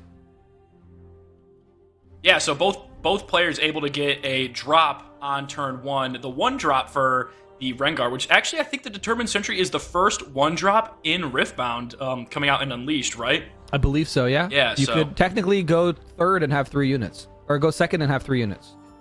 Yeah, it's definitely a cool card, but we're going to get the Vex Apathetic at the battlefield already at the Abandoned Hall there, so that's going to prevent the Rengar from really playing any sort of accelerate units or doing the ambush on the Abandoned Hall there or anywhere else. So the Rengar will just go to the Emperor's Diocese, and then we'll get a stacked deck from the Diana player, looking at the top 3 of our cards and grabbing one. Yeah, and it's cool here because you're going to the Diocese, so you can bounce back the Sentry, make a Sand Soldier, and then replay the Sentry to base, which is exactly what Matmatu is going to do here. Give that Sentry, or give that Sand Soldier, excuse me, an extra might. Won't really matter too much, but we got to declare our targets, make it even bigger. And then now we get to draw. So this is actually a good use of the Rengar Legend by making that Sand Soldier 4 might and then playing the Determined Sentry before we play the Kinku. That actually allows us to find that 5 might, draw a card. So really nice turn here. We get to develop a back line, but also we maintain control of that Emperor's Dice, so we are kind of tempting our opponent to come over or try to figure out a way over to clear that Sand Soldier off. Yeah, so pretty decent battlefield here from the Rengar player. We are going to move back with the Traveling Merchant for Diana just to discard and draw, get even more cards potentially that we can use. We're going to discard the Stupefy and then just go ahead and play a Hui right in the back there. We've seen earlier today that Hui, when left to its means, can do some huge damage against some of these decks here. So let's see if the Rengar player can really do anything about it. He could have a nice challenge on it, but he doesn't have anything strong enough to deal with that exactly yet. So he's just going to move the Emperor. He's just going to move the Sand Soldier away from the Emperor's Diasis back to base. Yeah, they're both on even points here, so I think it's going to be just a development turn for both of them. Kinku is going to draw us another card with the Kinku Initiate, being able to buff up the other Kinku Initiate, so very accurate with their card art, where their two Kinku Initiates seem to be helping each other. Yeah. And we're going to play the Irresistible Faithfolk, and this is where we have to be a bit careful, because that Faithfolk can just start, moving units around. We're going to play the Inferno out to base as well, so 6 units in play. I mean, they're not the biggest units, but in a Rengar deck, that is able to change very, very quickly, especially if we have the ability to move that Vex over and engage it on our terms, so to speak, if it is sitting on the Abandoned Hall. But 7 runes here, Seltorin, for our Diana player, with some 3 very impactful units to work with. Yeah, definitely really strong start that the Diana player has here. He's going to go to the Abandoned Hall and trigger the Hui. So he's going to draw 1, then discard. It looks like he's going to throw away the spell. So he's going to draw another card, losing the stack deck. But yeah, as we see a lot of times with Rengar decks, they usually play a lot of these small units, and they're kind of just a cedar unit for the Rengar to come in with an ambush. Every time you see a Faefolk or, Inferna, you could expect you have something ambush, Nidalee or something like that. But if we can get this Vex onto the battlefield, we can completely shut down that strategy. So, looks like we will try to do that. Another Hui. And this is where we got to be careful, though, because 9 runes, a ton of units in play. Technically, we have 3 runes available if we're Diana, if we're kind of using that in a showdown. So Starcrossed is online, which is something you have to kind of be aware of. Notably, if you do Starcross and Irresistible Faithfolk in response to its trigger, that move trigger will still resolve. So got to make sure we're doing our timings right in terms of what we're trying to accomplish here. But once we get this Vex off that battlefield, then it turns on our Rengar from the champion zone. It turns on any ambush units like you were talking about in our hand as well. But until then, what we got on the board is what we got to work with. So with 9 runes available, there is a lot of options that we have. Unfortunately, stuff that gets turned off, like Thrill of the Hunt or ambush units, is something that we have to play around until we can at least try to figure out how to get this Vex off the battlefield. And how about just swinging 6 might into it? See what happens. Yeah, 6 might to 4. That sounds like a good strategy to me. The Diana player has 2 runes in hand, so I'm not sure what he could possibly have as an out. Moonfall would work here, right? It could be pretty decent. Moonfall would be really strong here because you'll just pull in something else and then they'll all kind of just get -2. But maybe, not sure if we're trying to bait the Moonfall here. You could bring in the Inferna, put it down to 1, leave them with just Faefolks, Sentry, and a Sand Soldier in base. But if you do that and you get punched first, you do lose regardless, which could be rough. And that's only going to cost 1 rune. And if you do Moonfall, it only leaves you with 1 rune available afterwards anyway, because your Diana Scorn of the Moon is online currently. So Relic now looks like we're going 3. And there's the Moonfall. Sorry. Yeah, bringing in the Faefolk. And I'm actually curious here if when the Faefolk's moving, it's going to bring the other things down to 1 might. Is there a world where if we have punch first, now that our opponent's tapped out, we bring in the Traveling Merchant to kill that with a punch first as well, because that would be 6 to my 7 when I punch first one of my monks here, or my initiates. Yeah, I think because the Diana player's tapped out, that's definitely not a bad move if you have the punch first. It looks like he went and did the thinking emoji, so we might see something like that here. So we do get the Faefolk moving in, and okay, so Faefolk trigger on the chain. Yeah. Wow, I wonder if he's thinking about moving the Hui and if he's got some sort of way to overcome that. The way we'll get the move trigger. That's an interesting I don't know. That's something that I feel like we have to double punch first. Could no, looks like we're just gonna take the merchant like I thought, which is indicating that we have a punch first. Or not sure if Grim Resolve is something that's played in Rengar lists, but we are gonna have the merchant trigger first. We're gonna discard a card and draw one. Again, if we're moonfalling this, we probably expect it. We're actually gonna pitch the flash and draw a card. Pass focus now, and that is gonna be a punch first. And we're gonna, what do we punch first here? I think we probably punch first. We have to punch first. I guess he just goes Yeah, it with doesn't matter what we punch first, but we're just gonna do the. Notably, that's not a. I think we did the math wrong. We had to punch first our Kinku Monk because that's a -1 Faefolk. Oh yeah, because there's no to a limit of 1, correct? For Moonfall? Correct. Yeah. But it looks like. Okay. Math is mathing here, I guess, for the players, but that should have been a 4-might Faefolk. We had to punch first one of our initiates to win that. Yeah, so this is definitely where the tournament fatigue definitely comes to creep up on you. You know, you start missing small things like that, and when you and your opponent don't see it, it just kind of like you just keep going and. Yeah, 6 might. Actually, Fae was 4 because Moonfall put the Faefolk to -1.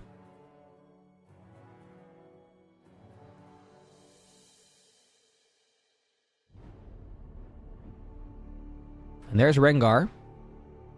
He's just gonna be at 7 right there, so he's gonna take over that way. Oh, And and the challenge. the challenge! Oh, this is beautiful for Matmatu. Oof. So that means this Diana player only is gonna have 1 Hui left, and honestly, I feel like the Hui is a huge part of the Diana playstyle and the list in general. So I think that's a huge blow for him to take this early now.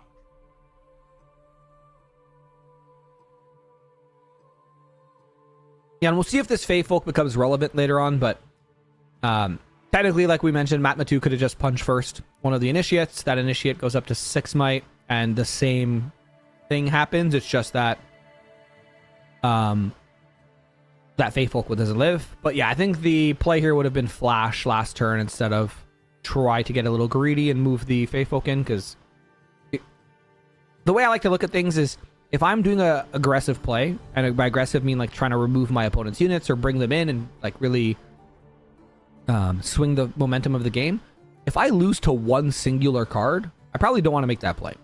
Yeah. If it requires like 2 to 3 cards for you to get over it, then sure. But right now, I mean, this is looking like a pretty solid back for the side of Rengar. That being said, Ferris Forerunner and purple decks usually don't play along too much. Looks like we're going to have the Diana played out, chosen champion in base, and the Tide Turner, just trying to develop some units here. Now we have to deal with that Ferris Forerunner, and that's super scary. I don't really know how he's going to be able to get over that. I think we have the Star-Crossed option, which is probably the best bet for the Diana. So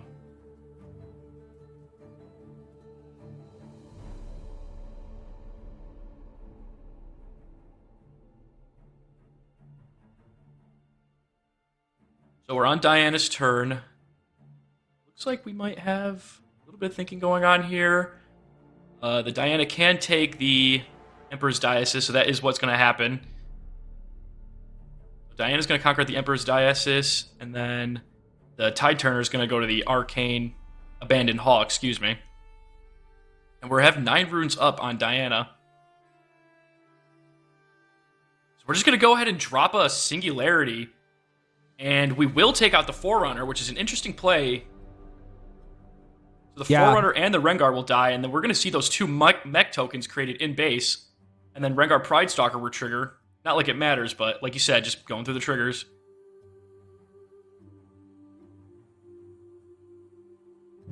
We could be seeing something like a couple Gusts in the Diana player's hands.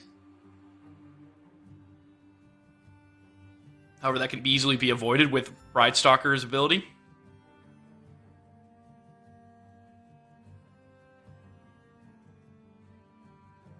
So it looks like we're going to pass over to the Rengar player. Rengar player sitting with 6 might total of mechs. So we're just going to go in with the Inferna onto the Abandoned Hall, challenging the Tide Turner with 3 might. And we're going to pass focus over to the Diana player and give him the chance to respond now. Yeah, this is rough, right? Because if you do have a Gust and you Gust now, there's still a ton of might in the back. So the Inferna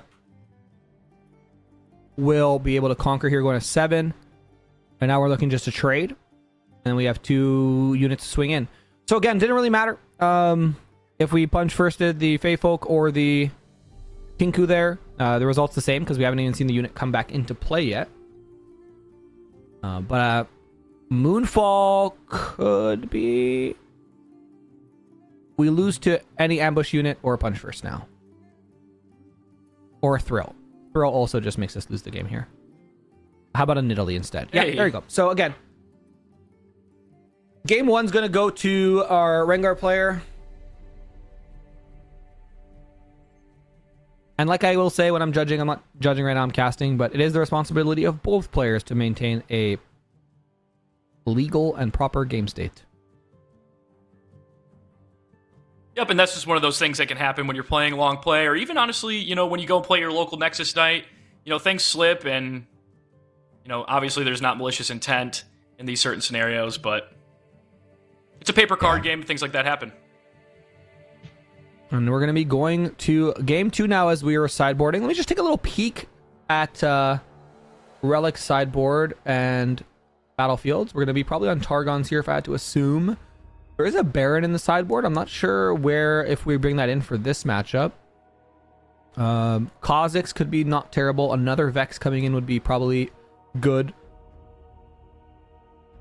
Yeah, I see a world Very where Kha'Zix could be diverse. pretty good. Sideboard into this. As far as Rengar, I'm not too sure what he necessarily has that would be good into sideboard. Maybe Repulse. We got some Bryn Here's that would be great, I think, to bring in. Another challenge, a Sabotage could be good. Unyielding Spirit. Would that matter? Would only really help for like Singularity and stuff like that, so could be worth bringing in. But we'll take a look now as players are done sideboarding. Seat of Power for the side of Rengar.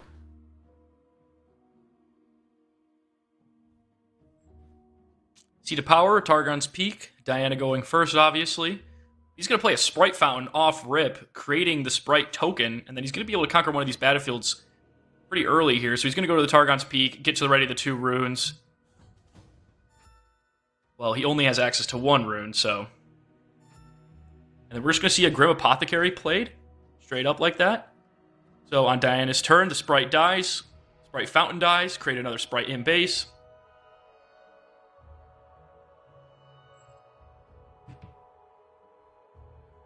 So the Sprite is just going to be sent right back into the Targon's Peak, and then we're going to play Diana, Chosen Champion, right into base.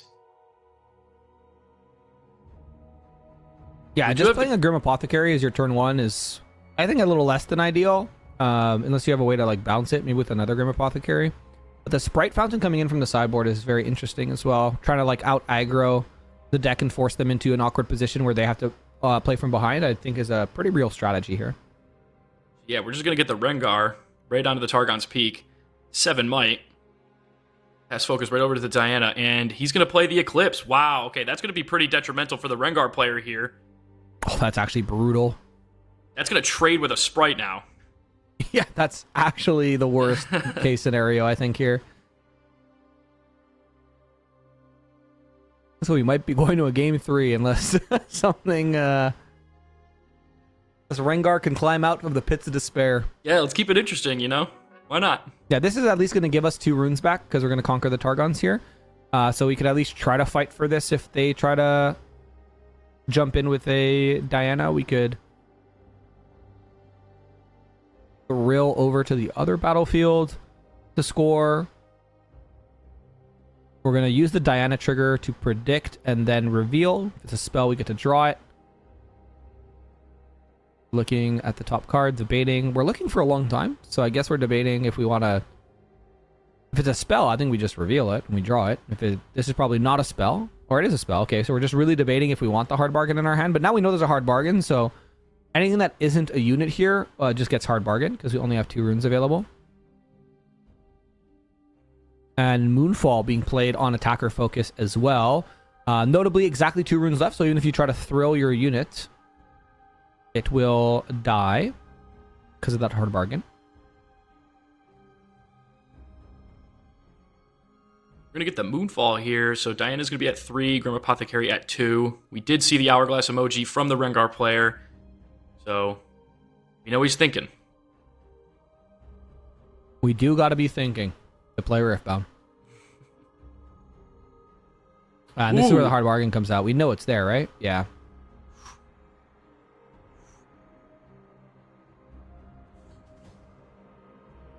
I think everything here is going wrong for our Rengar player, so very much looks like it's going to be a game 3. We get the Determined Sentry in the backline for Rengar and another Grim Apothecary, so maybe he can somehow salvage this by making some might in the base here. Diana doesn't have very much developed. We just have that Diana Chosen Champion, so not too scary, but she does have 6 might, 5 cards in hand. There's definitely potential here for her to just shut the Rengar out completely, especially out of Vex. But we will just see the Hui come out. Yeah, the big backline now. And why not? We've seen the Hui work very well for all these Diana players previously, so getting him out as early as possible is definitely a really good move. So Rengar is going to go over and take both battlefields. We're going to get the Targon's Peak first, and then the Seat of Power so we can draw a card off of it. Go to 3 points. And then we'll do a Pit Rookie so we can buff the Apothecary there. Plus Rengar Pride Stalker will go to 5. Nidalee to base. Bring him to 6, and then do a challenge on the way. Oh. Very good. We saw a really game-changing challenge last game, too, so. Yeah, pretty much playing a Hui. I think we saw Hui get one. Like we saw 3 Huis get played over these last 2 games, and we saw 1 Hui trigger this whole series so far. Yeah, I think those challenges really can make the difference, especially when you have the Hui in base before it can actually start getting moving. So he's going to pass back over the Diana player. The Diana player has 5 cards in hand, 7 runes up. Diana Chosen Champion in base, 3 might. The Seat of Power, we have a 4 might with the buff, 3 might with the buff, Grim Apothecary, and a 1 might Determined Sentry. And the Rengar player has ready 2 runes from the Targon's Peak. So it's looking pretty decent for Rengar here. It looks like he kind of saved himself a little bit from a hole. However, he only has 1 card in hand, so pretty soon he's going to be playing top deck. So Diana should have a lot of answers to Rengar here. He's going to bring the Diana over into the Determined Sentry at Targon's Peak. Pass focus. He's going to conquer to 5.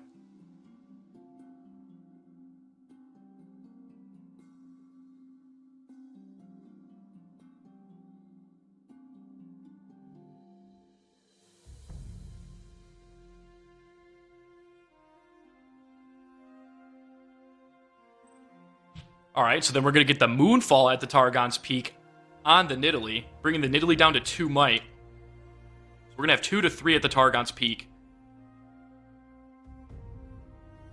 So we know Rengar has 2 runes up, but it looks like he's just going to pass focus over, and then we're going to see another pass. Yeah, so there we go. So the Nidalee is down now. Rengar has 1 card in hand. Pit Rookie is the only card he has in base. It looks like we've seen a lot of, like you said, Grunton, earlier, we've seen a lot of issues, seen a lot of bad things go on for this Rengar player quite early, so. And then we're just going to see the Vex Epithetic developed right on the Targon's Peak there, so that's really going to start to shut him down, especially. And there's a Sabo. It's going to be nice to at least take a peek at what's going on in the hand for our Diana player. Diana trying to, I guess, debate if we want to play anything now, but not sure exactly what it is. We are only at 1 card in hand currently for our Rengar, so we could just probably develop whatever that is to base. I don't hate bringing the Apothecary back home after this, depending what we see, because going to 5 is the same as being at 4.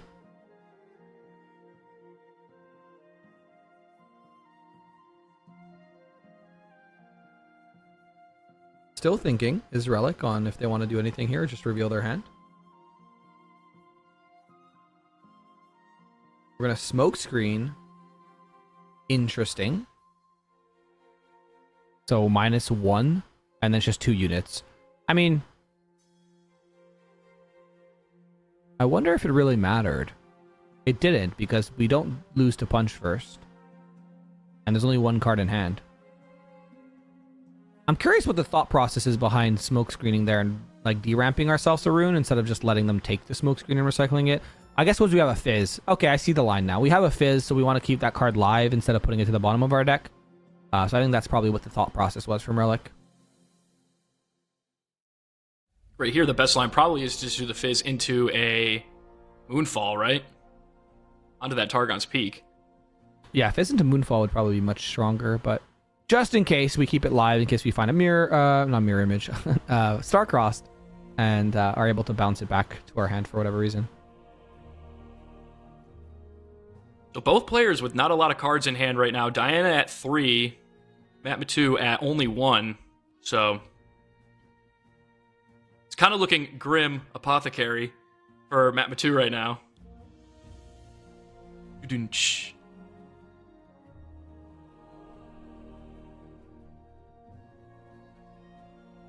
But we'll see Diana's thinking right now.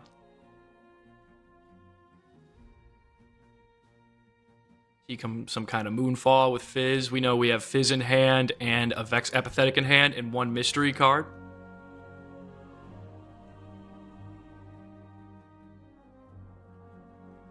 Ride the Wind. Ooh, so it looks like we drew the Ride the Wind. Okay. So we get to draw another card.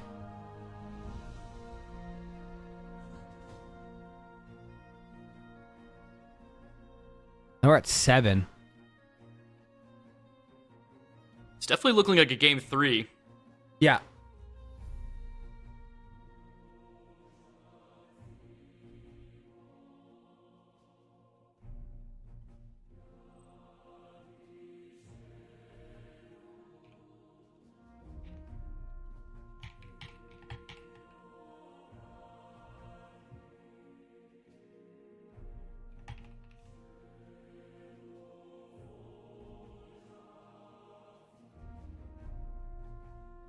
Now, what are we thinking about? We had a Fizz, Vex, and a mystery card.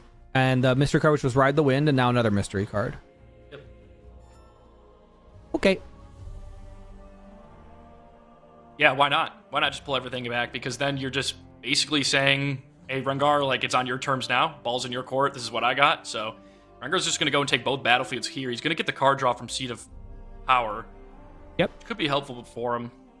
Also, can I say how much I love Seat of Power's design? It is such a, like, objectively just solidly balanced battlefield.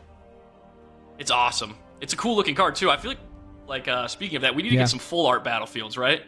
Yeah, that's what I'm saying. Let's get overnumbered battlefields. Yeah, why not? Those were awesome. Mappa 2 looks like he's thinking about going down 2 runes.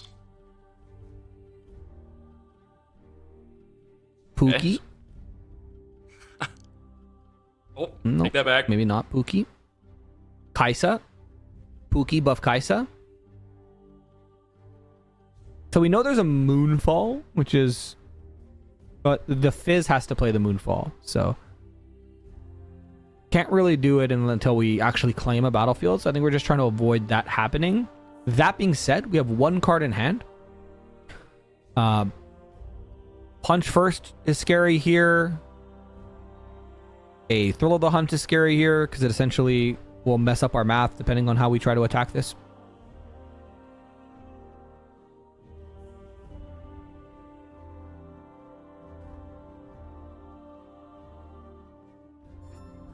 Diana's sitting at 8 might with the Vexes, 11 total with the Diana, 7 might on the Targon's Peak, and 5 might on the Seat of Power.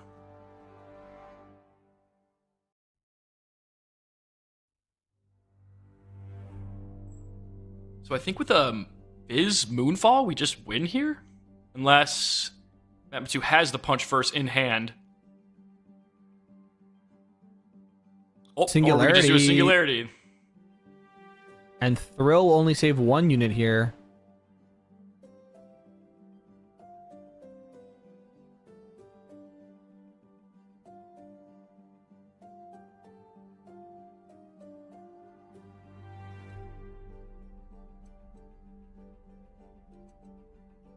You were to prick with the Diana. See the ride the win. Pass focus over to Mip 2. And there's the punch first. Yep. Bringing the pit rookie to 7 might to the 3. Which means now you need to send both, unless you have a way to get over this now, you need to send both Vexes there to clear. Looks like he's going to ride the wind, and then probably going to bring him over to the seat of power. And it looks like they're calling GG's already.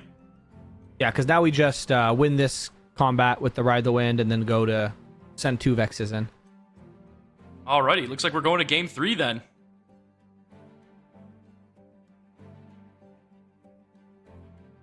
Definitely an exciting game too. I feel like we saw like a little bit of a struggle early there from Matma2 in the Rengar.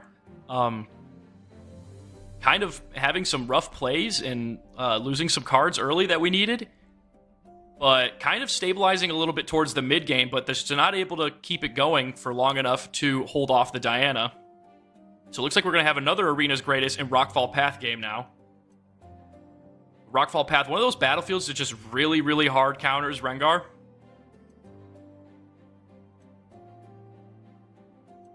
Yeah, Rockfall is very difficult for Rengar to deal with here, but Arena's Greatest and the Fey Folk, picture perfect start here for turn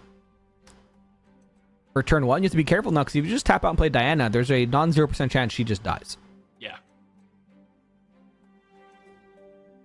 Diana into Fey Folk, Grim Apothecary my Fey Folk, make my Grim Apothecary 4. And that's exactly what he's going to do. Just play the Diana on base like that, so... Yeah, notably, if they do it like that... Okay, we're not. Okay. So luckily, I was going to say, if we do it like that, where we move the Fey Folk in and respond to the Fey Folk trigger with the Grim Apothecary, and then use the Rengar trigger to give the Grim Apothecary a 4th might, Diana Scorn of the Moon isn't online yet, because we're not in a showdown. So it can't even gust the Grim Apothecary in like response to its the Rengar trigger.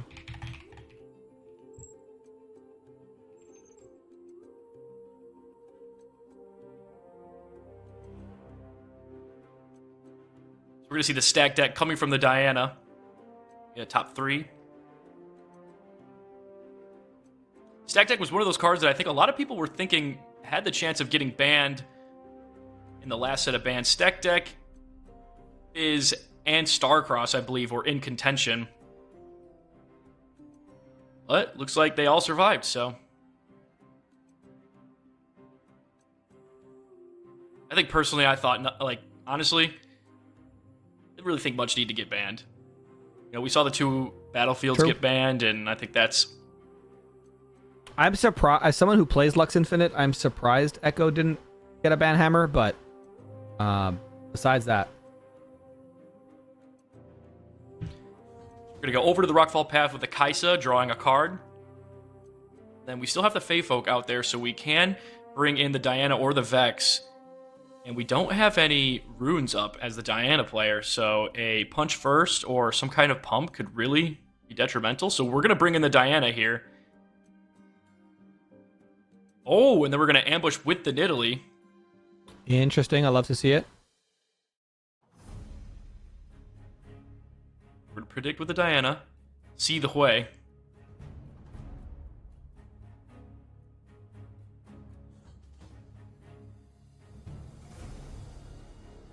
And that's going to be a wind combat, a 1 combat for Nidalee there, so she's going to end up drawing a card for Matma2.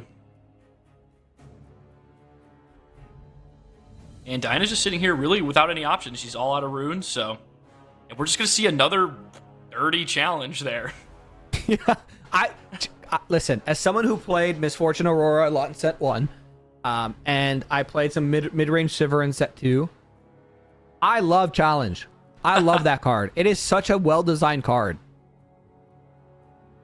Yeah, it's cool because you're potentially, you have to use it at the right time, because if you use it in a way where they have some runes up, you could potentially buff your own guy up, and then it could backfire on you. So there is like a decent amount of drawbacks to it, knowing how good it is. So it looks like Diana's just going to play Hui in base, Ravenbloom in base, need to take a whole turn to develop. And Matma2 is thinking that he's just going to take both of his units and pull them back to base. He's got some time here. Diana is only at 1 point, so we're going to get the red Rengar Pride Stalker trigger on the Nidalee with the Inferno, and then we're going to hit another challenge on the Hui. And that's it for the Hui. That's another Hui sniped, but also the Nidalee's going to go down there, so... But I think that's a really good trade. I think the value that Diana gets from the Hui is a lot bigger than the value that Rengar will get from the Nidalee. We will see. We've got a 2 Might Raven Bloom in base. 8 runes up. Matmatu's down to 4. I think Relic's in a really good position here. He just kind of needs to play out his units. Yeah. He has to establish some sort of base, right? Because if not, this is how the Rengar just runs away with it, especially with that Kaisa Survivor. If you leave a battlefield open for her, she gets to draw a card. There's some danger there. I mean, 8 runes, you're kind of at critical mass almost for the Diana. It's spicy meatball is what I'll say right now. Yeah, it's definitely spicy. It's anybody's game here, I think. Yeah, and in other news, Annie did take out our Diana. So Aristidios gets to go to sleep as Annie does win 2-0 against that. Looks like we're going to Moonfall now, which is a great time to do it. Punch First notably can maybe get over, but with 6 runes available, I don't know that I really want to recycle 2 of my own runes when it's probably just already accounted for. Yeah. Also, Gotachi on Azir is eliminated by Sev Bash on Yi. So those are the other 2 matches that have finished so far. There's Relic versus Matmatu, which we're watching, and then Cladis, the other Rengar, versus Fernando, who is still playing as well on table 1. Fernando on Master Yi. Looks like we have the potential to see 2 more Master Yi players in the top 4. Can't avoid them any longer there.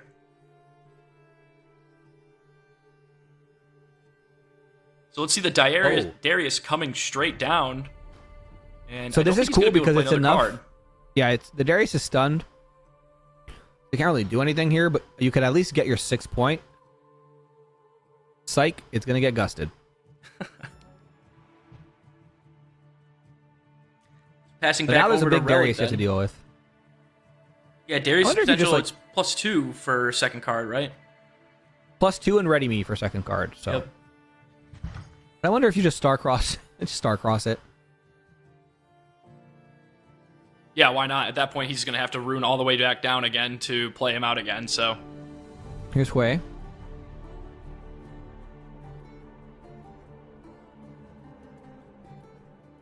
Yep. Starcross that in the Raven Bloom. Yep. Seems good.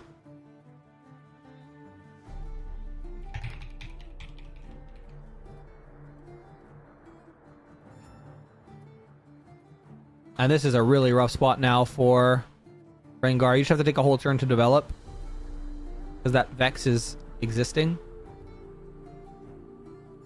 That's exactly what's going to happen. We're going to go up to 5 points this turn. We're going to get a Hui trigger.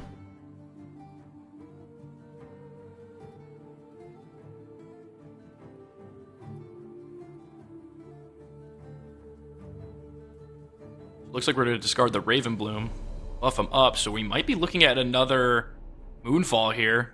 Singularity, okay. Oh, the Unyielding Spirit absolutely from the sideboard, yep. The Singularity. That's what I was saying. I was like, oh, you're gosh. only going to bring it in for a Singularity. We see it actually paying dividends here, because if that Singularity resolves Seltorant, it's just GG at that point. Yeah, now over. we have another fighting life. We can at least try to get this Vex off the battlefield, which means our Darius, our Rengar, so many units become live, and that's where it's going to get very scary for our Diana. However, we have to protect this Hui somehow, because both these units are very important. Moonfall is great here, though, for exactly that. So it looks like the Diana player just kind of had a ton of answers there. All we need is one pump spell. This is kind of bad, because if we have a pump spell for our Inferno, we send our Inferno into Vex. Kills Vex, then we play our Darius as our second card. He readies himself and gets +2. We then move in and kill the Hui. We're at 7 points. Our opponent has 2 cards in hand. So all we need is a Punch First or I don't know if we were playing any other pump spells, anything that gives us assault. We just need a way to get at least... I mean, technically we could also just play a unit. Yeah, give the Inferno an extra might. Now we're swinging in for 4. And this solves the same thing. We'll play Darius, go to 7. We could also just ambush in our Rengar as well if we prefer. Oh no, we can't. It's Rockfall Path. Hee hee. So we have to play our Darius to base. Oh, looks like... Huh. Did we not see the line? I might be missing something. The Inferno goes to 5. We have the Grim Apothecary and the other Inferno buffing it up from 3 assault. Oh, okay.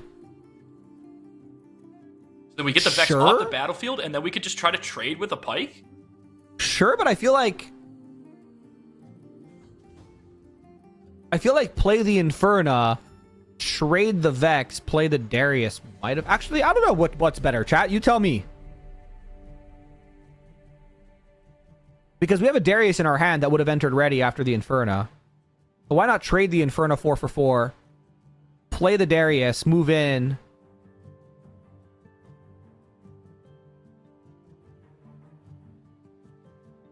Yeah, we can't Rengar to the Rockfall Path, but we could definitely play Darius in our base and have him get ready.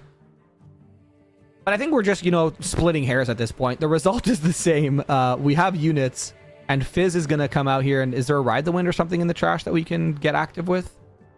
No, there's a stack deck, so we're looking for an answer. I guess, yeah, you're right. There are more units on board this way, and there are units that don't enter ready, where notably our Darius can enter ready. And we'll be going to 9 runes next turn, so we can't Darius and Rengar. But I think this line's probably more correct, because the only targets that are in play right now are kind of low impact targets. We might be worried about a Moonfall, like you mentioned. Yep. So probably finding the better line, even though it's like 2:30, 2:40 in the morning for Matmatu, where I kind of just tunneled in on. I was like, I have big Darius, I do big Stompy. Yeah, that's why I'm excited for Renekton, That's just going to be the entire strategy there, just big meathead.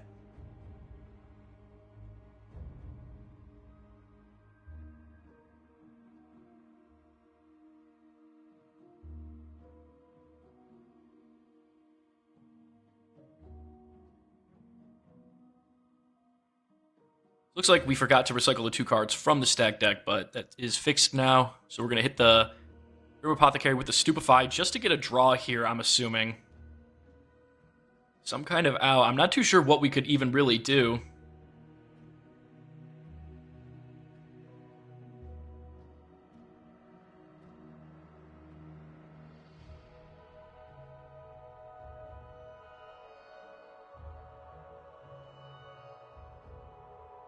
And it looks like we're getting the GG call here.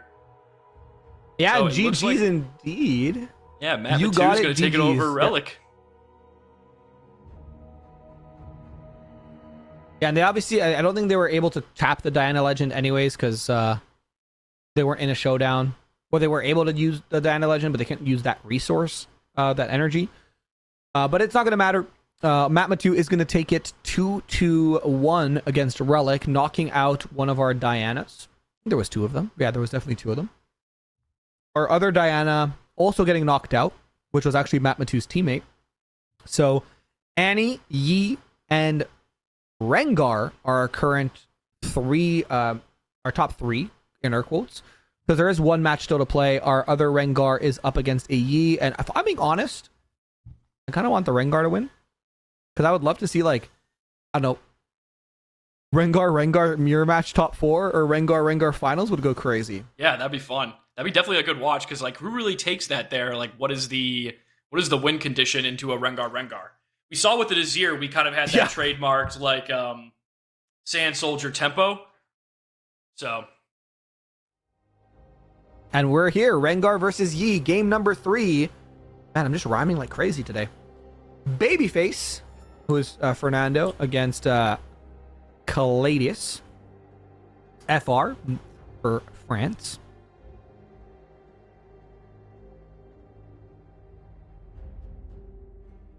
This is an interesting board state that we tuned into, Celtorn. Yeah, we got the 2 determined sentries in base, an Akshan for whatever reason. Like, what did that grab? Probably just nothing. Nothing or Zonias. Or Zonia's, yep. And then we have the Rengar Pride Stalker, or the Rengar Pouncing.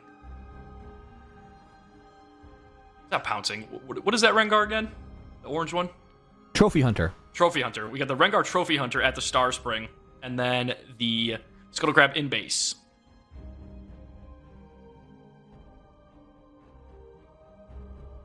Looks like it is our Rengar player's turn.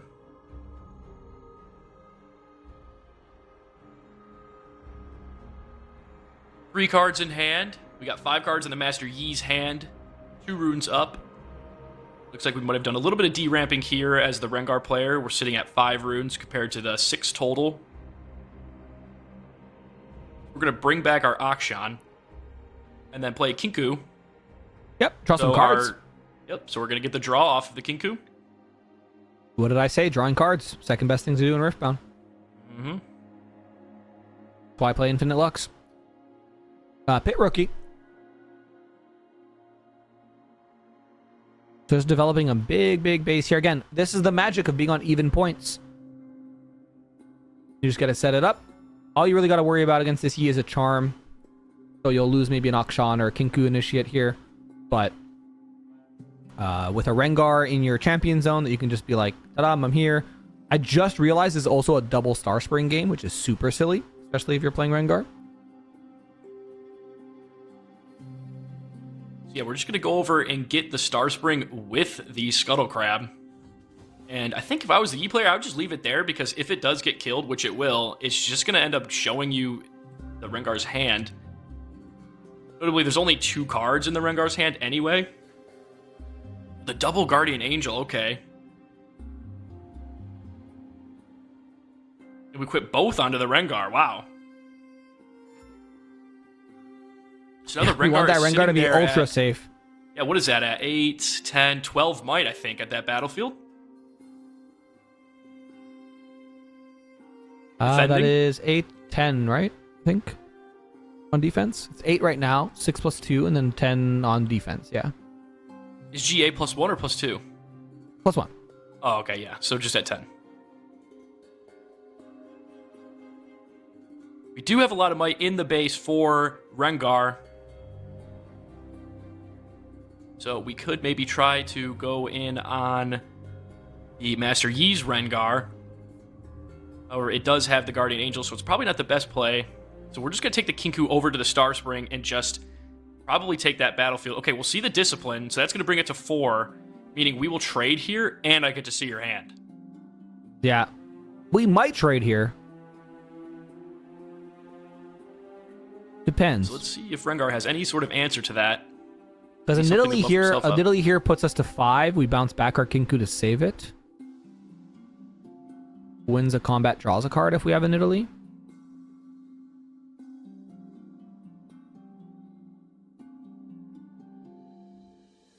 Or we just trade. But I mean, trading this Kinku for a Scuttle Crab and a Discipline doesn't feel amazing.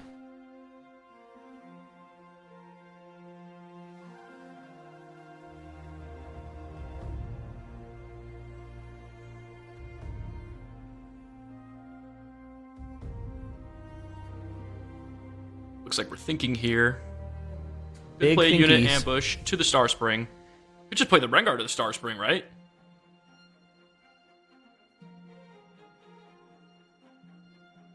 Rengar, Star Spring, bounce back, Kinku to save it. We do take that battlefield. And it looks like that's exactly what's going to happen.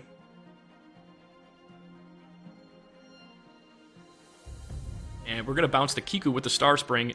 Use Rengar Pride Stalker to buff the Rengar up to 7. Rengar Trophy Hunter. We're going to be at 7 to 4. And I think there's no way that Master Yi can buff up his Scuttle Crab high enough to get over that Rengar. So he's going to pass focus over to the Yi player. And it looks like he just wins that. So then now Rengar, we're going to get to see his hand. Whoa. Oh. That's a hand.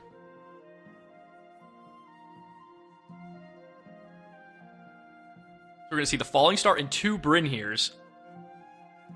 That's terrifying.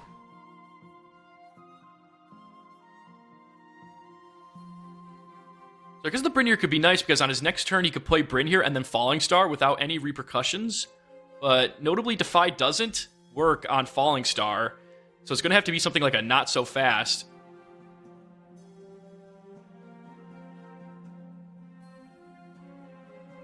And it looks like the Rengar is just going to take all of his units and stack them up at the Star Spring. Yeah, and I don't hate this because you'll go to 6 next turn. Your opponent's going to go to 5, so you have point tempo. If you ever need to kind of move over to the other battlefield, you have stuff like Thrill. You have a unit that you can just play. You can just drop a Bryn here, there, bounce back a Rengar or something of that sort, excuse me, and kind of set up that way. So again, I don't really hate this stacking into that battlefield. Obviously, that Determined Sentry is just locked there forever. But this kind of makes it a bit awkward for Yi to deal with, at least right now. Again, 5 cards in hand though, 8 runes, ton of options here for Babyface. So I wouldn't count them out just yet. Yeah, kind of like we talked about earlier, we want to deny Master Yi holding these battlefields as much as we can because he's going to be getting that +2 on defending. So we're going to be sitting here at 10 on the Rengar at the other Star Spring. So we could potentially see something here where we bounce the Rengar back at the Star Spring, and then we can go in with 10 at the other Star Spring. However, it is 6, 10, 12, 13 at the other Star Spring, so he's going to have to pump up a little bit, but we know he's got access to punch first, and the Rengar sitting at 1 body rune can't punch first himself.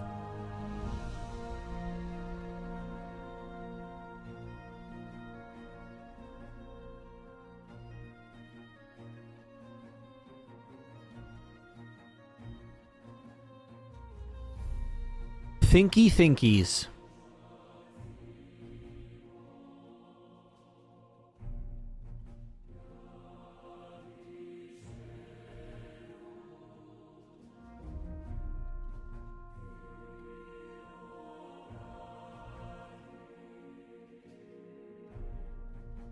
Could even see something like a Charm from the Master Yi to bring over the Rengar, the other Rengar, into the Star Spring.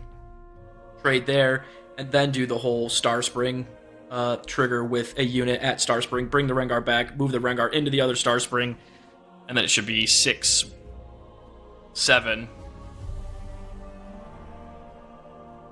to the 10 again.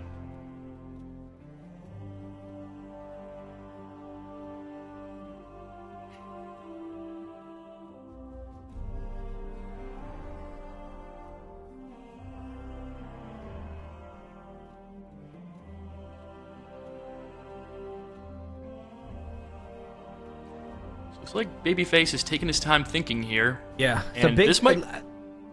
Go ahead, yeah. I was going to say, this might be one of the turns like we've been mentioning all day today, so... Yeah. Yeah, it does seem a little bit kind of like the turn where both players are on 5, but my opponent goes to 6 if I don't clear this battlefield, and then they're going to be on 6 and they can still develop a massive base while still maintaining that battlefield. We have 2 Brynheers in hand that we know of. We have a Falling Star too, so if we try to develop units that are smaller than 3, then they just get pelted out of existence. So it's an awkward spot, and we don't know what's going to get drawn here from the Rengar. Currently, we just have to account for what's on the board, 2 Brynheers and a Falling Star, but if we draw a Thrill or we draw a Nidalee and we can somehow win a combat and draw some more cards, or we draw a challenge or something of that nature, it gets a little bit messy for our Master Yi. So I don't really despise the fact that we're thinking this long, but even though these rounds are untimed, it's very important that we are maintaining a kind of proper pace of play. So a little nudge along wouldn't be terrible.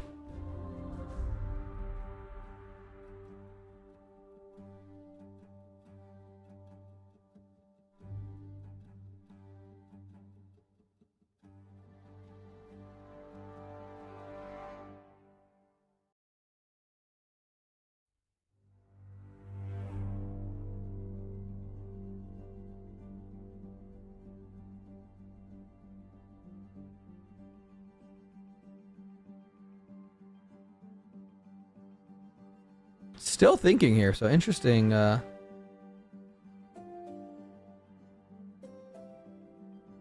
Where we might see the judge kind of nudge him along.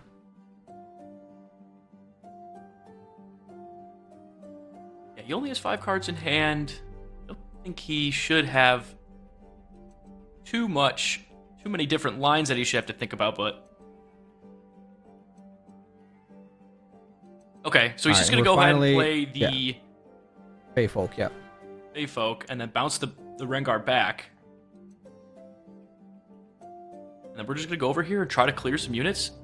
The On Guard, taking him to 12. Yep.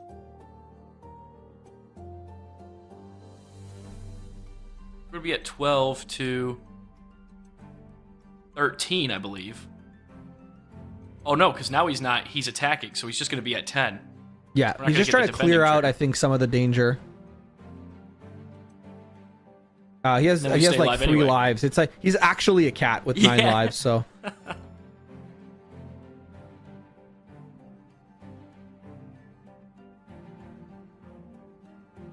So Rengar's going to hold to 6. We have the Kinku Initiate buffed in base and the Determined Sentry. We have the Tasty Fey Folk at the Star Spring for the Master Yi, holding for 8 points, potentially. Holding to 6 points, but having 8 might with the Master Yi Legend ability. Ooh, Drew Bladesman.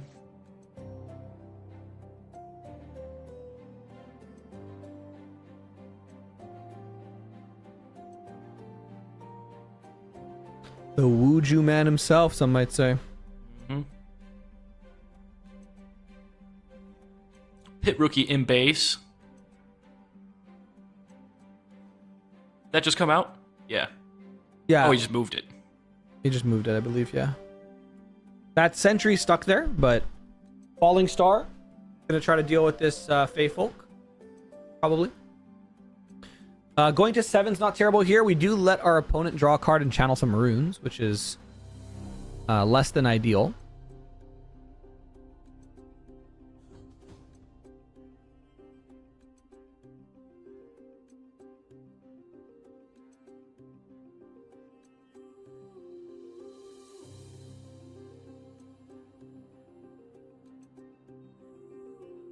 So it looks like we're going to go down 6 runes for our Bryn here, potentially. Okay. Take that back. Bryn here's probably not going to do much here other than maybe help us hold at one of these battlefields, but... Yeah, Bryn here is... If we didn't draw like a Thrill, then we don't really want the Bryn here, but if we drew a Thrill, then we want the Bryn here. You know what I mean? Yeah. And then we know next turn we're just going to see the Rengar coming in on one of these battlefields anyway.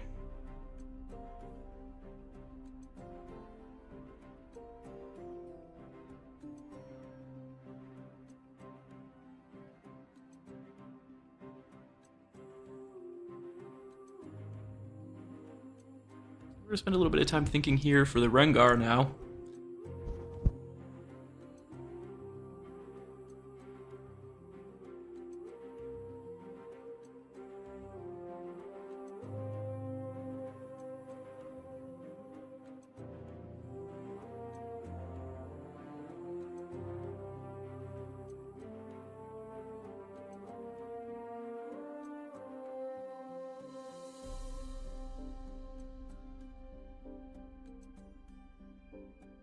And there's Bryn here. So again, we're just making it awkward, right? Are we though? Because that's 7 might. We just lose on the stars. We just lose on either battlefield. I'm confused. This is top 8 right now, TRE. We're defending for 8 on the Star Spring with the Bryn here. And we only have 5, I believe, with the other Star Spring.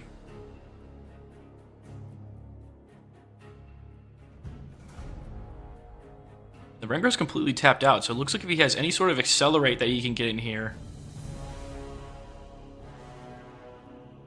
We're going to go in for 7.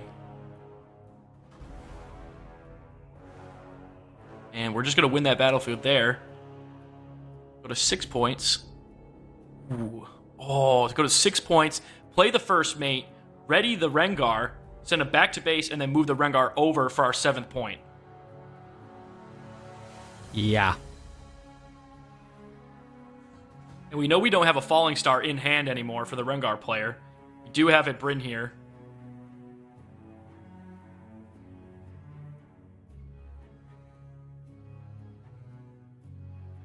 Starting to kind of look like GG here, but we'll see if the Rengar player can pull out any stops to potentially swing this game back around.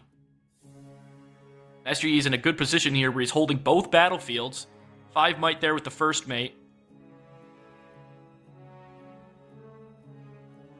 9 might defending with the Rengar. If there's a way for us to double conquer, we just win. And I'm trying to see a world where that's even possible.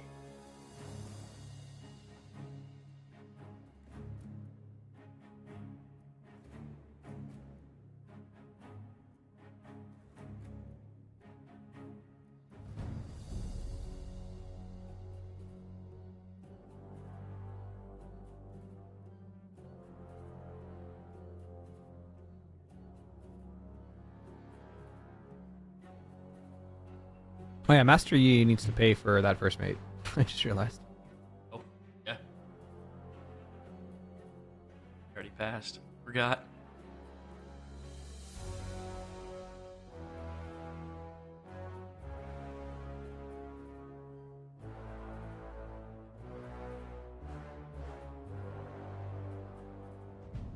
I don't know what combination of cards is using 10 runes, so it's unlikely that it'll matter, but I'm sure the judge will step in at one point. Not too sure what Rengar can really do to get himself out of this mess. He's got a lot of might on these battlefields that he has to get over, and he's only sitting there with a pit rookie. Oh, so it looks like they said GG already. So that's going to be game. Master That's Yi all she wrote. That's all she wrote. And double Yi in top 4. Rengar in top 4 and Annie in top 4. That's it, right? Yeah, that's 4. Yep. I have to count on my fingers because it's getting late. Yeah. So I think that was our last match of the top 4. Or the top 8, excuse me, moving into top 4. We're going to be jumping into the next one as soon as they're ready, but we're going to take a few minutes break just so we can use the restroom and stuff like that. We're going all the way to the end. We're going to crown a winner. For those of you who are just joining us, this is the Convergence Rift Atlas tournament. This is the first one of many, hopefully, as they continue to fully cap the event. It was a 128 player, fully capped with a 33 player wait list. Now, all of these 4 players have guaranteed themselves $200 cash for their finish so far. Second and first, 400 and 700 respectively. So still a lot of money up for grabs from these competitors. But my name is Grenton, alongside me, Seltorin, and we will see you in top 4 shortly. Thanks, guys.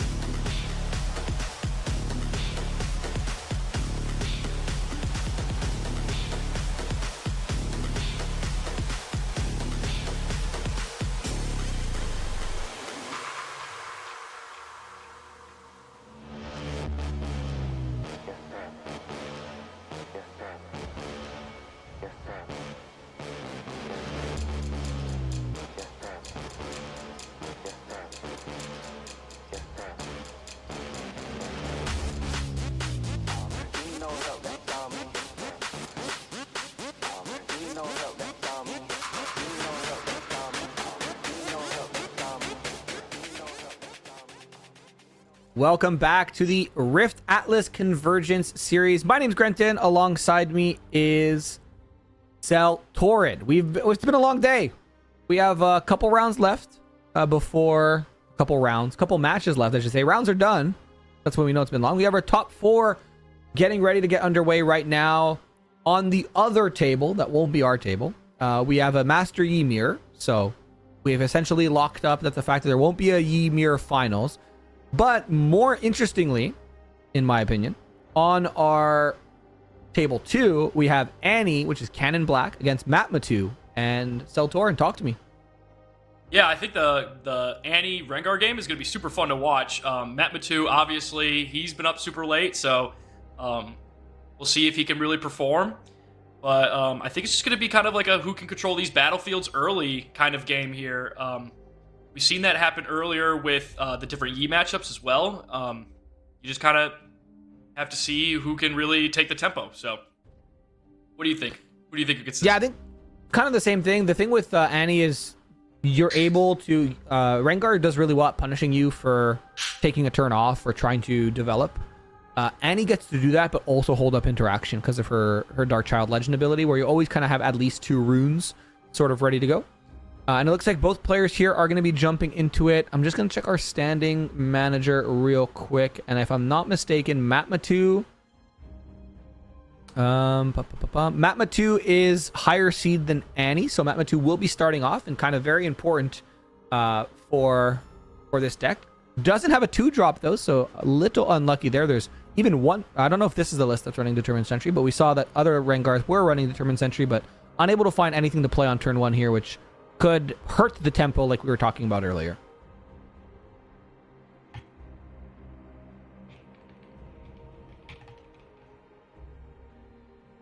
So it looks like we're going to get the stack deck off rip from the Annie. Looking for that Noxious Hopeful. We don't see it, though. We get the Overzealous Fan, which will work. Passing it back on over to Matmatu, and we're going to tap 3 for the Kinku Initiate, and then pass it right back over to Annie. Yeah, quick early turns from both these decks. And we're going to have a Vex getting played out. And again, this is the final boss you have to deal with. Or one of many final bosses you have to deal with when you're playing against purple decks is this Vex Apathetic. Very, very strong card that was printed here in Unleashed, right? It was printed? Yeah. Yep. So we're going to have the Pit Rookie coming out to buff the Kinku Initiate up to 3, or 4 actually. And then with the Rengar Pride Stalker, she's going to trigger up to 5. So that's within range to trade now with the Vex. However, we both are sitting up with a couple runes. 4 runes for the Rengar player, 3 runes for Annie. So that's what's going to happen. And then we're going to end up just getting Overzealous Fan back anyway. But we do get rid of that.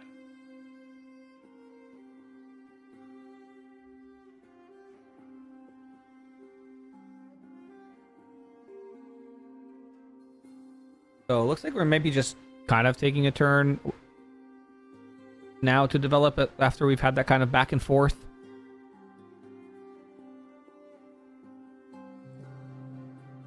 What else could we have here if we are... I mean, a challenge would work, right?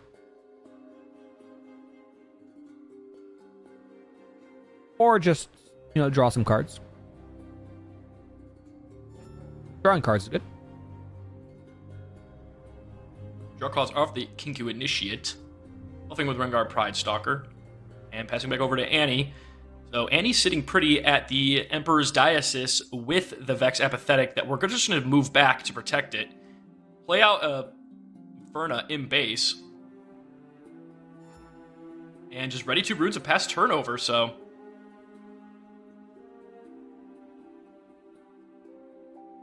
Kinku Initiate to the Emperor's Diocese.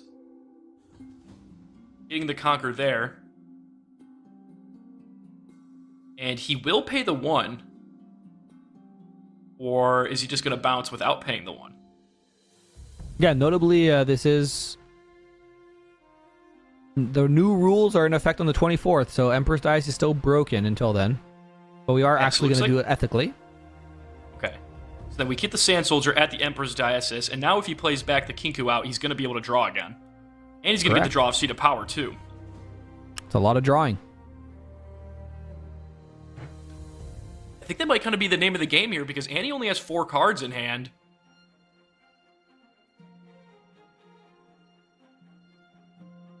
And we're just going to play out a Fey Folk, conquer the Seat of Power, and pass per turn over. We have 7 might total attacking with the Inferna and Vex. We're just going to go Inferna into the Emperor's Diocese against the Sand Soldier, pass focus right over to the Rengar player.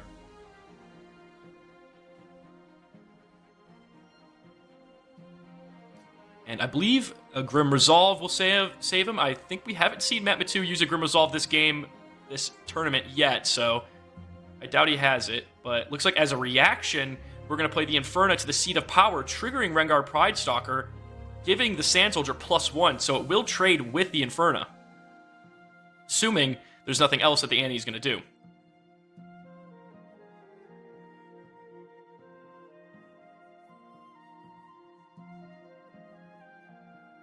We're at 3 might to 3 might.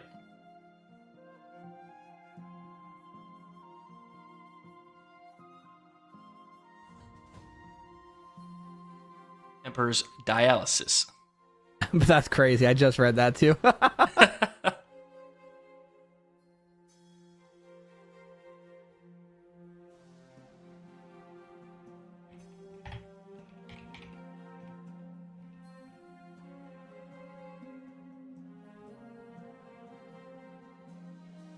Star-crossed.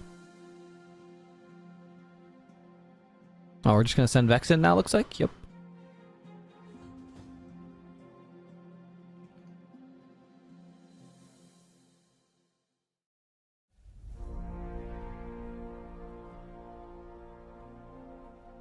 Play a hidden card at the Emperor's Diocese. Is that right?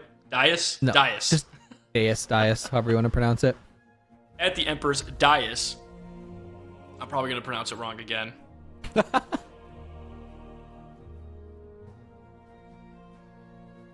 Moving our Pookie in. Gonna see if we can't... there's the Tide Turner, gonna bring over the Vex.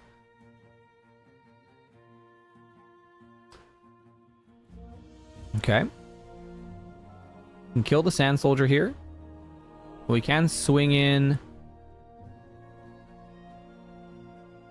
So we can technically swing in the Kinku Initiate to try to kill the Tide Turner, and then if it works, we can then move the Fey Folk to move over the Vex. But it looks like we're going to draw a card first and see what we can do.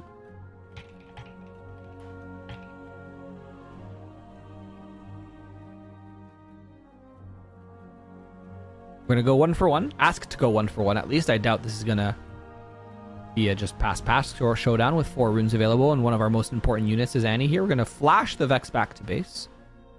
And the Tide Turner.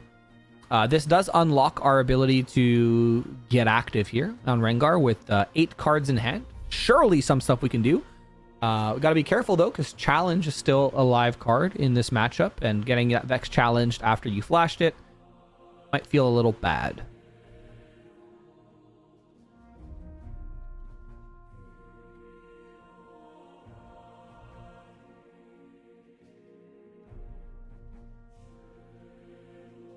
Looks like we will trigger the Emperor's Dais.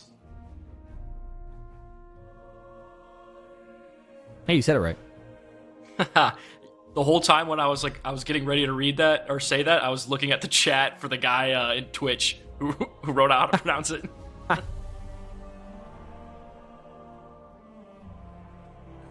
I mean, yeah, we just can move our Bayfolk in as well if we really wanted to. And say, I bring your Vex back to the battlefield. But then we have to be careful if there's any cheekiness that can happen there. Maybe another flash.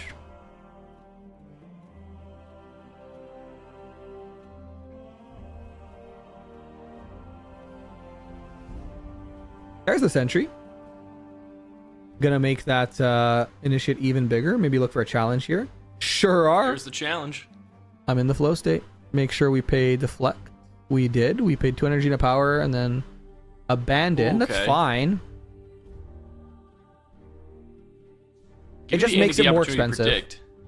Yeah. Yeah. Going down 4 runes for it. Yeah, but killing a Vex is pretty good here. Oh yeah, And then you definitely could worth just- it for sure. You could also just move your Fey Folk, get your 4th point. Or if you really are scared of that Tide Turner, you could just move the Faithful, kill the Tide Turner by charming it in. Oh, never mind. We could just do this too. I forgot we're playing Rengar. Teehee, now I conquer and kill your Tide Turner. Drawing off the Seat of Power too, just keeping that card tempo over Zealous for sure this entire game. Yeah, and it's actually Annie's Seat of Power, which is ironic. Right. Big development turn here. I'm trying to think. We're going to be 1-6. They're at 4. Do you hold or do you pull back? Or do you just say, you're go and pass the turn like this? I don't know. And he does pick up the Starcross from trash. Correct, yeah, so you gotta be careful of what you're playing out. I don't love playing this Rengar to base.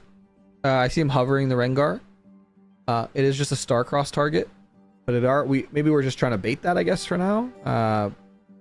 And just say, hey, we have a bunch of units. If you Starcross my Rengar, I still have that plus 3 runes to play with next turn. So do your worst. Bouncing this Inferno is probably a good idea. I guess we're not. I was gonna say bouncing the Inferno is probably a great idea because you can print us 2 Might Sand Soldier and you hold up an Inferno that you can use to react. We're gonna get the card draw off the Seat of Power or overzealous. Try to maybe find himself some sort of out. We're gonna end up star crossing, like you were talking about. Take the Rengar to hand and the Annie. We're going to be able to play that Annie out again and get the Star Crossed back to hand if we want. Just looks like exactly what he's going to do. The issue here is if we are sitting on a Bryn here. Yeah. We just play a Bryn here. Yeah, Bryn here, it's GG at this point for sure.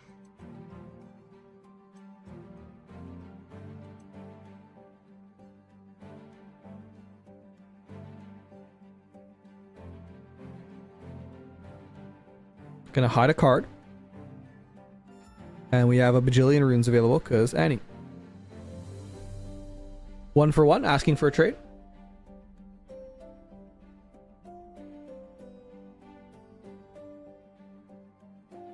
And we trade.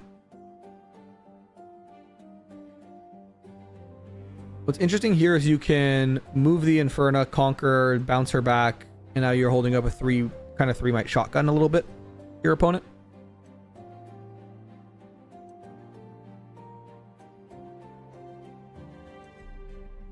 And the Sand Soldier will trigger Rengar, give that Kinku Initiate an extra might. Move in, looking to trade with the Annie here. Sand Soldier triggers Rengar? Are you playing? Yeah, you are playing a unit. Okay.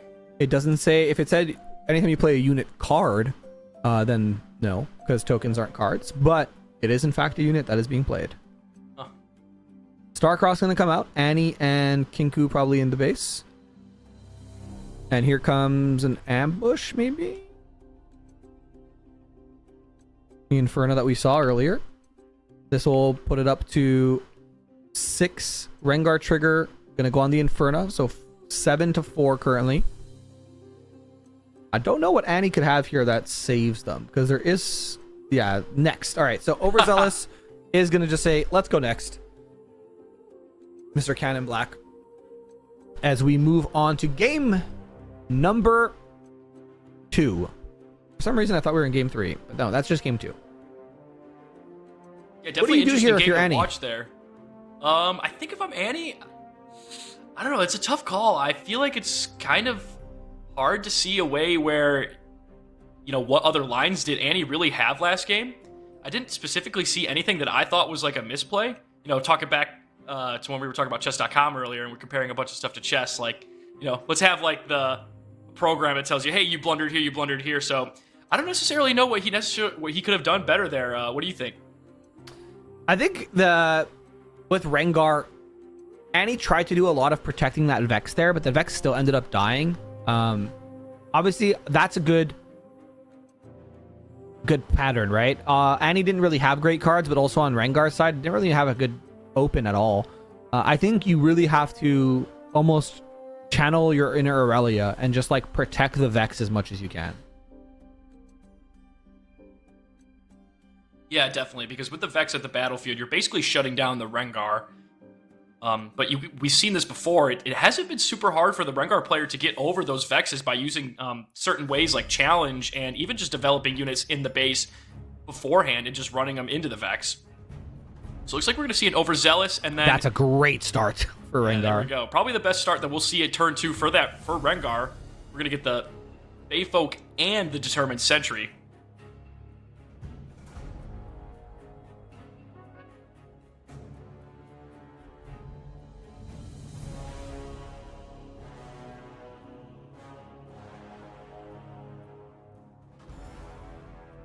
A little gentleman's agreement there. Looks like Annie missed the arena's greatest trigger, and Matt Matu was like, yeah, no worries, just have it. All good. Some good clean lift bound. Nice to see. That's okay. That card's banned anyway in 5 days, so we don't have to worry about people missing those triggers anymore. Yeah, whatever.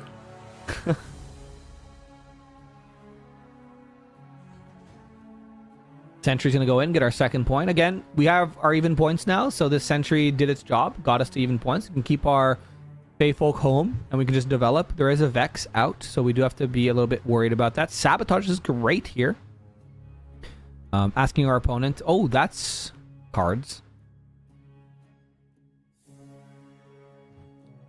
2 Falling Stars, okay. 2 Falling Stars, Yeah. Flash, and the Scryer's Bloom. I wonder if I just take the Bloom here. Am I crazy to think that? I don't know, because if you take the Scryer's Bloom, you're not giving any opportunities to really dig. Yeah. But you are going to have to realize that you're going to tank those Falling Stars later on. Yeah, I feel like you can definitely play around Falling Stars. So Prismat is very shocked at this Annie list in the Twitch chat, so that's funny. We're taking the Flash. I don't know, I feel like Flash is one that I could play around, but obviously Matt Matu definitely knows his Rengar deck and this matchup much better than I know it, so I'm going to sit here and just be a guy. Now we know that the only thing here is Flash, so we're saying, hey, if you want to save your fan, you have to Flash it, or kill it and just push it back. Your fan dies anyways, because we're going to lose all our units now. It's probably just going to be a Falling Star, move the Vex in.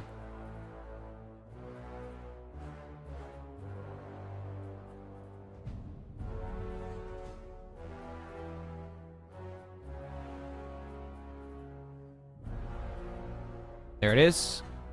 Bye-bye board. JK, here's a Thrill of the Hunt.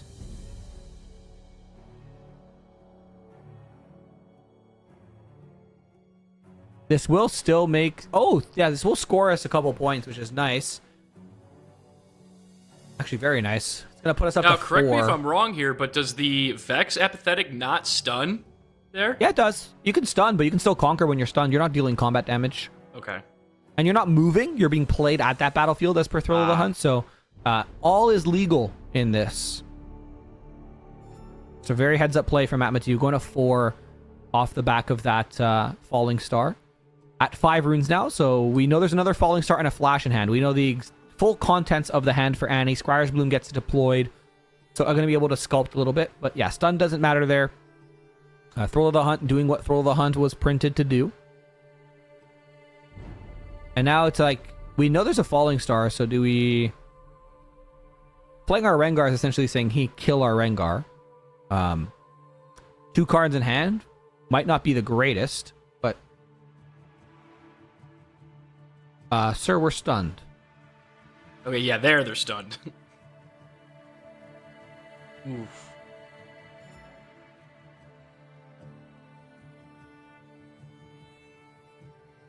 Was that just for like style points or something? Like, I don't know. I'm so curious why we did that like that instead of just like, oh, here's a showdown. My Rengar's big. Like, okay, and then what? We're going to start predicting with the Scryer's Bloom here, Annie, and then we're going to get to draw one off that too. Falling Star? Another Gonna get rid of the Falling Rengar? Star. Yeah, just take out the Rengar. We knew it's there, right? So it depends. I'm not sure what we have in our hand. Maybe we have something that can make a unit big. We know there's a Flash left in the hand and a mystery card. 2 mystery cards after the stack deck resolves.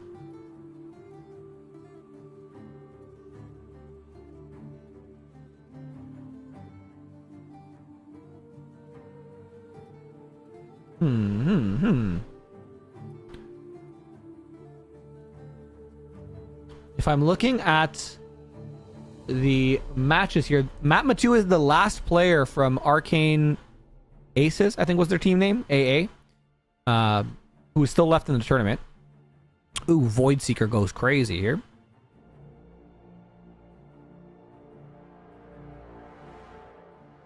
How about another one?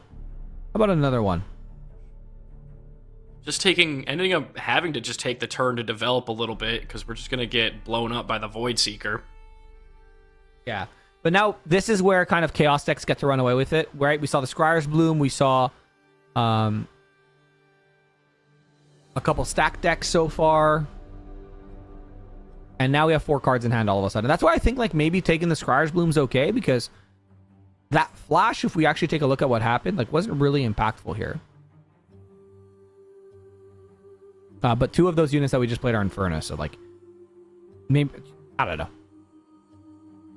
Notably, if we move the Feyfolk in, by the way, and we pull the Inferno is going to be surprise defending here. So it won't get the assault bonus, since the Feyfolk will be applying contested status to the Seat of Power first. But I think the name of the game is we just really want to figure out how to get this Vex off the battlefield. Assuming we have some sort of accelerate unit or Nidalee or anything in our hand that we want to just kind of get out quickly. But right now she's just kind of sitting on that battlefield. Point tempo is on Annie's side now after that Void Seeker last turn. So we do have to start turning the corner here for Matmatu. Looks like we're going to play the Kaisa, no accelerate. Yeah, just to make that Feyfolk big, yeah. And we'll just bring over, the Inferno, and you're not going to get any sort of assault bonus there. Nope. Flash. Oh, and Vex. See, this is why I would have held the Kaisa, because my Feyfolk still wins 2 to 1. I would still take that gamble a little bit.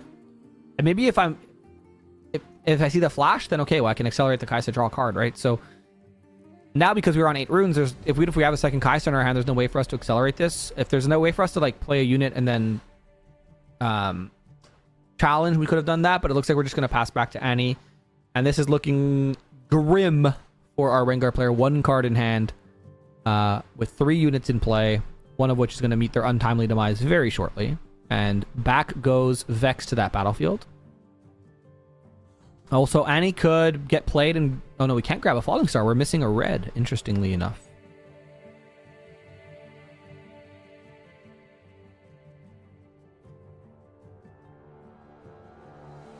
Yeah, also choosing not to go to 6 points. Not sure what the last card in hand is, but maybe worried that we need that extra 2 might on our next turn to deal with something. Challenge here. Kaisa and the Inferno.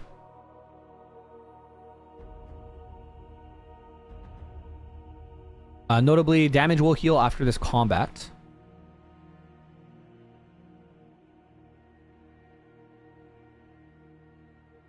And he's going to go grab what exactly? A Falling Star that we can't play this turn.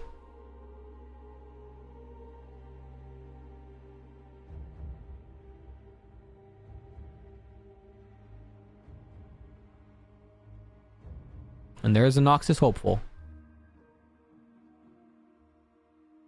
This is rough. We have 9 defending, and we have 6 currently attacking, depending what we drew. If we drew a punch first, then the world is our oyster here, but...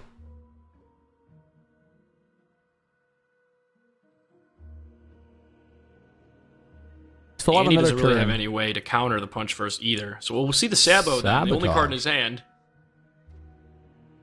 Get rid of the Falling Star, and we know he has a Forerunner now. Do we just stack now our other battlefield?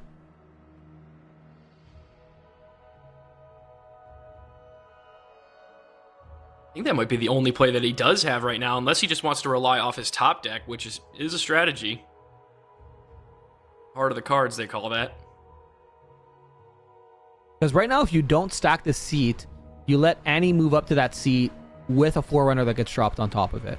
And they're at 7 points. You have to at least put Kaisa on seat, because there's no way for... Yeah, you just got to do this. This is...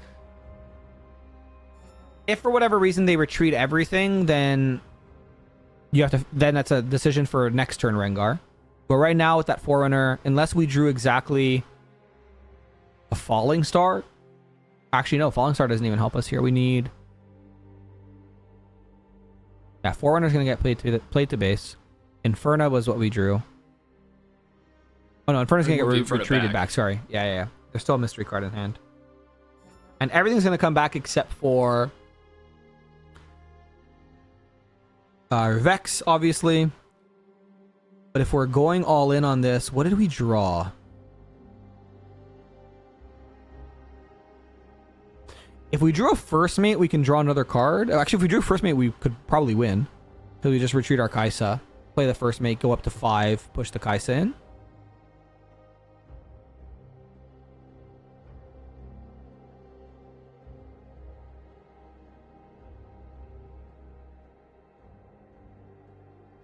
Not going to be able to do any sort of ambush or accelerate, though, with the Vex there. I think the only play that he really has is potentially with the first mate, yeah. Or if he could get the challenge, maybe. Because right now we have... He's typing, so I think he's just saying go GG. Okay, yeah. Yep. Because what, that's 6, 8. Even with Punch First, that's 13. You're a few off. Yeah, Grim Apothecary doesn't help you here. If you were able to accelerate, Grim Apothecary wins you the game. So just goes to show you how that Vex really just being the nail in the coffin for Matma 2 as we move to game number 3. That was Annie's Arena's game, and it was still very close. So Matma 2 is not out of this just yet. So if you're Matma 2 right now, what are you thinking? Do you think you have a chance? Do you think you're kind of, you need to play a little bit faster? Or how do you really win against this Annie? I think you just got to deal with the moment Vex hits the board, you have to deal with it. If you leave Vex on a battlefield for even a couple turns, it is slowed you down, too much for you to maybe come back. This is Matma 2 on Arena's Greatest. If we have like double Sentry, it's kind of nuts here. Or, even a Cafe Folk or something. Pit Rookie's fine as well. As long as we have a 2-drop, we're happy. And then depending what Annie gets to do here, Annie's going to play out probably, a Tide Turner or a Fan, if I had to guess. Maybe an Inferno. Looks like a Fan, yep. And a Scryer's Bloom. So good development here from Annie. If we can avoid the Gust, this helps. We get to go filter our hand as well. Go to 2 points. Discarding an Italy, drawing a card. And are we going to develop something here? Are we going to hold up some interaction? Maybe a bit of both. Depends what we have. So I think it'd be pretty good for him just to develop. Yeah, so we're going to get the Kinku there. No draw. Why didn't we draw? Oh, no, it's other units. Yeah, derp. That's why we didn't draw. It's other units. Scryer's Bloom first. Take a look at 2 and then decide if we want to keep them on top. Swap them around and then draw a card. Both are staying on top, by the way. We draw 1. So we're happy with what we saw.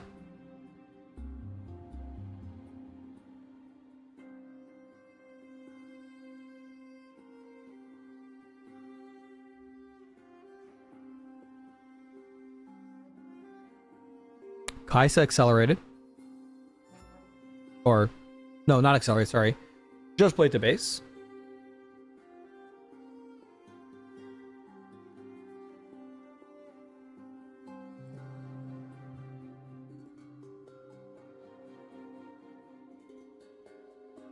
Looks like we're going to take a little bit of time here just to develop as the Annie. Has to turn over. Arena's Greatest Conquer with the Kinku Initiate for the Rengar, going to 4 points. So this game's going really fast for Matma 2. Yeah, if we can set up if we can set up double Conquerors, we're 2 turns away from making the finals.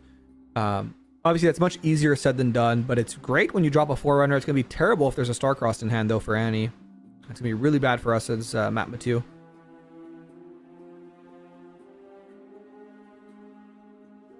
You just move the Kai'Sa up.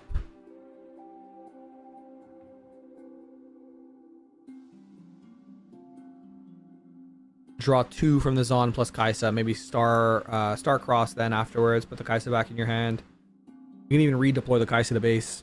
And I feel like that's not a terrible use of your turn, though you do still leave a few units out for your opponent, so maybe that's not actually a great move.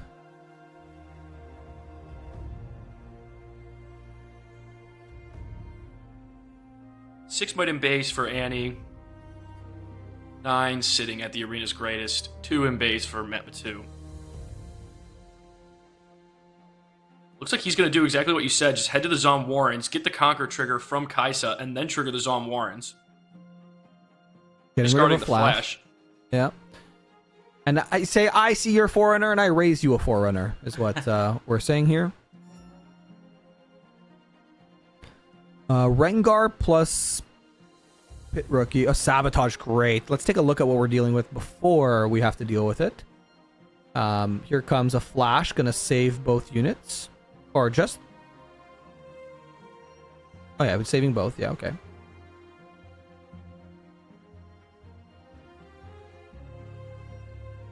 We have another Forerunner, the Void Seeker, Falling Star, and Inferna in hand. Yeah, I think Falling Star is definitely what you take here. Just hit. It's a wider hit. Even though the Void Seeker does technically give them a card draw. I think you definitely want to kind of do this. Filter your hand. See if you can't find a challenge. Challenge will be here. Get rid of the Kaisa. You don't mind. Oh, you just discard another Sabotage. I guess you just really don't care about the Void Seeker at this point if you're getting rid of the Sabotage.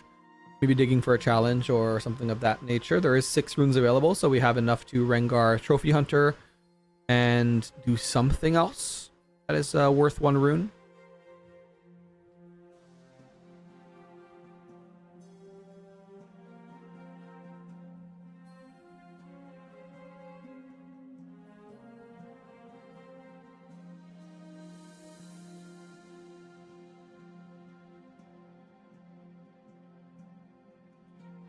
We're going to get the Grim Apothecary in base.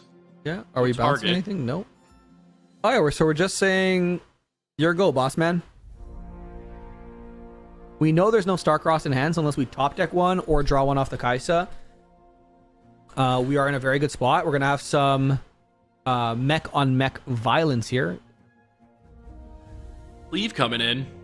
Yeah, we're going to now 9 to your 8, excuse me, or your 6, excuse me. Wonder if we're debating a punch first here. Yep. Yeah. So 11 to 9 now. We know the contents of the hand, so if you want to trade this, you have to Void Seeker. Or you just essentially lose... Or an Inferno actually gets you to 12. Yeah, I forgot the Inferno exists. But defending against a 1 might unit is much better than defending against a 6 might unit. So letting this Forerunner kill the other Forerunner is totally fine. There's no reverse flash in the game yet, that you can't like just move your units into the battlefield. But this Pit Rookie is going to get massive now. It's going to be 4 might, because those 2 mechs are going to get played off the Forerunner. That Void Seeker will deal with it. But again, we've used so many cards, and we're just currently dead on board. We can move the fan in to try to deal with 1 unit. But all you have to do at that point is you send one of your 3 might units in, or an Inferna, and you just say, hey, you want to use your fan? Or no? Or you could just kind of swing everything in, and except for what's enough to kill the... Oh, Falling Star off the top is a great card here. We can get rid of 2 units, which this might make it almost unwinnable for Rengar, unless... Actually, what am I saying? We have a Rengar Trophy Hunter. I think we just go Inferna on Inferna, then swing our mech in. That's our 7th point. 7, and 1 mech or 2 mech? What are we doing first? I think we do 1 mech, depending what our hand is. Yeah, I think we're good with 1, because then we can either just like have the Overzealous kill or kill it. Yeah. And then just play the Rengar, take the Kaisa. And we know we don't have any sort of long sword threat because there's no reds up for the Overzealous. Yeah, we are pushing.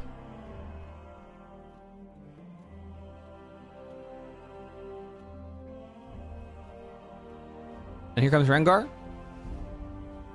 Like and typing is happening. GGs are called out. So there it is. Rengar showing that it can compete. I mean, we didn't see the Vex in Game 3, which made the Rengar's, trajectory into the finals a little bit easier. But a great best of 3 from both players. And if we take a look at our other match, they're still going on, that Master Yi mirror. So we will have a no chaos final, a all body final, and we'll see which domain claims it. It's going to be Calm or Fury.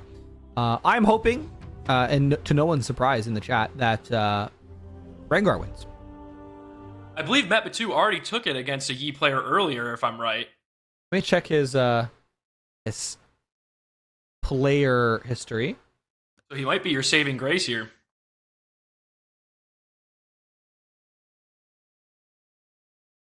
He played, trying to look here. His one loss was to Tide's Mind, but Tide's Mind was not on. Tide's Mind was on Aurelia. Matt Matu played against Isa, won that match.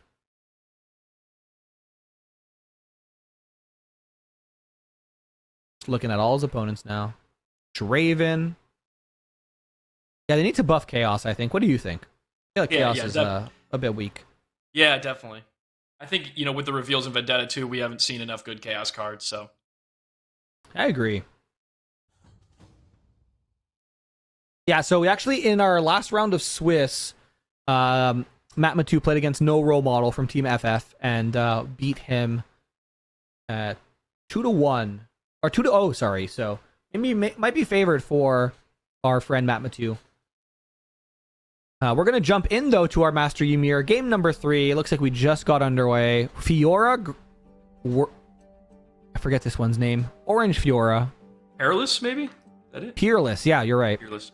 The one that doubles herself. Very, very good in Yi's deck because she goes from 3 to 5 to 10 on defense. Yeah. Which is, and that's without any buffs. And it looks like right now, all we've done so far for Yi is how did we lose a first mate? Oh, we lost to a first mate to a punch first. Okay. But yeah, Fiora Peerless, as you can see here, when I attack or defend one-on-one, double my might this combat. Notably, not this turn, so her might will reduce at the end of that combat. We're going to develop a couple Lonely Poros, so a little... I'm calling a judge on that, because they're no longer lonely, they're together. And we're just going to pass it back to Sevbash here.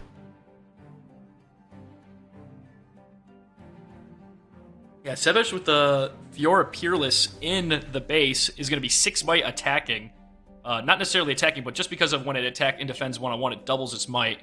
So he's going to be able to run over either one of these battlefields here, especially because the babyface is tapped out, so...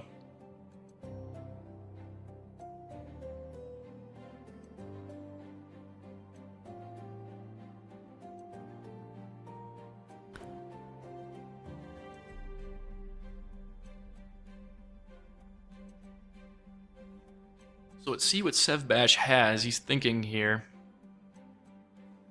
Probably doesn't want to go to the crab because he's going to end up showing his hand. Yep. Probably wants to keep that secret for now.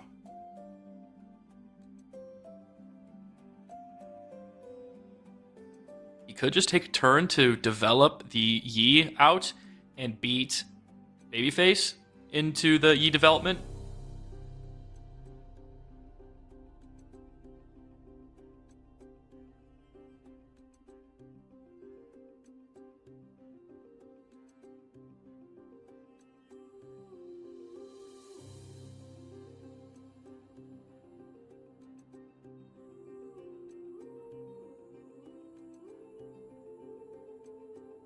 So Cladis is saying, lost to Babyface in the quarters. I hope my teammate doesn't face him in the finals. We don't like this version of Yi as Rengar. So Team AA, Arcane Ace is rooting for Sevbash is what I'm hearing here, Seltorn. Yeah, so it seems like that version of Yi that Babyface is playing has some sort of tech in there that is strong against Rengar, so... Yeah, if I'm Matt Matu, I'm hoping for Sevbash as well. So looks like we're going to take the Fiora into the Emperor's Deus. It's going to be 6-2. Looks like we are going to pay the 1 to drop the Sand Soldier there, and then play a Rengar.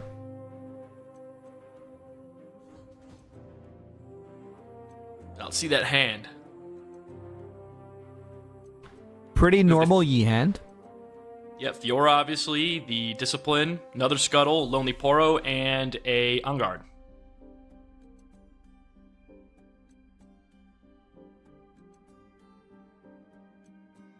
So Sev is going to be tapped out going into Babyface's turn here, so...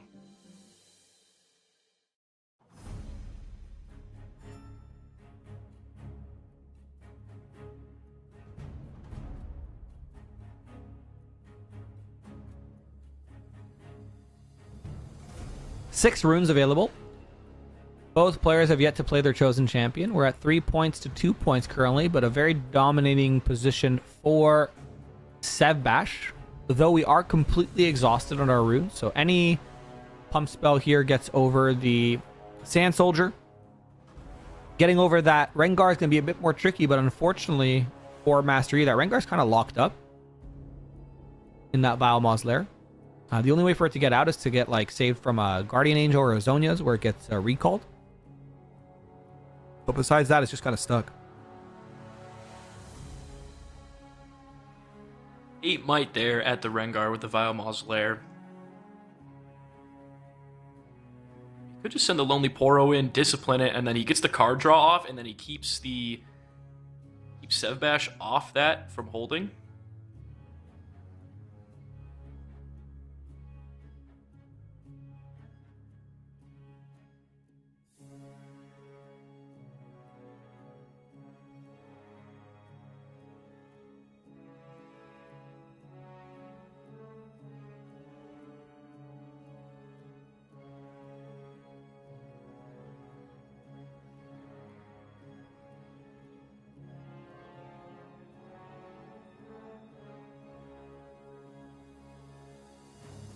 Yeah, so it looks like that's exactly what we're going to do, except with the On Guard, buffing up the Lonely Poro to 4 into the Emperor's Dais, trading into the Sand Soldier, and getting the card draw for Babyface.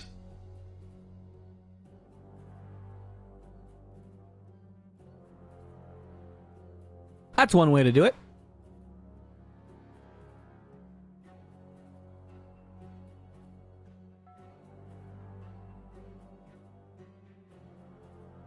Gonna draw from the Lonely Poro.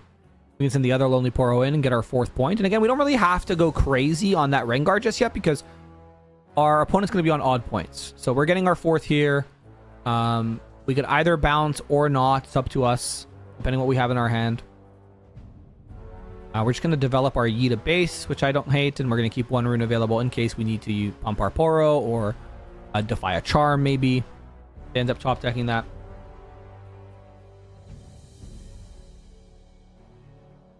Babyface is ahead in points right now, so if they're just going to be playing this hold at different battlefields game, Babyface is going to end up taking the lead. 7 runes here for Sev Bash. He's got the Rengar, the Vile Moz, which is stuck there.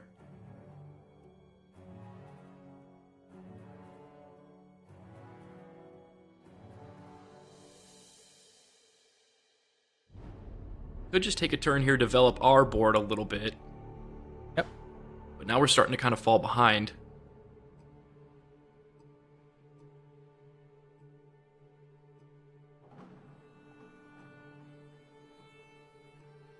Seen him play the Rengar, so he may have another one in hand.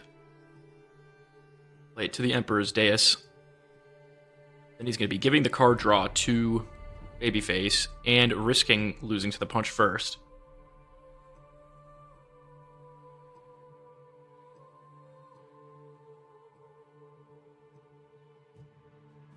I think if I'm Sev Batch here, I just try to develop some units in base and hope that Babyface doesn't just take this game and run from it.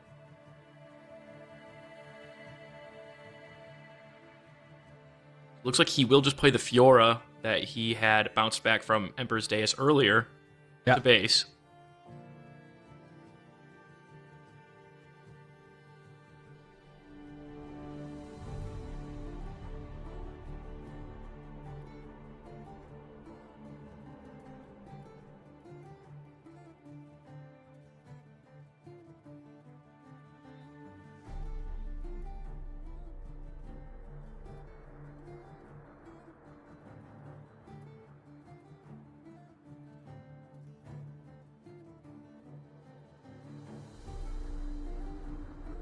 Could have a first mate potentially, and then run into Lonely Poro with the Fiora. This is the Rift Atlas Convergence.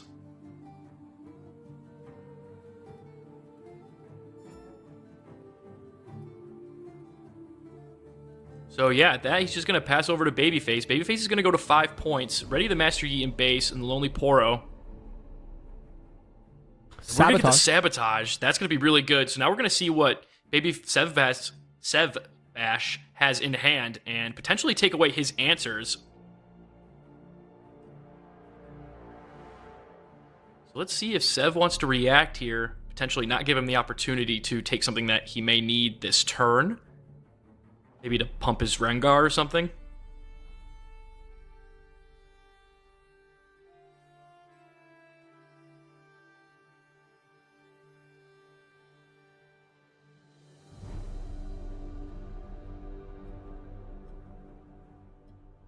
This is the Rift Atlas official tournament, correct? Yeah, it's a Rift Atlas Convergence tournament.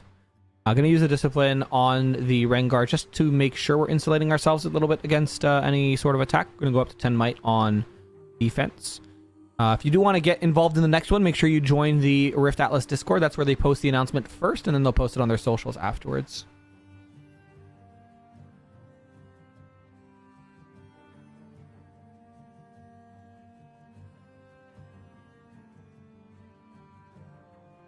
Okay, so we see the Punch First in hand, the On Guard, 2 Lonely Poros, and a Scuttle Crab. I think, honestly, if I'm Babyface here, I'm just going to take the Punch First. I think you can rest easy knowing that he doesn't have that. However, he does, he will be able to buff with the On Guard still.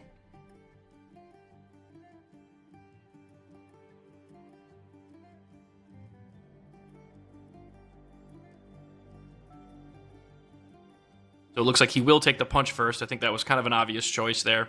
Yeah. I only have to account for a 2 might swing if you want to push in. That'd be 12 if you have a Punch First and a couple pump spells of your own. You can get rid of that Rengar if you so choose. But again, this is kind of the turn you want to do it since you're at 5.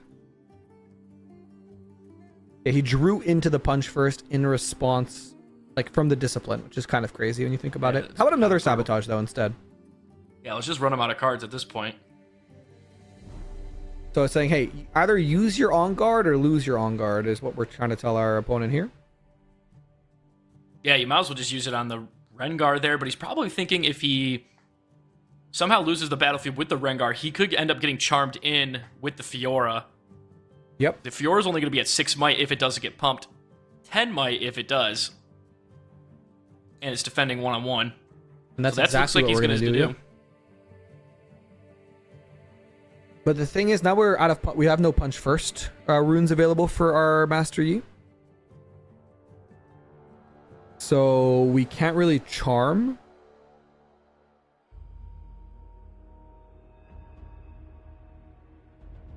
Did we not resolve? Am I crazy? Did we not show the hand again, or were the rest just units? I don't think he showed the hand again. But I think the rest was just units. Okay, because I was like, yes, On Guard in response to a Sabotage is legal, but then Sabotage resolves. Yeah. So Babyface passing it back over to Sevbash. Sevbash does have the Fiora in base still. Sevbash, Babyface up 6 runes still, though. Yep. So we're going to play the Scuttle Yi Crab in special. base just to get the draw. Yeah, the Yi special, you know?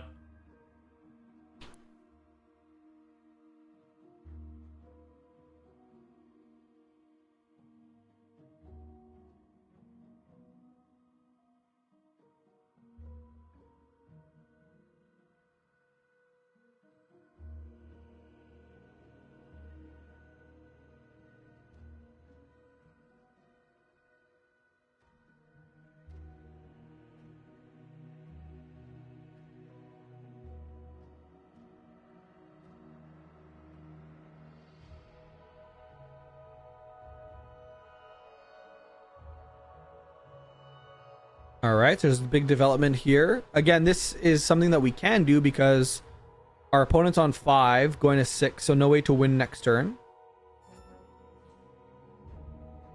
Yeah, nothing wrong with that. Just developing him base, especially, yeah, because he's not going to be able to win now.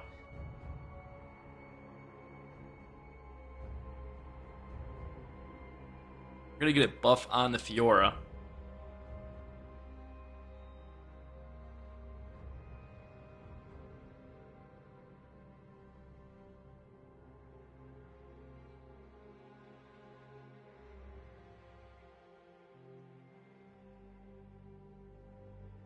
Looks like we're just going to see the Vilemall dropped at the Emperor's Vilemall is dais. crazy. Yeah, why not, you know? That's going to disable the Fiora proc, meaning it won't be able to do damage at that battlefield at all unless it can get pumped up. But we just saw Punch First is gone, On Guard's gone. He has to top deck into a pump spell here.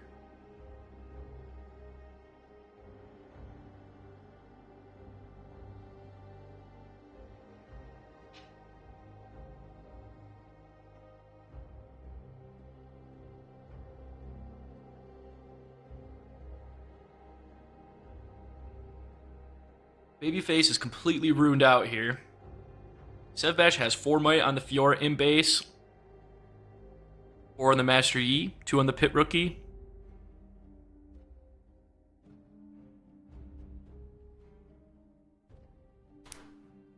Yeah, that makes sense why the Rengar player would hate the Vilemall, yeah. I could see that. Yeah. I would like to take a look at your hand. That doesn't... I mean, oh, I get to also look at your hidden card. I forgot that Scuttlecrab does that.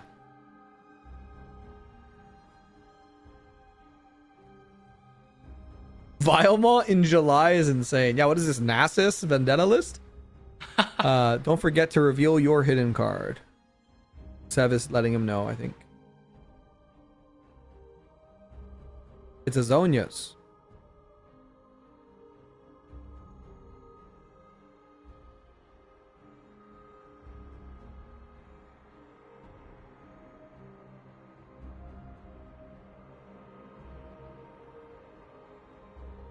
I think Babyface just straight up has the hand on Sevbash right now.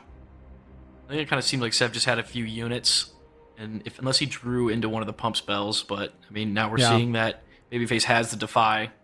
We have 2 Zanyas too, so really if he's going to kill the Vilemall, it's just going to be able to come back next turn. And the Rengar in hand. It's not looking great for Sevbash.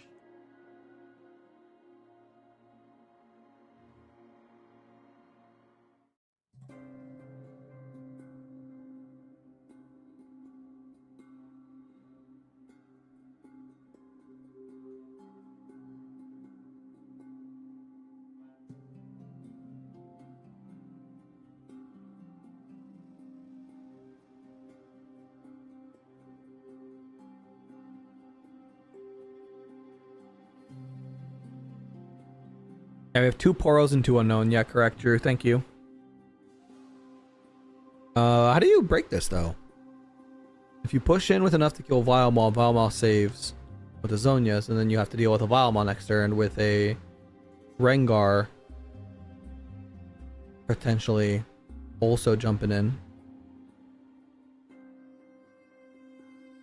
And if you try to do any sort of pumping, you're just going to get defied probably too. Next turn, yeah. This turn you're fine, but...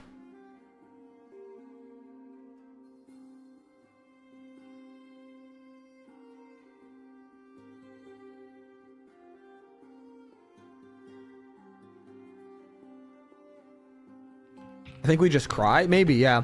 Notably, Scuttlecrab says I can look at your hidden cards this turn. So that should stay revealed, but the hand going back to private's totally okay. Expecting a decision here from our Master Yi soon.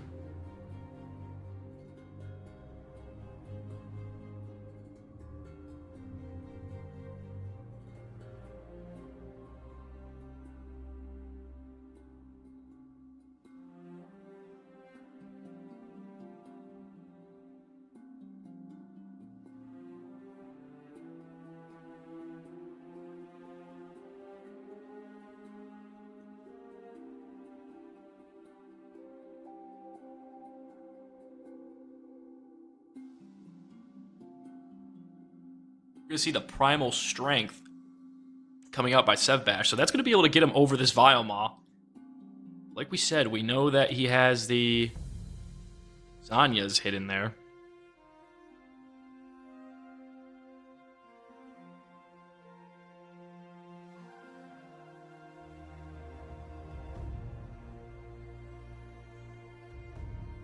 Reveal the Zanya's.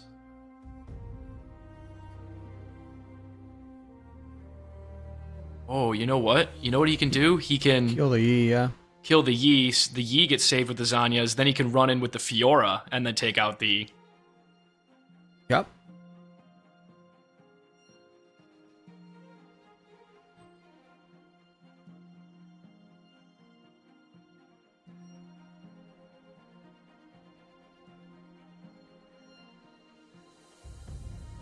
Huh.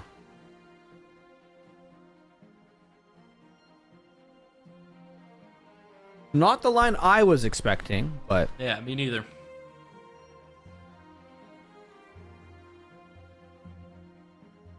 so this will be quick work of the Master Yi.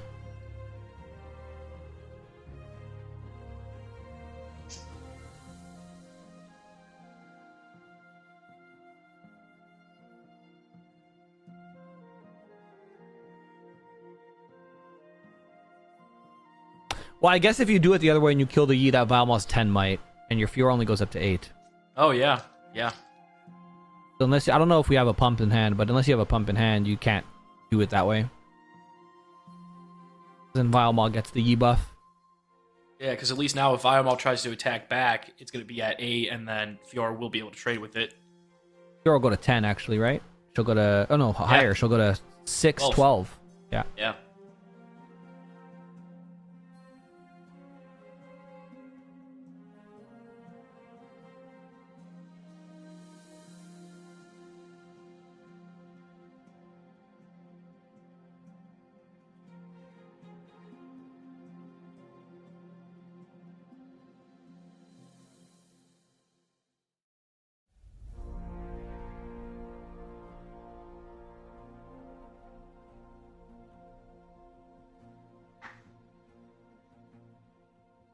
At this point, I feel like we probably need the rope. Yeah. The burning rope.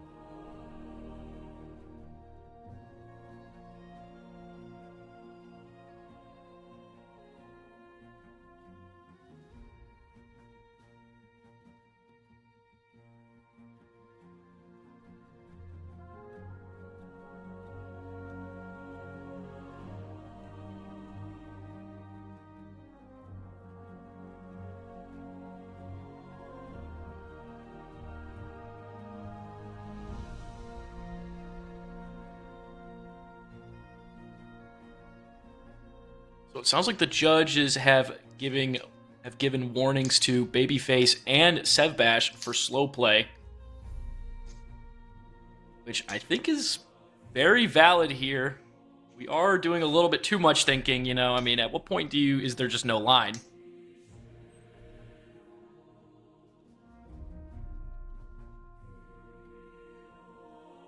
So just so everybody knows, on 3 warnings, that's an automatic game loss.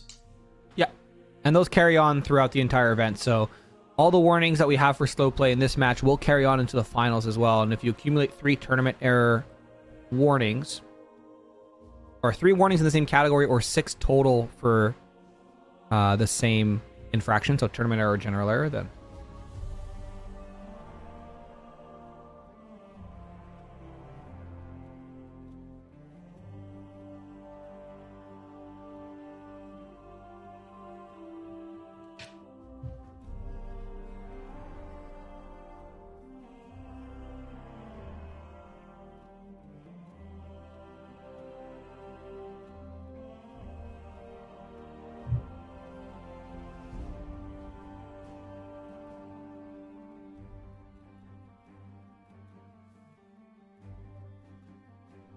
Yeah, I'm not sure what. I think did Sebad's like internet go out maybe?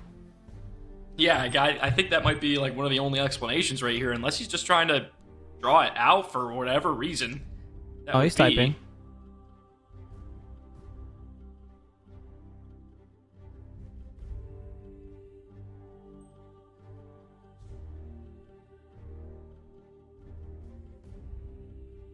This is Seb Bash's turn.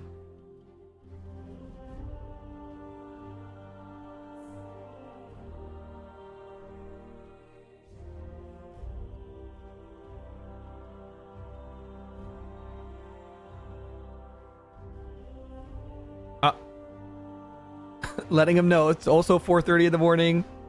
I mean, at that point, wouldn't you want to play faster? Do you want to go to bed? That's Yeah, what I would be like. At this point, just put the cards on the table and see what happens.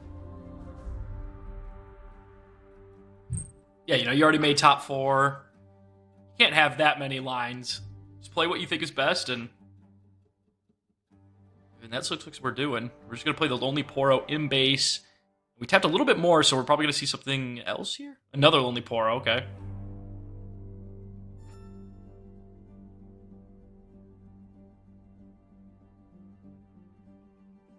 Finally passing it over to Babyface. Let's see if he'll play a little bit faster. Do the Vilemall with 8 Might in base and the Lonely Poro. So Vilemall and Lonely Poro moving in is going to make it so the Fiora does not double her Might. So that Fiora is not going to be able to do combat damage, and Babyface is just going to win combat there. Yep.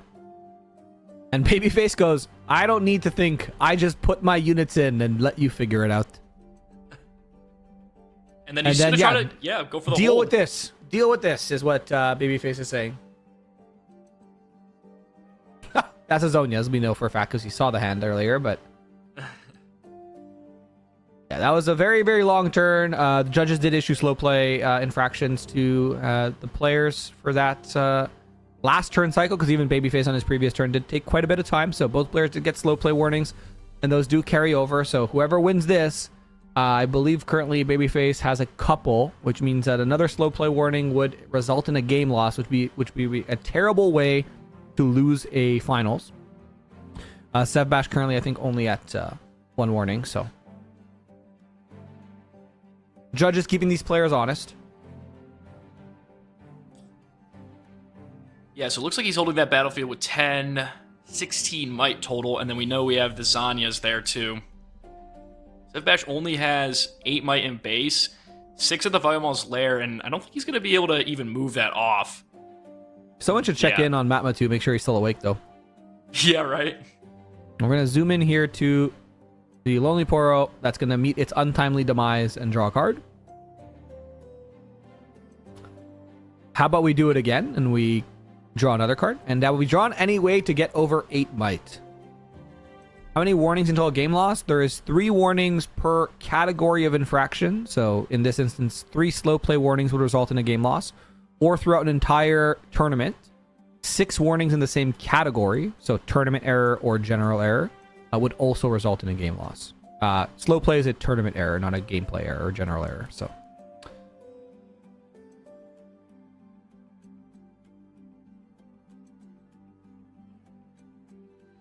most judges, myself included, the first infraction of slow play will do what's called a nudge. Won't be an official warning. It'll just be me saying, hey, you got to pick up your pace of play.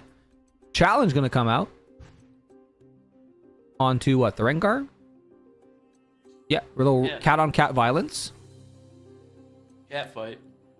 Meow. Defy saying nope.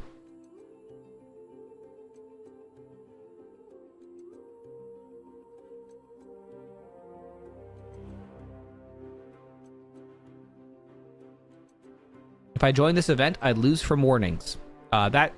These go for any high OPL event, so skirmishes and above, all operate under the same tournament rules and core rules and organized play level. So, if you're worried about losing from warnings, you might need to reevaluate how you play the game of Riftbound in the nicest way possible.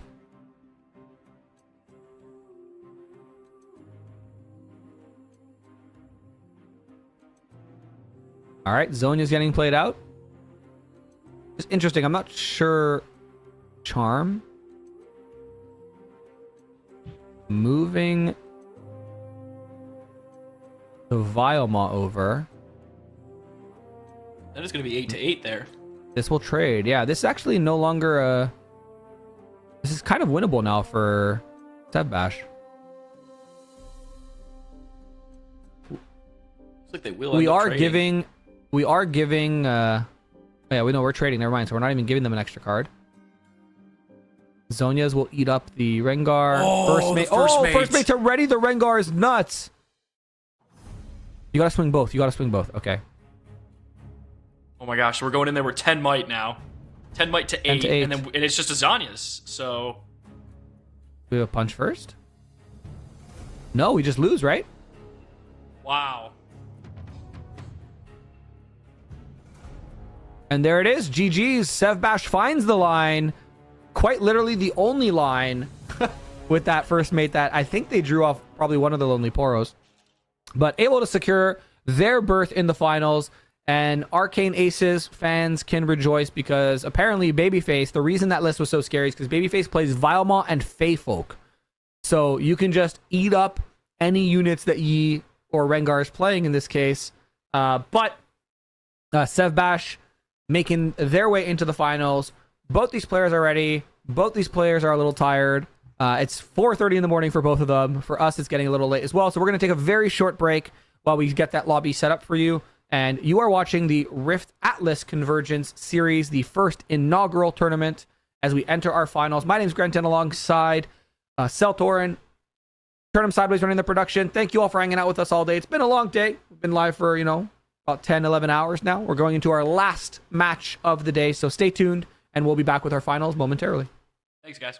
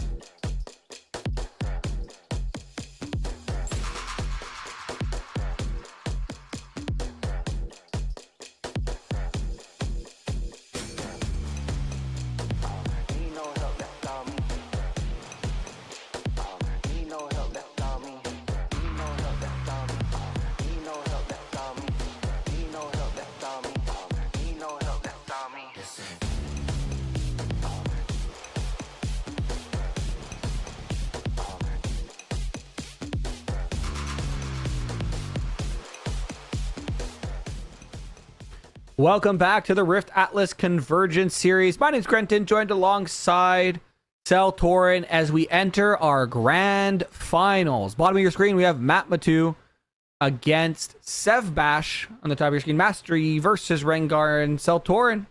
Who do you think's got it? Honestly, I think I'd like to see Matt Matu win this. I think I've kind of been a Matt Matu fan today. I think I'm a Matt Matu fan now, so I think I'm going to be watching a lot of his games from now on, if he goes to RQs and stuff. But, Sevbash is definitely a worthy opponent. He's been playing some really tough matchups, and, even though he's playing Master Yi, he's been playing really well. So I think it's anyone's game. But if you ask me, I think Rengar's got it. How about you? I'm also a Rengar enjoyer. Yi is the villain. I don't want Yi to win. Yi is going arenas first, notably, because if we look at the standings, Sevbash is 4th seed. Matt Matu is 6th seed. So Sevbash using their going first battlefield, going first. Shocker. And we're going to get a Scuttle Crab to start things off. Pretty good start there. Scuttle Crab, let him draw a card and potentially conquer a battlefield next turn. We're going to see the Inferno from it, Matu.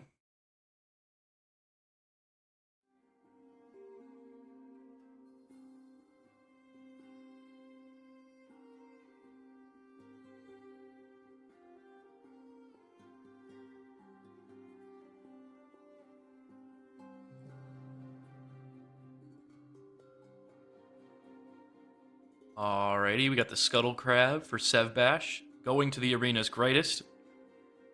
Get the second point there. First coming from Arena's Greatest. And Master Yi getting deployed, yeah. Yeah, play Master Yi in base. So we just lose to this Inferno, right? Because the Master Yi will put it up to 2. Inferno's going to be 3. That being said, if we don't really have a way to deal with the Yi on this turn, would be a bit tricky. A lot of cards in hand right now for the Master Yi. 6 cards so far. Gonna just move in, kill the Scuttle Crab. We'll get to see the contents of Matt Matu's hand here in just a moment. Bye-bye goes Scuttle Crab. And look at that. We got some stuff, a punch first, and a bunch of units.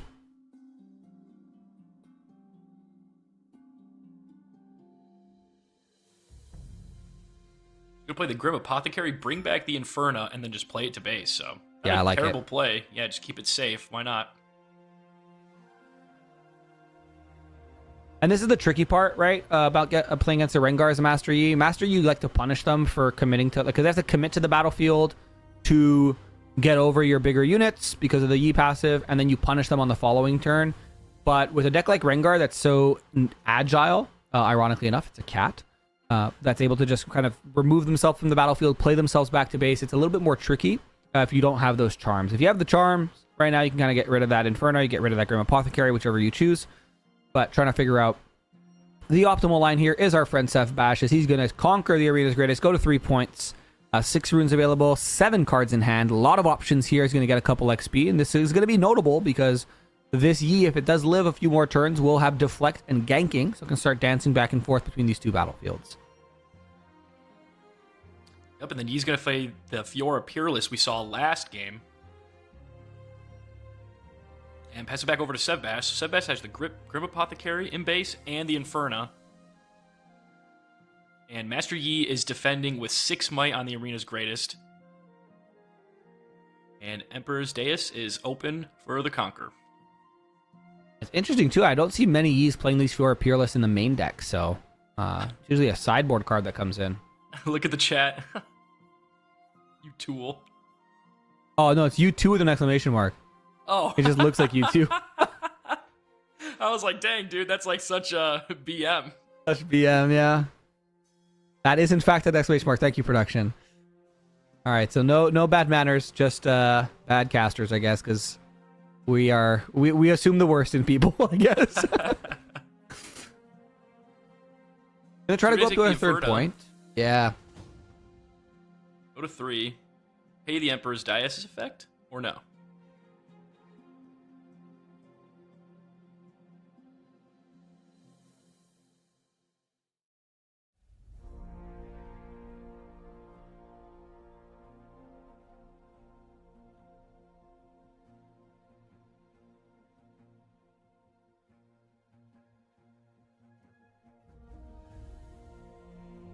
Sevbash has approved the Dice activation.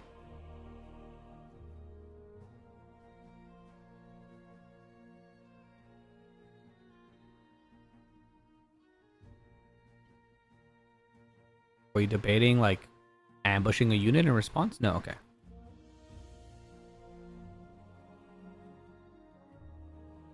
It is very late for both these players. Both these players, I believe it is almost 5 a.m. or 5 a.m. at this point. Safe to say this finals is not an NA finals. Both these players, I know what we know. Matt Mathieu's from France. Not sure where Sevbash is from, but Kinku Initiate's going to come down. We're going to draw an extra card here. 3 runes available. An exhaust 1, play the sentry, and then keep 2 up perhaps. Or maybe this looks like a challenge on the Fiora for her. Could be.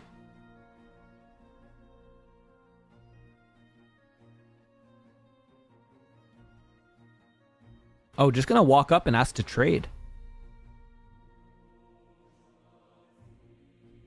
Discipline, we're going up to 8.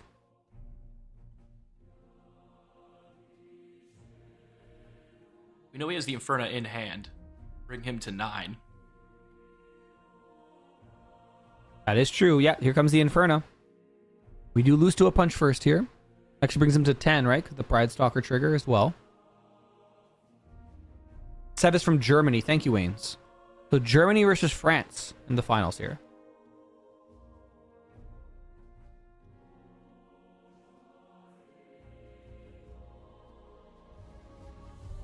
I like this play a lot from Rengar because we are fighting for even points. So this puts us on 4.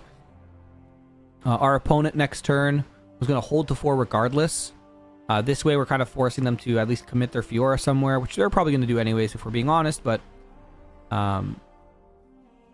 this allows us to have some sort of backline as well with the Determined Sentry and the Kinku Initiate. Sevbash is thinking here, maybe if he wants to punch first or an on guard would trade. The only thing that gets over this is a punch first.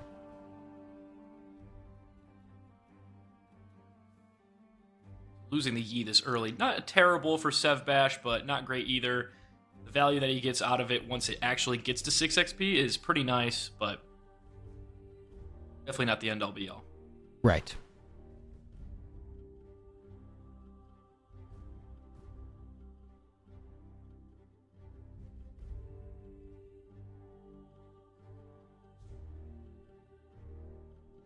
Looks like we are going to bring out the punch first. Taking the Master Yi to 13 might. And yeah, Matt Mathieu's just going to concede that and pass on over to Sevbash.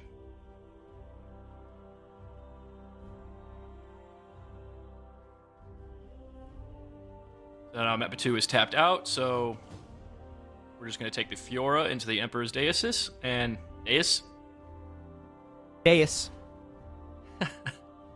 Then we're going to pay the 1, create the Sand Soldier, take the Fiora back to hand.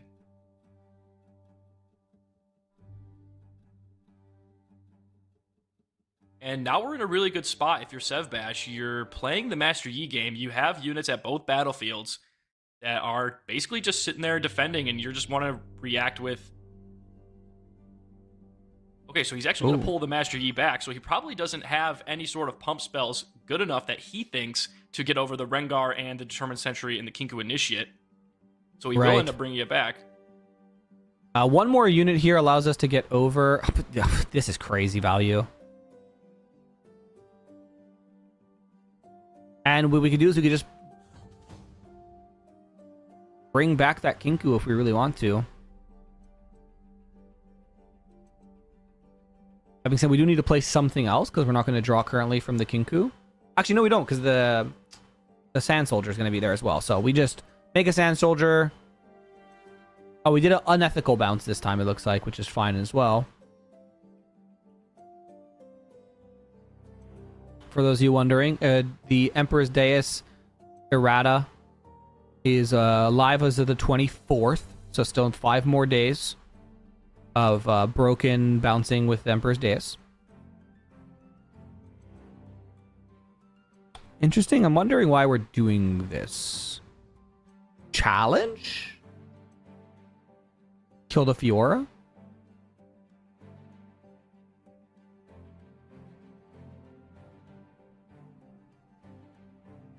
could see the challenge here. No, So okay, we're just gonna interesting. pass. So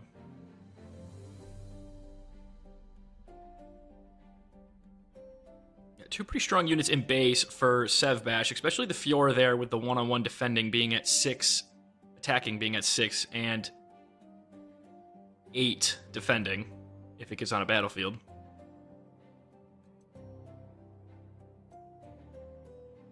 Maybe baiting a punch first here, even a double punch first would be crazy.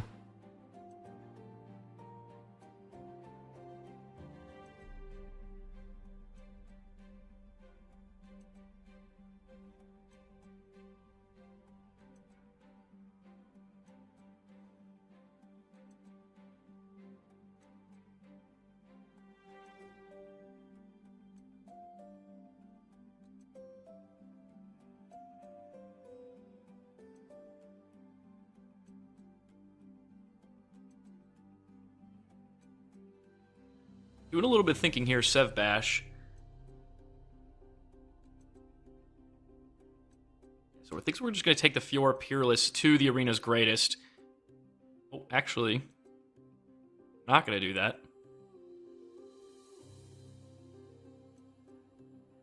We are going to do Actually, that. we are. You got pump faked by Sevbash. Ah.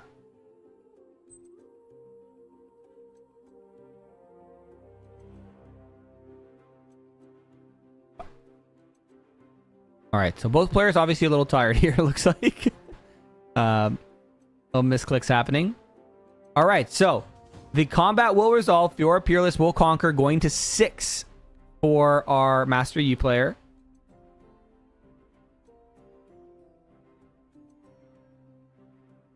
Again, we have to be careful. This Rengar Trophy Hunter just ready, waiting in the wings.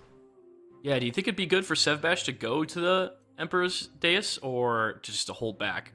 I don't hate going to it if you have ways to hold against this board state. Yeah, Rune Runner's not terrible. Hiding a card here, Zonya's also not terrible.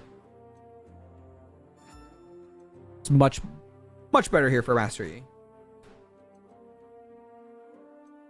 Our Rengar jumps in and just kills this Fiora.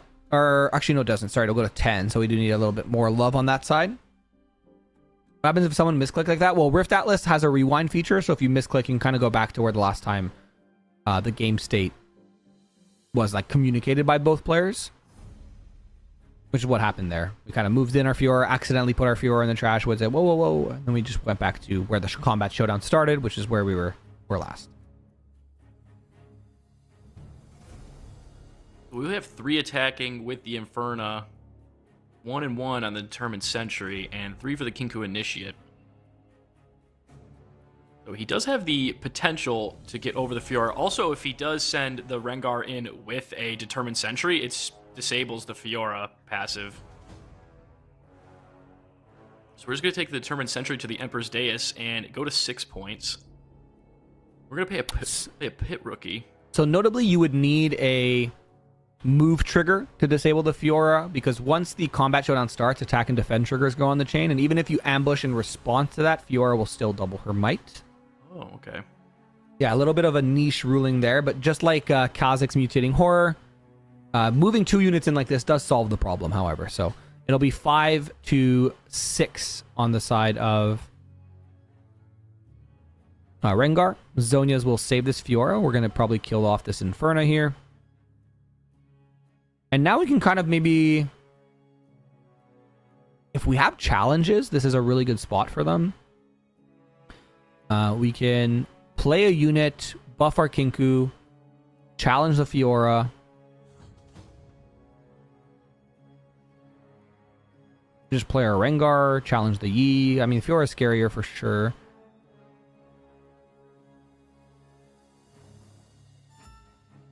Looks like we're just going to Oh my god, this is scary. fortify? Why is Rengar ever passing with 9 runes open like this? Obviously, 5 of that's meant for the Rengar Trophy Hunter, but that means you still have to account for 4 runes. That could be challenge, double punch first. That could be a lot of things. We have enough. We have enough orange to do a challenge, double punch first. Yeah, definitely is dangerous for Sevbash to just walk into either one of these battlefields here. And you don't want to lose this if you're Seth Bash. This is your going first. You put up your Arena's Greatest as well. Sabotage, okay. Thrill of the So we're going to get to Hunt see and the Rengar. Thrill of the Hunt. And punch first. Oh my goodness, this is crazy. He's going to take the punch first. So we still have the Thrill of the Hunt and the Nidalee. But is that going to be enough to save him? Yeah, we have the Rengar as well, so we could Rengar, buff something else, Thrill, buff something else. The thing is, if we swing in with the Fiora, do that Arena's Greatest, she's gonna get doubled, so we just leave her there.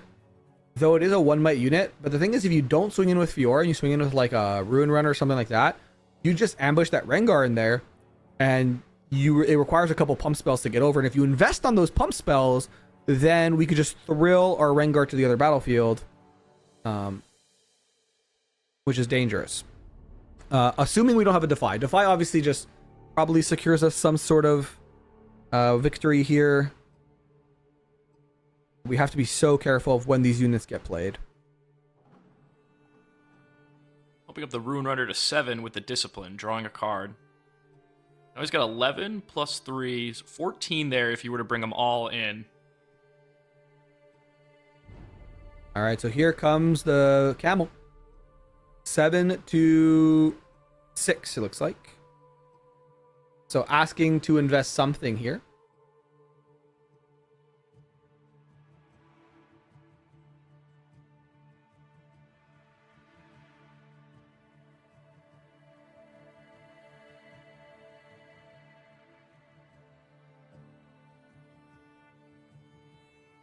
A little close up there. Nidalee's going to Just play get the sent Nidalee. into the other battlefield, but this forces a trade, which is really nice, because now we're going to buff the Determined Sentry 7 to 7, and now we're turning off Fiora from doubling on the other battlefield as well.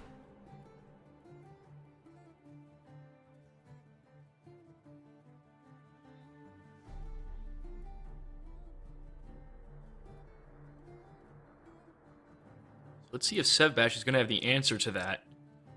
Any kind of pump spell will do here. So it looks like no. Looks like they're just going to trade here. All you have to do is hold one, right? You have Thrill. You have exactly enough for Rengar, but all your opponent has to play around now is Rengar. And if you Rengar in, that'll be 12 might defending. Don't think that's enough unless we can punch first our Fiora and find a way to one-on-one defense. What else And could like it you be? said earlier, Sevbash losing the game on his own Arena's Greatest is not going to be very good. Yeah, so I think here you have to ambush in your Rengar, right? Yeah. But no, because then if they pump up the Yi, you lose the Rengar. Right now, they're just offering a trade. They still have focus, but assuming they pass, they're offering a trade with your Nidalee. Actually, they need to like exactly punch first here, I think. Passing focus. Rengar's going to come off the top rope. Buffing Nidalee. So saying if you want to kill anything that has merit, you have to invest something. A punch first puts you to 9, which means that you can't kill both the Nidalee and the Rengar, but you can kill the Rengar and the Sentry, which then wins you the game. Or not wins you the game, but at least gets you to 7. A deck list will be posted, I believe, tomorrow on the socials for Rift Atlas. Or early this week, yeah. There's the punch first. This gets us to 7, though.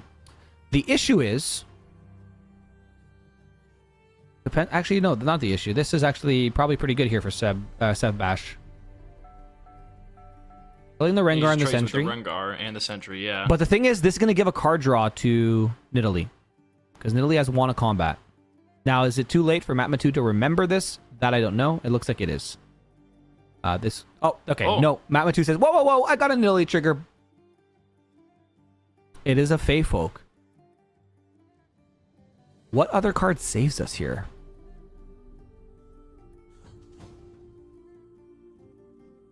Is there falling star in this list? Don't remember.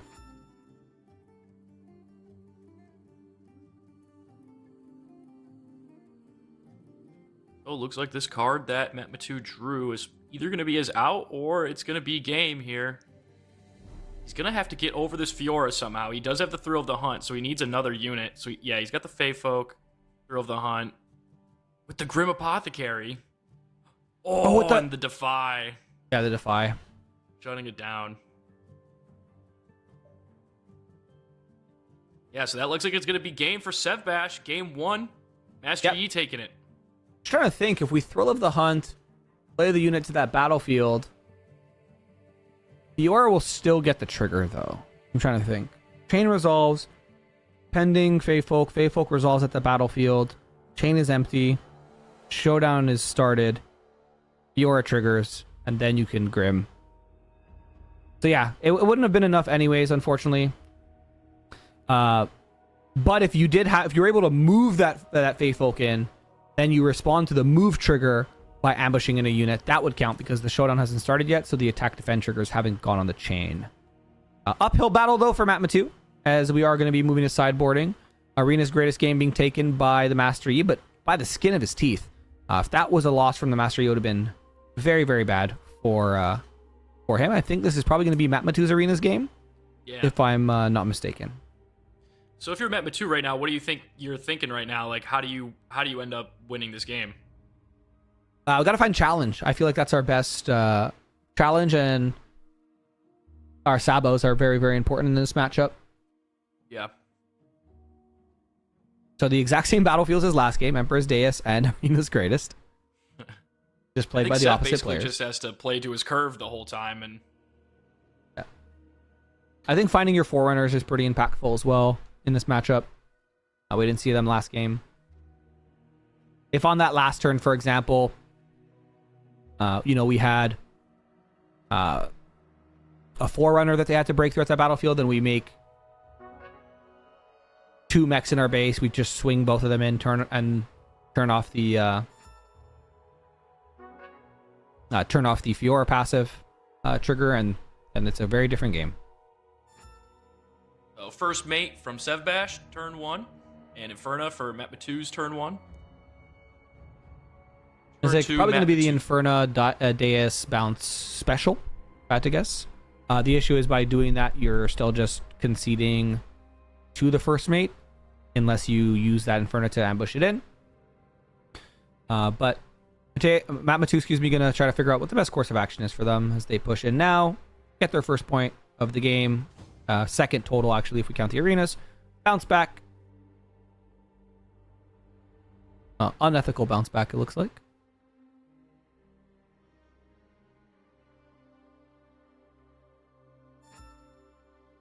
Interesting. Yeah, okay. I could just play the Kinku. Yep.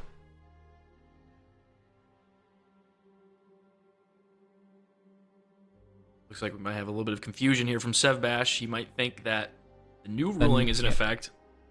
July 24th.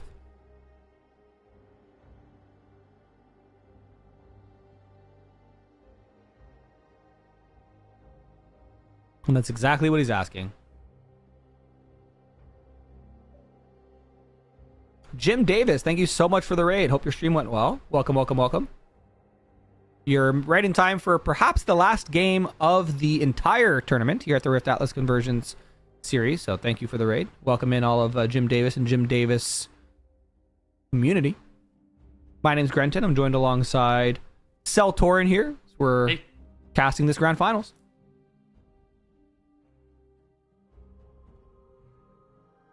And yeah, the erratas and all the rules updates and all that fun stuff is only live as of the 24th, which, if my math is mathing, is next Friday. Or this Friday, I guess, coming up. How exciting. So make sure you guys sign up for your pre-Rift events. It's going to be a lot of fun, and get some rule changes, too. So, and some bans. Big day, right? Big day for Riftbound. And perhaps a big day for Sevbash here, if he can find a way to navigate this last match. Otherwise, Matt Matu is going to be forcing a game 3.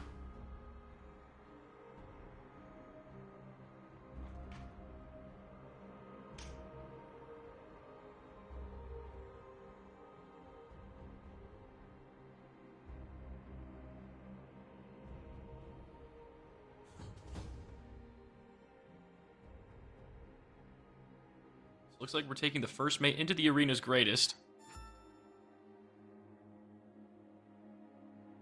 Playing out the Yi into base.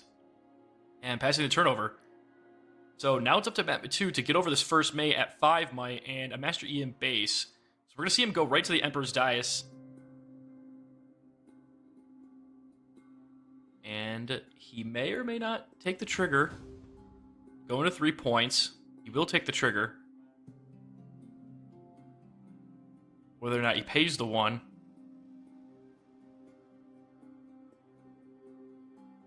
Or just bounces it back. So it looks like he's just going to play the Forerunner on the dais. And just hope for the hold there. Which I think we talked about this earlier. The Forerunner is one of the better cards in this matchup for Matt Matu. So he was able to see that pretty early.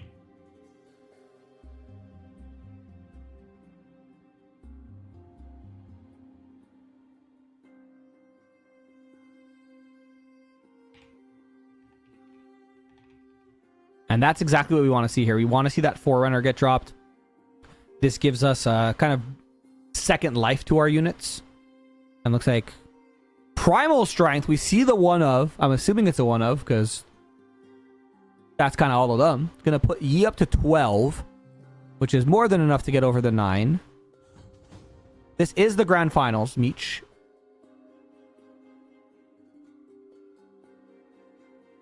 Potentially the last game if Sev Bash does manage to close this out, excuse me.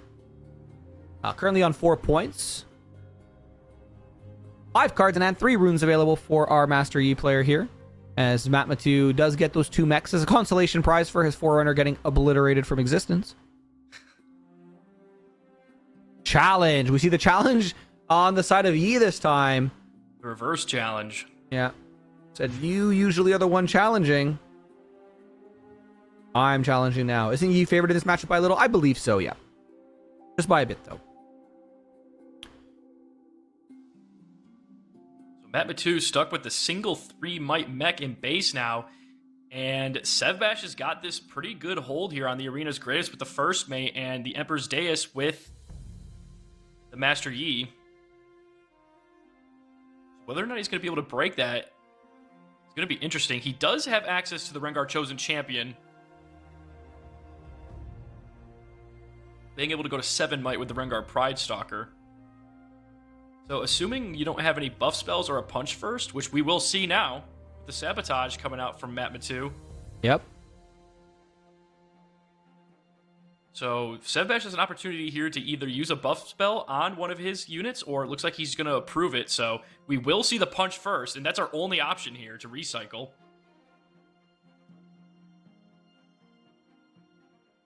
Oh, and the discipline, actually. Excuse me.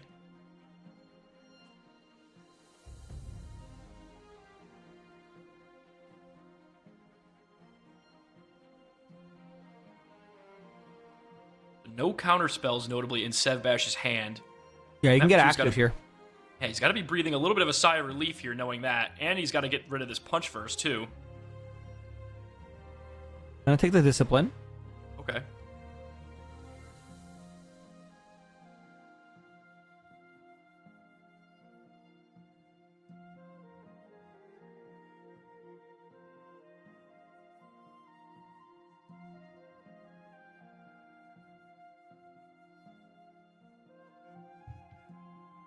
So what's the thought process behind taking the discipline? You think it prevents the card draw there for Yeah, Sevbash? I don't think you're too worried about the punch first. It's very easy to play around.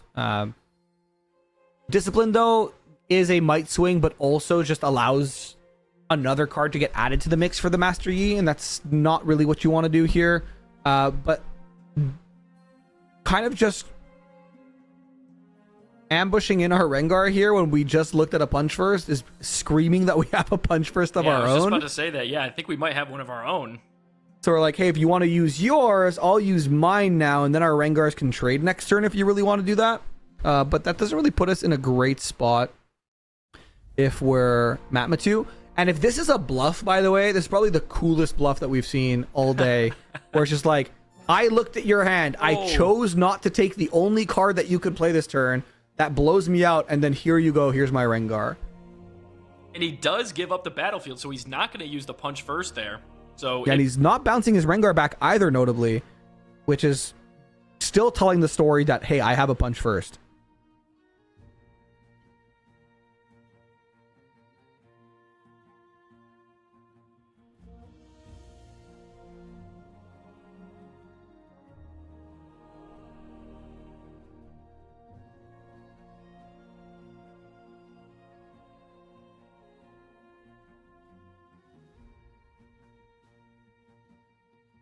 So 7 runes up for Sevbash. What he's got. Holding the battlefield here with the Rengar Trophy Hunter at the Emperor's Dais. You have the mech token in base. Just a lonely guy in base.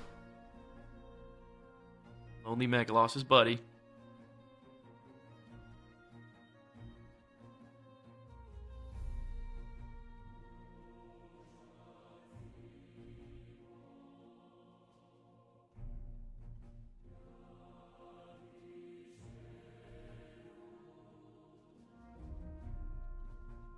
Yeah, definitely. Getting rid of that discipline, yeah, makes it so that now he can't do the Rengar discipline combo. Yep.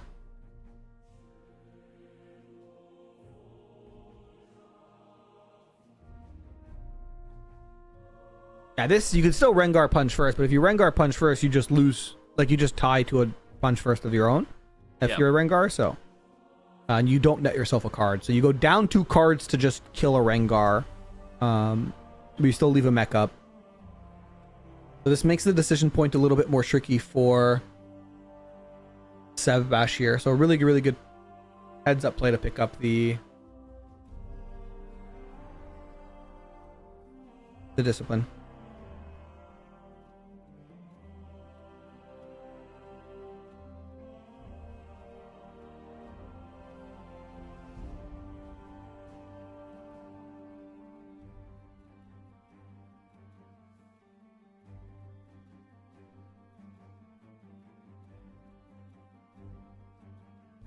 So Here comes looks like Rengar. We're gonna get a Rengar. Rengar on Rengar action. So he's gonna challenge this here, probably with the punch first, and he's gonna call Matt Matu's bluff. Yeah, there it is. So does Matt Matu have it? He does. does. Okay. He says, all right, we're a trade now.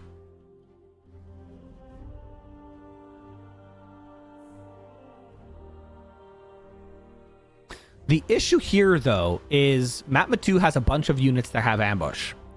So your first mate is not safe at that battlefield.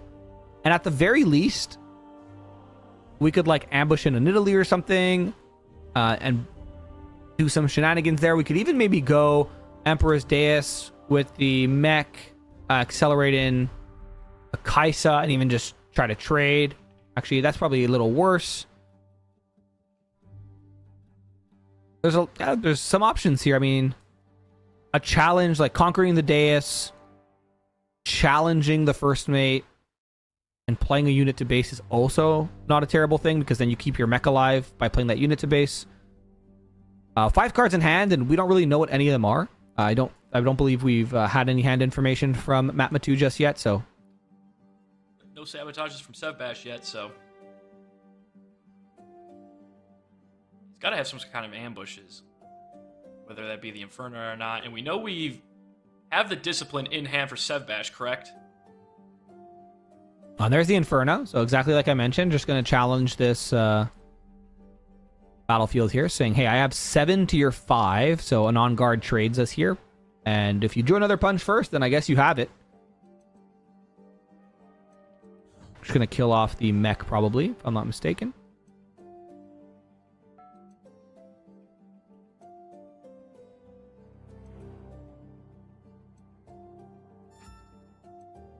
Going to play the Faith Oaken base. Pass over to the Master Yi. So he's got 3 cards in hand now, 6 runes. It's looking pretty even right now. We're both at 5 points. However, Matt Matu has 2 units in base, and Sevbash doesn't have anything. So he's going to play the Lonely Poro by itself. How sad. In the base. And unless he top decks something, yeah, the first mate's actually going to be able to get over the Arena's Greatest, unless Map 2 has another punch first.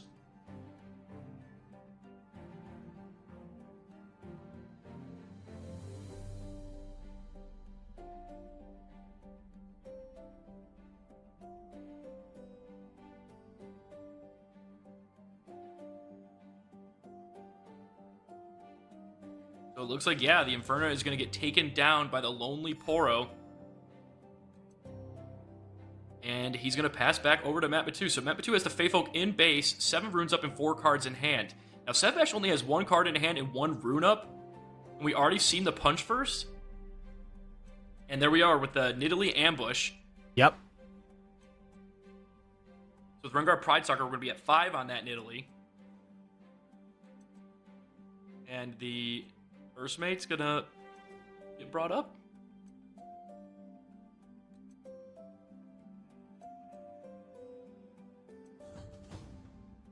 So that's just going to take out all of Sevbash's units, leaving only the Feyfolk. Yeah, this is very, very punishing here for... I'm just going to play another Nidalee to base. Pretty much saying, hey, do you have anything? If you don't have a way to kill my Feyfolk, no, we're just going to pass the turn. Challenge and Alpha Strike. Going to game 3. Going the distance here in the Rift Atlas Convergence Grand Finals. Matmatu taking this Arena's Greatest. So both players winning on their Arena's Greatest, and now we have to play on a non-Arena's Greatest game. So what battlefield do we see here from Sevbash? We probably see a Star Spring? Maybe a double Star Spring I could see. that would go crazy. Looking at Matmatu's list, he is on... Actually, no, Seat of Power for Matmatu or C... it's just going to be a double Seat of Power game, actually. Okay. So not Star doubles of Spring, something. but double something for sure.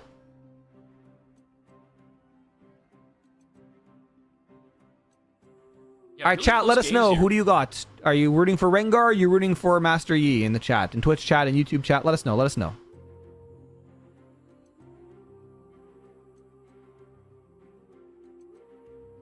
Looks like Matmatu has to take a 1-minute little break, see here, he says. Yeah. Is that Matmatu? Yeah, it is Matmatu, yeah. Need to put some splash some water on our face.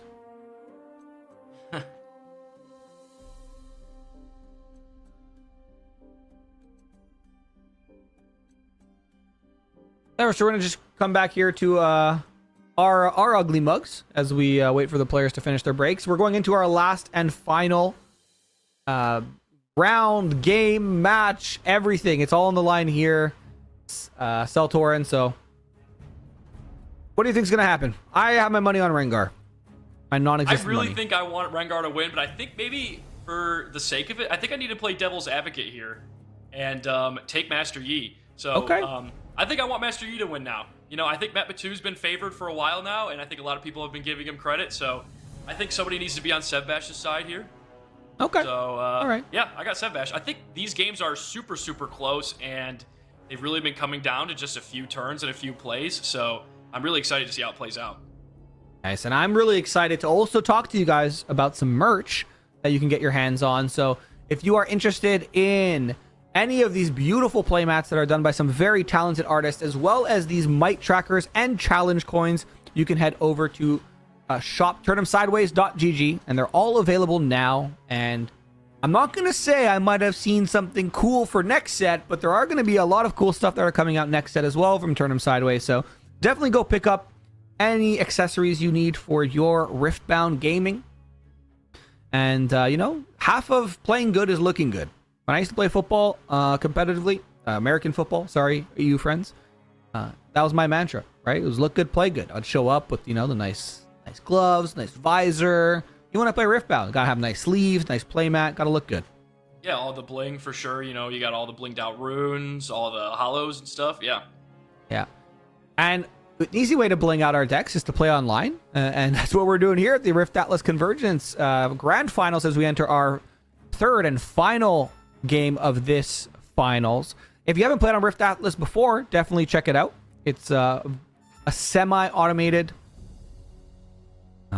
simulator. So it allows you to pass focus, allows you to approve things, Every action you take is manual, but there are little pop-ups and checks along the way that help you make sure that everyone's playing fairly and ethically, and the UI is very clean, and I like it a lot. So it looks like we're going to get the Determined Sentry and the Fey Folk from Metma 2, turn 1, which is probably the best turn 1 going second play he could have. And then we're going to see Sevbash play the Lonely Poro. So with the double seed of power, potential to draw off those battlefields too, so 4 runes up for Sevbash. Probably just going to take one of these battlefields and maybe hold at it. Otherwise, he ends up getting dragged in with the Fey Folk anyway. Entry fee for this tournament was $25. Yep.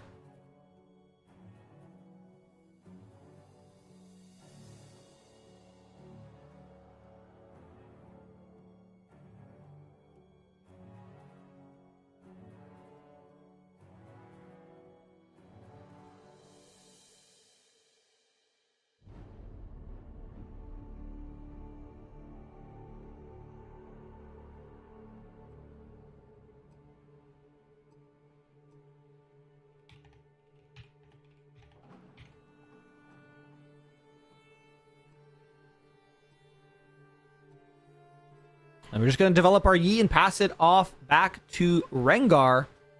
And again, this is kind of a tricky spot to be in. I don't really hate the fact that Yi took a bit of time here to try to figure out if I want to develop or just play this Yi, because that Fey Folk is so dangerous, especially when you have Rengar runes available next turn. So kind of just saying, okay, if you want to really pull in my Master Yi and play your Rengar, and that's all you do this turn, that's totally fine, and draw a card from the other seat. But maybe something more creative in the back pocket for Matmatu here. Yeah, definitely. So Sevbash tapped out. We're going to be able to potentially pull something in with the Fey Folk if we want. If we do a Path Punch first or something, we could even take out the Yi early, which could be nice.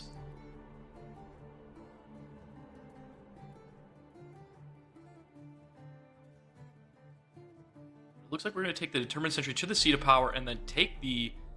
Okay, yes. So we will be moving the Fey Folk into the other Seat of Power, taking the Rengar as the ambush, killing the Master Yi, and drawing an extra card.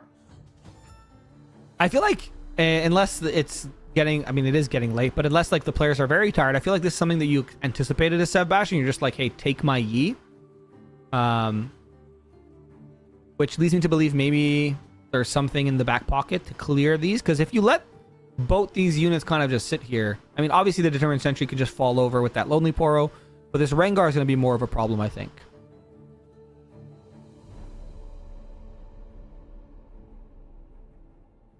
Yeah, it's going to be tough for Sevbash to get over this Rengar on the Seat of Power now. He could go down and use a punch first. Try to take it out, putting the Lonely Poro 2/7. Looks like we're just going to see a Rengar back and then a punch first. Yeah, taking as I that expected. Rengar out. This was probably like just the line that was seen in Sevbash. He's like, okay, I'm going to lay out some bait, and if they take the bait, then I have a very established board state, and we just got 4 points essentially for 2 cards and 3 runes. So a worthwhile trade. We got to be careful of this Forerunner though. Can put in a lot of work. We have 5 runes available to develop or to just even pass back and just be like, hey, I have a ton of interaction in my hand. I have 6 cards. You figure it out. Yeah, basically, he can pretty much just do that. That's the beauty of Master Yi, or whatever you want to call it. You can just kind of just sit there at the battlefields and pass turn to you and let you decide what you need to do. So he's going to draw off this Scuttle Crab, actually, only giving him more opportunities to draw what he needs. Looks like he's going to take the Rengar back, though. Or not. Or not, indeed.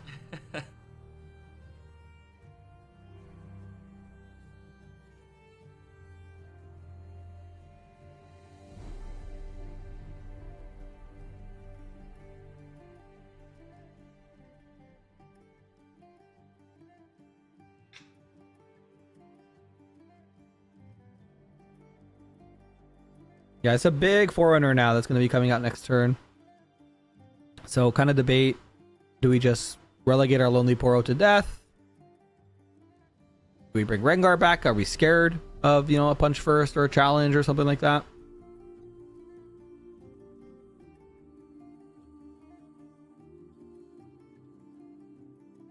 And we are going to pull everything back, which is very uncharacteristic for a Master Yi deck. Like, you don't see this happen often. Uh-huh. I think that's pretty nice for Matt Matu here. It might give him an opportunity to maybe develop a few things in his backline before he maybe commits. Looks like Sevbash is going to try to do the same thing. He just has a big backline there with the Rengar, Lonely Poro, and now a first mate. Sevbash is just going to go straight... Matt Matu, excuse me. He's just going to go straight to the seat of power. Go to 3 points off that. If you're Matt Matu, you got to have some sort of tricks here that you know. Sabotage coming out. Yeah, this lets us plan our next turn very effectively. Yeah, that's some cards. Got some Defies. We got Discipline and an On Guard. Gonna take the Discipline. Again, I think that's the correct choice. Looking for a challenge now, looks like most likely. Yep, gonna challenge this Rengar. So now, currently, the only way to get over this Ferris Forerunner is to send both the Poro and the First Mate and the On Guard. So, makes it a bit awkward now when we take a look at the hand of the Master Yi player, where they're kind of light on units, and we just took their only way to draw a card, and they were completely exhausted, so those 2 Defies were useless in their hand for that challenge. But now we do have to remember that the Defy is live, so if we have something like a Thrill of the Hunt, we can't really send it off here. Since there's no way that this Master Yi player is really going to fully exhaust their runes this turn with what we saw in their hand, unless they drew something a little bit more interesting. Now we're gonna see we're gonna see the other hand now.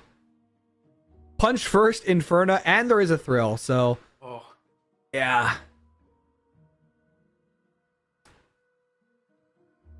This punch first makes it almost impossible to conquer this turn. That being said, next turn, if you on guard, you're at 7 on defense if your first mate's on that seat of power.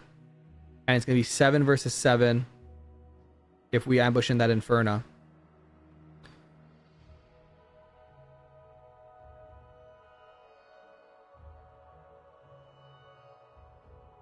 Yeah, Thrill is very dead right now versus the 2 Defies unless we see our Sevbash fully exhaust. I think maybe you send in the Lonely Portal to draw an extra card if you don't have what you want in your hand right now. That 2 might is a little negligible in the grand scheme of things. I think drawing a card would be pretty good here.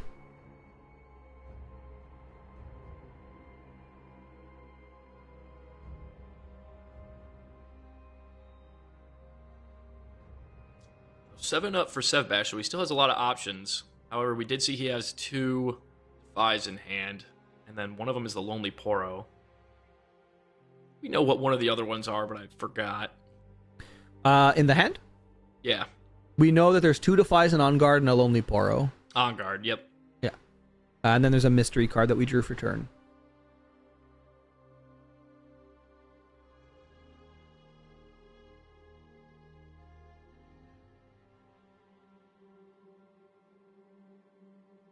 Mamatu asking for a game action here, which I think is totally fair.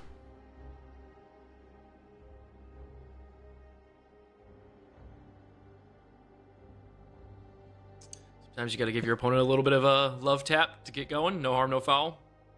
Yeah, it's getting very late for late, whatever you wanted to call it for both these players. So I think they're both kind of excited. Oh, we drew a Rengar. But after we see that punch first, we know we can't just Rengar into the Forerunner. That would be a huge blunder.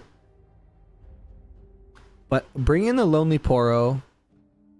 Would go to 4, would go to 6 with the On Guard. Oh, and this is not very good.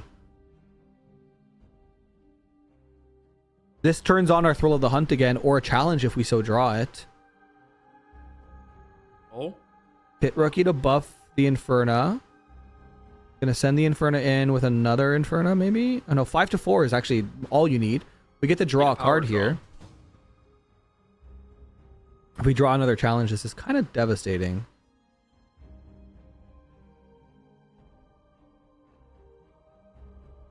I feel like we would have ripped down our Inferna and challenged here if we had it.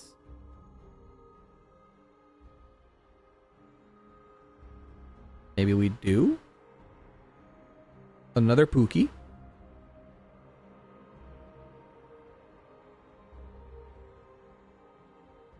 But again, this is still awkward because this Rengar can only get up to 8, and Punch First is out of Defy range. Oh, we're going to get the Punch First out of the hand, though. We top deck the Sabotage. This is a game all of a sudden. But if you on guard and we Inferna, we're still trading with that Rengar. Actually, no, we're winning. Then we're going to get the 2 mechs in base, too. Yeah. This is still so awkward. We know there's an on guard and 2 Defies in hand.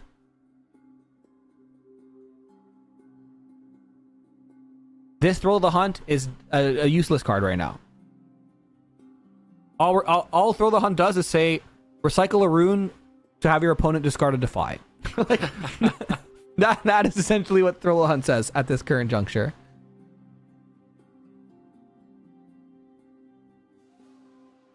So Sevdash taking the first mate into the Inferna. You're okay with this. We know there's an on guard, so we can't make the misplay of sending this in.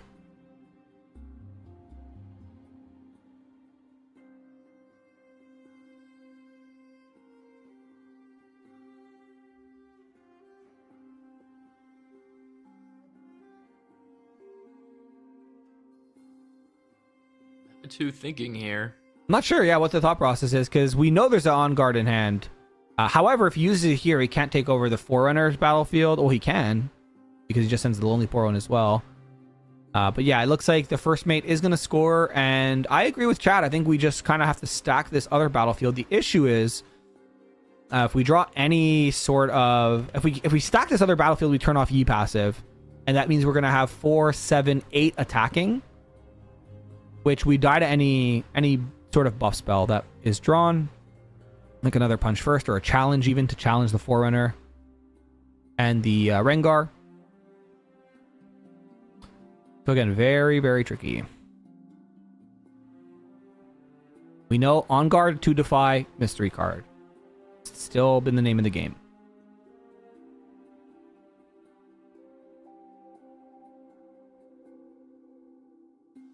We'll send the Rengar to the Seat of Power and we do are the going to on guard. It's going to be 8 to R7. We'll see the Inferno there? Yep, and now it's going to be our 9 to your 8 because of the Rengar Pride Stalker buff. Yep. And you have to be, again, this is dangerous because if you kill the Forerunner, you spawn 2 more mechs in base.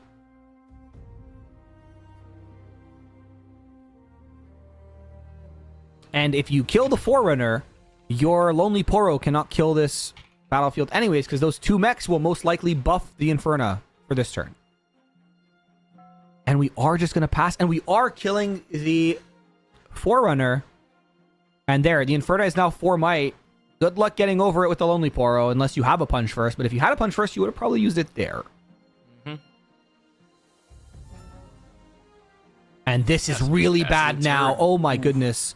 2 Defied on guard is... Right? That's all that's left? No, wait, no, we had the on guard played. So 2 Defied and a mystery card. Yep. If we swing in with everything, how much is that? That's 10. So Punch First doesn't even get us there. Then we just send in everything. He definitely forgot about the Max giving might. I'm almost positive. Oh, he might have a Rengar in hand as well. Yeah. But if we send in everything, that's still enough to kill a Rengar in hand. So that's 6, 10. That's 10 to 9. We just full swing. Like we know there's 2 Defies, so there is no one card in the deck for Yi that can beat 10 might swinging. Well, the Punch First would trade because of the Yi passive, right? Yeah, we'll go to 5, go to 10. But the Rengar would not. And if this is a Sabotage... Oh, no, this is a little guy. And now, all of a sudden, Punch First is no longer enough. And there it is. Primal Strength would get us to 12. Any ambush unit would lose us the game or would trade. Yeah, so.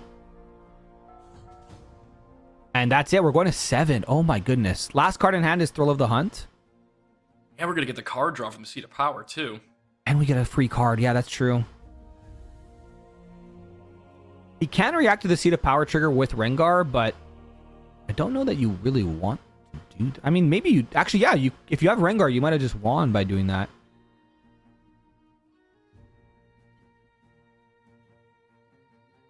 Yeah, Huckle Talk is actually cooking in chat, because if you have Rengar there, you react to the Seat of Power trigger, you go to the other Seat of Power.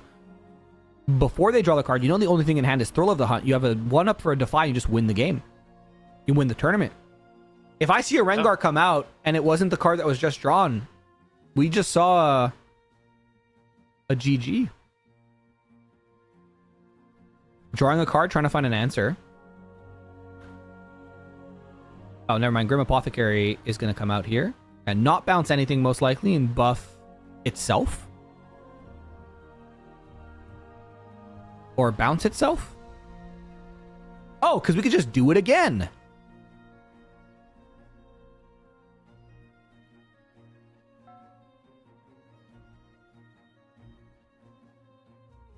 Trading with the Determined Sentry, giving the card draw to Sevbash. I'm looking very intently at the hand to see where the next card gets played from. Okay, Wow. no Rengar. Drew another Defy is so unfortunate. Snapvine as well. That's going to be all she wrote. Matt Matu from Arcane Aces is your Rift Atlas Convergence inaugural champion. And it is past probably 5 a.m. It's probably 5:30 a.m. for Matt Matu. They got work right now, I think. So they're going to close their computer, stretch their legs, and put some water on their face. Hopefully they work remote and they don't have to go anywhere. But Yeah, just go to sleep. Matt Matu, félicitations. Congratulations for winning the first ever Rift Atlas Convergence tournament. It was an absolute pleasure to watch you take down Master Yi. And that's all she wrote, right? That was a phenomenal tournament. We're going to have the deck list posted sometime this week, so make sure you're following the Play Atlas socials. And before I close things out, Seltorin, how do you feel? How was the event? Any final words, shout outs? Where can we find you? All that fun stuff. Yeah, I totally loved the event. That was my first time casting anything, and it was an absolute blast. So definitely something that I'd like to get into more. But yeah, if you want to check me out, I am on YouTube, Riftbound Insider, or Twitter, Riftbound Inside, because Insider is one letter too long, one character too long. So, but yeah, crazy to see the Rengar win. He played super well. I was texting my friend on the side there. I was like, wow, this Rengar player is cracked, dude. It makes me kind of want to play it myself. So, yeah, awesome. Great time. I'm super glad I was able to do this. Awesome. Thank you so much. It was a pleasure casting alongside you. For those of you who don't know who I am, my name is Grenton. I am a usually Riftbound judge, but also caster. You would have seen me at Hartford as one of the RQ casters. It was an absolute pleasure to jump on and cast. You can find me at Grenton TV on all socials, except for Twitch. I'm just Grenton on Twitch because I got the little purple check mark, so Twitch spoiled me with giving me my name, which is awesome. I want to give a big shout out to all the competitors. 128 players, fully capped tournament with 33 people on the wait list. If you want to play in the next Convergence, make sure you join the Rift Atlas Discord. Production, someone will post it in chat for you guys to join. Make sure you're following Play Rift Atlas on X and their other socials to be notified of the next tournament. I do want to take a little bit of a moment here to thank Sam, who is our producer from Turn 'em Sideways, for keeping everything running smoothly in the background. So huge thank you to Sam. And obviously, Brandon and the rest of the Play Rift Atlas staff for hosting this event, for putting it on, for being so awesome to work with, and more importantly than everyone I just mentioned, except for the players, is I want to thank everyone at home who was watching this entire event. We were going for a while, 12 hours, and without you guys, it would have been a little bit more boring. That's for sure. Just talking to the air. So thank you all for everything. We're going to wrap things up here at the Rift Atlas Convergence inaugural tournament. Again, Matt Matu, our grand champion on Rengar, closing out Unleashed as we head into Vendetta. Grenton, Seltorin, Turn 'em Sideways, Play Rift Atlas. We'll see you next time. Have a good night. Thanks, guys.